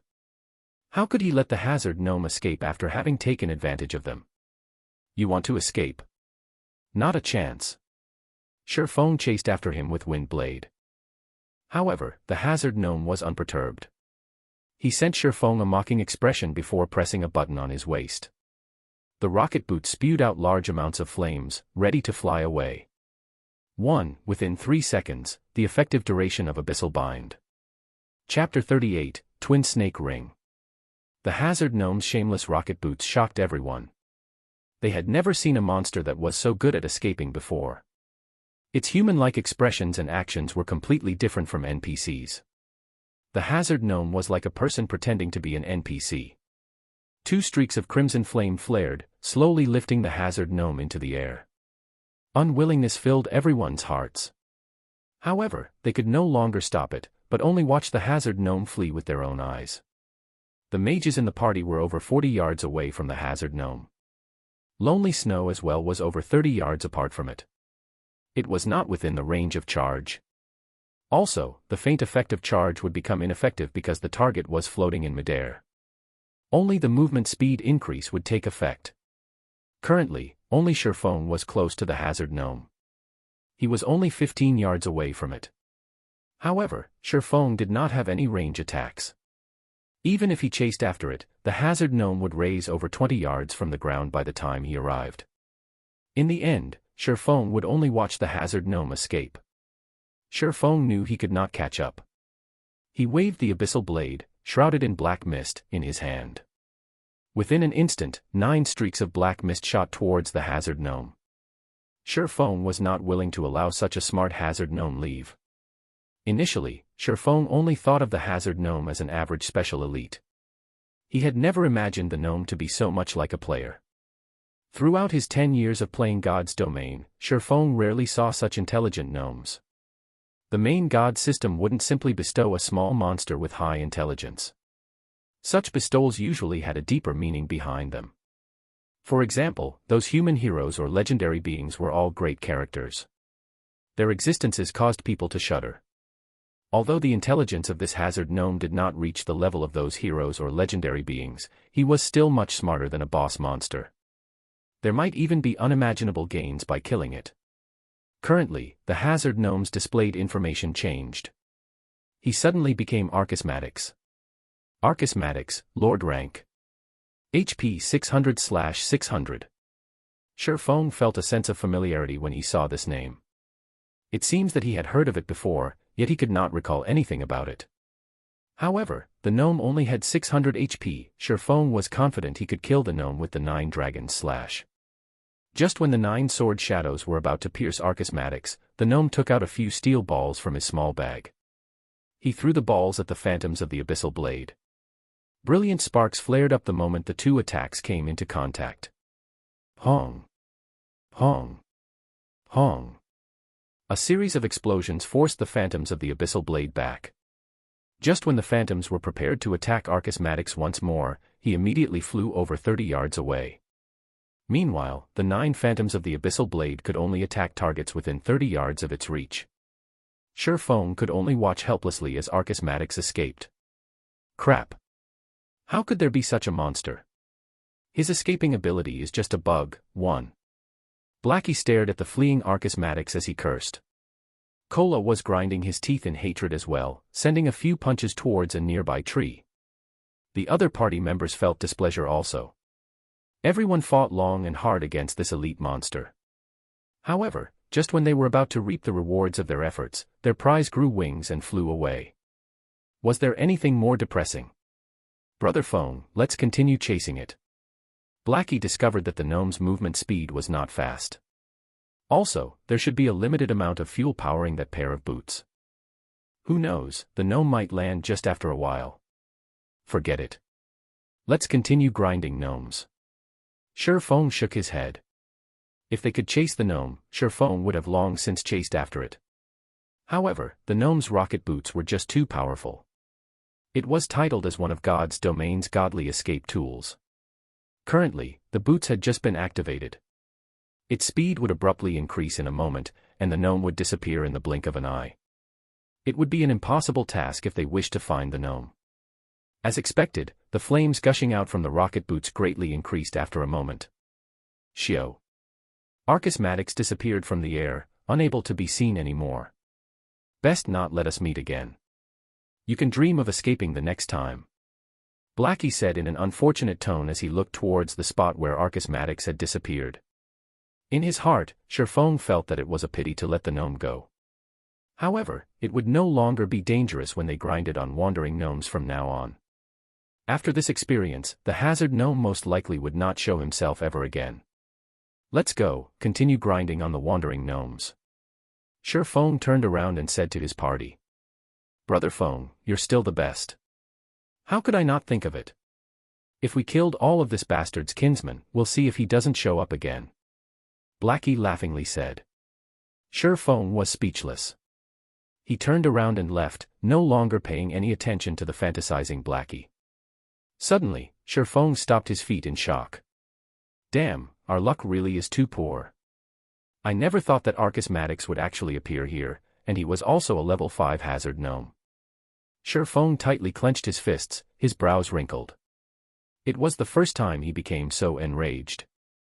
When everyone looked at Sherfeng's wrathful expression, they could faintly feel the surroundings become chilly.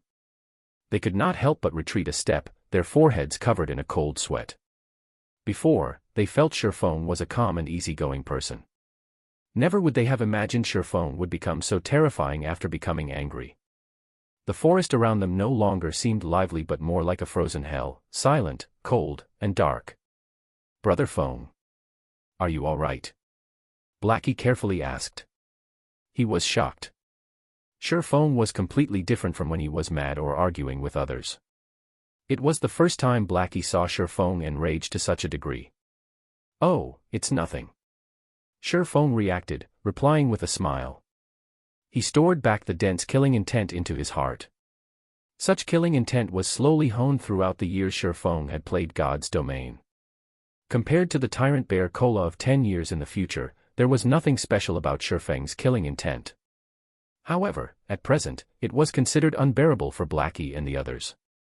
Shifeng finally recalled the name of Arcus Maddox. Arcus Maddox was a famous Grandmaster engineer within God's Domain. 3 years after Arcus Maddox shocked the nation by creating the Sky Fortress, Twin Snake Ring, he had gone on to establish the Gnome Empire. With it, the new update, Emergence of the New World, also activated. At that time, countless super guilds started expeditions towards the fortress, Twin Snake Ring. However, all of them were annihilated, and Arcus Maddox was the cause of such a result. On the other hand, Shifeng was completely unaware of a great character had appeared right before his eyes. He also lost the chance to kill Arcus Maddox, so how could Shifeng not be enraged? Party leader, there's a box here. Did it drop from Arcus Maddox during the explosions? Gluttonous Mouse, who had been silent all this while, asked as he picked up a small metallic box from the grass. Shifeng received the box and took a look at it. He discovered the words Arcus Maddox carved onto the metallic box. Shortly after Shifeng opened the box, he said suddenly with a laugh, "Great. Good job, Mouse. With this, we didn't fight for nothing after all." When the group saw Shifeng in a happy mood, they knew the item must be very precious, as common items were nothing in Shifeng's eyes. As to wanting the item for themselves, none of them ever had such thoughts. They had long since made Shifeng their idol, and being able to aid their idol naturally made them happy. Let's do it this way. You guys stay here to grind and level up. I still have something that needs to be done. Notify me when you have all reached level 4.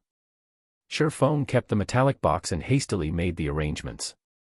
Nobody could help him with the following matter. Only Shifeng was able to proceed.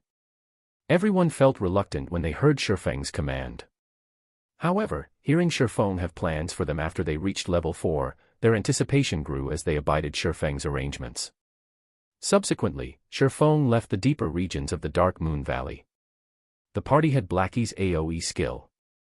Killing 7 or 8 gnomes at a time was no problem at all, and their leveling speed was at least 2 or 3 times faster than the other parties.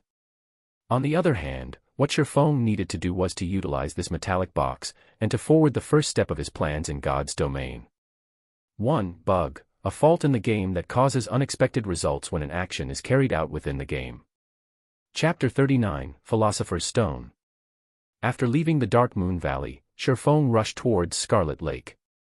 He had also activated gravity liberation to save more time. The players on their way to the Dark Moon Valley saw Shifeng speeding past them like a gale of wind. His speed was shockingly fast, and his figure was just a blur. Who is that person? Which assassin is he? His speed is so fast. No, look at his waist. That's a sword hanging there, not a dagger. He should be a swordsman. Crap. Are the current swordsmen that OP? The widely spread rumor on the forums stated that a mysterious swordsman killed the mayor of Red Leaf Town. There was also a powerful swordsman at the Deathly Forest that received an invitation from the Snow Goddess. I would have played as a swordsman if I had known about this earlier. Say, do you think they're the same person? Definitely not. I saw the swordsman that killed the mayor. That male swordsman was as big as a black bear. His arms alone were thicker than our thighs. He had forcefully killed that level 15 mayor. The players passing by started a discussion as they watched Shifeng depart. They were inwardly speechless towards the swordsman job. They should have played as swordsman if there was such a powerful job. However, it was too late now. Shifeng might have laughed it off if he had known their thoughts. There was no strongest job in God's Domain, only the strongest player. Shifeng ran for over 2 hours through the vast plains. He activated gravity liberation over tens of times, escaping the pursuit of high-leveled monsters. He passed through the level 6 map, Wolfman's Ruins, and the level 8 map, Oro Fort, before arriving in the level 10 area, Scarlet Lake. Scarlet Lake was the playground of level 10 water elementals and little fishmen. Watching from a high location, Shifeng could see groups of little fishmen patrolling. The closer it was to the Scarlet Lake, the more there were of little fishmen. The central region of the Scarlet Lake was the nest of the little fishmen, whereas annoying water elementals filled the water of the lake. Due to the densely packed and large number of monsters in the Scarlet Lake, the little fishman's curse skill was extremely horrendous. It could absorb a player's attributes and turned it into their own. The longer they fought, the stronger they would become. They were extremely hard to kill. Including the fact that there were no quests here, there were rarely any players who would willingly come here to level up. However, Sherfone had to enter into the deeper regions of the Scarlet Lake. The metal box dropped by Arcus Maddox was extremely precious. If Arcus Maddox were to know it fell into Sherfang's hands, he would most likely bleed out in rage. There was a treasure map inside the box, and the treasure it hid was located at Scarlet Lake.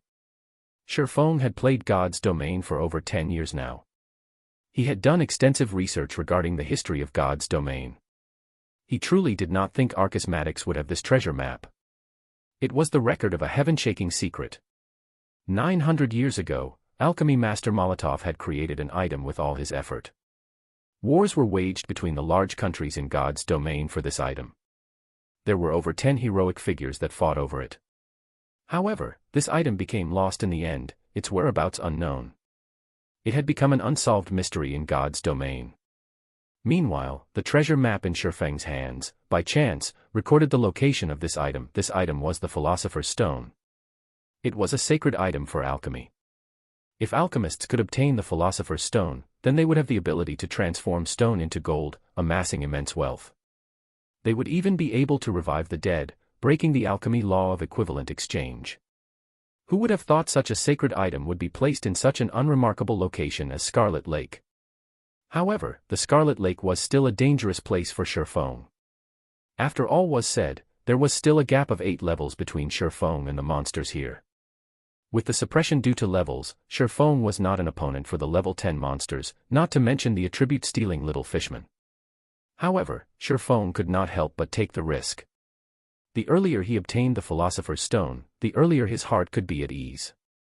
If he waited until he was level 7 or 8, someone else might claim the item.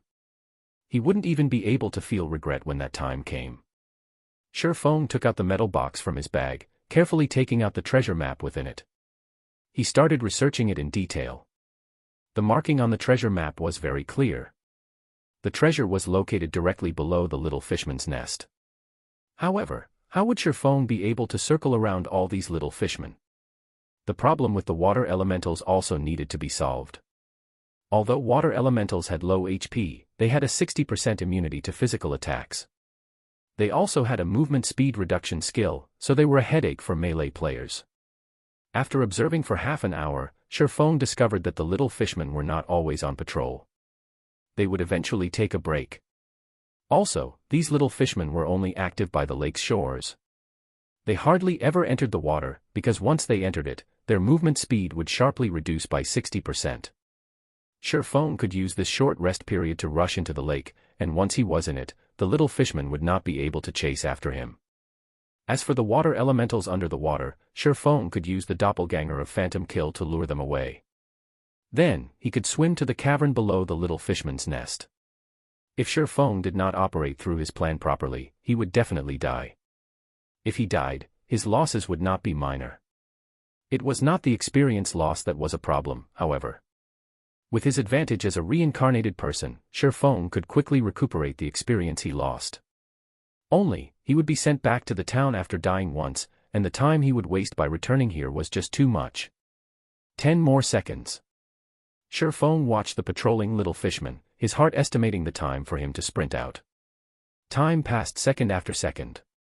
A group of patrolling fishmen watched their surroundings.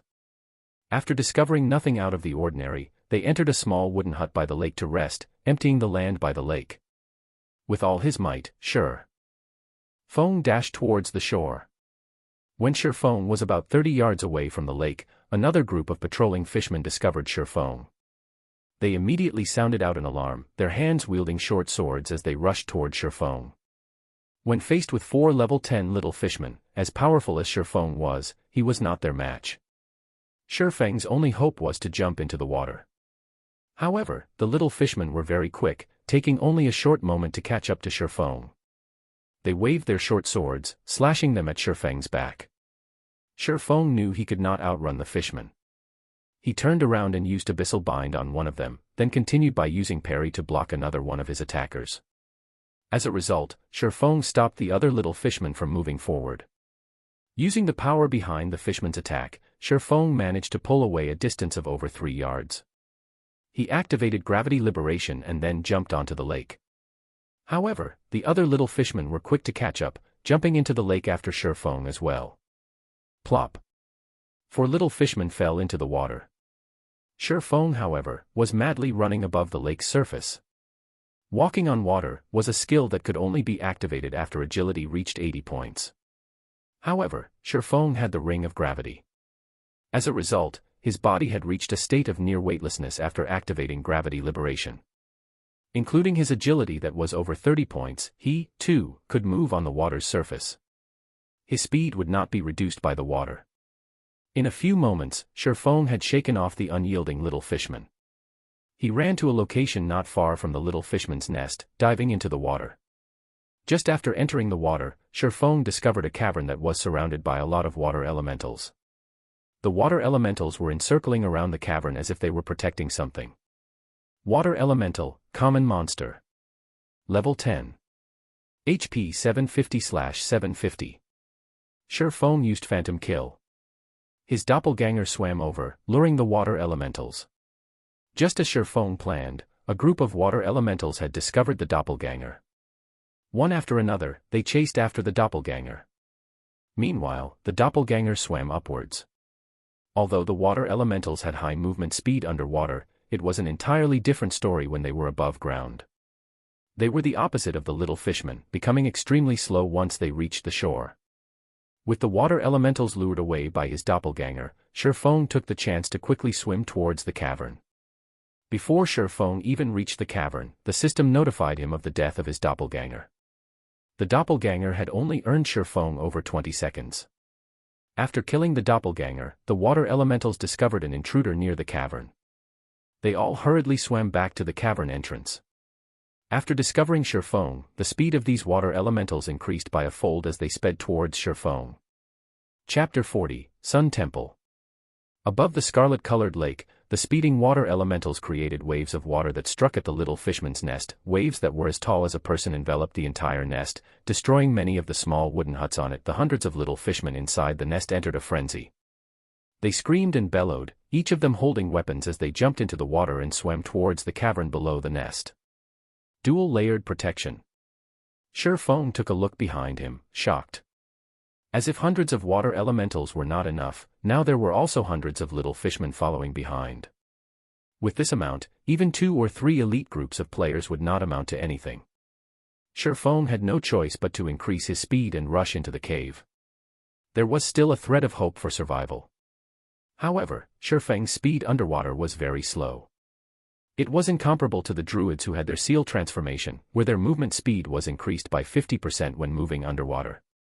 Instead, Feng's movement speed was reduced by 50%. Soon, Feng was just 50 yards away from the cavern's entrance. However, the enraged water elementals approached Feng as if they were flying, their distance between Feng shortening quickly. 42 yards. 28 yards. 20 yards. 10 yards. Just when Feng was only 5 yards away from the cavern entrance, the water elementals had caught up with Feng. They waved their gigantic icy fists towards Feng's head. The attacks from water elementals carried a freezing effect that reduced movement speed. As long as they hit Feng, the water elementals would cling to him till death. Feng hurriedly spun around and used parry, blocking the fist of the first water elemental. Using the water elemental's immense strength, Feng's body retreated backward by quite a distance. However, the remaining water elementals also rushed at him. It seems I'll be going back to town. Feng looked at the hundreds of water elementals in front of him, feeling powerless. Just when Feng was about to give up, he had floated into the cavern. Inside, he saw a human-shaped ghost roaming about. It was roughly 30 yards away from Feng. Feng gave caution to the wind. If he had to die, then he would die trying. At the very least, he could obtain a little more information for future preparations. Hence, Feng used Wind Blade, his speed increasing by a large leap. Like a gale, Shifeng swept through the water and rushed to the shore of the cavern, escaping the clutches of the water elementals just in the nick of time. The moment the water elementals left the water, their speed was sharply reduced. They could not catch up to Shifeng's mad dash at all. After leaving the water, Shifeng quickly rushed towards the human-shaped ghost. The moment the abyssal blade was about to slash across the ghost's neck, Shifeng suddenly discovered the half-transparent ghost did not actively attack him. Shifeng abruptly turned the tip of his sword away, the blade sliding past the ghost's side. It did not attract the ghost's hatred. Close one, Shifeng felt cold sweat down his back when he looked at the ghost's information. Brave one, Floyd. High Lord. Level 25. HP 360, 000/360, 000. If Shifeng had attacked this brave one and attracted his hatred, even if he had 100 lives, he would still end up dead. Within God's domain, brave ones were only second to heroes regarding strength. Their position within a kingdom was even higher than that of a marquis and was second only to a duke. Even if such a great character had died and turned into a ghost, he was still a monster of the great lord rank. He was a tyrant amongst monsters. Without 100-men group of elite players, it was impossible to kill off this ghost. Could he be the guardian of this place? Shifeng looked at the brave one, Floyd, silently guessing in his heart. There were usually guards posted around places with treasure.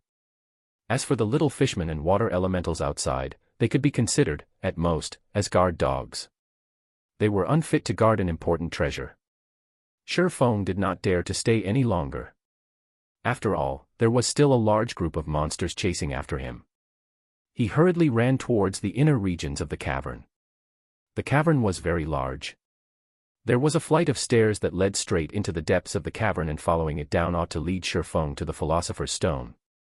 When Shifeng was right before the stairs, a sea of water elementals and little fishmen had rushed at him. It was as if they had an undying grudge against him. You lower life forms dare to sully this divine place. Prepare to receive divine punishment. Floyd's gaze suddenly erupted in rage, pulling out a dark golden greatsword from his back. The sword gave out a surge of evil that made it seem as if it were the master of the world. When Floyd raised the greatsword, the surrounding air started becoming heavy, following which, Floyd gave out a loud bellow as his arms swung the greatsword with all their might. A strong wind, followed by a sword flash, swept through all the water elementals and little fishmen. Each and every one of the monsters turned into ash, and the cavern's entrance instantly transformed into a pile of rubble. Strong! Shifeng exclaimed in shock. He had sorely underestimated the strength of a brave one. Floyd's single sword could easily wipe out a 100-men group of level 30 elite players. A 300-men group might be needed to even have a fighting chance. It was unexpected that the water elementals and little fishmen did not even have the right to become guard dogs. They were all annihilated in an instant. Shifeng wiped away the cold sweat on his forehead. Luckily, he was a human and not a lower life form. Otherwise, his outcome would be similar to those water elementals and little fishmen. This place is truly vicious. I guess I can only go downward now. Shifeng looked at the collapsed entrance. Not even an earthworm could find a way through the debris. The stairs that led down were spiral-shaped. The rocky walls surrounding it were also enchanted with a kind of light-based magic, brightening the entire stairwell. However, this stairwell was extremely long. Fortunately, there were no dangers here. After walking for an entire half an hour, Shifeng finally arrived at the end of the stairwell, at the beginning of a wide and spacious hall. The hall was about the size of an entire football field, and it looked similar to a shrine of sorts. Made out of gold and jade, the two sides of the hall were carved with an abundance of illustrations and texts. There was also an altar at the deepest part of the shrine. Above the altar was a treasure chest made of pure gold. On each side of the treasure chest, there were two statues made of gold, both of them holding a greatsword in their hands. System: player has discovered the Sun Temple. Sun Temple. It was the first time Shifeng had heard this name. In his previous life, there was no information on the Sun Temple. It might have been because no player had activated it before, so there was no information about it on the official website. However, looking at the situation, it should be very dangerous. However, Shifeng couldn't care less about it as he walked towards the golden altar. His target was the Philosopher's Stone, and the golden chest before his eye should be holding the item. The moment Shifeng stepped onto the altar, he clearly felt a chill permeating his body. The chilliness came from the two gigantic golden statues. Shifeng did not know what sort of consequences there would be if he continued onwards to retrieve the Philosopher's Stone. However, he no longer had any choice. The cavern's entrance had already been sealed off, so he could only decide after grabbing the Philosopher's Stone. Shifeng slowly opened the golden treasure chest. Golden rays of light leaked out from the chest, illuminating the entire temple. Subsequently, the golden rays started to fade, revealing 3 items inside the chest. Shifeng pocketed the items with zero hesitation. Crap, how could the Philosopher's Stone end up in such a state? Shifeng looked at the thumb-sized blood-red stone, feeling extremely disappointed. Philosopher's Stone, damaged. Epic rank special item, dropped after death. A sacred item for alchemy, the Philosopher's Stone can be used to turn stone into gold, revive the dead, and has many more unfathomable uses. However, the Philosopher's Stone was damaged and broken into 5 pieces by the Sword Emperor, Knight. Nevertheless, the Philosopher's Stone possesses immense strength. As long as the 5 pieces are gathered, it will be able to recover all of its strength. Active effect: due to being damaged, the Philosopher's Stone possesses less than 1/10 of its original strength. It is only possible to use it for alchemy conversion and elemental refinement. Although the effects were greatly reduced, Shifeng was still satisfied with it. These 2 abilities would enable Shifeng to accomplish a lot. As for the remaining 2 items, one of them was the Golden Greatsword, a level 10 fine gold weapon. The other item was an instantaneous movement magic scroll. A great treasure indeed. Shifeng looked at the Golden Greatsword in his hands with extreme excitement. Aside from magic weapons, it was the best item a level 10 player could have. If a level 10 player were to equip this greatsword, they could definitely become invincible amongst players of the same level. At this moment the 2 statues by the side shook. Their eyes released a red glow, locking their sights on Shifeng. Shifeng used the instantaneous movement magic scroll without hesitation. Golden-colored magical seals suddenly wrapped around Shifeng. The spell on the magic scroll had a cast time of 3 seconds, and it was capable of sending the player to a selected location. This magic scroll was extremely precious. Although there were only a few copies of it in the entire God's domain, dying in this place was a much greater loss to Shifeng. Just as Shifeng was about to be slashed by the golden statues, he vanished from the temple. Chapter 41, Commotion in Town. Red Leaf Town, Fountain Plaza. The entire plaza was dyed crimson by the setting sun. There were quite a lot of lifestyle players, setting up food stalls and selling snacks that were unique to God's domain. These snacks tasted delicious, and they were much better than the delicacies in real life. Also, their selling price was just 2 or 3 coppers. It was truly a bargain. Many players would come here to rest and taste the delicacies of God's domain after a day's worth of hard-fought battles. After all, they could only earn tens of coppers in a single day, and after deducting the expended costs, they would only be left with slightly over 10 coppers. So, giving them a treat should not be a problem. There were quite a few couples sitting on the stone benches, chatting. They ate the food they bought as they enjoyed a lovely time. Suddenly, every player in Red Leaf Town received a system announcement. System: a player has triggered a special storyline. Insurrection of the Little Fishmen has been activated. An expedition quest has been activated in Red Leaf Town. Players can now receive the expedition quest from the Adventurers Guild. Completing the expedition quest will reward players with bountiful rewards and guild reputation. All the players were shocked. In Red Leaf Town, a place where quests were extremely rare, there was actually an expedition quest. Moreover, the rewards were great. It was truly unimaginable. Who was the awesome person that actually triggered a special storyline? The player who achieved this feat attracted the attention of every player in Red Leaf Town. Everyone wondered what great rewards this player gained for activating the storyline. After all, activating a storyline was definitely a rare occurrence. So, how could the rewards be few? Quite a lot of players started having their own wicked thoughts. They wanted to kill off the player who activated the storyline quest. Unfortunately, the system announcement did not reveal the player's name. Compared to the average players, the various large guilds were in a state of turmoil. At this stage of the game, aside from clearing dungeons, there was not a single quest that was capable of increasing guild reputation. A guild required guild reputation to level up. As long as their guild could reach level 2 a step earlier, they would be able to obtain the corresponding guild benefits, creating a large advantage over the other guilds. Currently, the other towns surrounding Scarlet River also received the same system announcement. It wasn't just Red Leaf Town. All of the large guilds began strategizing a plan for their crusade against the Little Fishmen. Meanwhile, Feng, who was the cause of all this commotion, currently sat inside the auction house. The auction house was a very convenient place. The items placed on auction by players were not just limited to Red Leaf Town, they could be seen and bought in the hundreds of towns and small cities under the influence of White River City. However, the auction house was very cunning. They charged a 5% handling fee for all items auctioned, so the items there are usually very expensive. However, the auction house was unquestionably the best place for players to sell certain items anonymously. Also, it had been quite some time since God's Domain started. The players had already amassed quite an amount of coins, and the large guilds should have already piled up a lot of funding. If Feng were to set up a stall in Red Leaf Town, not only would he attract attention, he might also be targeted by people like Flaming Tiger. More importantly, the reason Feng chose the auction house was that there were too few players in Red Leaf Town who could afford the items he planned to sell. However, it was a different story if there were hundreds of towns competing for them.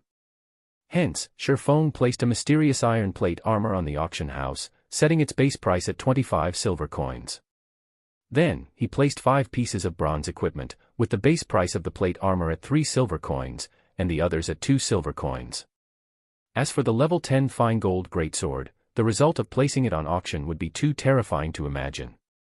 This weapon was worth at least 2 gold coins, which was the equivalent of 200 silver coins. Currently, even 1 silver coin was extremely precious, so who would be able to even afford the weapon? Following which, Feng searched his bag via the half-transparent screen. Initially, players were gifted with a bag that had 100 slots. However, it was far from enough for Feng. Every player could equip a maximum of 7 bags. So, Feng immediately bought 6 of the largest bags currently available. Each of the bags had 25 slots, and each sold for 40 copper coins. 6 bags meant 240 copper coins. Such an amount was definitely unaffordable to normal players, but it was just a small sum to Feng. Feng's storage space increased by a lot after equipping the 6 bags. Afterward, Feng left the auction house and set up a stall not far from it. He was not the least bit interested with the storyline quest he triggered. He would not fight over the rewards with the others. He already had his fill, so it was only proper for the others to have the leftovers. Buying magic essences and stones in bulk. A stack, too, of magic essences for 6 coppers, a stack of stones for 10 coppers. Feng loudly shouted. At this stage of the game, magic essences were some of the materials needed to practice enchanting, whereas stones were one of the building materials engineers needed. However, many level 0 to level 3 monsters would drop these materials when killed, so they were barely worth anything. The materials the many guilds obtained were also sufficient to supply their own lifestyle players, so they would never buy any of them. As for normal players, they would only occasionally buy these materials. However, there was still an ocean of players that did not know how to deal with these materials. They would usually sell these materials to NPCs at a low price. A stack of 20 bottles of magic essence sold for 5 coppers, and a stack of 100 stones sold for 9 coppers. Feng bought them at a price of 1 copper coin higher, so there were quite a lot of players who were willing to sell their materials to him. An extra copper per stack would still be quite a significant income. Magic essence was one of the required materials to make the garrison armor. Besides that, large amounts of copper ore and bronze ore were also needed. These ores were scarcely available, and all the large guilds bought them in bulk. Unfortunately, it was very difficult to get a hold of them. Feng also originally planned to grind for ore. However, now that he had the Philosopher's Stone, ore was no longer a problem. The Philosopher's Stone could carry out elemental refinement. That meant it could refine stone. There was a great chance to obtain ore, even rare ore. There was absolutely no need for Shifeng to personally grind for them, he could just buy them at an extremely low price. Because of this, tens of thousands of players had effectively become Shifeng's laborers. Very quickly, a large crowd of players had gathered in front of Shifeng. "Big brother, I have 6 stacks of magic essence here. Will you take them? I have 3 stacks of stone, do you want them?" Many players started asking Shifeng, worried that his bag would fill. After all, they just had too many magic essences and stones. There were no players who were willing to buy these materials. However, it was also a shame to just sell them to the NPCs, so the materials just stayed inside their bags. "I'll take all of them. Just trade them over," Shifeng said. Before this, Shifeng amassed quite a bit of wealth. Including his transaction with Gentle Snow, he was in possession of quite a lot of coins. Shifeng could definitely buy large amounts of magic essences and stones. A player was selling 3 stacks of magic essences here. A player was selling 5 stacks of stones there. Within moments, Shifeng had acquired 60 stacks of magic essences and 85 stacks of stones. The money that remained in his pockets was less than 10 coppers now. "Sorry, but I'm full," Shifeng packed up his stall after explaining. Suddenly, the many remaining players who came to sell off their magic essences and stones had faces filled with disappointment. "Big brother, will you still buy them in the future?" a player asked. "I will. However, it will still be a period before I do buy them. You all can save them up for now," Shifeng resolutely said. The amount of magic essences and stones Shifeng just purchased was far from enough for him to become an advanced forging apprentice. 3. After leaving the business street, Shifeng arrived at the Forging Association. He paid 5 coppers to rent a basic forging room for 1 hour. Inside the basic forging room, all the equipment needed for forging was provided. Players did not need to buy their own equipment. The intermediate ranked forging room was a lot better, it could increase the success rate of forging by 3%. However, it costs 1 silver per hour to use that room. As for advanced forging rooms, those were not available in small towns. They were only available in cities. However, their prices were extremely staggering. 1. Lifestyle players, players who focus on their auxiliary jobs, i.e. forgers, alchemists/potion makers, etc. 2. A stack, this is a gaming term used to refer to a group of identical items which will take up only 1 space/slot in the player's bag. The stack of items has a maximum limit as to the amount of items it can hold within a slot, i.e. a full stack of magic essence has 20 bottles of the item. If a player has 21 bottles of magic essence, a second stack will be created in the player's bag. 3. Advanced Forging Apprentice, forgers can be distinguished into several stages, which are Forging Apprentice and GT, Forger and GT, Master Forger and GT, Grandmaster Forger. These stages are then further distinguished into 3 different ranks, Basic and GT, Intermediate and GT, Advanced. Chapter 42, Elemental Refinement. Forging Association, inside a forging room. Shifeng took out a stack of stone, placing it on the table. A stack of stone had 100 pieces in total. They immediately filled up the round table, some even fell to the ground. "Time to see how good you actually are," Shifeng smiled as he retrieved the crimson-red Philosopher's Stone. If the Philosopher's Stone were seen by someone else, the consequences Shifeng would face would be immense. Hence, Shifeng rented a forging room. Without his permission, nobody could enter the room.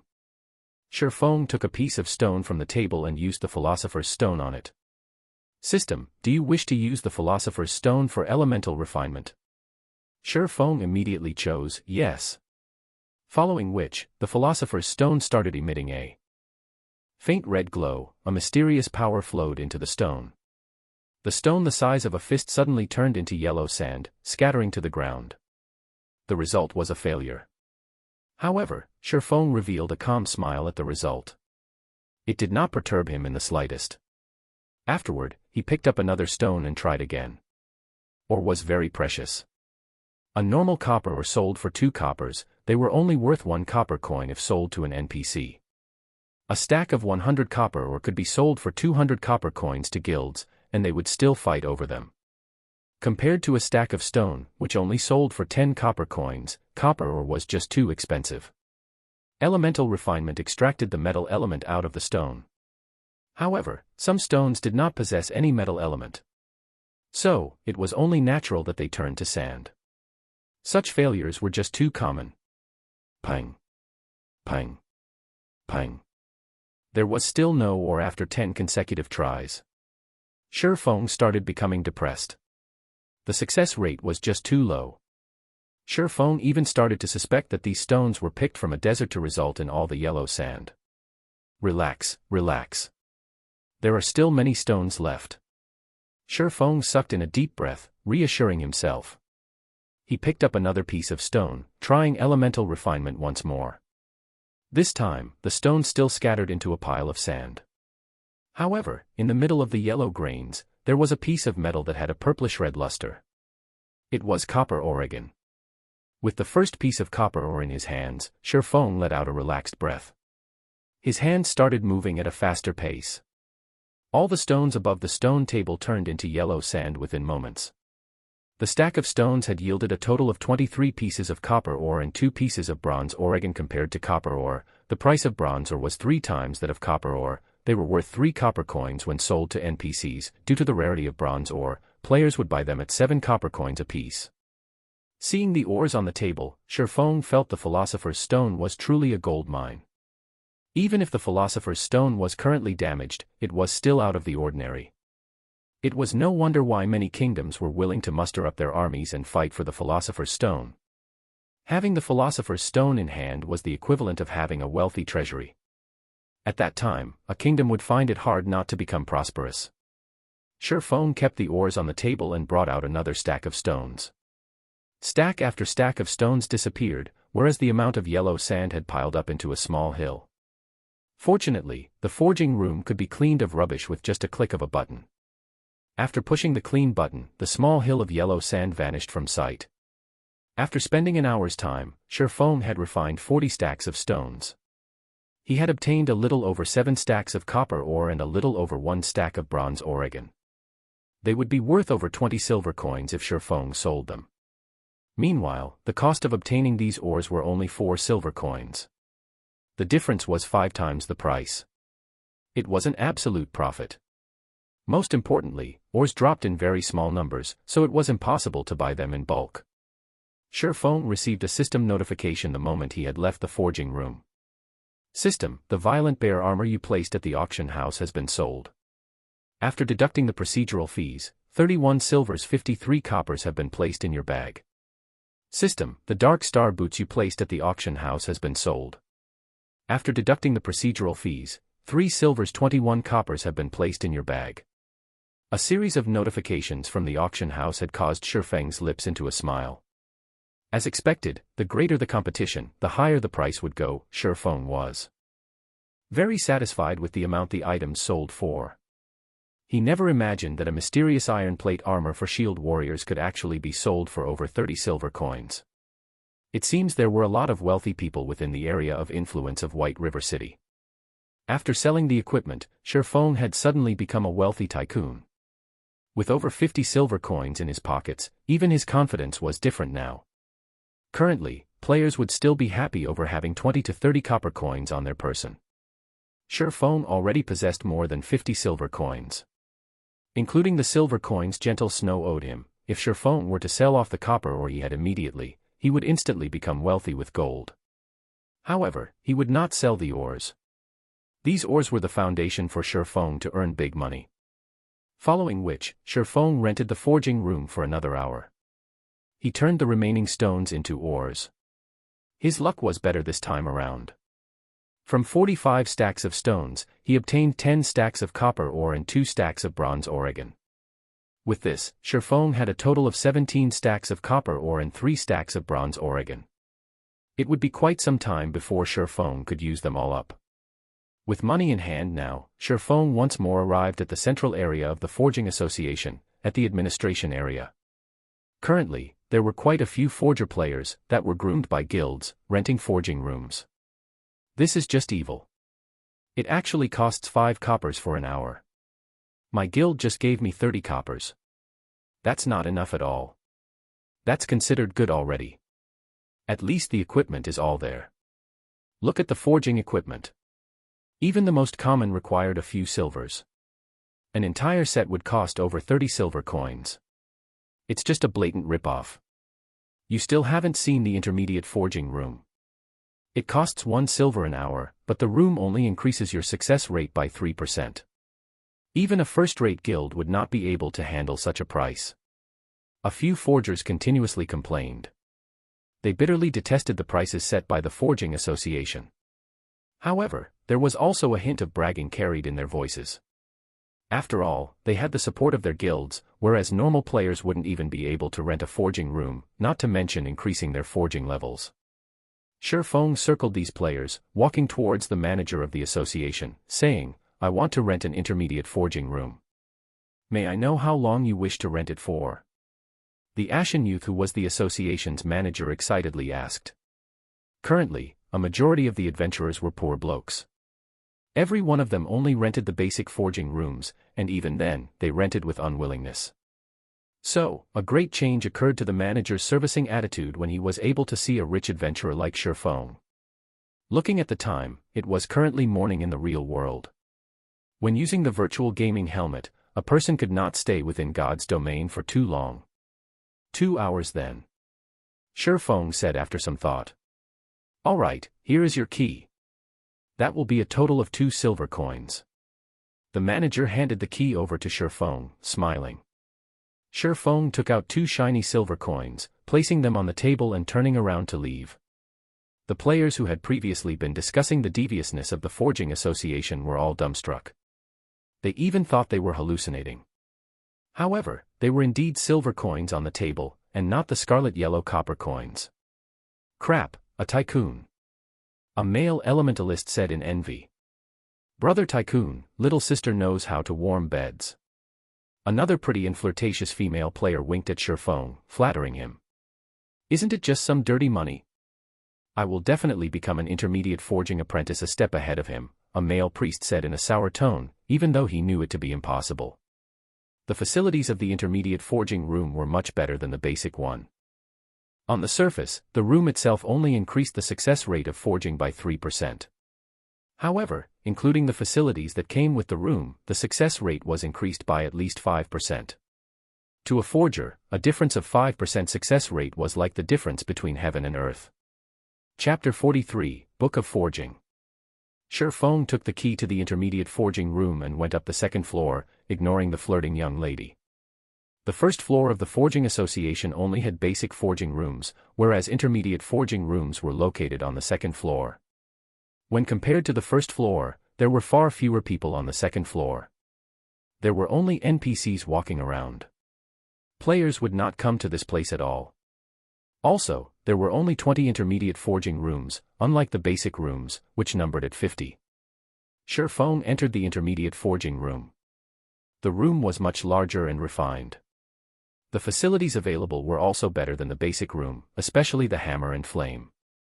These 2 items were not simple at all. Shifeng held up the silvery white hammer that was placed on the iron-woven felt. 100 refinement hammer, bronze rank.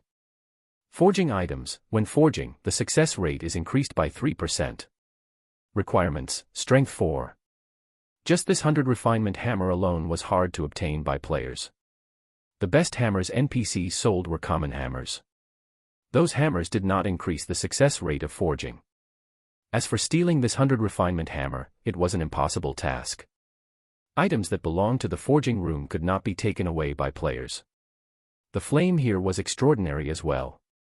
Instead of the usual scarlet, yellow color, the flame here burned with a scarlet, green color. It was not a common flame, but a mysterious flame. Shifeng took a look at its description. Scarlet Devil Flame, Tier 1 Mysterious Flame. Special item, possesses extremely high temperatures. Items smelted with the flame will have higher purity. When refining potions or forging items, there will be a definite increase in success rates. Mysterious flames were rare and powerful flames. These flames had varying strength, and they could be categorized into 9 tiers. The first tier was the weakest, whereas the 9th tier was the strongest. However, even a first-tier mysterious flame was not something that could be easily obtained by players. Due to the mysterious flame's rarity, its price within God's domain was extremely high. Including the fact that both potion making and forging required mysterious flames, the prices of mysterious flames had become even more shocking. There was once a Tier 4 flame that caused tens of first-rate guilds to fight over it. After the death of millions of players, the flame finally ended up in the hands of the world dominators. Not long after, a master potion maker in world dominators rose to become a grandmaster potion maker, increasing the influence of the world dominators by a large leap. Sherfone had a great yearning within him when he looked at the burning mysterious flame. It was the thirst of a forger. Just when Sherfone was in deep thought, he suddenly recalled a matter. On the second month of God's domain's operation, the third-rate guild, Glorious Light, had discovered a Tier 2 mysterious flame, Ice Blue Devil Flame. The flame was found in the 100 Ghosts Forest, and its discovery induced great envy into the other guilds. At that time, there were a lot of lifestyle players who had applied to join Glorious Light, allowing the guild's power to abruptly increase and becoming the tyrant of a small city. However, there were also many guilds who gathered information in secret, wanting to obtain a mysterious flame for themselves. Naturally, Shadow was no exception to this. Shadow had discovered the location and method of obtainment of the mysterious flame from Glorious Light's inner circle. Unfortunately, such mysterious flames only appeared once, never appearing again after they were gone. This discovery caused many guilds to waste their efforts. As he was thinking about the Ice Blue Devil Flame, Sherfone suddenly started having intentions towards this mysterious flame. If he could make it his own, it would definitely be of great help to him in the future when he started his own guild. Moreover, the flame would be of great help in pushing Sherfone to become a true forger. 1. However, Sherfone still needed to hash out a proper plan to obtain the Ice Blue Devil Flame. He needed to prepare many things before he could obtain the flame. Following which, Sherfone took out the garrison armor's forging design. Without wasting time, he immediately chose to learn it. System, you have learned how to forge the garrison armor. Afterward, Sherfone placed all the needed materials onto the stone table. Then, he took out the immensely precious book of forging and started to forge. Sherfone was a basic forging apprentice.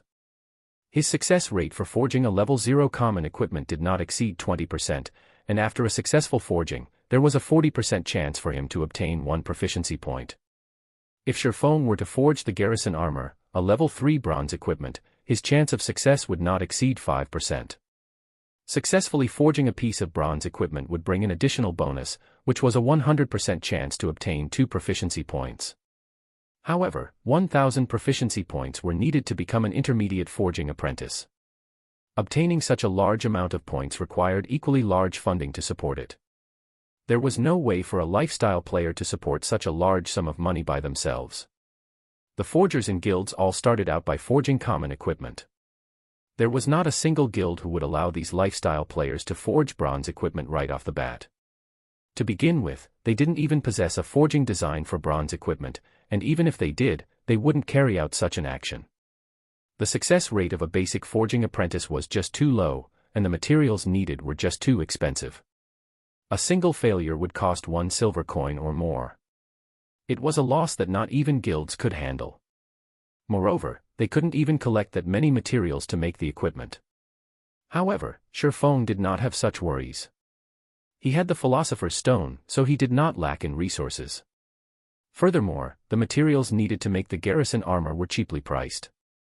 It only required 5 bottles of magic essences, 5 pieces of bronze ore, and 20 pieces of copper oregon.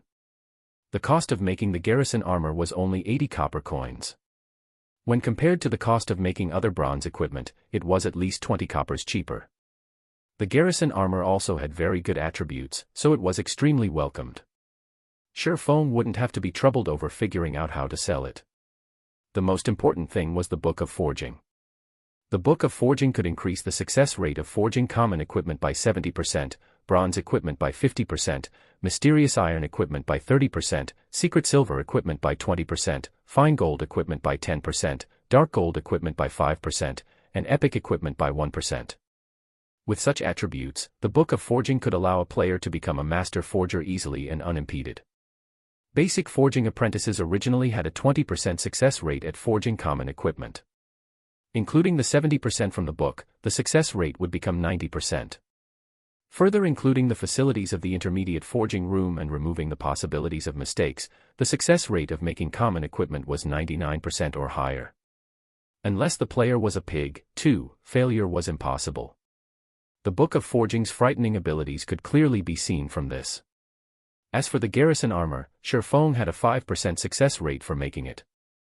Including the 50% from the book, the 3% from the room's facilities, and also the effects of the mysterious flame, Shifeng now had a 60% success rate for making the garrison armor.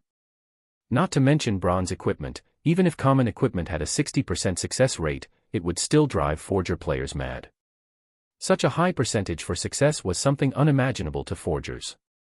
Following which, Shifeng started slowly making the garrison armor according to the forging design's requirements. He first smelted the copper and bronze ore in the fire. After being in the fire for 5 minutes, the ores started to melt and form a lump. Afterward, Shifeng added in the magic essence, letting it burn for another minute before removing the red-hot ore and placing it onto the metal felt. The ore's scorching hot temperature caused Shifeng to sweat. However, Shifeng did not dare be careless, as the following process was the most important part. After finishing the preparations, Shifeng held the 100 refinement hammer and readied it to hammer the fiery ore. Dang! Dang! Dang! Sparks flew in all directions. The hammering sounds echoed throughout the wide forging room. Shifeng struck every hit with careful precision. In his previous life, Shifeng did not learn forging. He only learned the gathering skill.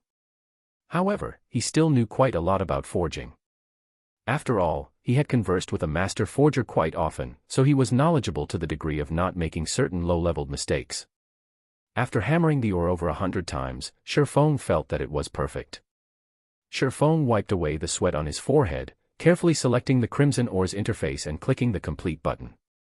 Following which, the red-hot ore started transforming. Within 5 seconds, it had transformed into a silvery gray-colored armor. On the surface, there seemed to be nothing wrong with it. However, equipment's successful forging did not just depend on its appearances, there was also its quality.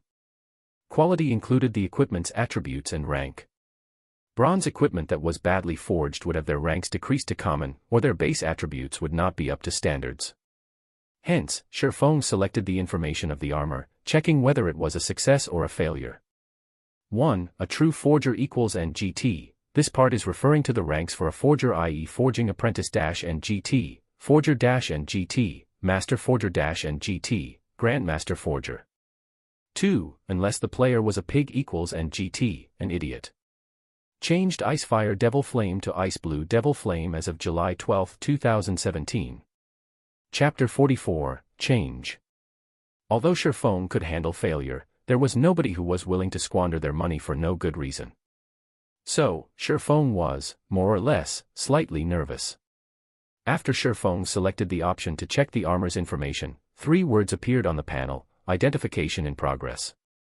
The red loading bar slowly increased. The system was currently determining the statistics of the equipment. After 3 seconds had passed, the system finished identifying the armor and revealed the armor's information.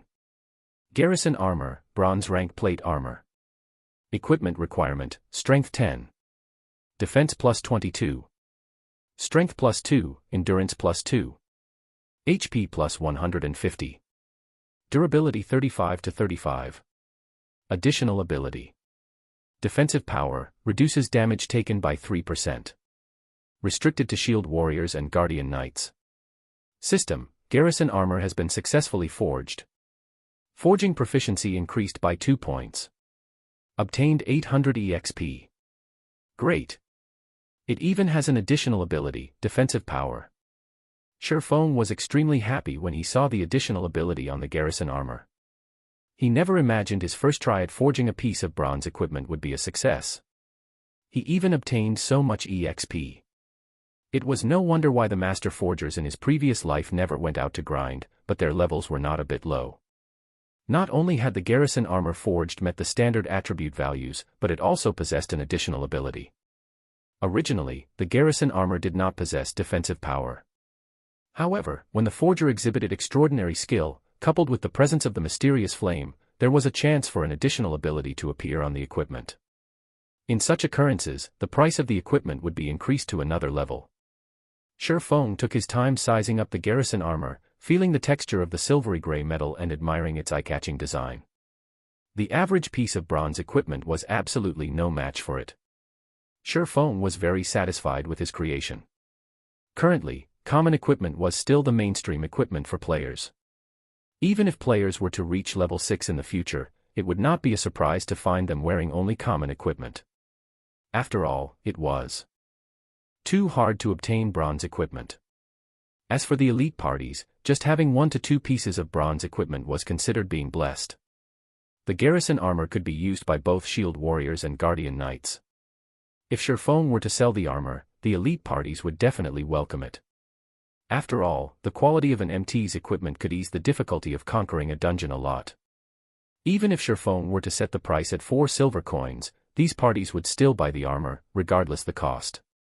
As for the defensive power of the garrison armor, its benefits towards a party's MT went without saying. Feng would not accept anything lower than 5 silver coins for this armor. With his first experience at successful forging, Feng continued forging garrison armors. However, Feng took out the 100 refinement steel this time. He wanted to know what effects the steel would have when it was used to forge equipment. Within 10 minutes, the second garrison armor took form. However, the color on this garrison armor was different than the previous one. Instead of having a silvery gray color, it was pitch black now.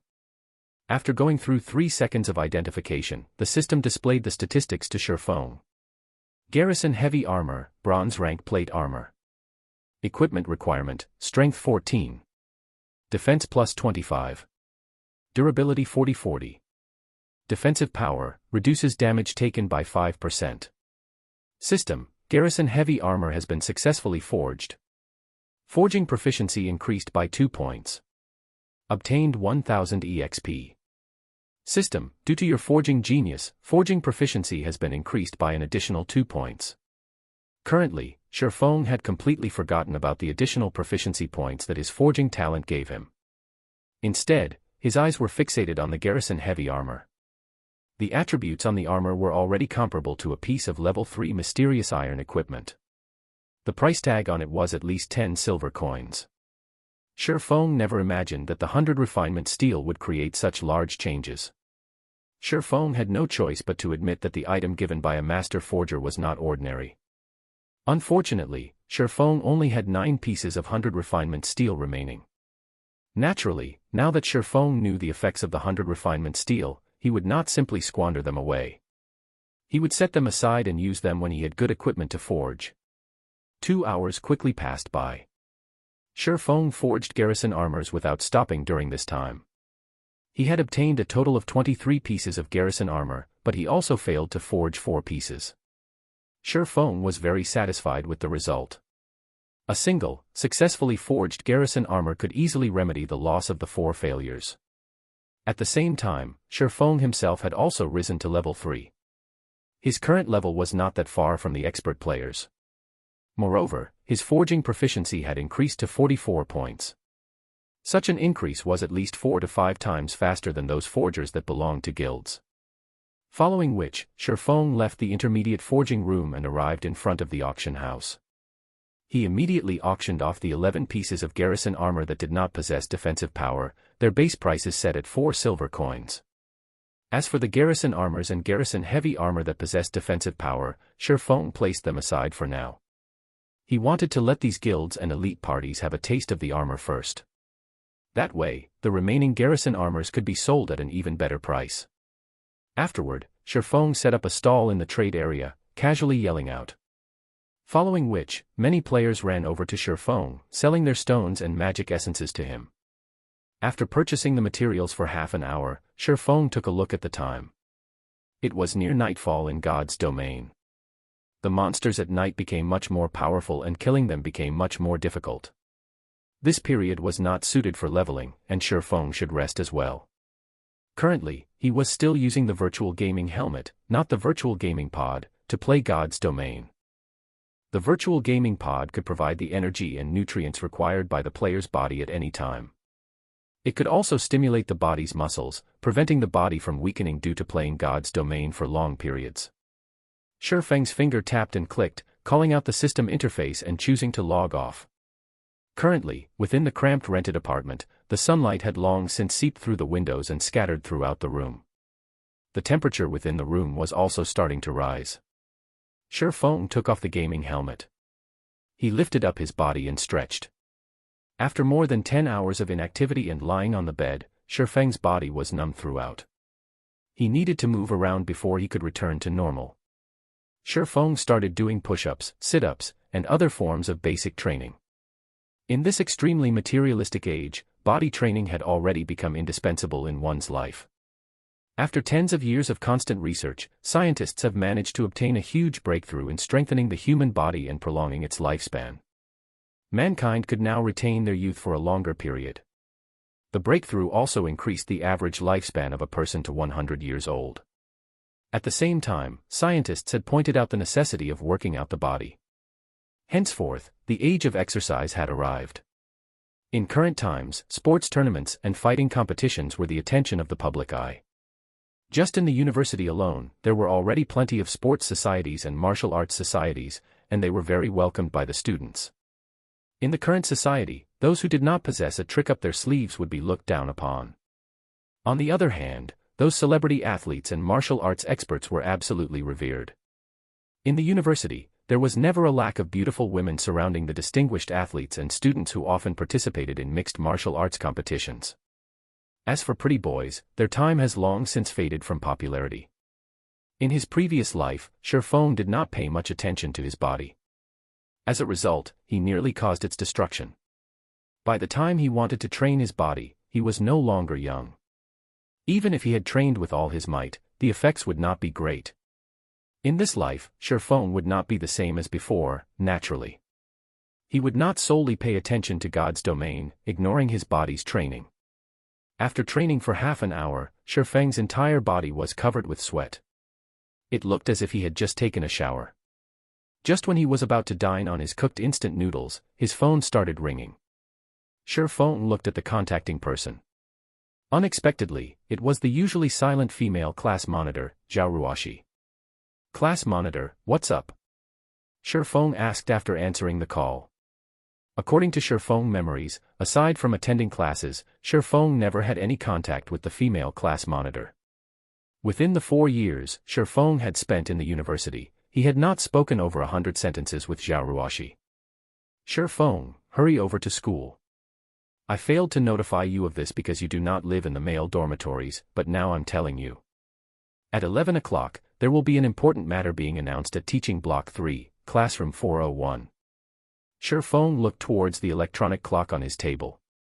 It was already 10:30 right now. He answered, "All right, I'll go there immediately." Chapter 45, The Inferior Student of the Class. Cutting off the call, Feng immediately ate his instant noodles and hurried to school. When he was on the road, Feng finally recalled this incident. It was one of the reasons that caused his parents to fall gravely ill. In Feng's previous life, he and Blackie joined Shadow Workshop. When Zhao Ruoshi called him to go to the school, he chose to continue playing God's domain instead of going. He joined Shadow Workshop after much trouble. If he wanted to rise in position within Shadow, he needed to have a good performance. How could he have the time to care about small matters that happened in the classroom? As a result, his university recommendation became non-existent. Although it was just a recommendation, it could allow students to find better jobs. The stress levels of the current society were extremely powerful, and jobs were not easy to find. Such a recommendation would be a stepping stone towards the higher levels of a company. Feng's parents were deeply worried after they found out about this incident. It was also because of such worries that caused the mental stress on his parents to increase substantially. Only, Feng's parents never revealed it to him. Instead, they encouraged him. They didn't want him to worry about their household debts. As a result, they became both physically and mentally exhausted, falling gravely ill a year later. In this life, Feng did not wish to repeat such a disaster, even if the recommendation was absolutely useless to him. However, he also wished to know the reason that caused him to lose the recommendation. Feng was considered average regarding results amongst his class. There were absolutely no problems with him obtaining the recommendation. He did not have a share in it. The only reason he could think of, for such a situation, was the incident that would happen today. After walking into the university, Shifeng discovered a very interesting situation. The school was crowded. There was an abnormal number of students in the university today. Usually, there would not be that many people within the university grounds. The students would usually study in the library or gather outside to have some fun. Worst case scenario, they would just stay in their dormitories and play games. Unlike the current situation, they wouldn't normally come out for a stroll. When Shifeng walked towards teaching block 3, he discovered that the normally empty classrooms were packed with people. All of them were fully occupied. What is happening today? Shifeng was puzzled. The moment Shifeng entered classroom 401, he could feel the air in the room was slightly odd. His classmates all shifted their gaze towards him, their expressions filled with astonishment. Shifeng was like something that should not be there, yet had actually appeared. The male students only glanced at Shifeng. They did not pay him any attention as they continued with their conversations. Meanwhile, some of the gorgeously dressed females in the class sent Shifeng expressions of disgust. However, Shifeng had long since gotten used to such reactions. When he was about to turn around and look at them, the females immediately turned their heads away. Fellow student Shifeng, you're here. Find a place to sit. When fellow student Ling Feilong arrives, everyone in the class will be present. The female monitor, Zhao Ruoshi, had a calm expression on her face when she spoke to Shifeng as if it was all just for formality's sake. However, Shifeng could faintly feel a hint of expectation in Zhao Ruoshi's eyes when she turned around to look at him. However, that expectation was not targeted towards him, but most probably towards the Ling Feilong she spoke of. All right. Shifeng nodded his head, simply choosing a corner to sit down in. As for sitting and starting a conversation with the other male classmates, Shifeng could tell it would be impossible just by looking at their expressions. In regards to such a situation, Shifeng could only let loose a bitter smile. In his previous life, he truly has failed at being a functioning human being. However, there was nothing he could do. To save money, he never participated in any of the student gatherings or class events. He had long since become an invisible existence within the class. In the eyes of his classmates, Shifeng might be a very reclusive person. Why is this person here? The class monitor should be the one who notified him. I never thought he would actually show up. He's just an inferior student in the class. Just looking at him makes me mad. Look at how cunning his eyes are. Don't tell me he took a fancy to this young lady. Disgusting. The students in the class started a quiet discussion about Shifeng. They were very shocked at Shifeng's arrival. Usually, Shifeng would never participate in any events, but now, this person, himself, actually showed up. Their disgust towards Shifeng was clear in their speech. Their tones when speaking also showed how much they looked down on him. The reason for such treatment was because Shifeng was weak. He was also often bullied by students from other classes. Moreover, he was the inferior student who was always too poor to join the class outings. It was just an embarrassment to be in the same class as him. Although their voices were soft, Shifeng could still hear them clearly. It was better to say they let Shifeng hear their conversation. Learning was only secondary in everyone's eyes. The truly important thing to have was a strong body. After all, the current age was one where body training was strongly emphasized upon. However, Shifeng's weak body clearly did not fit the current age. So, naturally, he had become an outcast within the class. However, Shifeng simply laughed away at his situation. He was no longer a child, so why would he be angry over the actions of these children? Currently, his heart was only concerned about the matters regarding the recommendation. Not long after, a robust youth entered the classroom. The youth's height was an entire 1.9 meters. This person was Ling Feilong. According to Shifeng's memories, Ling Feilong was a person with many tricks up his sleeve. After he graduated from university, he managed to woo the princess of a large corporation. 3 years later, he became the corporation's CEO. However, due to the virtual world's influence towards the real world growing ever larger, Ling Feilong invested in God's domain as well. At that time, he looked for Shifeng, his classmate, wanting to collaborate in God's domain. At that time, Shifeng was the captain of Shadow Workshop. He was also the guild leader of the guild, Shadow. Shadow was barely considered a second-rate guild during those times. However, it still had control over a large city with a population of 500,000 people. Considering they were once classmates, Shifeng agreed to Ling Feilong's proposal. Afterward, although Shadow earned quite a lot of money from the collaboration, Ling Feilong earned even more. At the same time, Ling Feilong groomed several powerful subordinates. Then, he somehow managed to gain the favor of a first-rate guild, abandoning Shadow. Everyone watched as Ling Feilong entered the classroom. The male students all stood up, displaying their respect towards him. On the other hand, the gorgeous female students from before sent meaningful gazes towards Ling Feilong. Even Zhao Ruoshi had some changes to her calm expression. Shifeng had plenty of experience with women in his previous life, so he could tell Zhao Ruoshi was somewhat interested in Ling Feilong. What kind of situation was this? Shifeng could not make heads of the current situation. It would be fine if it were just the other students, but Zhao Ruoshi was the class flower. She had a calm personality, an oval face, a graceful body, and even her family background were good. Normally, male students from other classes could be seen chasing after her. However, none of them ever entered her eyes. So, why did she take a fancy upon Ling Feilong? Was Ling Feilong fated to become a protagonist in life, a person who was loved and welcomed by all? Everyone, sit down. Like a leader, Ling Feilong naturally walked up to the lectern. He gratefully said, "Thank you for coming to congratulate me. I would not be here today were it not for all of your support. Brother Feilong, you are too humble. More than 5,000 people entered the school's fighting competition, yet you've managed to enter the top 10. You are the pride of our class. You now have the rights to enter Jinhai City's fighting competition without going through the pre-selections. This feat is not achievable by the average person. You mustn't forget about us once you've become a martial arts master in the future." "That's right, Brother Feilong. We're looking forward to you becoming the champion." The students in the class gave their congratulations one after the other. Some of the female students even thought of throwing themselves at Ling Feilong. However, Shifeng was an exception. He was truly dumbfounded.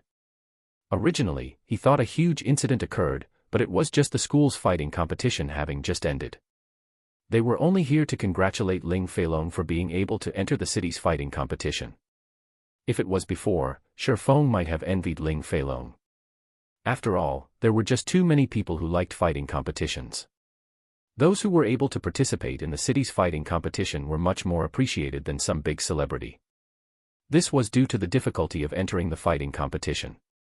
There was a strict selection system, and it was considered good to have 3 to 4 people selected out of 10,000. If these selected participants performed well, they might even get a contract to become the spokesperson for a large enterprise. With all the celebrity advertisements that would be offered, it wouldn't be difficult to amass wealth. Their futures would have boundless prospects. However, along with the rise in popularity of God's domain, people became even more addicted to fighting battles and wars in the game. After all, being able to personally experience the fight was still the best experience. The lack of danger of fighting in the game only made it even more exciting. As a result, many experts became idols of the players in God's domain. Chapter 46, Meeting an Acquaintance. As everyone was giving their congratulations to Ling Feilong, the person, himself, had his eyes swept over to a corner of the room, the corner where Shifeng sat. His eyes held a hint of dissatisfaction when he looked at Shifeng. He was the pride of the class and, even more so, a future celebrity. Yet, an inferior student like Shifeng actually did not intend to flatter him. After a round of flattery, Ling Feilong allowed the students to return to their seats. "I thank everyone for your support. Please quiet down for a moment. I am here today because I have a matter that I wish to discuss," Ling Feilong said. Hearing Ling Feilong's announcement, everyone listened attentively. Only Shifeng remained uninterested towards Ling Feilong's matter. However, Shifeng could not help but pay attention after hearing Ling Feilong speak. "It's something related to the school's recommendation." Ling Feilong calmly said, "Everyone knows how I am obsessed with fighting. However, my grades at school aren't that good, so it has caused some problems with my recommendation. So, I wish for someone here to give up a spot. The school has already agreed to this, so I am here to discuss this matter with everyone else." Brother Long, this is only a trivial matter. It is only a recommendation. As the pride of the class, as long as Brother Long requests it, there will definitely be someone in the class willing to give up their spot, a bootlicking male student said. Although everyone in the class agreed to this person's words, there was nobody who willingly stood up to give away their recommendation.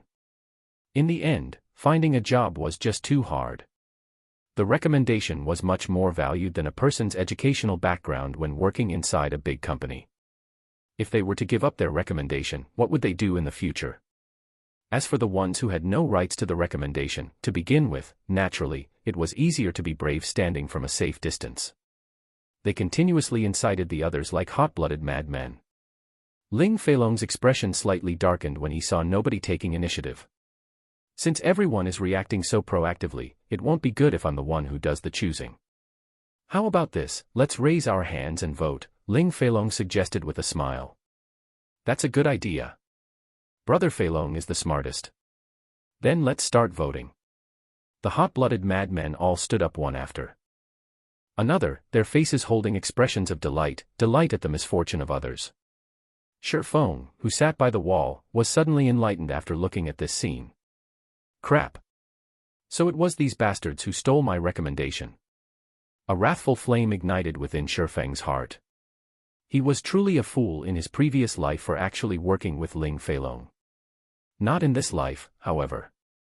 If Ling Feilong wished to cause trouble for him in this life, he couldn't be blamed for reacting in kind. Maybe it was a continuation of his previous life, but the voting results did not change in the slightest. The students immediately sat Shifeng on the throne. Fellow student Shifeng, you are really lucky. I'm slightly envious of you. You'll get to have Brother Long cover for you from now on, you should be grateful to us. Everyone in the class started congratulating Shifeng as if Shifeng had just won a 5 million credit lottery. Fellow student, Shifeng, thank you, truly. After school is over today, I invite you to come with me for a drink at the Maple Leaf Bar. Ling Feilong smiled a hypocritical smile. He did not place Shifeng within his sights at all. There was not a hint of gratitude in his tone, only disdain. Following which, he turned to look at the other students, saying, of course, everyone else is also invited. Let us enjoy ourselves today. Hold on a moment, Shifeng suddenly said. Suddenly, everyone in the class turned their sights towards Shifeng. If Shifeng did not actively speak up, they might have long since forgotten about his existence. May I know if fellow student Shifeng has something he wishes to say? Ling Feilong looked towards Shifeng, asking with a smile. I will not agree with this, so why are you getting all joyous all on your own? Shifeng shot a glance at Ling Feilong, saying, if any of you wish to give him your recommendation, then just give it to him. In any case, I won't be letting go of my recommendation. If there are no other matters, I'll be leaving. Suddenly, the entire classroom became dead silent. Nobody could imagine that Shifeng, a person constantly bullied by students of other classes, actually rebelled against Ling Feilong. His current display was very abnormal. Was Shifeng not afraid of being taken out by Ling Feilong? Ling Feilong, as well, was shocked, not because of Shifeng's actions, however, but at Shifeng's foolishness. Did he actually think he could protect his recommendation just because he had refused to hand it over? This was a result voted by the entire class. It would be meaningless, even if Shifeng refused. When the time came, the university would still give him the recommendation. Even though the result was unchangeable, Shifeng still foolishly chose to stand against him. Should Shifeng be called foolish? Or did he have a few screws loose? Just when Ling Feilong wanted to take action, an impatient voice sounded from outside the door. Little Long, are you still not done? Brother Zhang doesn't like to be kept waiting. A tall blonde youth came in through the door. Following behind him was an alluring girl dressed in sexy and revealing clothing. The two together caused the male students to look on in envy. Shifeng shot a glance over, discovering that it was actually an acquaintance. The tall and blonde youth was coincidentally Flaming Tiger. His real name was Zhou Yuhu, and he was a fourth-year university student, similar to Shifeng. This person had great talent, and he managed to obtain a good result of third place in the university's fighting tournament this time around. Meanwhile, the enchanting female by Zhou Yuhu's side was also an acquaintance of Shifeng's. Her name was Qin Shuyu, and she was Shifeng's classmate during high school. She was also the flower of the class at the time. Shifeng was truly blind during those times. Young and dumb, he was actually enchanted by Qin Shuyu, even to the point of confessing his love to her. Naturally, the result was rejection. After entering university, Qin Shuyu had become Zhou Yuhu's girlfriend. Qin Shuyu even mentioned to Zhou Yuhu the matter of Shifeng's confession. As a result, Shifeng was often taken care of by students from other classes. After Shifeng joined Shadow, he was often sent to carry out senseless tasks, stunting his growth in God's domain. "Brother Hu, why have you come here?" "I'll immediately go after I'm done settling my business here." When Ling Feilong saw the person who had arrived, he respectfully went up to welcome him with a smiling face. "How much longer do you need?" "I don't have that much time to waste," Zhou Yuhu wrinkled his brows, impatiently saying. He was parted from his duties as team leader today all because of the Yifeng character, and he had only recently risen to level 2. Afterward, he was even given a scolding by Brother Zhang. These occurrences caused him to become greatly irritated deep within his heart. 2 to 3 minutes should be enough. Ling Feilong replied. He felt teaching Shifeng the ways to be a proper person should not be a big problem. "Good, then hurry up," Zhou Yuhu demanded. Currently, Qin Shuyu's eyes unintentionally landed on Shifeng. Her expression was suddenly turning sour. She had no good impressions of Shifeng. He had neither money nor power. There was not the slightest feeling of safety or strength coming from him. When compared with Zhou Yuhu, the difference between the two was hundreds and thousands of miles apart. Shifeng even confessed to her without knowing his own worth. It was just an insult to her person, and as a result, she was often made fun of by the other girls. Seeing the disgust on Qin Shuyu's face, Zhou Yuhu hooked up her chin with his robust hand, teasingly saying, "Baby, I'll take care of him for you immediately, lest he shows up in front of you again." Qin Shuyu faintly smiled as she nodded, not having any intention of stopping Zhou Yuhu. "Hey brat, come over here," Zhou Yuhu pointed his finger at Shifeng, loudly roaring. Everyone was shocked at seeing Zhou Yuhu's imposing manner. Who was Zhou Yuhu? He was ranked 3rd in the school's fighting tournament. He was much more powerful when compared to the 9th-ranked Ling Feilong. A single hit from him was enough to send a person to the hospital for half a month. Ling Feilong naturally understood what was happening before him. Zhou Yuhu was irritated by Shifeng and wished to take care of him. Originally, he too wanted to teach Shifeng a lesson and let the entire class know of his prowess. If he were to take care of Shifeng right now, not only would he be helping himself, but he would also be able to sell a favor to Zhou Yuhu. He would be killing 2 birds with 1 stone. Hence, Ling Feilong stepped forward and volunteered, "Brother Hu, no need for you to personally take action. Originally, I already wanted to teach this kid a lesson. Give me 30 seconds. Little long, so the matter you had to deal with before was this." Zhou Yuhu looked towards Shifeng in disdain. He licked his lips, saying with a cold smile, "Better to let me. I also wish to loosen my bones a little." Saying this, Zhou Yuhu walked towards Shifeng with a cold smile. Chapter 47, I think highly of you. Zhou Yuhu walked towards Shifeng in an imposing manner. He wanted to personally teach Shifeng a good, hard lesson this time. On previous occasions, he always sent others to handle it for him. However, Shifeng still did not learn to be good. Today, he wanted Shifeng to imprint this lesson onto his bones. The people present could all see the conclusion that was coming for Shifeng. In a society where the entire population underwent body training, fights between students were all too common. Even minor injuries were very common. As long as it didn't go overboard, it would not cause an incident. However, looking at Zhou Yuhu's current attitude, Shifeng would be staying in the hospital for at least a month. At that time, Shifeng would be wearing a cast while receiving his graduation certificate on the stage. "Hold it, Zhou Yuhu. This is our class. On what basis does an outsider like you have to come and bully someone from our class?" Zhao Ruoshi's delicate body suddenly blocked Shifeng. She was not the slightest bit threatened by Zhou Yuhu's imposing aura as she berated him. Zhou Ruoshi's actions unquestionably left everyone else in shock.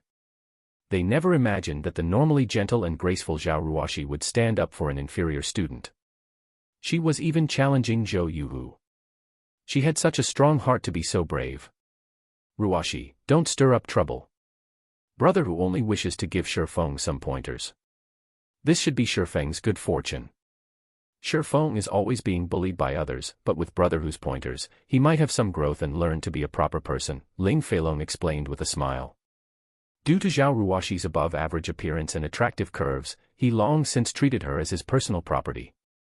Never would he have imagined that she would stand up for Shifeng. Suddenly, the rage towards Shifeng burned even greater in his heart. However, it would not be good for him to reveal that rage, so he simply tugged at Zhao Ruashi's delicate hand. He wanted to pull her away, stopping her from being a hindrance. Fellow student Ling Feilong, as the pride of the class, are you just going to watch as one of our classmates being bullied? Zhao Ruashi shook off Ling Feilong's hand, looking at him and asking angrily. She originally thought Ling Feilong was in possession of a good personality. He also performed exceptionally in the fighting competition. So, she thought he was a good prospect. However, she didn't think that he was just a hypocrite. Ruashi, how could you say such a thing about me? You are misunderstanding. It isn't my fault that Shifeng does not know how to be a proper person. Now that brother who is going to teach him how to become one, it would be beneficial to him in the future, Ling Feilong said with a righteous expression as if everything occurring was for Shifeng's own good. You. Zhao Ruashi was greatly angered by Ling Feilong. She promptly turned towards Shifeng, saying, hurry up and leave. I'll hold him off. This little girl is interesting and very sexy. I like it. Zhou Yuhu's eyes started sizing up Zhao Ruashi, liking very much what he saw. His lips could not help but curl up into an evil grin as his hand stretched to caress Zhao Ruashi's delicate face. He was no longer paying any attention to Shifeng. However, before his salty pig hand could touch Zhao Ruashi, it was slapped away by another. Zhou Yuhu, since you wish to trade notes with me, I can agree. However, just trading notes would not have much meaning to it.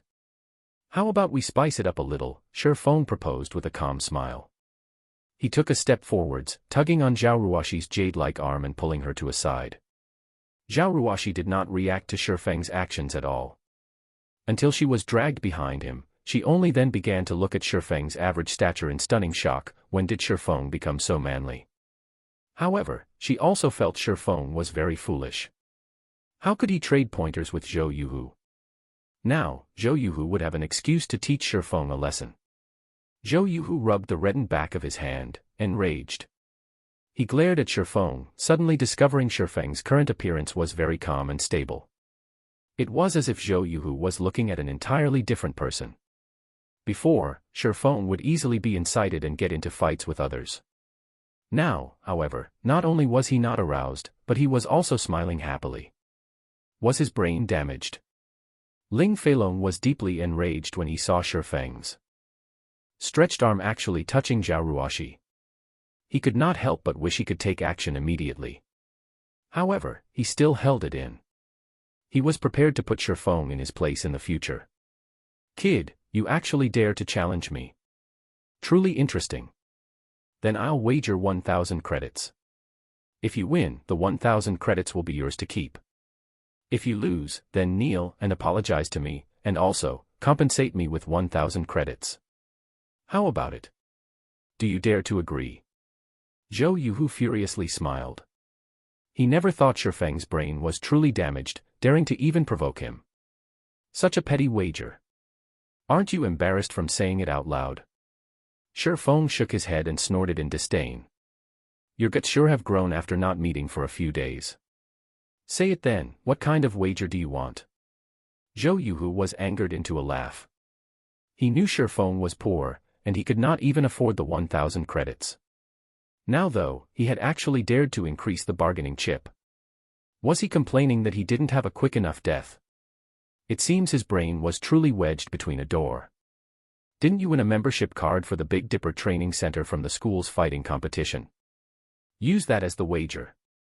If I lose, I'll pay 10,000 credits to you a month later. If you don't have the courage to wager, then forget it. Shifeng provokingly said. In Shifeng's previous life, Zhou Yuhu showed off this membership card in front of others. Now, Shifeng could coincidentally use it to train his body. The Big Dipper Training Center was well known in Jinhai City. It had a great environment, and its training facilities were very thorough. The average person was not allowed to enter the training center at all, not to mention obtaining a VIP membership there. A normal membership was worth around 8,000 to 9,000 credits. Even if I wager this card, where would a poor wretch like you find that much money? I won't believe in empty words, Zhou Yuhu laughed coldly. Indeed, it was as Zhou Yuhu had said. Shifeng had not a penny on him at the moment, not to mention 10,000 credits. Hence, why he had said he would pay a month later. However, Zhou Yuhu would clearly not believe him. Instead, Zhou Yuhu turned around to mock him. It would seem Shifeng's plan was going to be dashed this time. Shifeng, did you think I don't know about your living conditions? You are so poor you can't even afford to have a good meal, yet you're still pretending to be wealthy. Qin Shuyu shot Shifeng a glance, commenting in disdain, I'll pay the 10,000 credits, Zhao Ruoxi abruptly said. Ling Feilong's eyes turned crimson when he saw Zhao Ruoxi standing up once again. He couldn't help but wish he could get rid of Shifeng right this instant. Shifeng was also shocked. He looked towards Zhao Ruoxi, astonished. He did not understand how Zhao Ruoxi had that much money. He wasn't very clear of Zhao Ruoxi's family background, either. Shifeng only knew that her family was relatively well off. However, Zhao Ruoxi was actually so believing of him, even to the degree of betting her money on him. Shifeng could not understand why she had done so. To begin with, the relationship between the two of them wasn't that great. Zhao Ruoxi looked at Shifeng. She knew the reason for Shifeng's astonishment. However, to not let him misunderstand, she quietly explained, I'm only lending you the money because I can't stand Zhou Yuhu's arrogant attitude. I think highly of you, so even if you lose, lose with dignity. Thank you.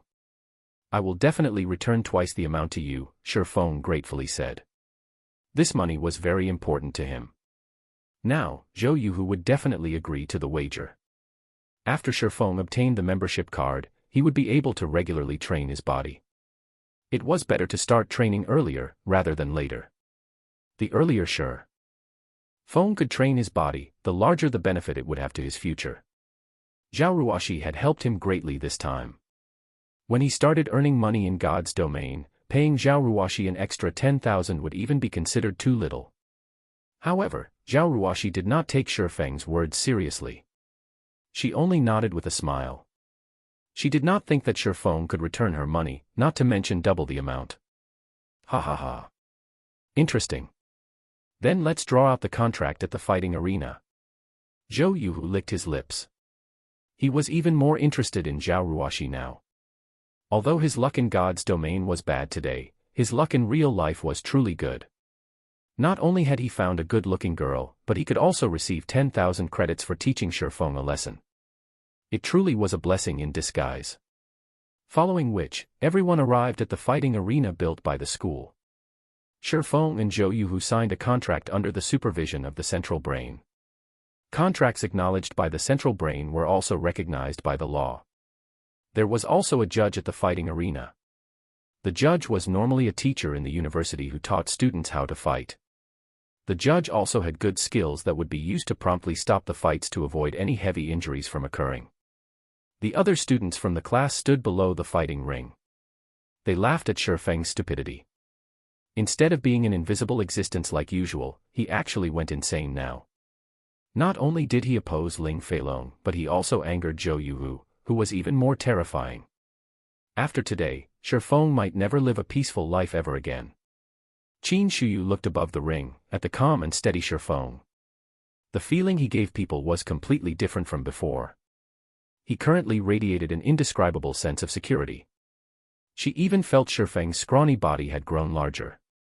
Qin Shuyu quickly shook her head, mockingly saying, how strong could a weakling, who doesn't even know a single fighting technique, be? He even dares challenge Brother Hu now. He truly is reckless. Chapter 48, An Unequaled Fight. None of the students below the ring had refuted Qin Shuyu's words. Instead, they felt her words made sense.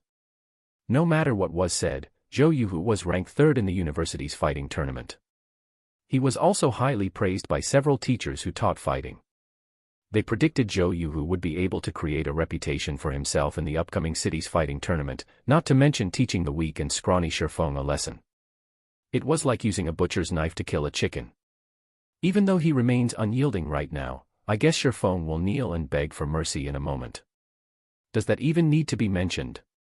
Why don't you look at who Zhou Yuhu is? My guess is Shifeng will be lying on the floor within 10 seconds. The male students in the class started to laugh as they discussed Shifeng's end. What is wrong with you people? Is this how you treat a classmate of yours? Zhao Ruoshi asked, looking at her classmates with a furious expression. The students all turned silent. However, their eyes revealed a hint of disdain when they looked at Zhao Ruoshi. One of the gorgeously dressed girls in the class curled her lips in disdain, softly saying, "You just have somewhat good looks. If it wasn't for Brother Long, who do you think would listen to your words?" The other girls promptly nodded their heads. They were not taking their class monitor seriously at all. Although the female student spoke in soft tones, everyone present could hear them clearly. To the side, Ling Feilong felt invigorated as he enjoyed listening to their words. Zhao Ruoshi turned her head away in a rage, no longer paying attention to these people. Ling Feilong walked over to her and gently said, "Ruoshi, I know that you have no choice in this matter as the class monitor. However, Shifeng is the one finding trouble here, so you can't just blame everyone. Moreover, nobody believes Shifeng can win with that small body of his. You are literally throwing your money into the ocean. In a moment, I'll talk it over with Brother Hu to not take your money and let Shifeng pay for everything. Indeed, I am helping Shifeng because I am the class monitor. However, regarding the matter with the money, I have never thought of asking for it back from him." Zhao Ruoshi glanced at Ling Feilong, coldly saying, "On the other hand, you're the one who has taken the recommendation that is rightfully Shifeng's. Instead of helping Shifeng now, you're here making cynical remarks. Aren't you afraid of people criticizing you behind your back? Also, how can this be considered trading pointers? One is ranked third in the school, while the other is a student who doesn't even know any fighting techniques. Do you not feel any shame when you speak of this?" Zhao Ruoshi's every word caused Ling Feilong piercing pain. In addition, her elegant and refined complexion gave off an indescribable sense of strength that struck at Ling Feilong's heart. Ling Feilong was speechless as he turned pale from anger. Just as Zhao Ruoshi had said, every class had a fixed number of spots for the recommendation. Only students with results amongst the top 20 in the class were qualified for this recommendation. However, Ling Feilong had managed to obtain the qualifications to participate in the city's fighting competition after much difficulty. If others were to know that he was a university student without a recommendation, it would be an absolute humiliation. The school had previously considered such reputational problems, as well. Hence, they had made it so that the top 5 contestants of the fighting tournament would receive a recommendation, even if their studies were not good. However, Ling Feilong was only 9th ranked, so naturally, he could not obtain it. Hence, he had suggested such a matter to the school. Seeing that Ling Feilong's results were in the top 30 of the class, not that far from the 20th place, the school had decided to agree to his request. However, the condition was someone had to willingly give up their recommendation. As for how he would get someone to give up their spot, that all depended on Ling Feilong himself. Shifeng was just a weakling. Originally, Ling Feilong had intended to utilize the collective intentions of the class, in addition to his own strength, to easily oppress Shifeng. Then, after giving Shifeng some benefits, this matter would be considered over. However, Shifeng's actions were completely different from what Ling Feilong had imagined they would be. Shifeng had not taken him seriously in the slightest and had threatened him without hesitation. Now, he was even ridiculed by Zhao Ruoshi. Ling Feilong's heart was currently filled with an inextinguishable wrath. Correct, this isn't an equal fight. However, can Shifeng blame others for being weak himself? Who was the one who agreed to this competition? Surely you can't blame me for this. Ling Feilong looked at Zhao Ruoshi with blood-red eyes. If Zhao Ruoshi did not have a beautiful appearance and attractive body, he would have long since sent a slap flying over. However, he endured it. Using force was definitely not a smart move. Moreover, Zhao Ruoshi's family background was not simple at all. If he caused an incident now, his entire life would be over. Also, when Ling Feilong thought about how he could toy with Zhao Ruoshi in the future, the rage in his heart calmed down slightly. "Brat, after making me take such a loss, just you wait and see," Ling Feilong glared at Shifeng, silently swearing. Above, in the fighting ring, Shifeng only smiled in disdain when he felt the hostility coming from Ling Feilong. However, he had to agree to one of Ling Feilong's words. This was indeed an uneven fight. In Shifeng's previous life, although his physique was not comparable to those first-rate fighters, he could still beat them into submission. The thing he relied on to win was the life or death battles in God's domain. What was a 100-battle hero? After living through 100 wars, it would be hard not to become an expert hero. It was the same with many martial artists. Their training usually involved pushing themselves to the edge, using the feeling of having their lives hanging by a thread to train and improve themselves. However, such a method was too dangerous. The average person would definitely not do such a thing. It was extremely easy to go overboard and lose their lives. After Shifeng went through extremely realistic life or death battles, the increase to his battle experience and techniques rapidly grew. His skills in battle even exceeded the national fighting competition standards by several levels. In 10 years' time, any reputable melee player in God's domain could easily defeat the current fighting champion of Jinhai City, not to mention Shifeng, who was once the captain of Shadow. In Shifeng's eyes, the university's fighting tournament was just like children playing house. Moreover, regarding physique, his current body exceeded his body 10 years later. Fighting would not be a problem, even if he had to face up to 5 or 6 Ling Feilongs. Brat, you sure are carefree to be looking around. Watch how I'll fix you up, Zhou Yuhu said, rushing at Shifeng. He immediately sent a slap towards Shifeng's face, intending to humiliate him first. Naturally, Shifeng could easily see through such an action. However, Shifeng stood unmoving even though he was facing off against someone much stronger than he was. Shifeng sent out a casual punch towards Zhou Yuhu's face, completely ignoring Zhou Yuhu's slap. Zhou Yuhu never imagined that Shifeng's fist would have such precision, aiming directly at his face. Instinctively, Zhou Yuhu had used his hands to block off this fist. Shifeng's lips curled upwards when he saw Zhou Yuhu's actions. With lightning speed, Shifeng's hand chopped towards Zhou Yuhu's neck. Zhou Yuhu failed to react in time as he received a chop to his neck.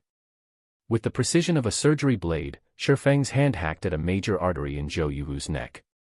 Suddenly, Zhou Yuhu felt his vision blurring. There was a sense of suffocating as Zhou Yuhu felt all his strength leaving his body. Shifeng did not give Zhou Yuhu time to catch his breath. Immediately, he sent another punch flying towards the side of Zhou Yuhu's abdomen. Zhou Yuhu wanted to block the attack, but his body refused to listen to his thoughts. He could only feel a stabbing pain in his intestines as a stream of yellowish liquid shot out from his mouth. Zhou Yuhu's vision became a blur. He could not cry out, even if he wanted to. Zhou Yuhu's body instinctively wished to fall, but Shifeng did not give him such a chance. Fist after fist landed on Zhou Yuhu's abdomen, followed by a few more landing on his ribs. After receiving a series of consecutive punches, the acidic juices in Zhou Yuhu's stomach had been completely drained out of his mouth. Then, his body fell to the ground like a dead dog. The entire arena suddenly became silent. Everything had happened all too quickly. It was so quick that not one person had even reacted. Only after Zhou Yuhu was laying on the ground, did the judge of the match finally react. Immediately, he declared the end of the fight and Shifeng the winner of it. At the same time, he hurriedly ran over to Zhou Yuhu's side to check on him. The judge truly could not imagine it. Zhou Yuhu, the third-ranking student in the university's fighting competition, was not even a match for such a weak-looking youth. By no means was Zhou Yuhu too weak. Instead, the weak-looking youth was just too strong. After watching several of Zhou Yuhu's matches, the judge knew that he was very strong. At the very least, it would not be easy for the judge to deal with him. After looking at Zhou Yuhu's injuries, the judge was dumbfounded. Shifeng's techniques were just too horrifying. Every one of his moves was perfectly measured, breaking only 2 to 3 of Zhou Yuhu's ribs but not heavily injuring him. Zhou Yuhu only needed more than a month's time for his chest to heal up. Chapter 49, A New Light.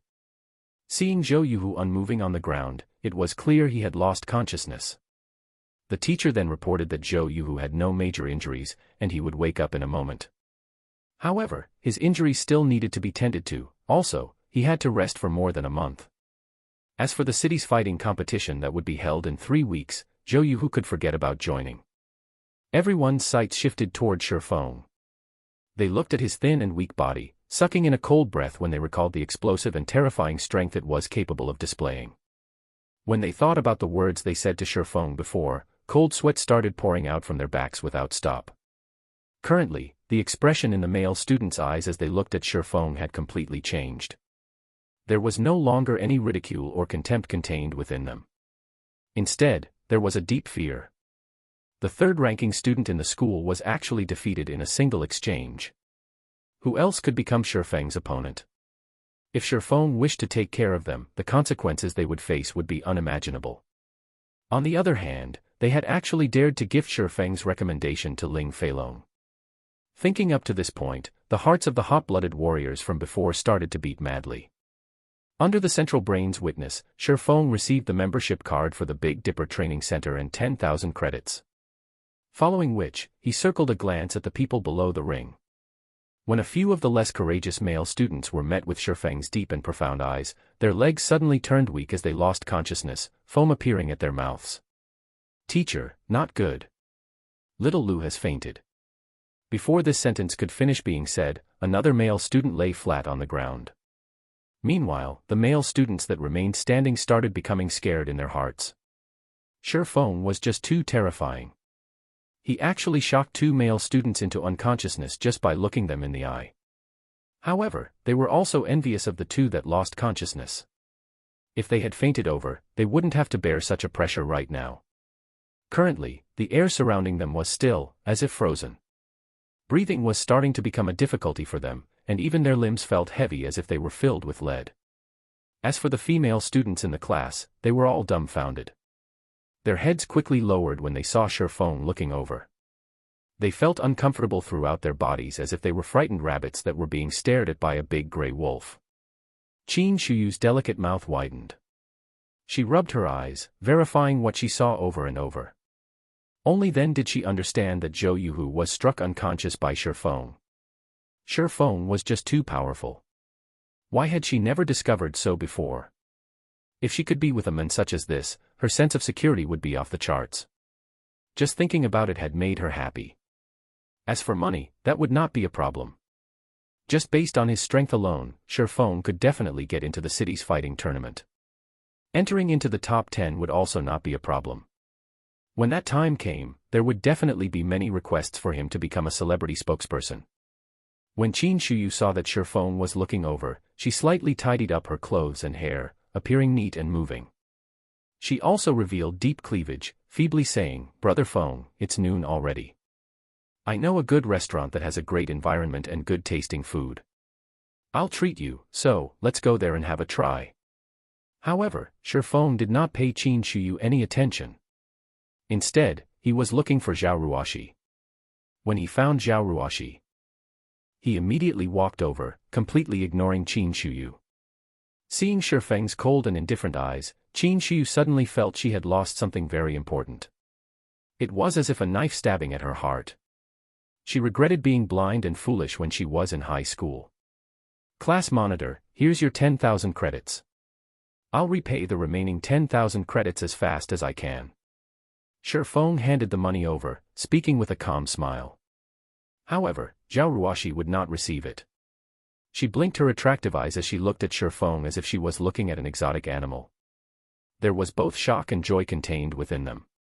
"Are you really Shifeng?" Zhao Ruoshi asked in a quiet and uncertain tone. Throughout Zhao Ruoshi's 4 years in university, her impression of Shifeng was one of an introvert. He was often bullied by others. He also appeared very prideful, never receiving help from others.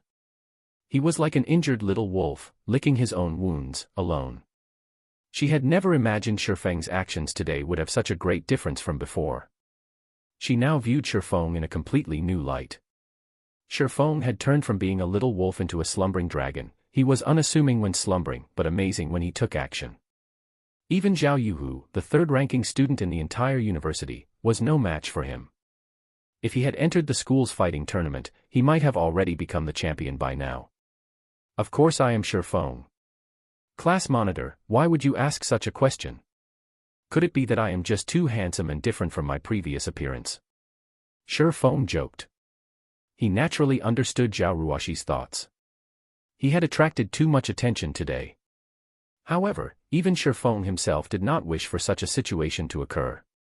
The developments up to this point were all unintentional. TCH, don't get cocky. You are just barely able to enter my eyes. Zhao Ruoxi immediately snatched the money from Feng, her fair and delicate face revealing a calm smile. As if she had thought of something, she quietly said, "The fellowship party hosted by the university is in 10 days. There will also be the upper echelons of well-known corporations in Jinhai City attending the party. Aren't you trying to find a profitable career? This is a good chance, so you should consider attending." The moment Zhao Ruoxi finished speaking, she thought of Feng's financial situation. He definitely did not have the money to attend the party. Hence, she quietly said, "As for the fee required to participate in the fellowship party, I can pay it for you." Feng gave Zhao Ruoxi's words some thought. The fellowship party hosted by Jinhai University annually was a big event, and that person might even participate in this party. Hence, Feng nodded his head in agreement, saying, "Thank you, class monitor. I'll go. As for the participation fee, I'll pay that myself." Zhao Ruoxi was slightly glad when she heard Feng agreeing to go. However, there was an indescribable sense of disappointment when she heard Feng saying that he would pay the participation fee on his own. The conversation between the two was also heard by everyone else. However, everyone doubted their hearing when they heard their class monitor, Zhao Ruoxi, actively invite Feng to the fellowship party. She was even willing to pay for his participation fee. Zhao Ruoxi was a truly beautiful woman, only, she normally made no efforts to enhance her looks with makeup. Her clothing was also very common. However, it was still unable to mask her elegant and refined face and exquisite body. As long as she dressed herself up somewhat, even the school's top beauty might not be her match. Hence, there were quite a few rich and influential men who tried pursuing Zhao Ruoxi. However, every one of them was rejected. Ling Feilong was the only one who had managed to shorten the distance between them after much difficulty. However, it was only to the degree of getting Zhao Ruoxi to treat him somewhat better. Zhao Ruoxi's pridefulness was clear to behold. Now, however, Zhao Ruoxi had actively invited Feng. It was an absolutely jaw-dropping scene. With such a beauty inviting them, who could refuse? However, Feng had tactfully rejected Zhao Ruoxi's kind intentions. By the side, the wrathful flame in Ling Feilong's heart burned madly as he listened in on the two's conversation. Feng, one must properly know one's own worth. There will be many great figures of Jinhai City attending the fellowship party. Just based on the clothes you are wearing, the security might even chase you away. At that time, you'll embarrass everyone in our class, Ling Feilong mockingly said. You don't have to worry about this point, fellow student Ling Feilong. Feng turned to look at Ling Feilong. He pointed towards the ring, a cold glint flashing past his eyes as he coldly said, "On the contrary, didn't you say you wanted to teach me how to become a proper person before? This place is the fighting arena, so why don't we exchange some pointers? Teach me how to become a proper person." Feng. You. Don't get ahead of yourself. I am only following the suggestion of the entire class, Ling Feilong stuttered as he looked at Feng with hesitant eyes. He suddenly felt chills throughout his body, inadvertently retreating a step back. Having him exchange pointers with Feng was just digging his own grave. For those who have never participated in a fighting competition, they would not be able to know the true meaning and horror of the exchange between Feng and Zhou Yuhu. Zhou Yuhu was very powerful, and even Ling Feilong himself knew he was definitely not a match to Zhou Yuhu. However, Zhou Yuhu was still dispatched by Feng within a moment. This fight could not even be considered a proper fight. It was just a one-sided play. The suggestion of the entire class. Feng swept a glance towards his classmates standing to the side, coldly saying, "What were your suggestions?" Naturally, everyone would not stand on Ling Feilong's side. Even an idiot could tell how afraid Ling Feilong was of Feng. Fine, I admit defeat. It was I who was blind. You tell me what's to be done. Ling Feilong looked above the ring at the unconscious Zhou Yuhu, gritting his teeth while saying. If he were to come into conflict with Feng right now, he would not have any chance of resisting. He also did not believe that Feng would show mercy. If he had continued offending Shifeng, he would definitely be laying on a hospital bed for at least a month. When that time came, he would not be able to even participate in the city's fighting tournament, and such a loss was not something he was willing to bear. The 5,000 credits voucher for the Big Dipper training center awarded by the school, Shifeng demanded. The Big Dipper had the best nutritionist in Jinhai City. With this voucher, Shifeng could replenish the nutrients required by his body and quickly improve his physique. Ling Feilong was extremely unwilling to give away the Big Dipper voucher. This was an item that could not be bought outside, even with 10,000 credits. After receiving the voucher, Shifeng left the fighting arena. Shifeng started training his body immediately after returning to his rented apartment. After tiring himself out, he looked for information related to God's domain and Jinhai City on the internet. He was making ample preparations for his future development plan. It was especially true for the fellowship party this time around. He had to prepare sufficient information before the fellowship started. Otherwise, it would be too hard to carry out his plan. When noon came, Shifeng ate his lunch and lay on the bed. He wore his virtual gaming helmet, starting his second day in God's domain. Chapter 50, The Popular Garrison Armor. Dark clouds hovered over the skies of Red Leaf Town, surrounding the full moon that hung in midair. On the streets, magic lamps brightly lit up the town. Shifeng had just logged in. It was still nighttime in God's domain. A majority of the players were currently in the trade area, making the place very crowded. There were only a scant few experts who would hunt for monsters to level up at this time of day. During the daytime, the street of the trade area was desolate. However, that street had currently turned into a bazaar, bustling with noise and excitement. Players could be seen setting up stalls throughout the wide cobblestone street, and above their white sheets of cloth were some items required by auxiliary jobs and also a few pieces of common equipment. Buyers and sellers were bargaining with each other, and some faces even turned crimson over 1 or 2 coppers. System: the garrison armor you have placed on auction has been sold. After deducting the processing fees, a total of 5 silvers 31 coppers has been added to your inventory. System: the garrison armor you have placed on auction has been sold. After deducting the processing fees, a total of 5 silvers 67 coppers has been added to your inventory. System: the garrison armor you have placed on auction has been sold. After deducting the processing fees, a total of 5 silvers 98 coppers has been added to your inventory. Before Shifeng had taken a step forward, a series of auction house notifications from the system entered his ears. Shifeng casually selected the system notifications to appear, immediately becoming shocked. The garrison armor's value had totally exceeded Shifeng's estimates. Originally, Shifeng intended to have it sold for, more or less, 5 silvers. In reality, however, due to the competition in price growing fiercer, the garrison armor reached a maximum price of 6 silvers 42 coppers. The 11 garrison armors sold for a total of over 67 silver coins. The amount immediately turned Shifeng into the owner of a gold coin. He had become a goldenaire. At the current phase of the game, the purchasing power of a single silver coin was astonishing. For a second-rate guild, their circulating funds would only amount to 60 or 70 silver coins.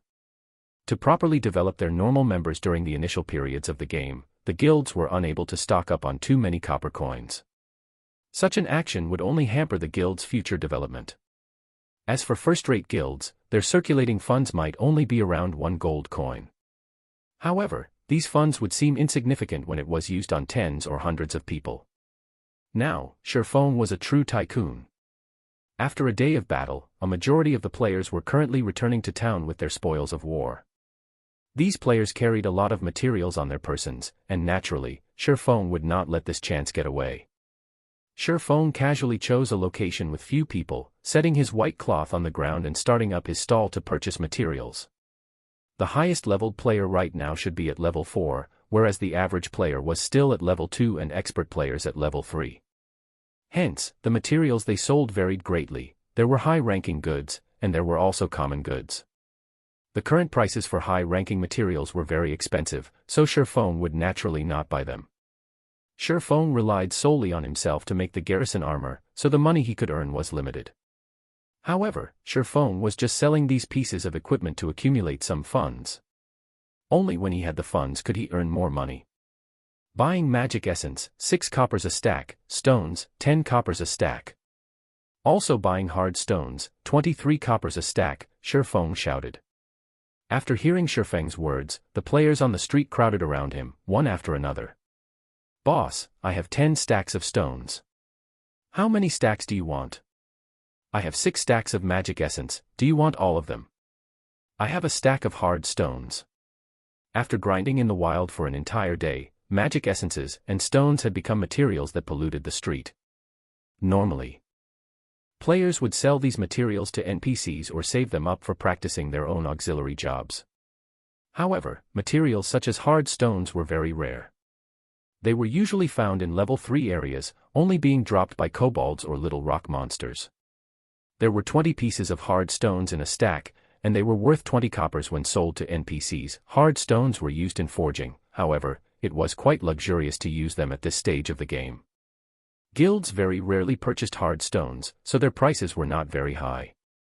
However, they would have a great purpose once players reached level 7. There were many special monsters in the level 7 monster areas, and it was extremely taxing on the durability of a weapon to fight against these monsters. A weapon would break when its durability reached 0. Once a weapon was broken, the chance of successfully repairing it was only around 20%. If failed, it would turn into scrap. Meanwhile, hard stones could be used to make whetstones. When used on a weapon, it could temporarily increase its damage. More importantly, it could recover a weapon's durability by 5 to 10 points. With the whetstone, players did not have to return to town just to repair their weapons, saving them a lot of time and also increasing their monster grinding efficiency. In Shifeng's previous life, hard stones were sold with extreme popularity. The price of whetstones increased with even greater speed, allowing many forgers to make a hefty profit. To quickly increase their levels and gain an advantage, Shadow Guild had also been butchered by those sharks. They could only grit their teeth as they bought the whetstones. In this life, it was Shifeng's turn to make a huge profit. He was going to stock up these hard stones in advance. After purchasing materials for over an hour, Shifeng had a total of 80 stacks of magic essence and 120 stacks of stones. As for hard stones, Shifeng had only collected 12 stacks of them, a very small amount. Shifeng's bag was quickly filled. He had no choice but to make a trip to the bank's warehouse to store all these items. The bank's warehouse had a fixed space of 500 slots. Expanding the warehouse's space for the first time would give an additional 500 slots at the cost of 20 coppers. The second time was 1,000 slots for 50 coppers. Afterward, every 1,000 slots would cost 1 silver coin, and every additional 1,000 slots would result in a management fee of 10 copper coins per week. Currently, such an amount of money was nothing to Shifeng. Immediately, Shifeng expanded 3,000 slots, and in the future, he would have to pay a processing fee of 30 coppers every week. After storing all the materials, Shifeng ran towards the auction house. The auction house linked together all the small towns under the influence of White River City. Although there were few people who sold common materials here, there would surely still be some people who sold hard stones. Only, the prices they set were slightly higher. However, players would have no choice but to buy whetstones for their weapons when they reached level 7. So, Shifeng wasn't concerned about the loss of money. After arriving at the auction house, Shifeng discovered a very peculiar situation. There were quite a lot of logistics members of guilds present at the auction house. Each and every one of them were standing guard at the auction house, and it was a wonder what they were actually waiting for. Shifeng randomly chose a place to sit down, calling out the operating panel of the auction house. Just when Shifeng was searching for hard stones, he heard a few logistics members of guilds complaining to each other. How long more do we have to wait? Why is that garrison armor still not showing up? Let me buy it so I can report back. You've only waited for 3 hours. I've already been waiting here for more than 10 hours. You haven't seen the intensity of the competition. For the garrison armor. I've heard, because of this garrison armor, there were quite a few guilds who were able to kill many wild special elites, reaping astonishing gains. There was even a guild that managed to obtain quite a few pieces of equipment and skill books, thanks to the garrison armor. So, everyone is here to fight over it. Unfortunately, the remaining few pieces of garrison armor have all been bought. Exactly. Our guild is currently regretting it dearly. If we had known how greatly we would fall behind to those guilds, we would have bought the garrison armor, even if we had to pay 7 silver coins for one. Now, the higher-ups have already given the order. As long as the garrison armor appears, we definitely must buy it. During the discussion held by the logistic members, Sherfong was also surprised by the speed of the garrison armor achieving his desired effect. Hence, Sherfong took out the remaining 7 garrison armor that possessed defensive power. He stealthily placed them on auction, setting the base price for each piece at 8 silver coins, 2 silver coins higher than his original estimation. However, these guilds should be able to accept such a price. As for the best garrison heavy armor, Sherfong would only sell it after a period of time has passed. He would first let these guilds slowly digest the current garrison armor. After placing the equipment on auction, Sherfong started searching for hard stones. Sherfong wondered if there were many players who had auctioned them off. Chapter 51, Competition at the Auction House. Sherfong called out the search panel, immediately entering the words hard stone. Suddenly, rows of information appeared on the semi-transparent screen. In a single glance, Sherfong could see over 100 stacks of hard stones being sold. There were many players selling them. When Sherfong saw a stack of hard stones selling for 1 gold coin, he felt such a player must have been driven insane by poverty. Immediately, Sherfong filtered the display to show prices from lowest to highest. After adjusting the display, the cheapest stack of hard stones still cost 26 coppers. After deducting the processing fees of the auction house, players could still receive 25 coppers. As expected, the prices were a lot higher than normal. However, Sherfong still had to buy them. He could afford them as long as the price was below 30 coppers. Suddenly, the number of hard stones available on the auction house had been reduced by a large half. The remaining ones were all selling for 30 coppers and above, and there was no spendthrift who would buy them. After looking at hard stones, Sherfong casually took at the miscellaneous section.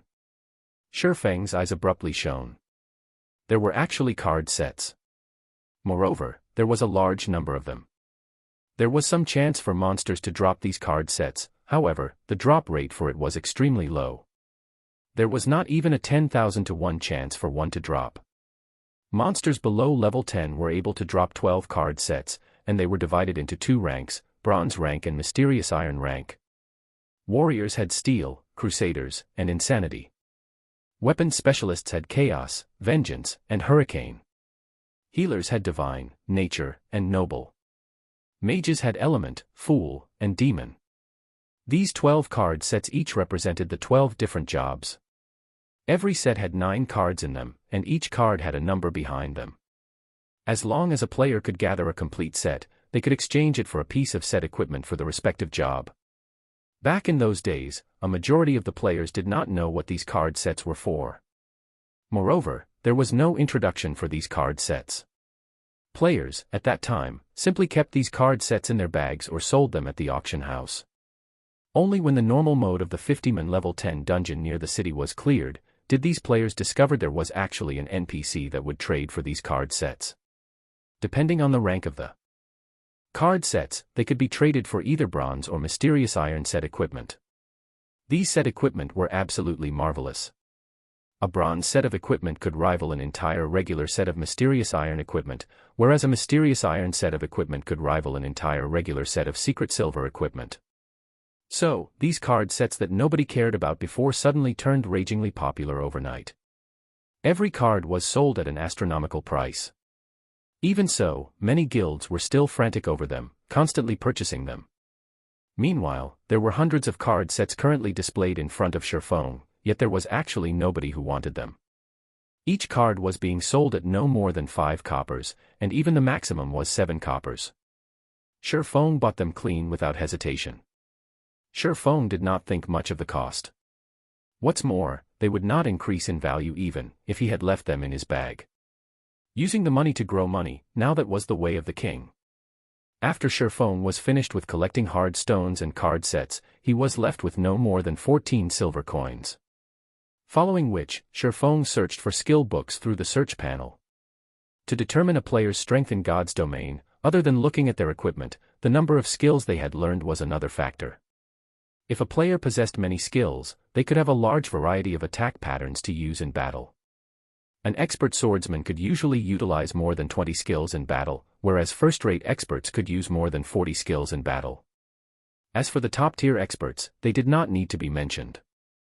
Feng was a first-rate expert, yet, he possessed less than 10 skills. His condition was truly pathetic. However, there were very few skill books currently being sold. Under normal circumstances, players would usually use skill books on themselves or trade them for a skill they were able to use. Feng went through more than 10 pages in one go. As long as he saw a skill usable by swordsmen, he immediately bought them. When Feng arrived at the final page, his mind turned blank. Are you kidding me?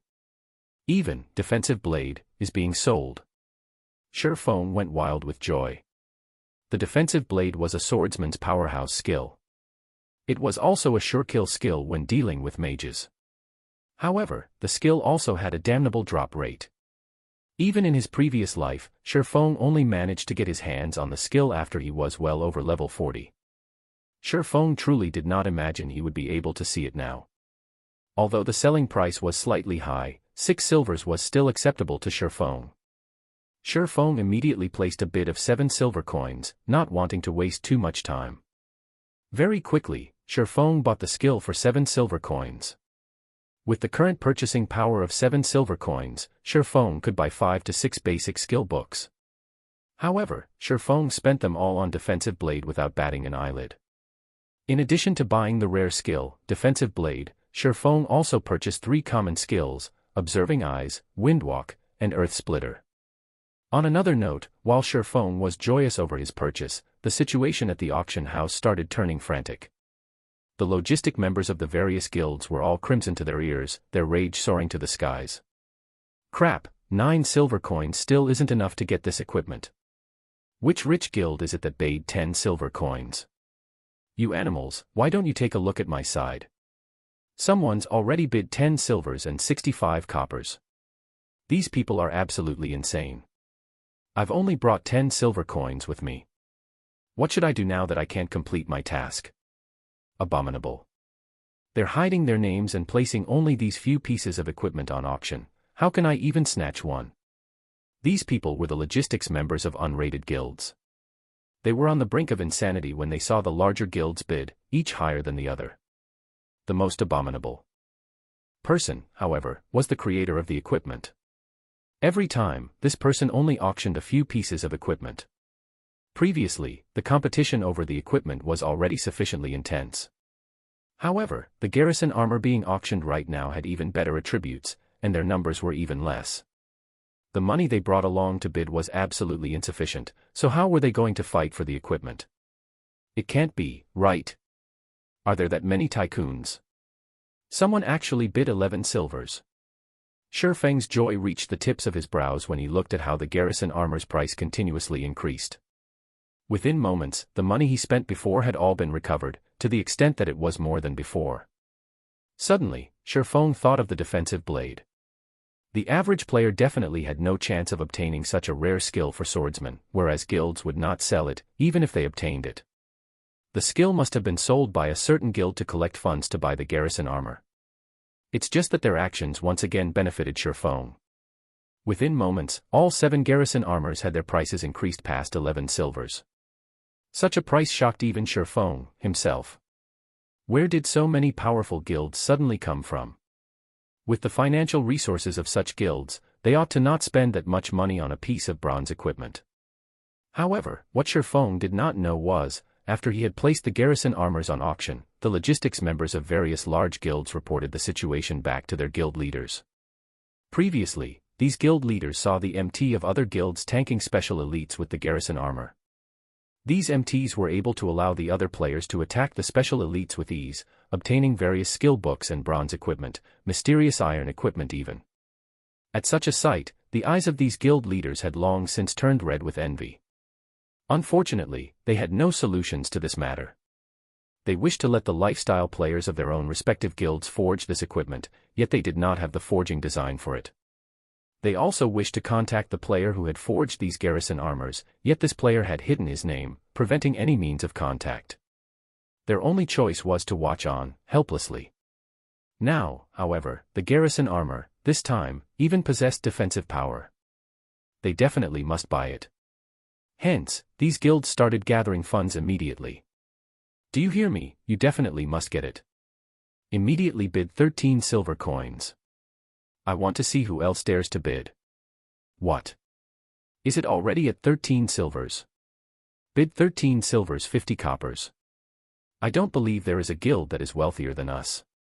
There were over 100 towns under the influence of White River City, and there were hundreds of guilds continuously bidding for the garrison armor. After half an hour, all 7 garrison armors were auctioned off, with the lowest being sold at 14 silvers 60 coppers. Shifeng earned more than 1 gold coin in an instant. Seeing how fervent these people were, Shifeng took the chance to place the garrison heavy armor on auction, setting its starting price at 16 silver coins. Following which, Shifeng left the auction house. It was still night, and there was about half an hour before sunrise. It was very unwise to go out and level right now, so Shifeng went to the library in Red Leaf Town first.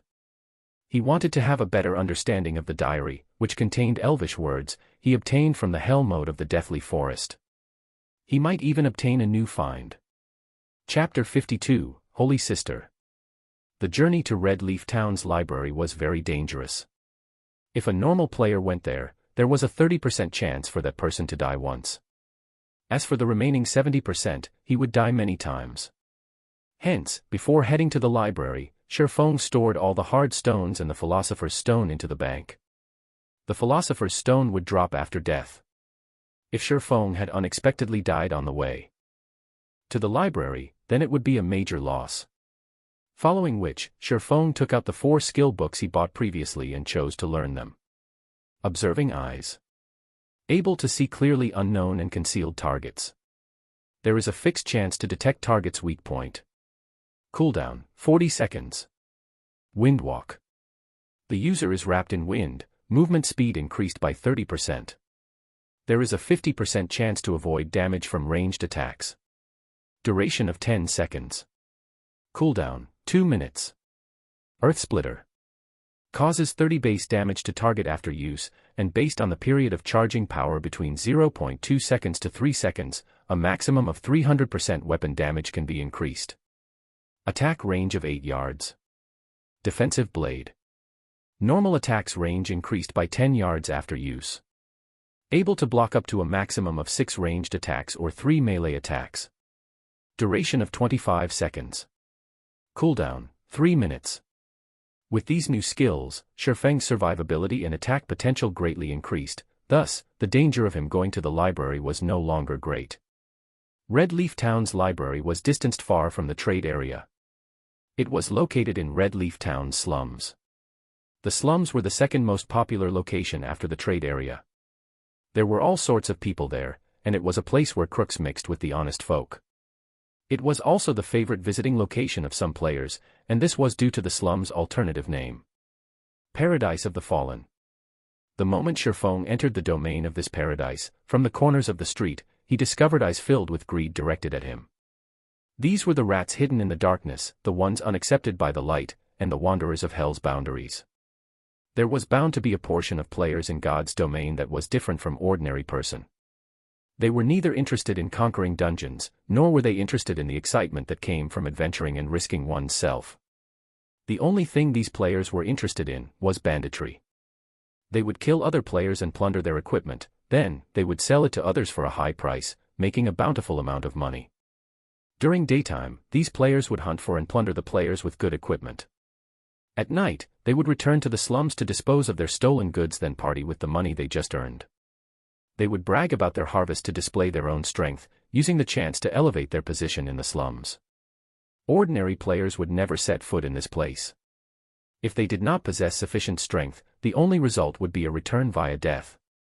The reason being this location was not protected by the guards. Shifeng simply glanced at the players hidden at the corners of the street. He discovered the indicators for all of these players were colored red. It was clear to see that they had done many kill and plunder deeds. Within God's domain, red players were not allowed to enter guarded areas. The equipment drop rate upon death for these players were also increased, and the penalty for death may be increased up to a maximum of 300%. Moreover, they would be apprehended and jailed by the guards if they were to enter guarded areas, and the duration they were jailed depended on their crime value. However, even with all these disadvantages, there were still many players who had chosen to go down this path. After all, the rewards came very quickly this way. Red players also had a place they could stay in Red Leaf Town. For example, the slums. Moreover, if one wished to receive a good quest in the slums, one had to be a yellow player or even a red player. Regarding these players who lived on the edge of a knife, Sherfone paid no attention to them. He immediately headed towards the main road of the slums. On both sides of the street, there were quite a few flirty ladies dressed in revealing clothes. When they noticed the clothing Sherfone was dressed in, they started flinging coquettish glances at his direction. They wanted to spend a pleasant night with Sherfone, earning some coin along the way. "Little brother, are you here for some fun? Come over here to Big Sister.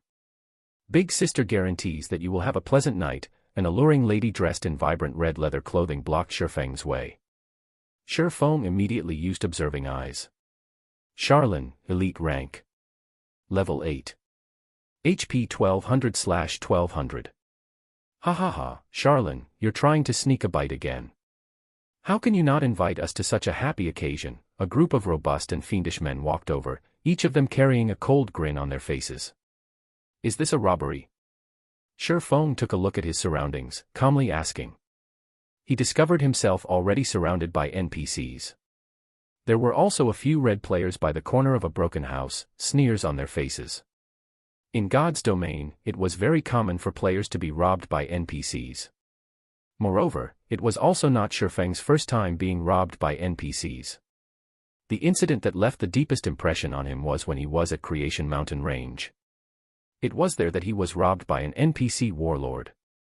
At that time, Sherfeng could only helplessly pay out a road toll. Currently, before him, there was a level 8 elite NPC in addition to a group of level 7 common NPCs. It was a scene very commonly to the slums, but Sherfeng had nobody to blame but himself for coming to this place. "Brat, since you look like an upright person, we won't trouble you too much. Hand out 5 silver coins, and we'll let you pass. Otherwise, we'll personally take action," a scarred man said with a sneer. "Then come over here and get it," Sherfeng sneered as he pulled out the abyssal blade. "If you were to pay the road toll, then congratulations. Not only would you lose your money, but you also had to lose your life. You would lose at least a piece of equipment that was on your person." This was the reason why normal players had a 30% chance of dying once in the slums. If you wanted these NPCs that wandered the boundaries of darkness to uphold their promise, there was definitely something broken with your brain. Charlene's attractive face revealed a trace of malevolence. "Brat, you are courting death," a level 7 blade-wielding man rushed at Sherfeng. Sherfeng stabbed the abyssal blade towards the man without hesitation. Double chop, chop, thundering flash, earth splitter. Sword slash after sword slash pierced through the man's neck and heart. With a body fully geared with bronze equipment, combined with the abyssal blade's attack power, Sherfeng's attacks had immediately reduced the man's 750 HP down to 0. "Still want to continue?" Sherfeng glanced at the surrounding NPCs, sneering. The NPCs were all shocked by Sherfeng. They all parted and gave way to Sherfeng, one after another. Meanwhile, the players hiding in a corner were also shocked. Sherfeng had killed off a level 7 NPC in just a few moves. This player was just too strong. Naturally, these players would not find trouble with a player whom they knew was strong. In the slums, strength was everything. Stealthily, these players left the scene of the incident. Only Charlene stayed behind with an interested expression. "Little brother, you are really powerful. You've made Big Sister truly admire you. I wonder where you are headed. Big Sister can guide you there and save you a lot of trouble, whereas you only have to pay a very small price." Charlene walked towards Sherfeng, offering with a calm smile. "No need to trouble yourself. I'm familiar with the way to the library." Sherfeng did not wish to get entangled with these NPCs. He only wished to search for clues regarding the Elven Diary. Charlene smiled with even more joy when she heard Sherfeng decline. "I am the librarian, Charlene. You can ask me matters regarding the library. There is no one more familiar with it than myself." Charlene puffed out her prided twin peaks, smiling sweetly. Isn't Red Leaf Town's librarian a holy sister? Sure Feng did not believe her. Oh. Are you talking about this? Charlene took out a set of nun's clothing and changed into it within an instant. Suddenly, her wild demeanor completely vanished. She was like an angel that had descended to the world, incomparably divine. Her presence made others desire repentance before her. At the same time, the information that Charlene displayed had changed. Holy Sister Charlene, Divine Official. Level 20. HP 10,000/10,000. Sure Feng was also shocked. What kind of situation was this? Even NPCs had a side job. Chapter 53, Darkness Descends. Sure Feng was still slightly unable to accept Charlene's makeover. However, Sure Feng could be considered lucky for being able to meet the rumored librarian. According to the information he knew, the librarian of Red Leaf Town was full of mystery, her whereabouts unknown. Sure Feng never imagined the librarian to be the female NPC who participated in a robbery against him. If Sure Feng had truly started a fight with Charlene just now, the consequences would be unimaginable. What did playing the pig to eat the tiger mean? Charlene was definitely a veteran in this field. Divine Official was the Tier 3 job advancement for an oracle. In the case of swordsman, it was called Sword King, whereas between these two was the Sword Master. Even if a Divine Official was only level 20, she could still easily dispatch a level 50 lord. Perhaps, Charlene was the most powerful NPC in all of Red Leaf Town. Hee hee, do you believe me now? Charlene giggled at Sure Feng. Her entire body radiated a golden glow as if she were the reincarnation of Mother Mary. Since you have some business with me, let's talk about it at the library. System, player has activated the epic quest, Darkness Descends. Contents unknown. Sure Feng stumbled suddenly when he heard the system notification, nearly falling. What was the reason for him to actually trigger this epic quest? Darkness Descends was the famous epic quest of God's domain. From the information he collected from the internet and Shadow, the difficulty for completing this epic quest was truly unimaginable.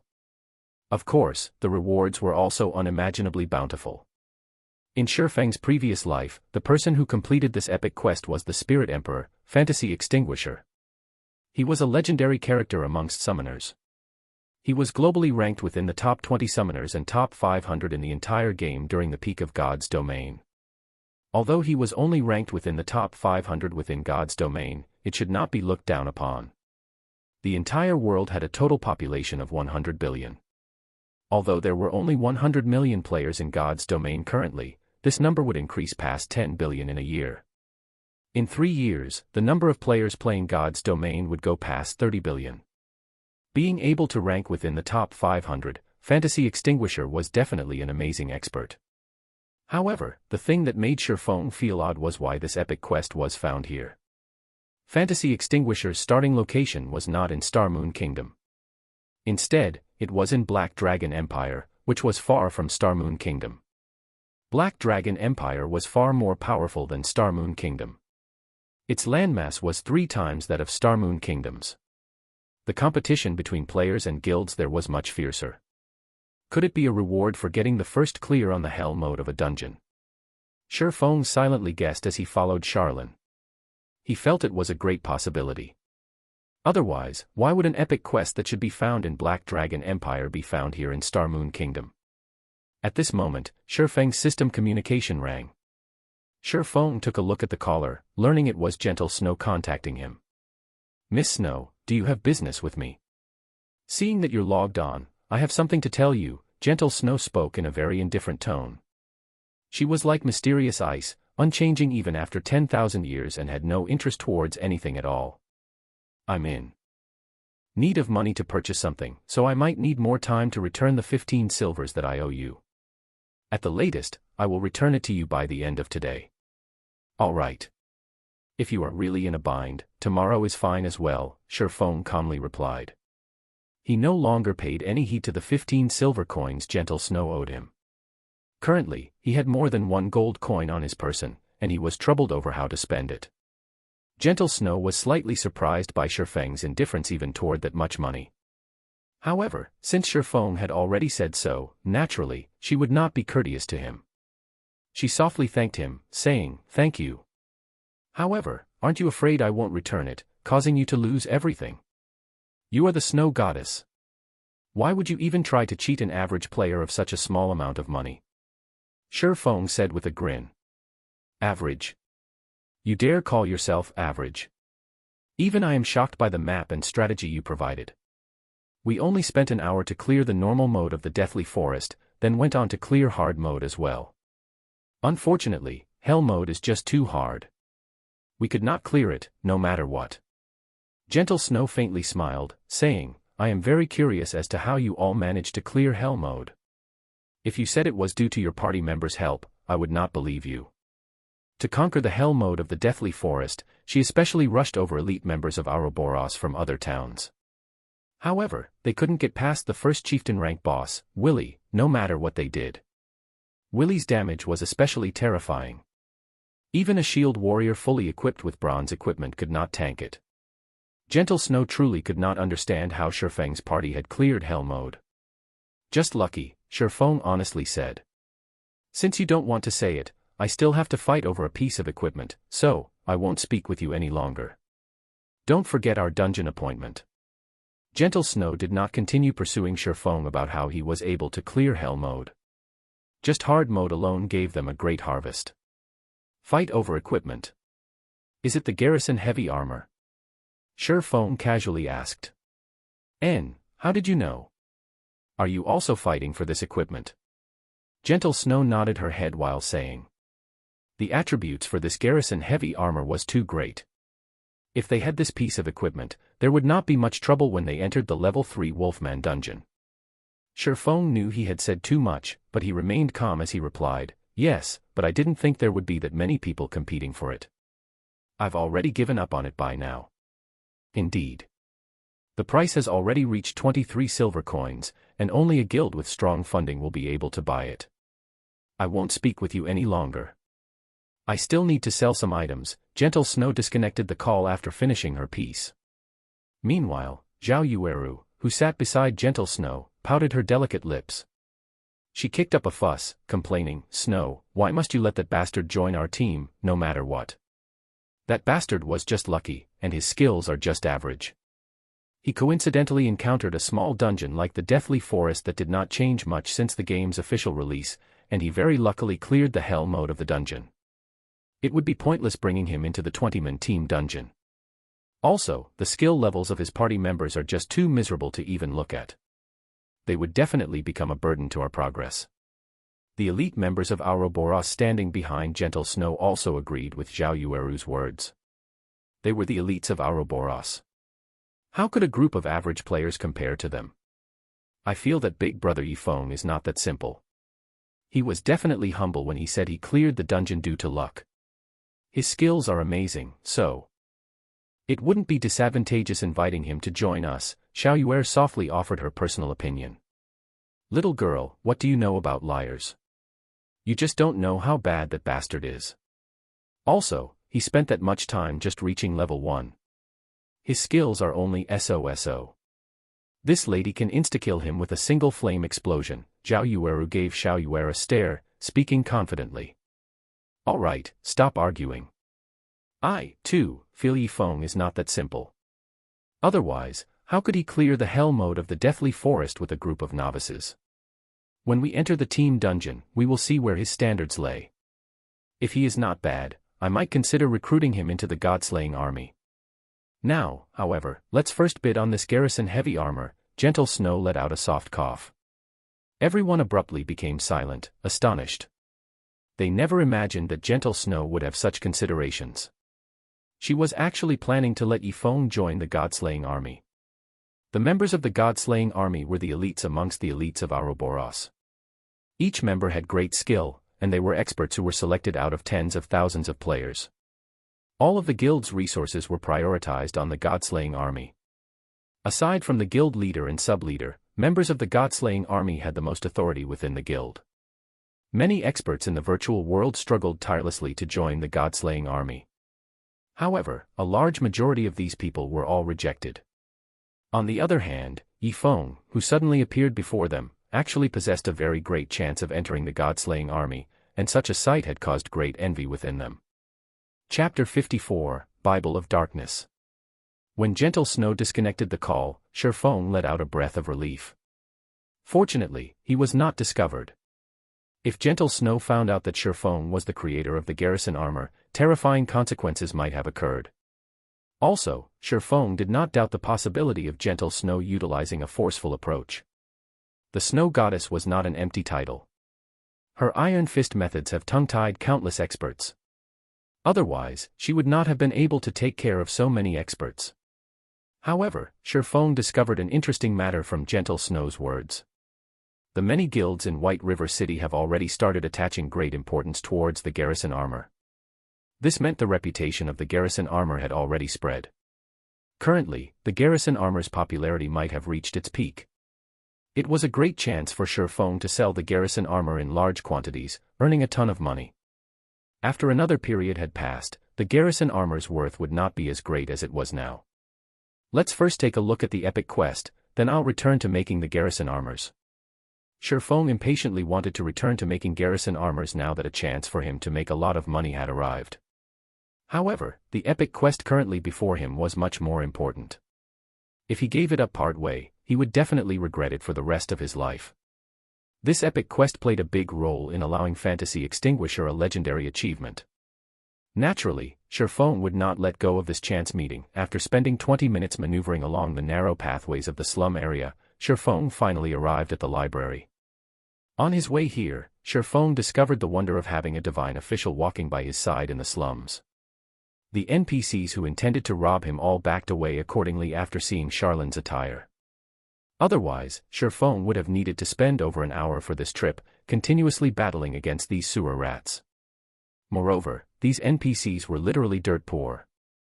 Sherfong would not obtain any rewards for killing these NPCs, not even EXP. The library of Red Leaf Town had a withered appearance. The building only had 2 floors to it, and there was nobody present to manage it as dead leaves could be seen climbing the walls. Entering the library, dust and dirt covered the entire building. The books laying on the wooden table had long since been parceled up by a layer of dust. The library looked more like a haunted house than a place in which people once lived. Apologies. It has been a long time since anybody has visited, so I haven't been tidying up the place.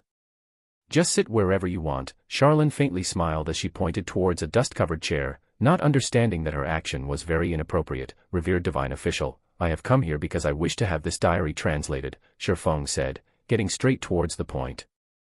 His eyebrows slightly wrinkled when he looked towards the finger-thick layer of dust covering the chair. He truly did not wish to dirty his clothes. However, Charlin remained minding her own business as she searched for something on the bookshelf. It was like she did not hear Sherfong speak at all. Sherfong was long used to such behaviors, so he chose to remain silent. There were all sorts of NPCs in God's domain. It was especially true for important NPCs. Unique and bizarre behaviors were considered small matters. There were well-known NPCs that were much more damnable. These NPCs caused many first-rate guilds to curse their mothers. After waiting for 10 whole minutes, Charlin finally came out from the pile of bookshelves. In her hands, she held a thick and tattered old book. I know why you are here. The moment you've set foot in the slums, I could sense the evil energy coming from your body, Charlin said gravely. She placed the tattered book on the table, causing all the dust in the building to abruptly soar. Let me have a look at the item.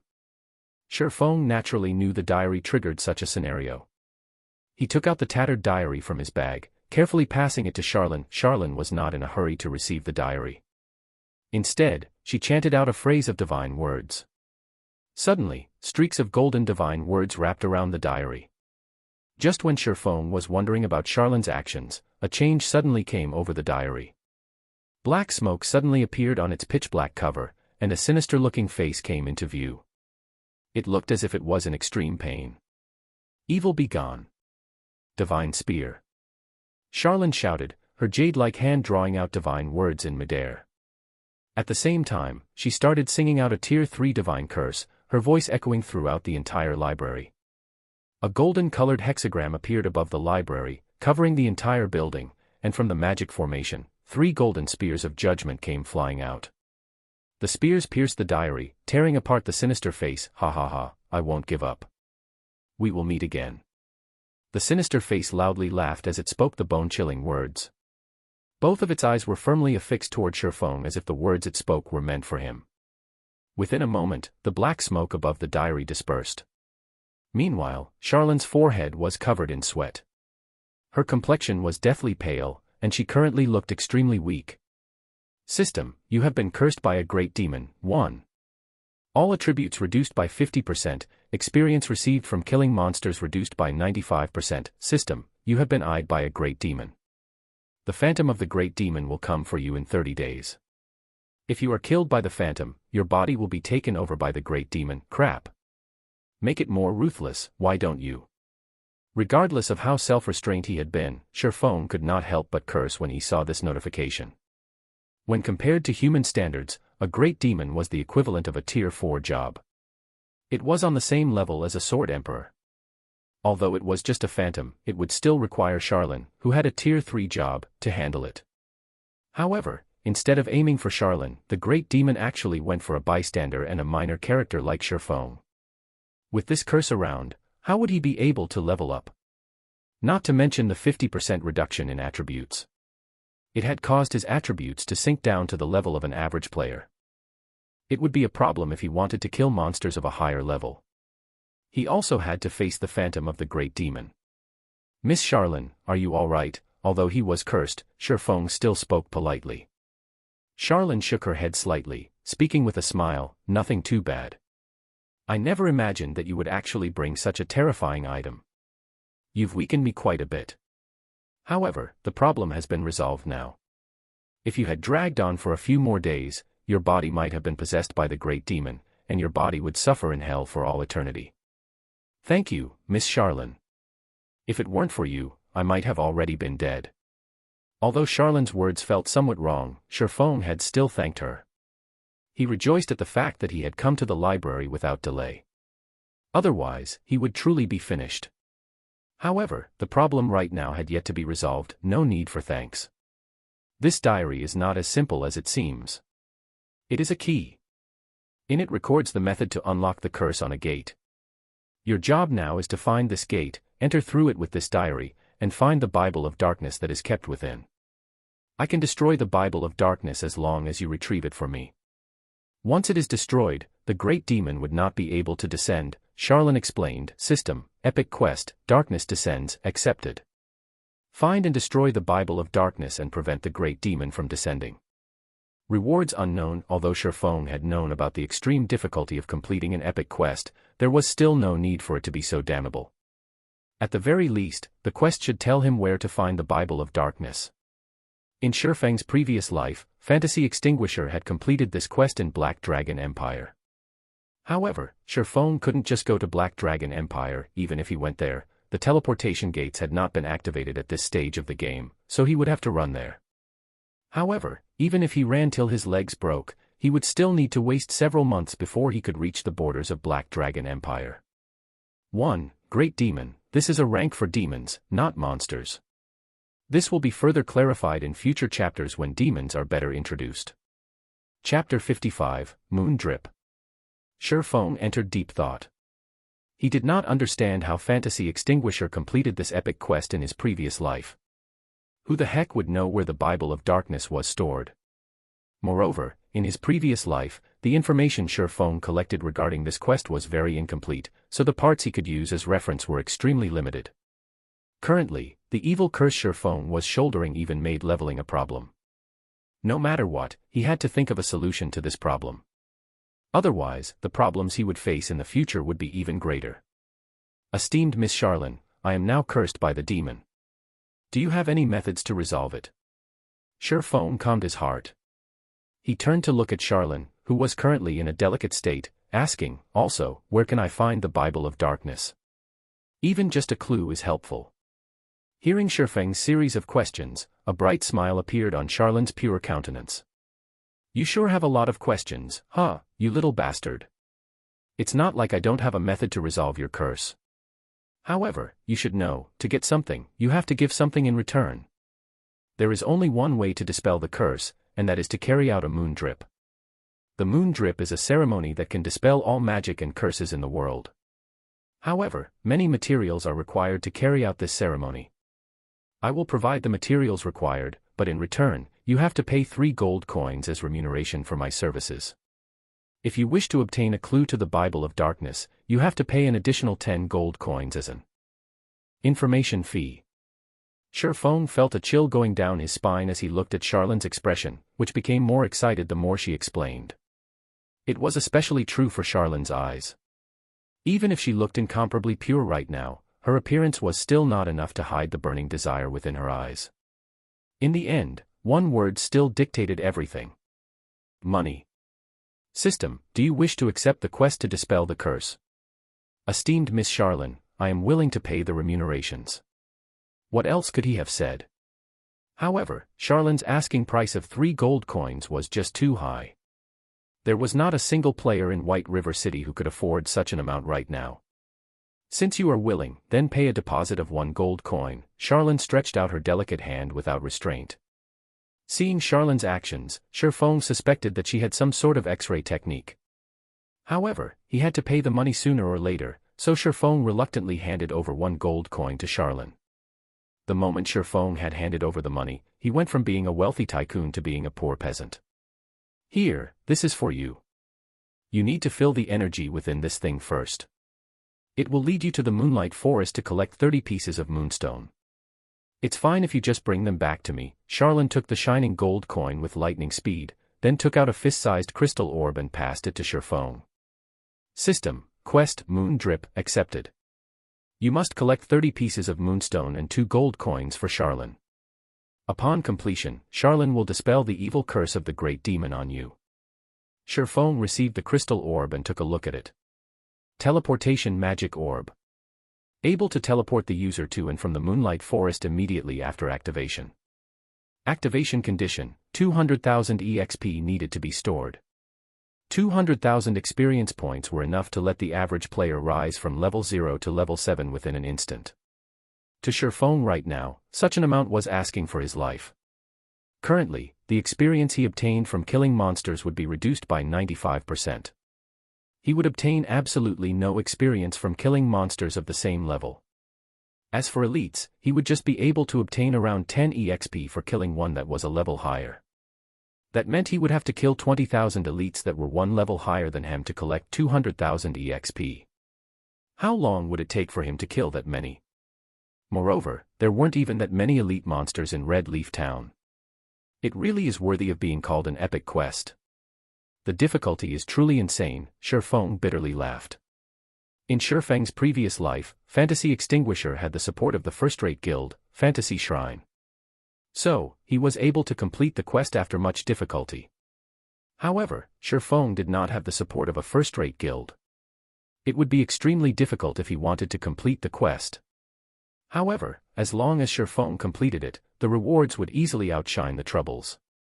The rewards for this epic quest resulted in Fantasy Extinguisher's fame. Although Sherfong did not have a first-rate guild supporting him, he was a reincarnated person. He still had quite an advantage over the other players. At the very least, he would not lose out to the first-rate guilds regarding earning money. It looks like I can only return and forge garrison armors for now. Sherfong kept the crystal orb and left the library. He planned to first earn enough gold coins before thinking of a way to store up 200,000 EXP. The sky outside was already bright by the time Sherfong returned to the trade area. Many players already left to kill monsters and level up, emptying the streets by quite a bit. Sherfong immediately went to the bank to retrieve the forging materials and the Philosopher's Stone. Just when Sherfong was headed to the Forging Association, a notification came from the system. System, the garrison heavy armor you have placed on auction has been sold. After deducting the processing fees, a total of 31 silvers 53 coppers have been added to your bag space. Is it worth that much? Sherfong was shocked. The level 3 garrison heavy armor was just a piece of equipment that had similar attributes to a mysterious iron equipment. At most, it was worth 20 silver coins. Now, however, it had been sold for over 30 silver coins. One could just imagine how frantic these guilds were towards the garrison heavy armor. Sherfeng's enthusiasm was further boosted with the arrival of this information. He could not help but wish he could immediately forge 100 pieces of garrison armor, selling them and making a big profit. Hence, Shifeng activated Windwalk as he rushed towards the forging association. Without hesitation, Shifeng reserved an intermediate forging room for 20 hours. If he did not reap the money of those guilds right now, he would not be doing justice towards his own reincarnation. Inside the forging room, Shifeng refined all the stone he collected, going all out as he forged the garrison armors. When the first garrison armor was successfully forged. System: garrison armor has been successfully forged. Forgery proficiency increased by 2 points. Obtained 800 EXP. System: do you wish to store the experience obtained in the teleportation magic orb? Suddenly, Shifeng halted the work he was doing. He called out the system interface, taking a careful look. I obtained 800 EXP from forging. Shifeng placed a hand on his chin, pondering. Suddenly, he said with a smile, how could I forget about this in a panic? The curse is only aimed at the experience obtained from killing monsters. It has no effect towards experience that is rewarded. Although a lot of time was needed to forge a piece of equipment, it was a different story if the success rate was very high. Shifeng's leveling speed at that time would be a lot faster than the average player, even with the 95% experience reduction state he was currently under. With such an opportune method in hand, the difficulty of the epic quest had been greatly reduced in an instant. Moreover, Shifeng had the Book of Forging. It could increase the success rate of forging the garrison armor up to 60%. With it, Shifeng's leveling speed would greatly surpass even the expert players. It would not be long before he would finish collecting the 200,000 EXP. In such a way, Shifeng could earn not just money, but experience as well. It was killing 2 birds with 1 stone. It was absolutely great. Fantasy Extinguisher most likely did not imagine there was such a quick method to dispelling the curse. Thinking up to this point, Shifeng immediately adjusted for the system to distribute 100% of the experience he obtained to be stored in the teleportation magic orb. Then, he picked up an ore and started happily forging equipment. Because of his improved mood, Shifeng's hands became much more nimble. The 100 refinement hammer in his hands was like a musical instrument, rhythmically beating out a moving melody. By the time Shifeng regained his sense of self, he was suddenly dumbfounded by the garrison armor before him. Part 1 of the series ends here. Thank you for watching and listening. If you find it interesting, please give us a like, a comment and a subscription so that we have the motivation to make the next videos.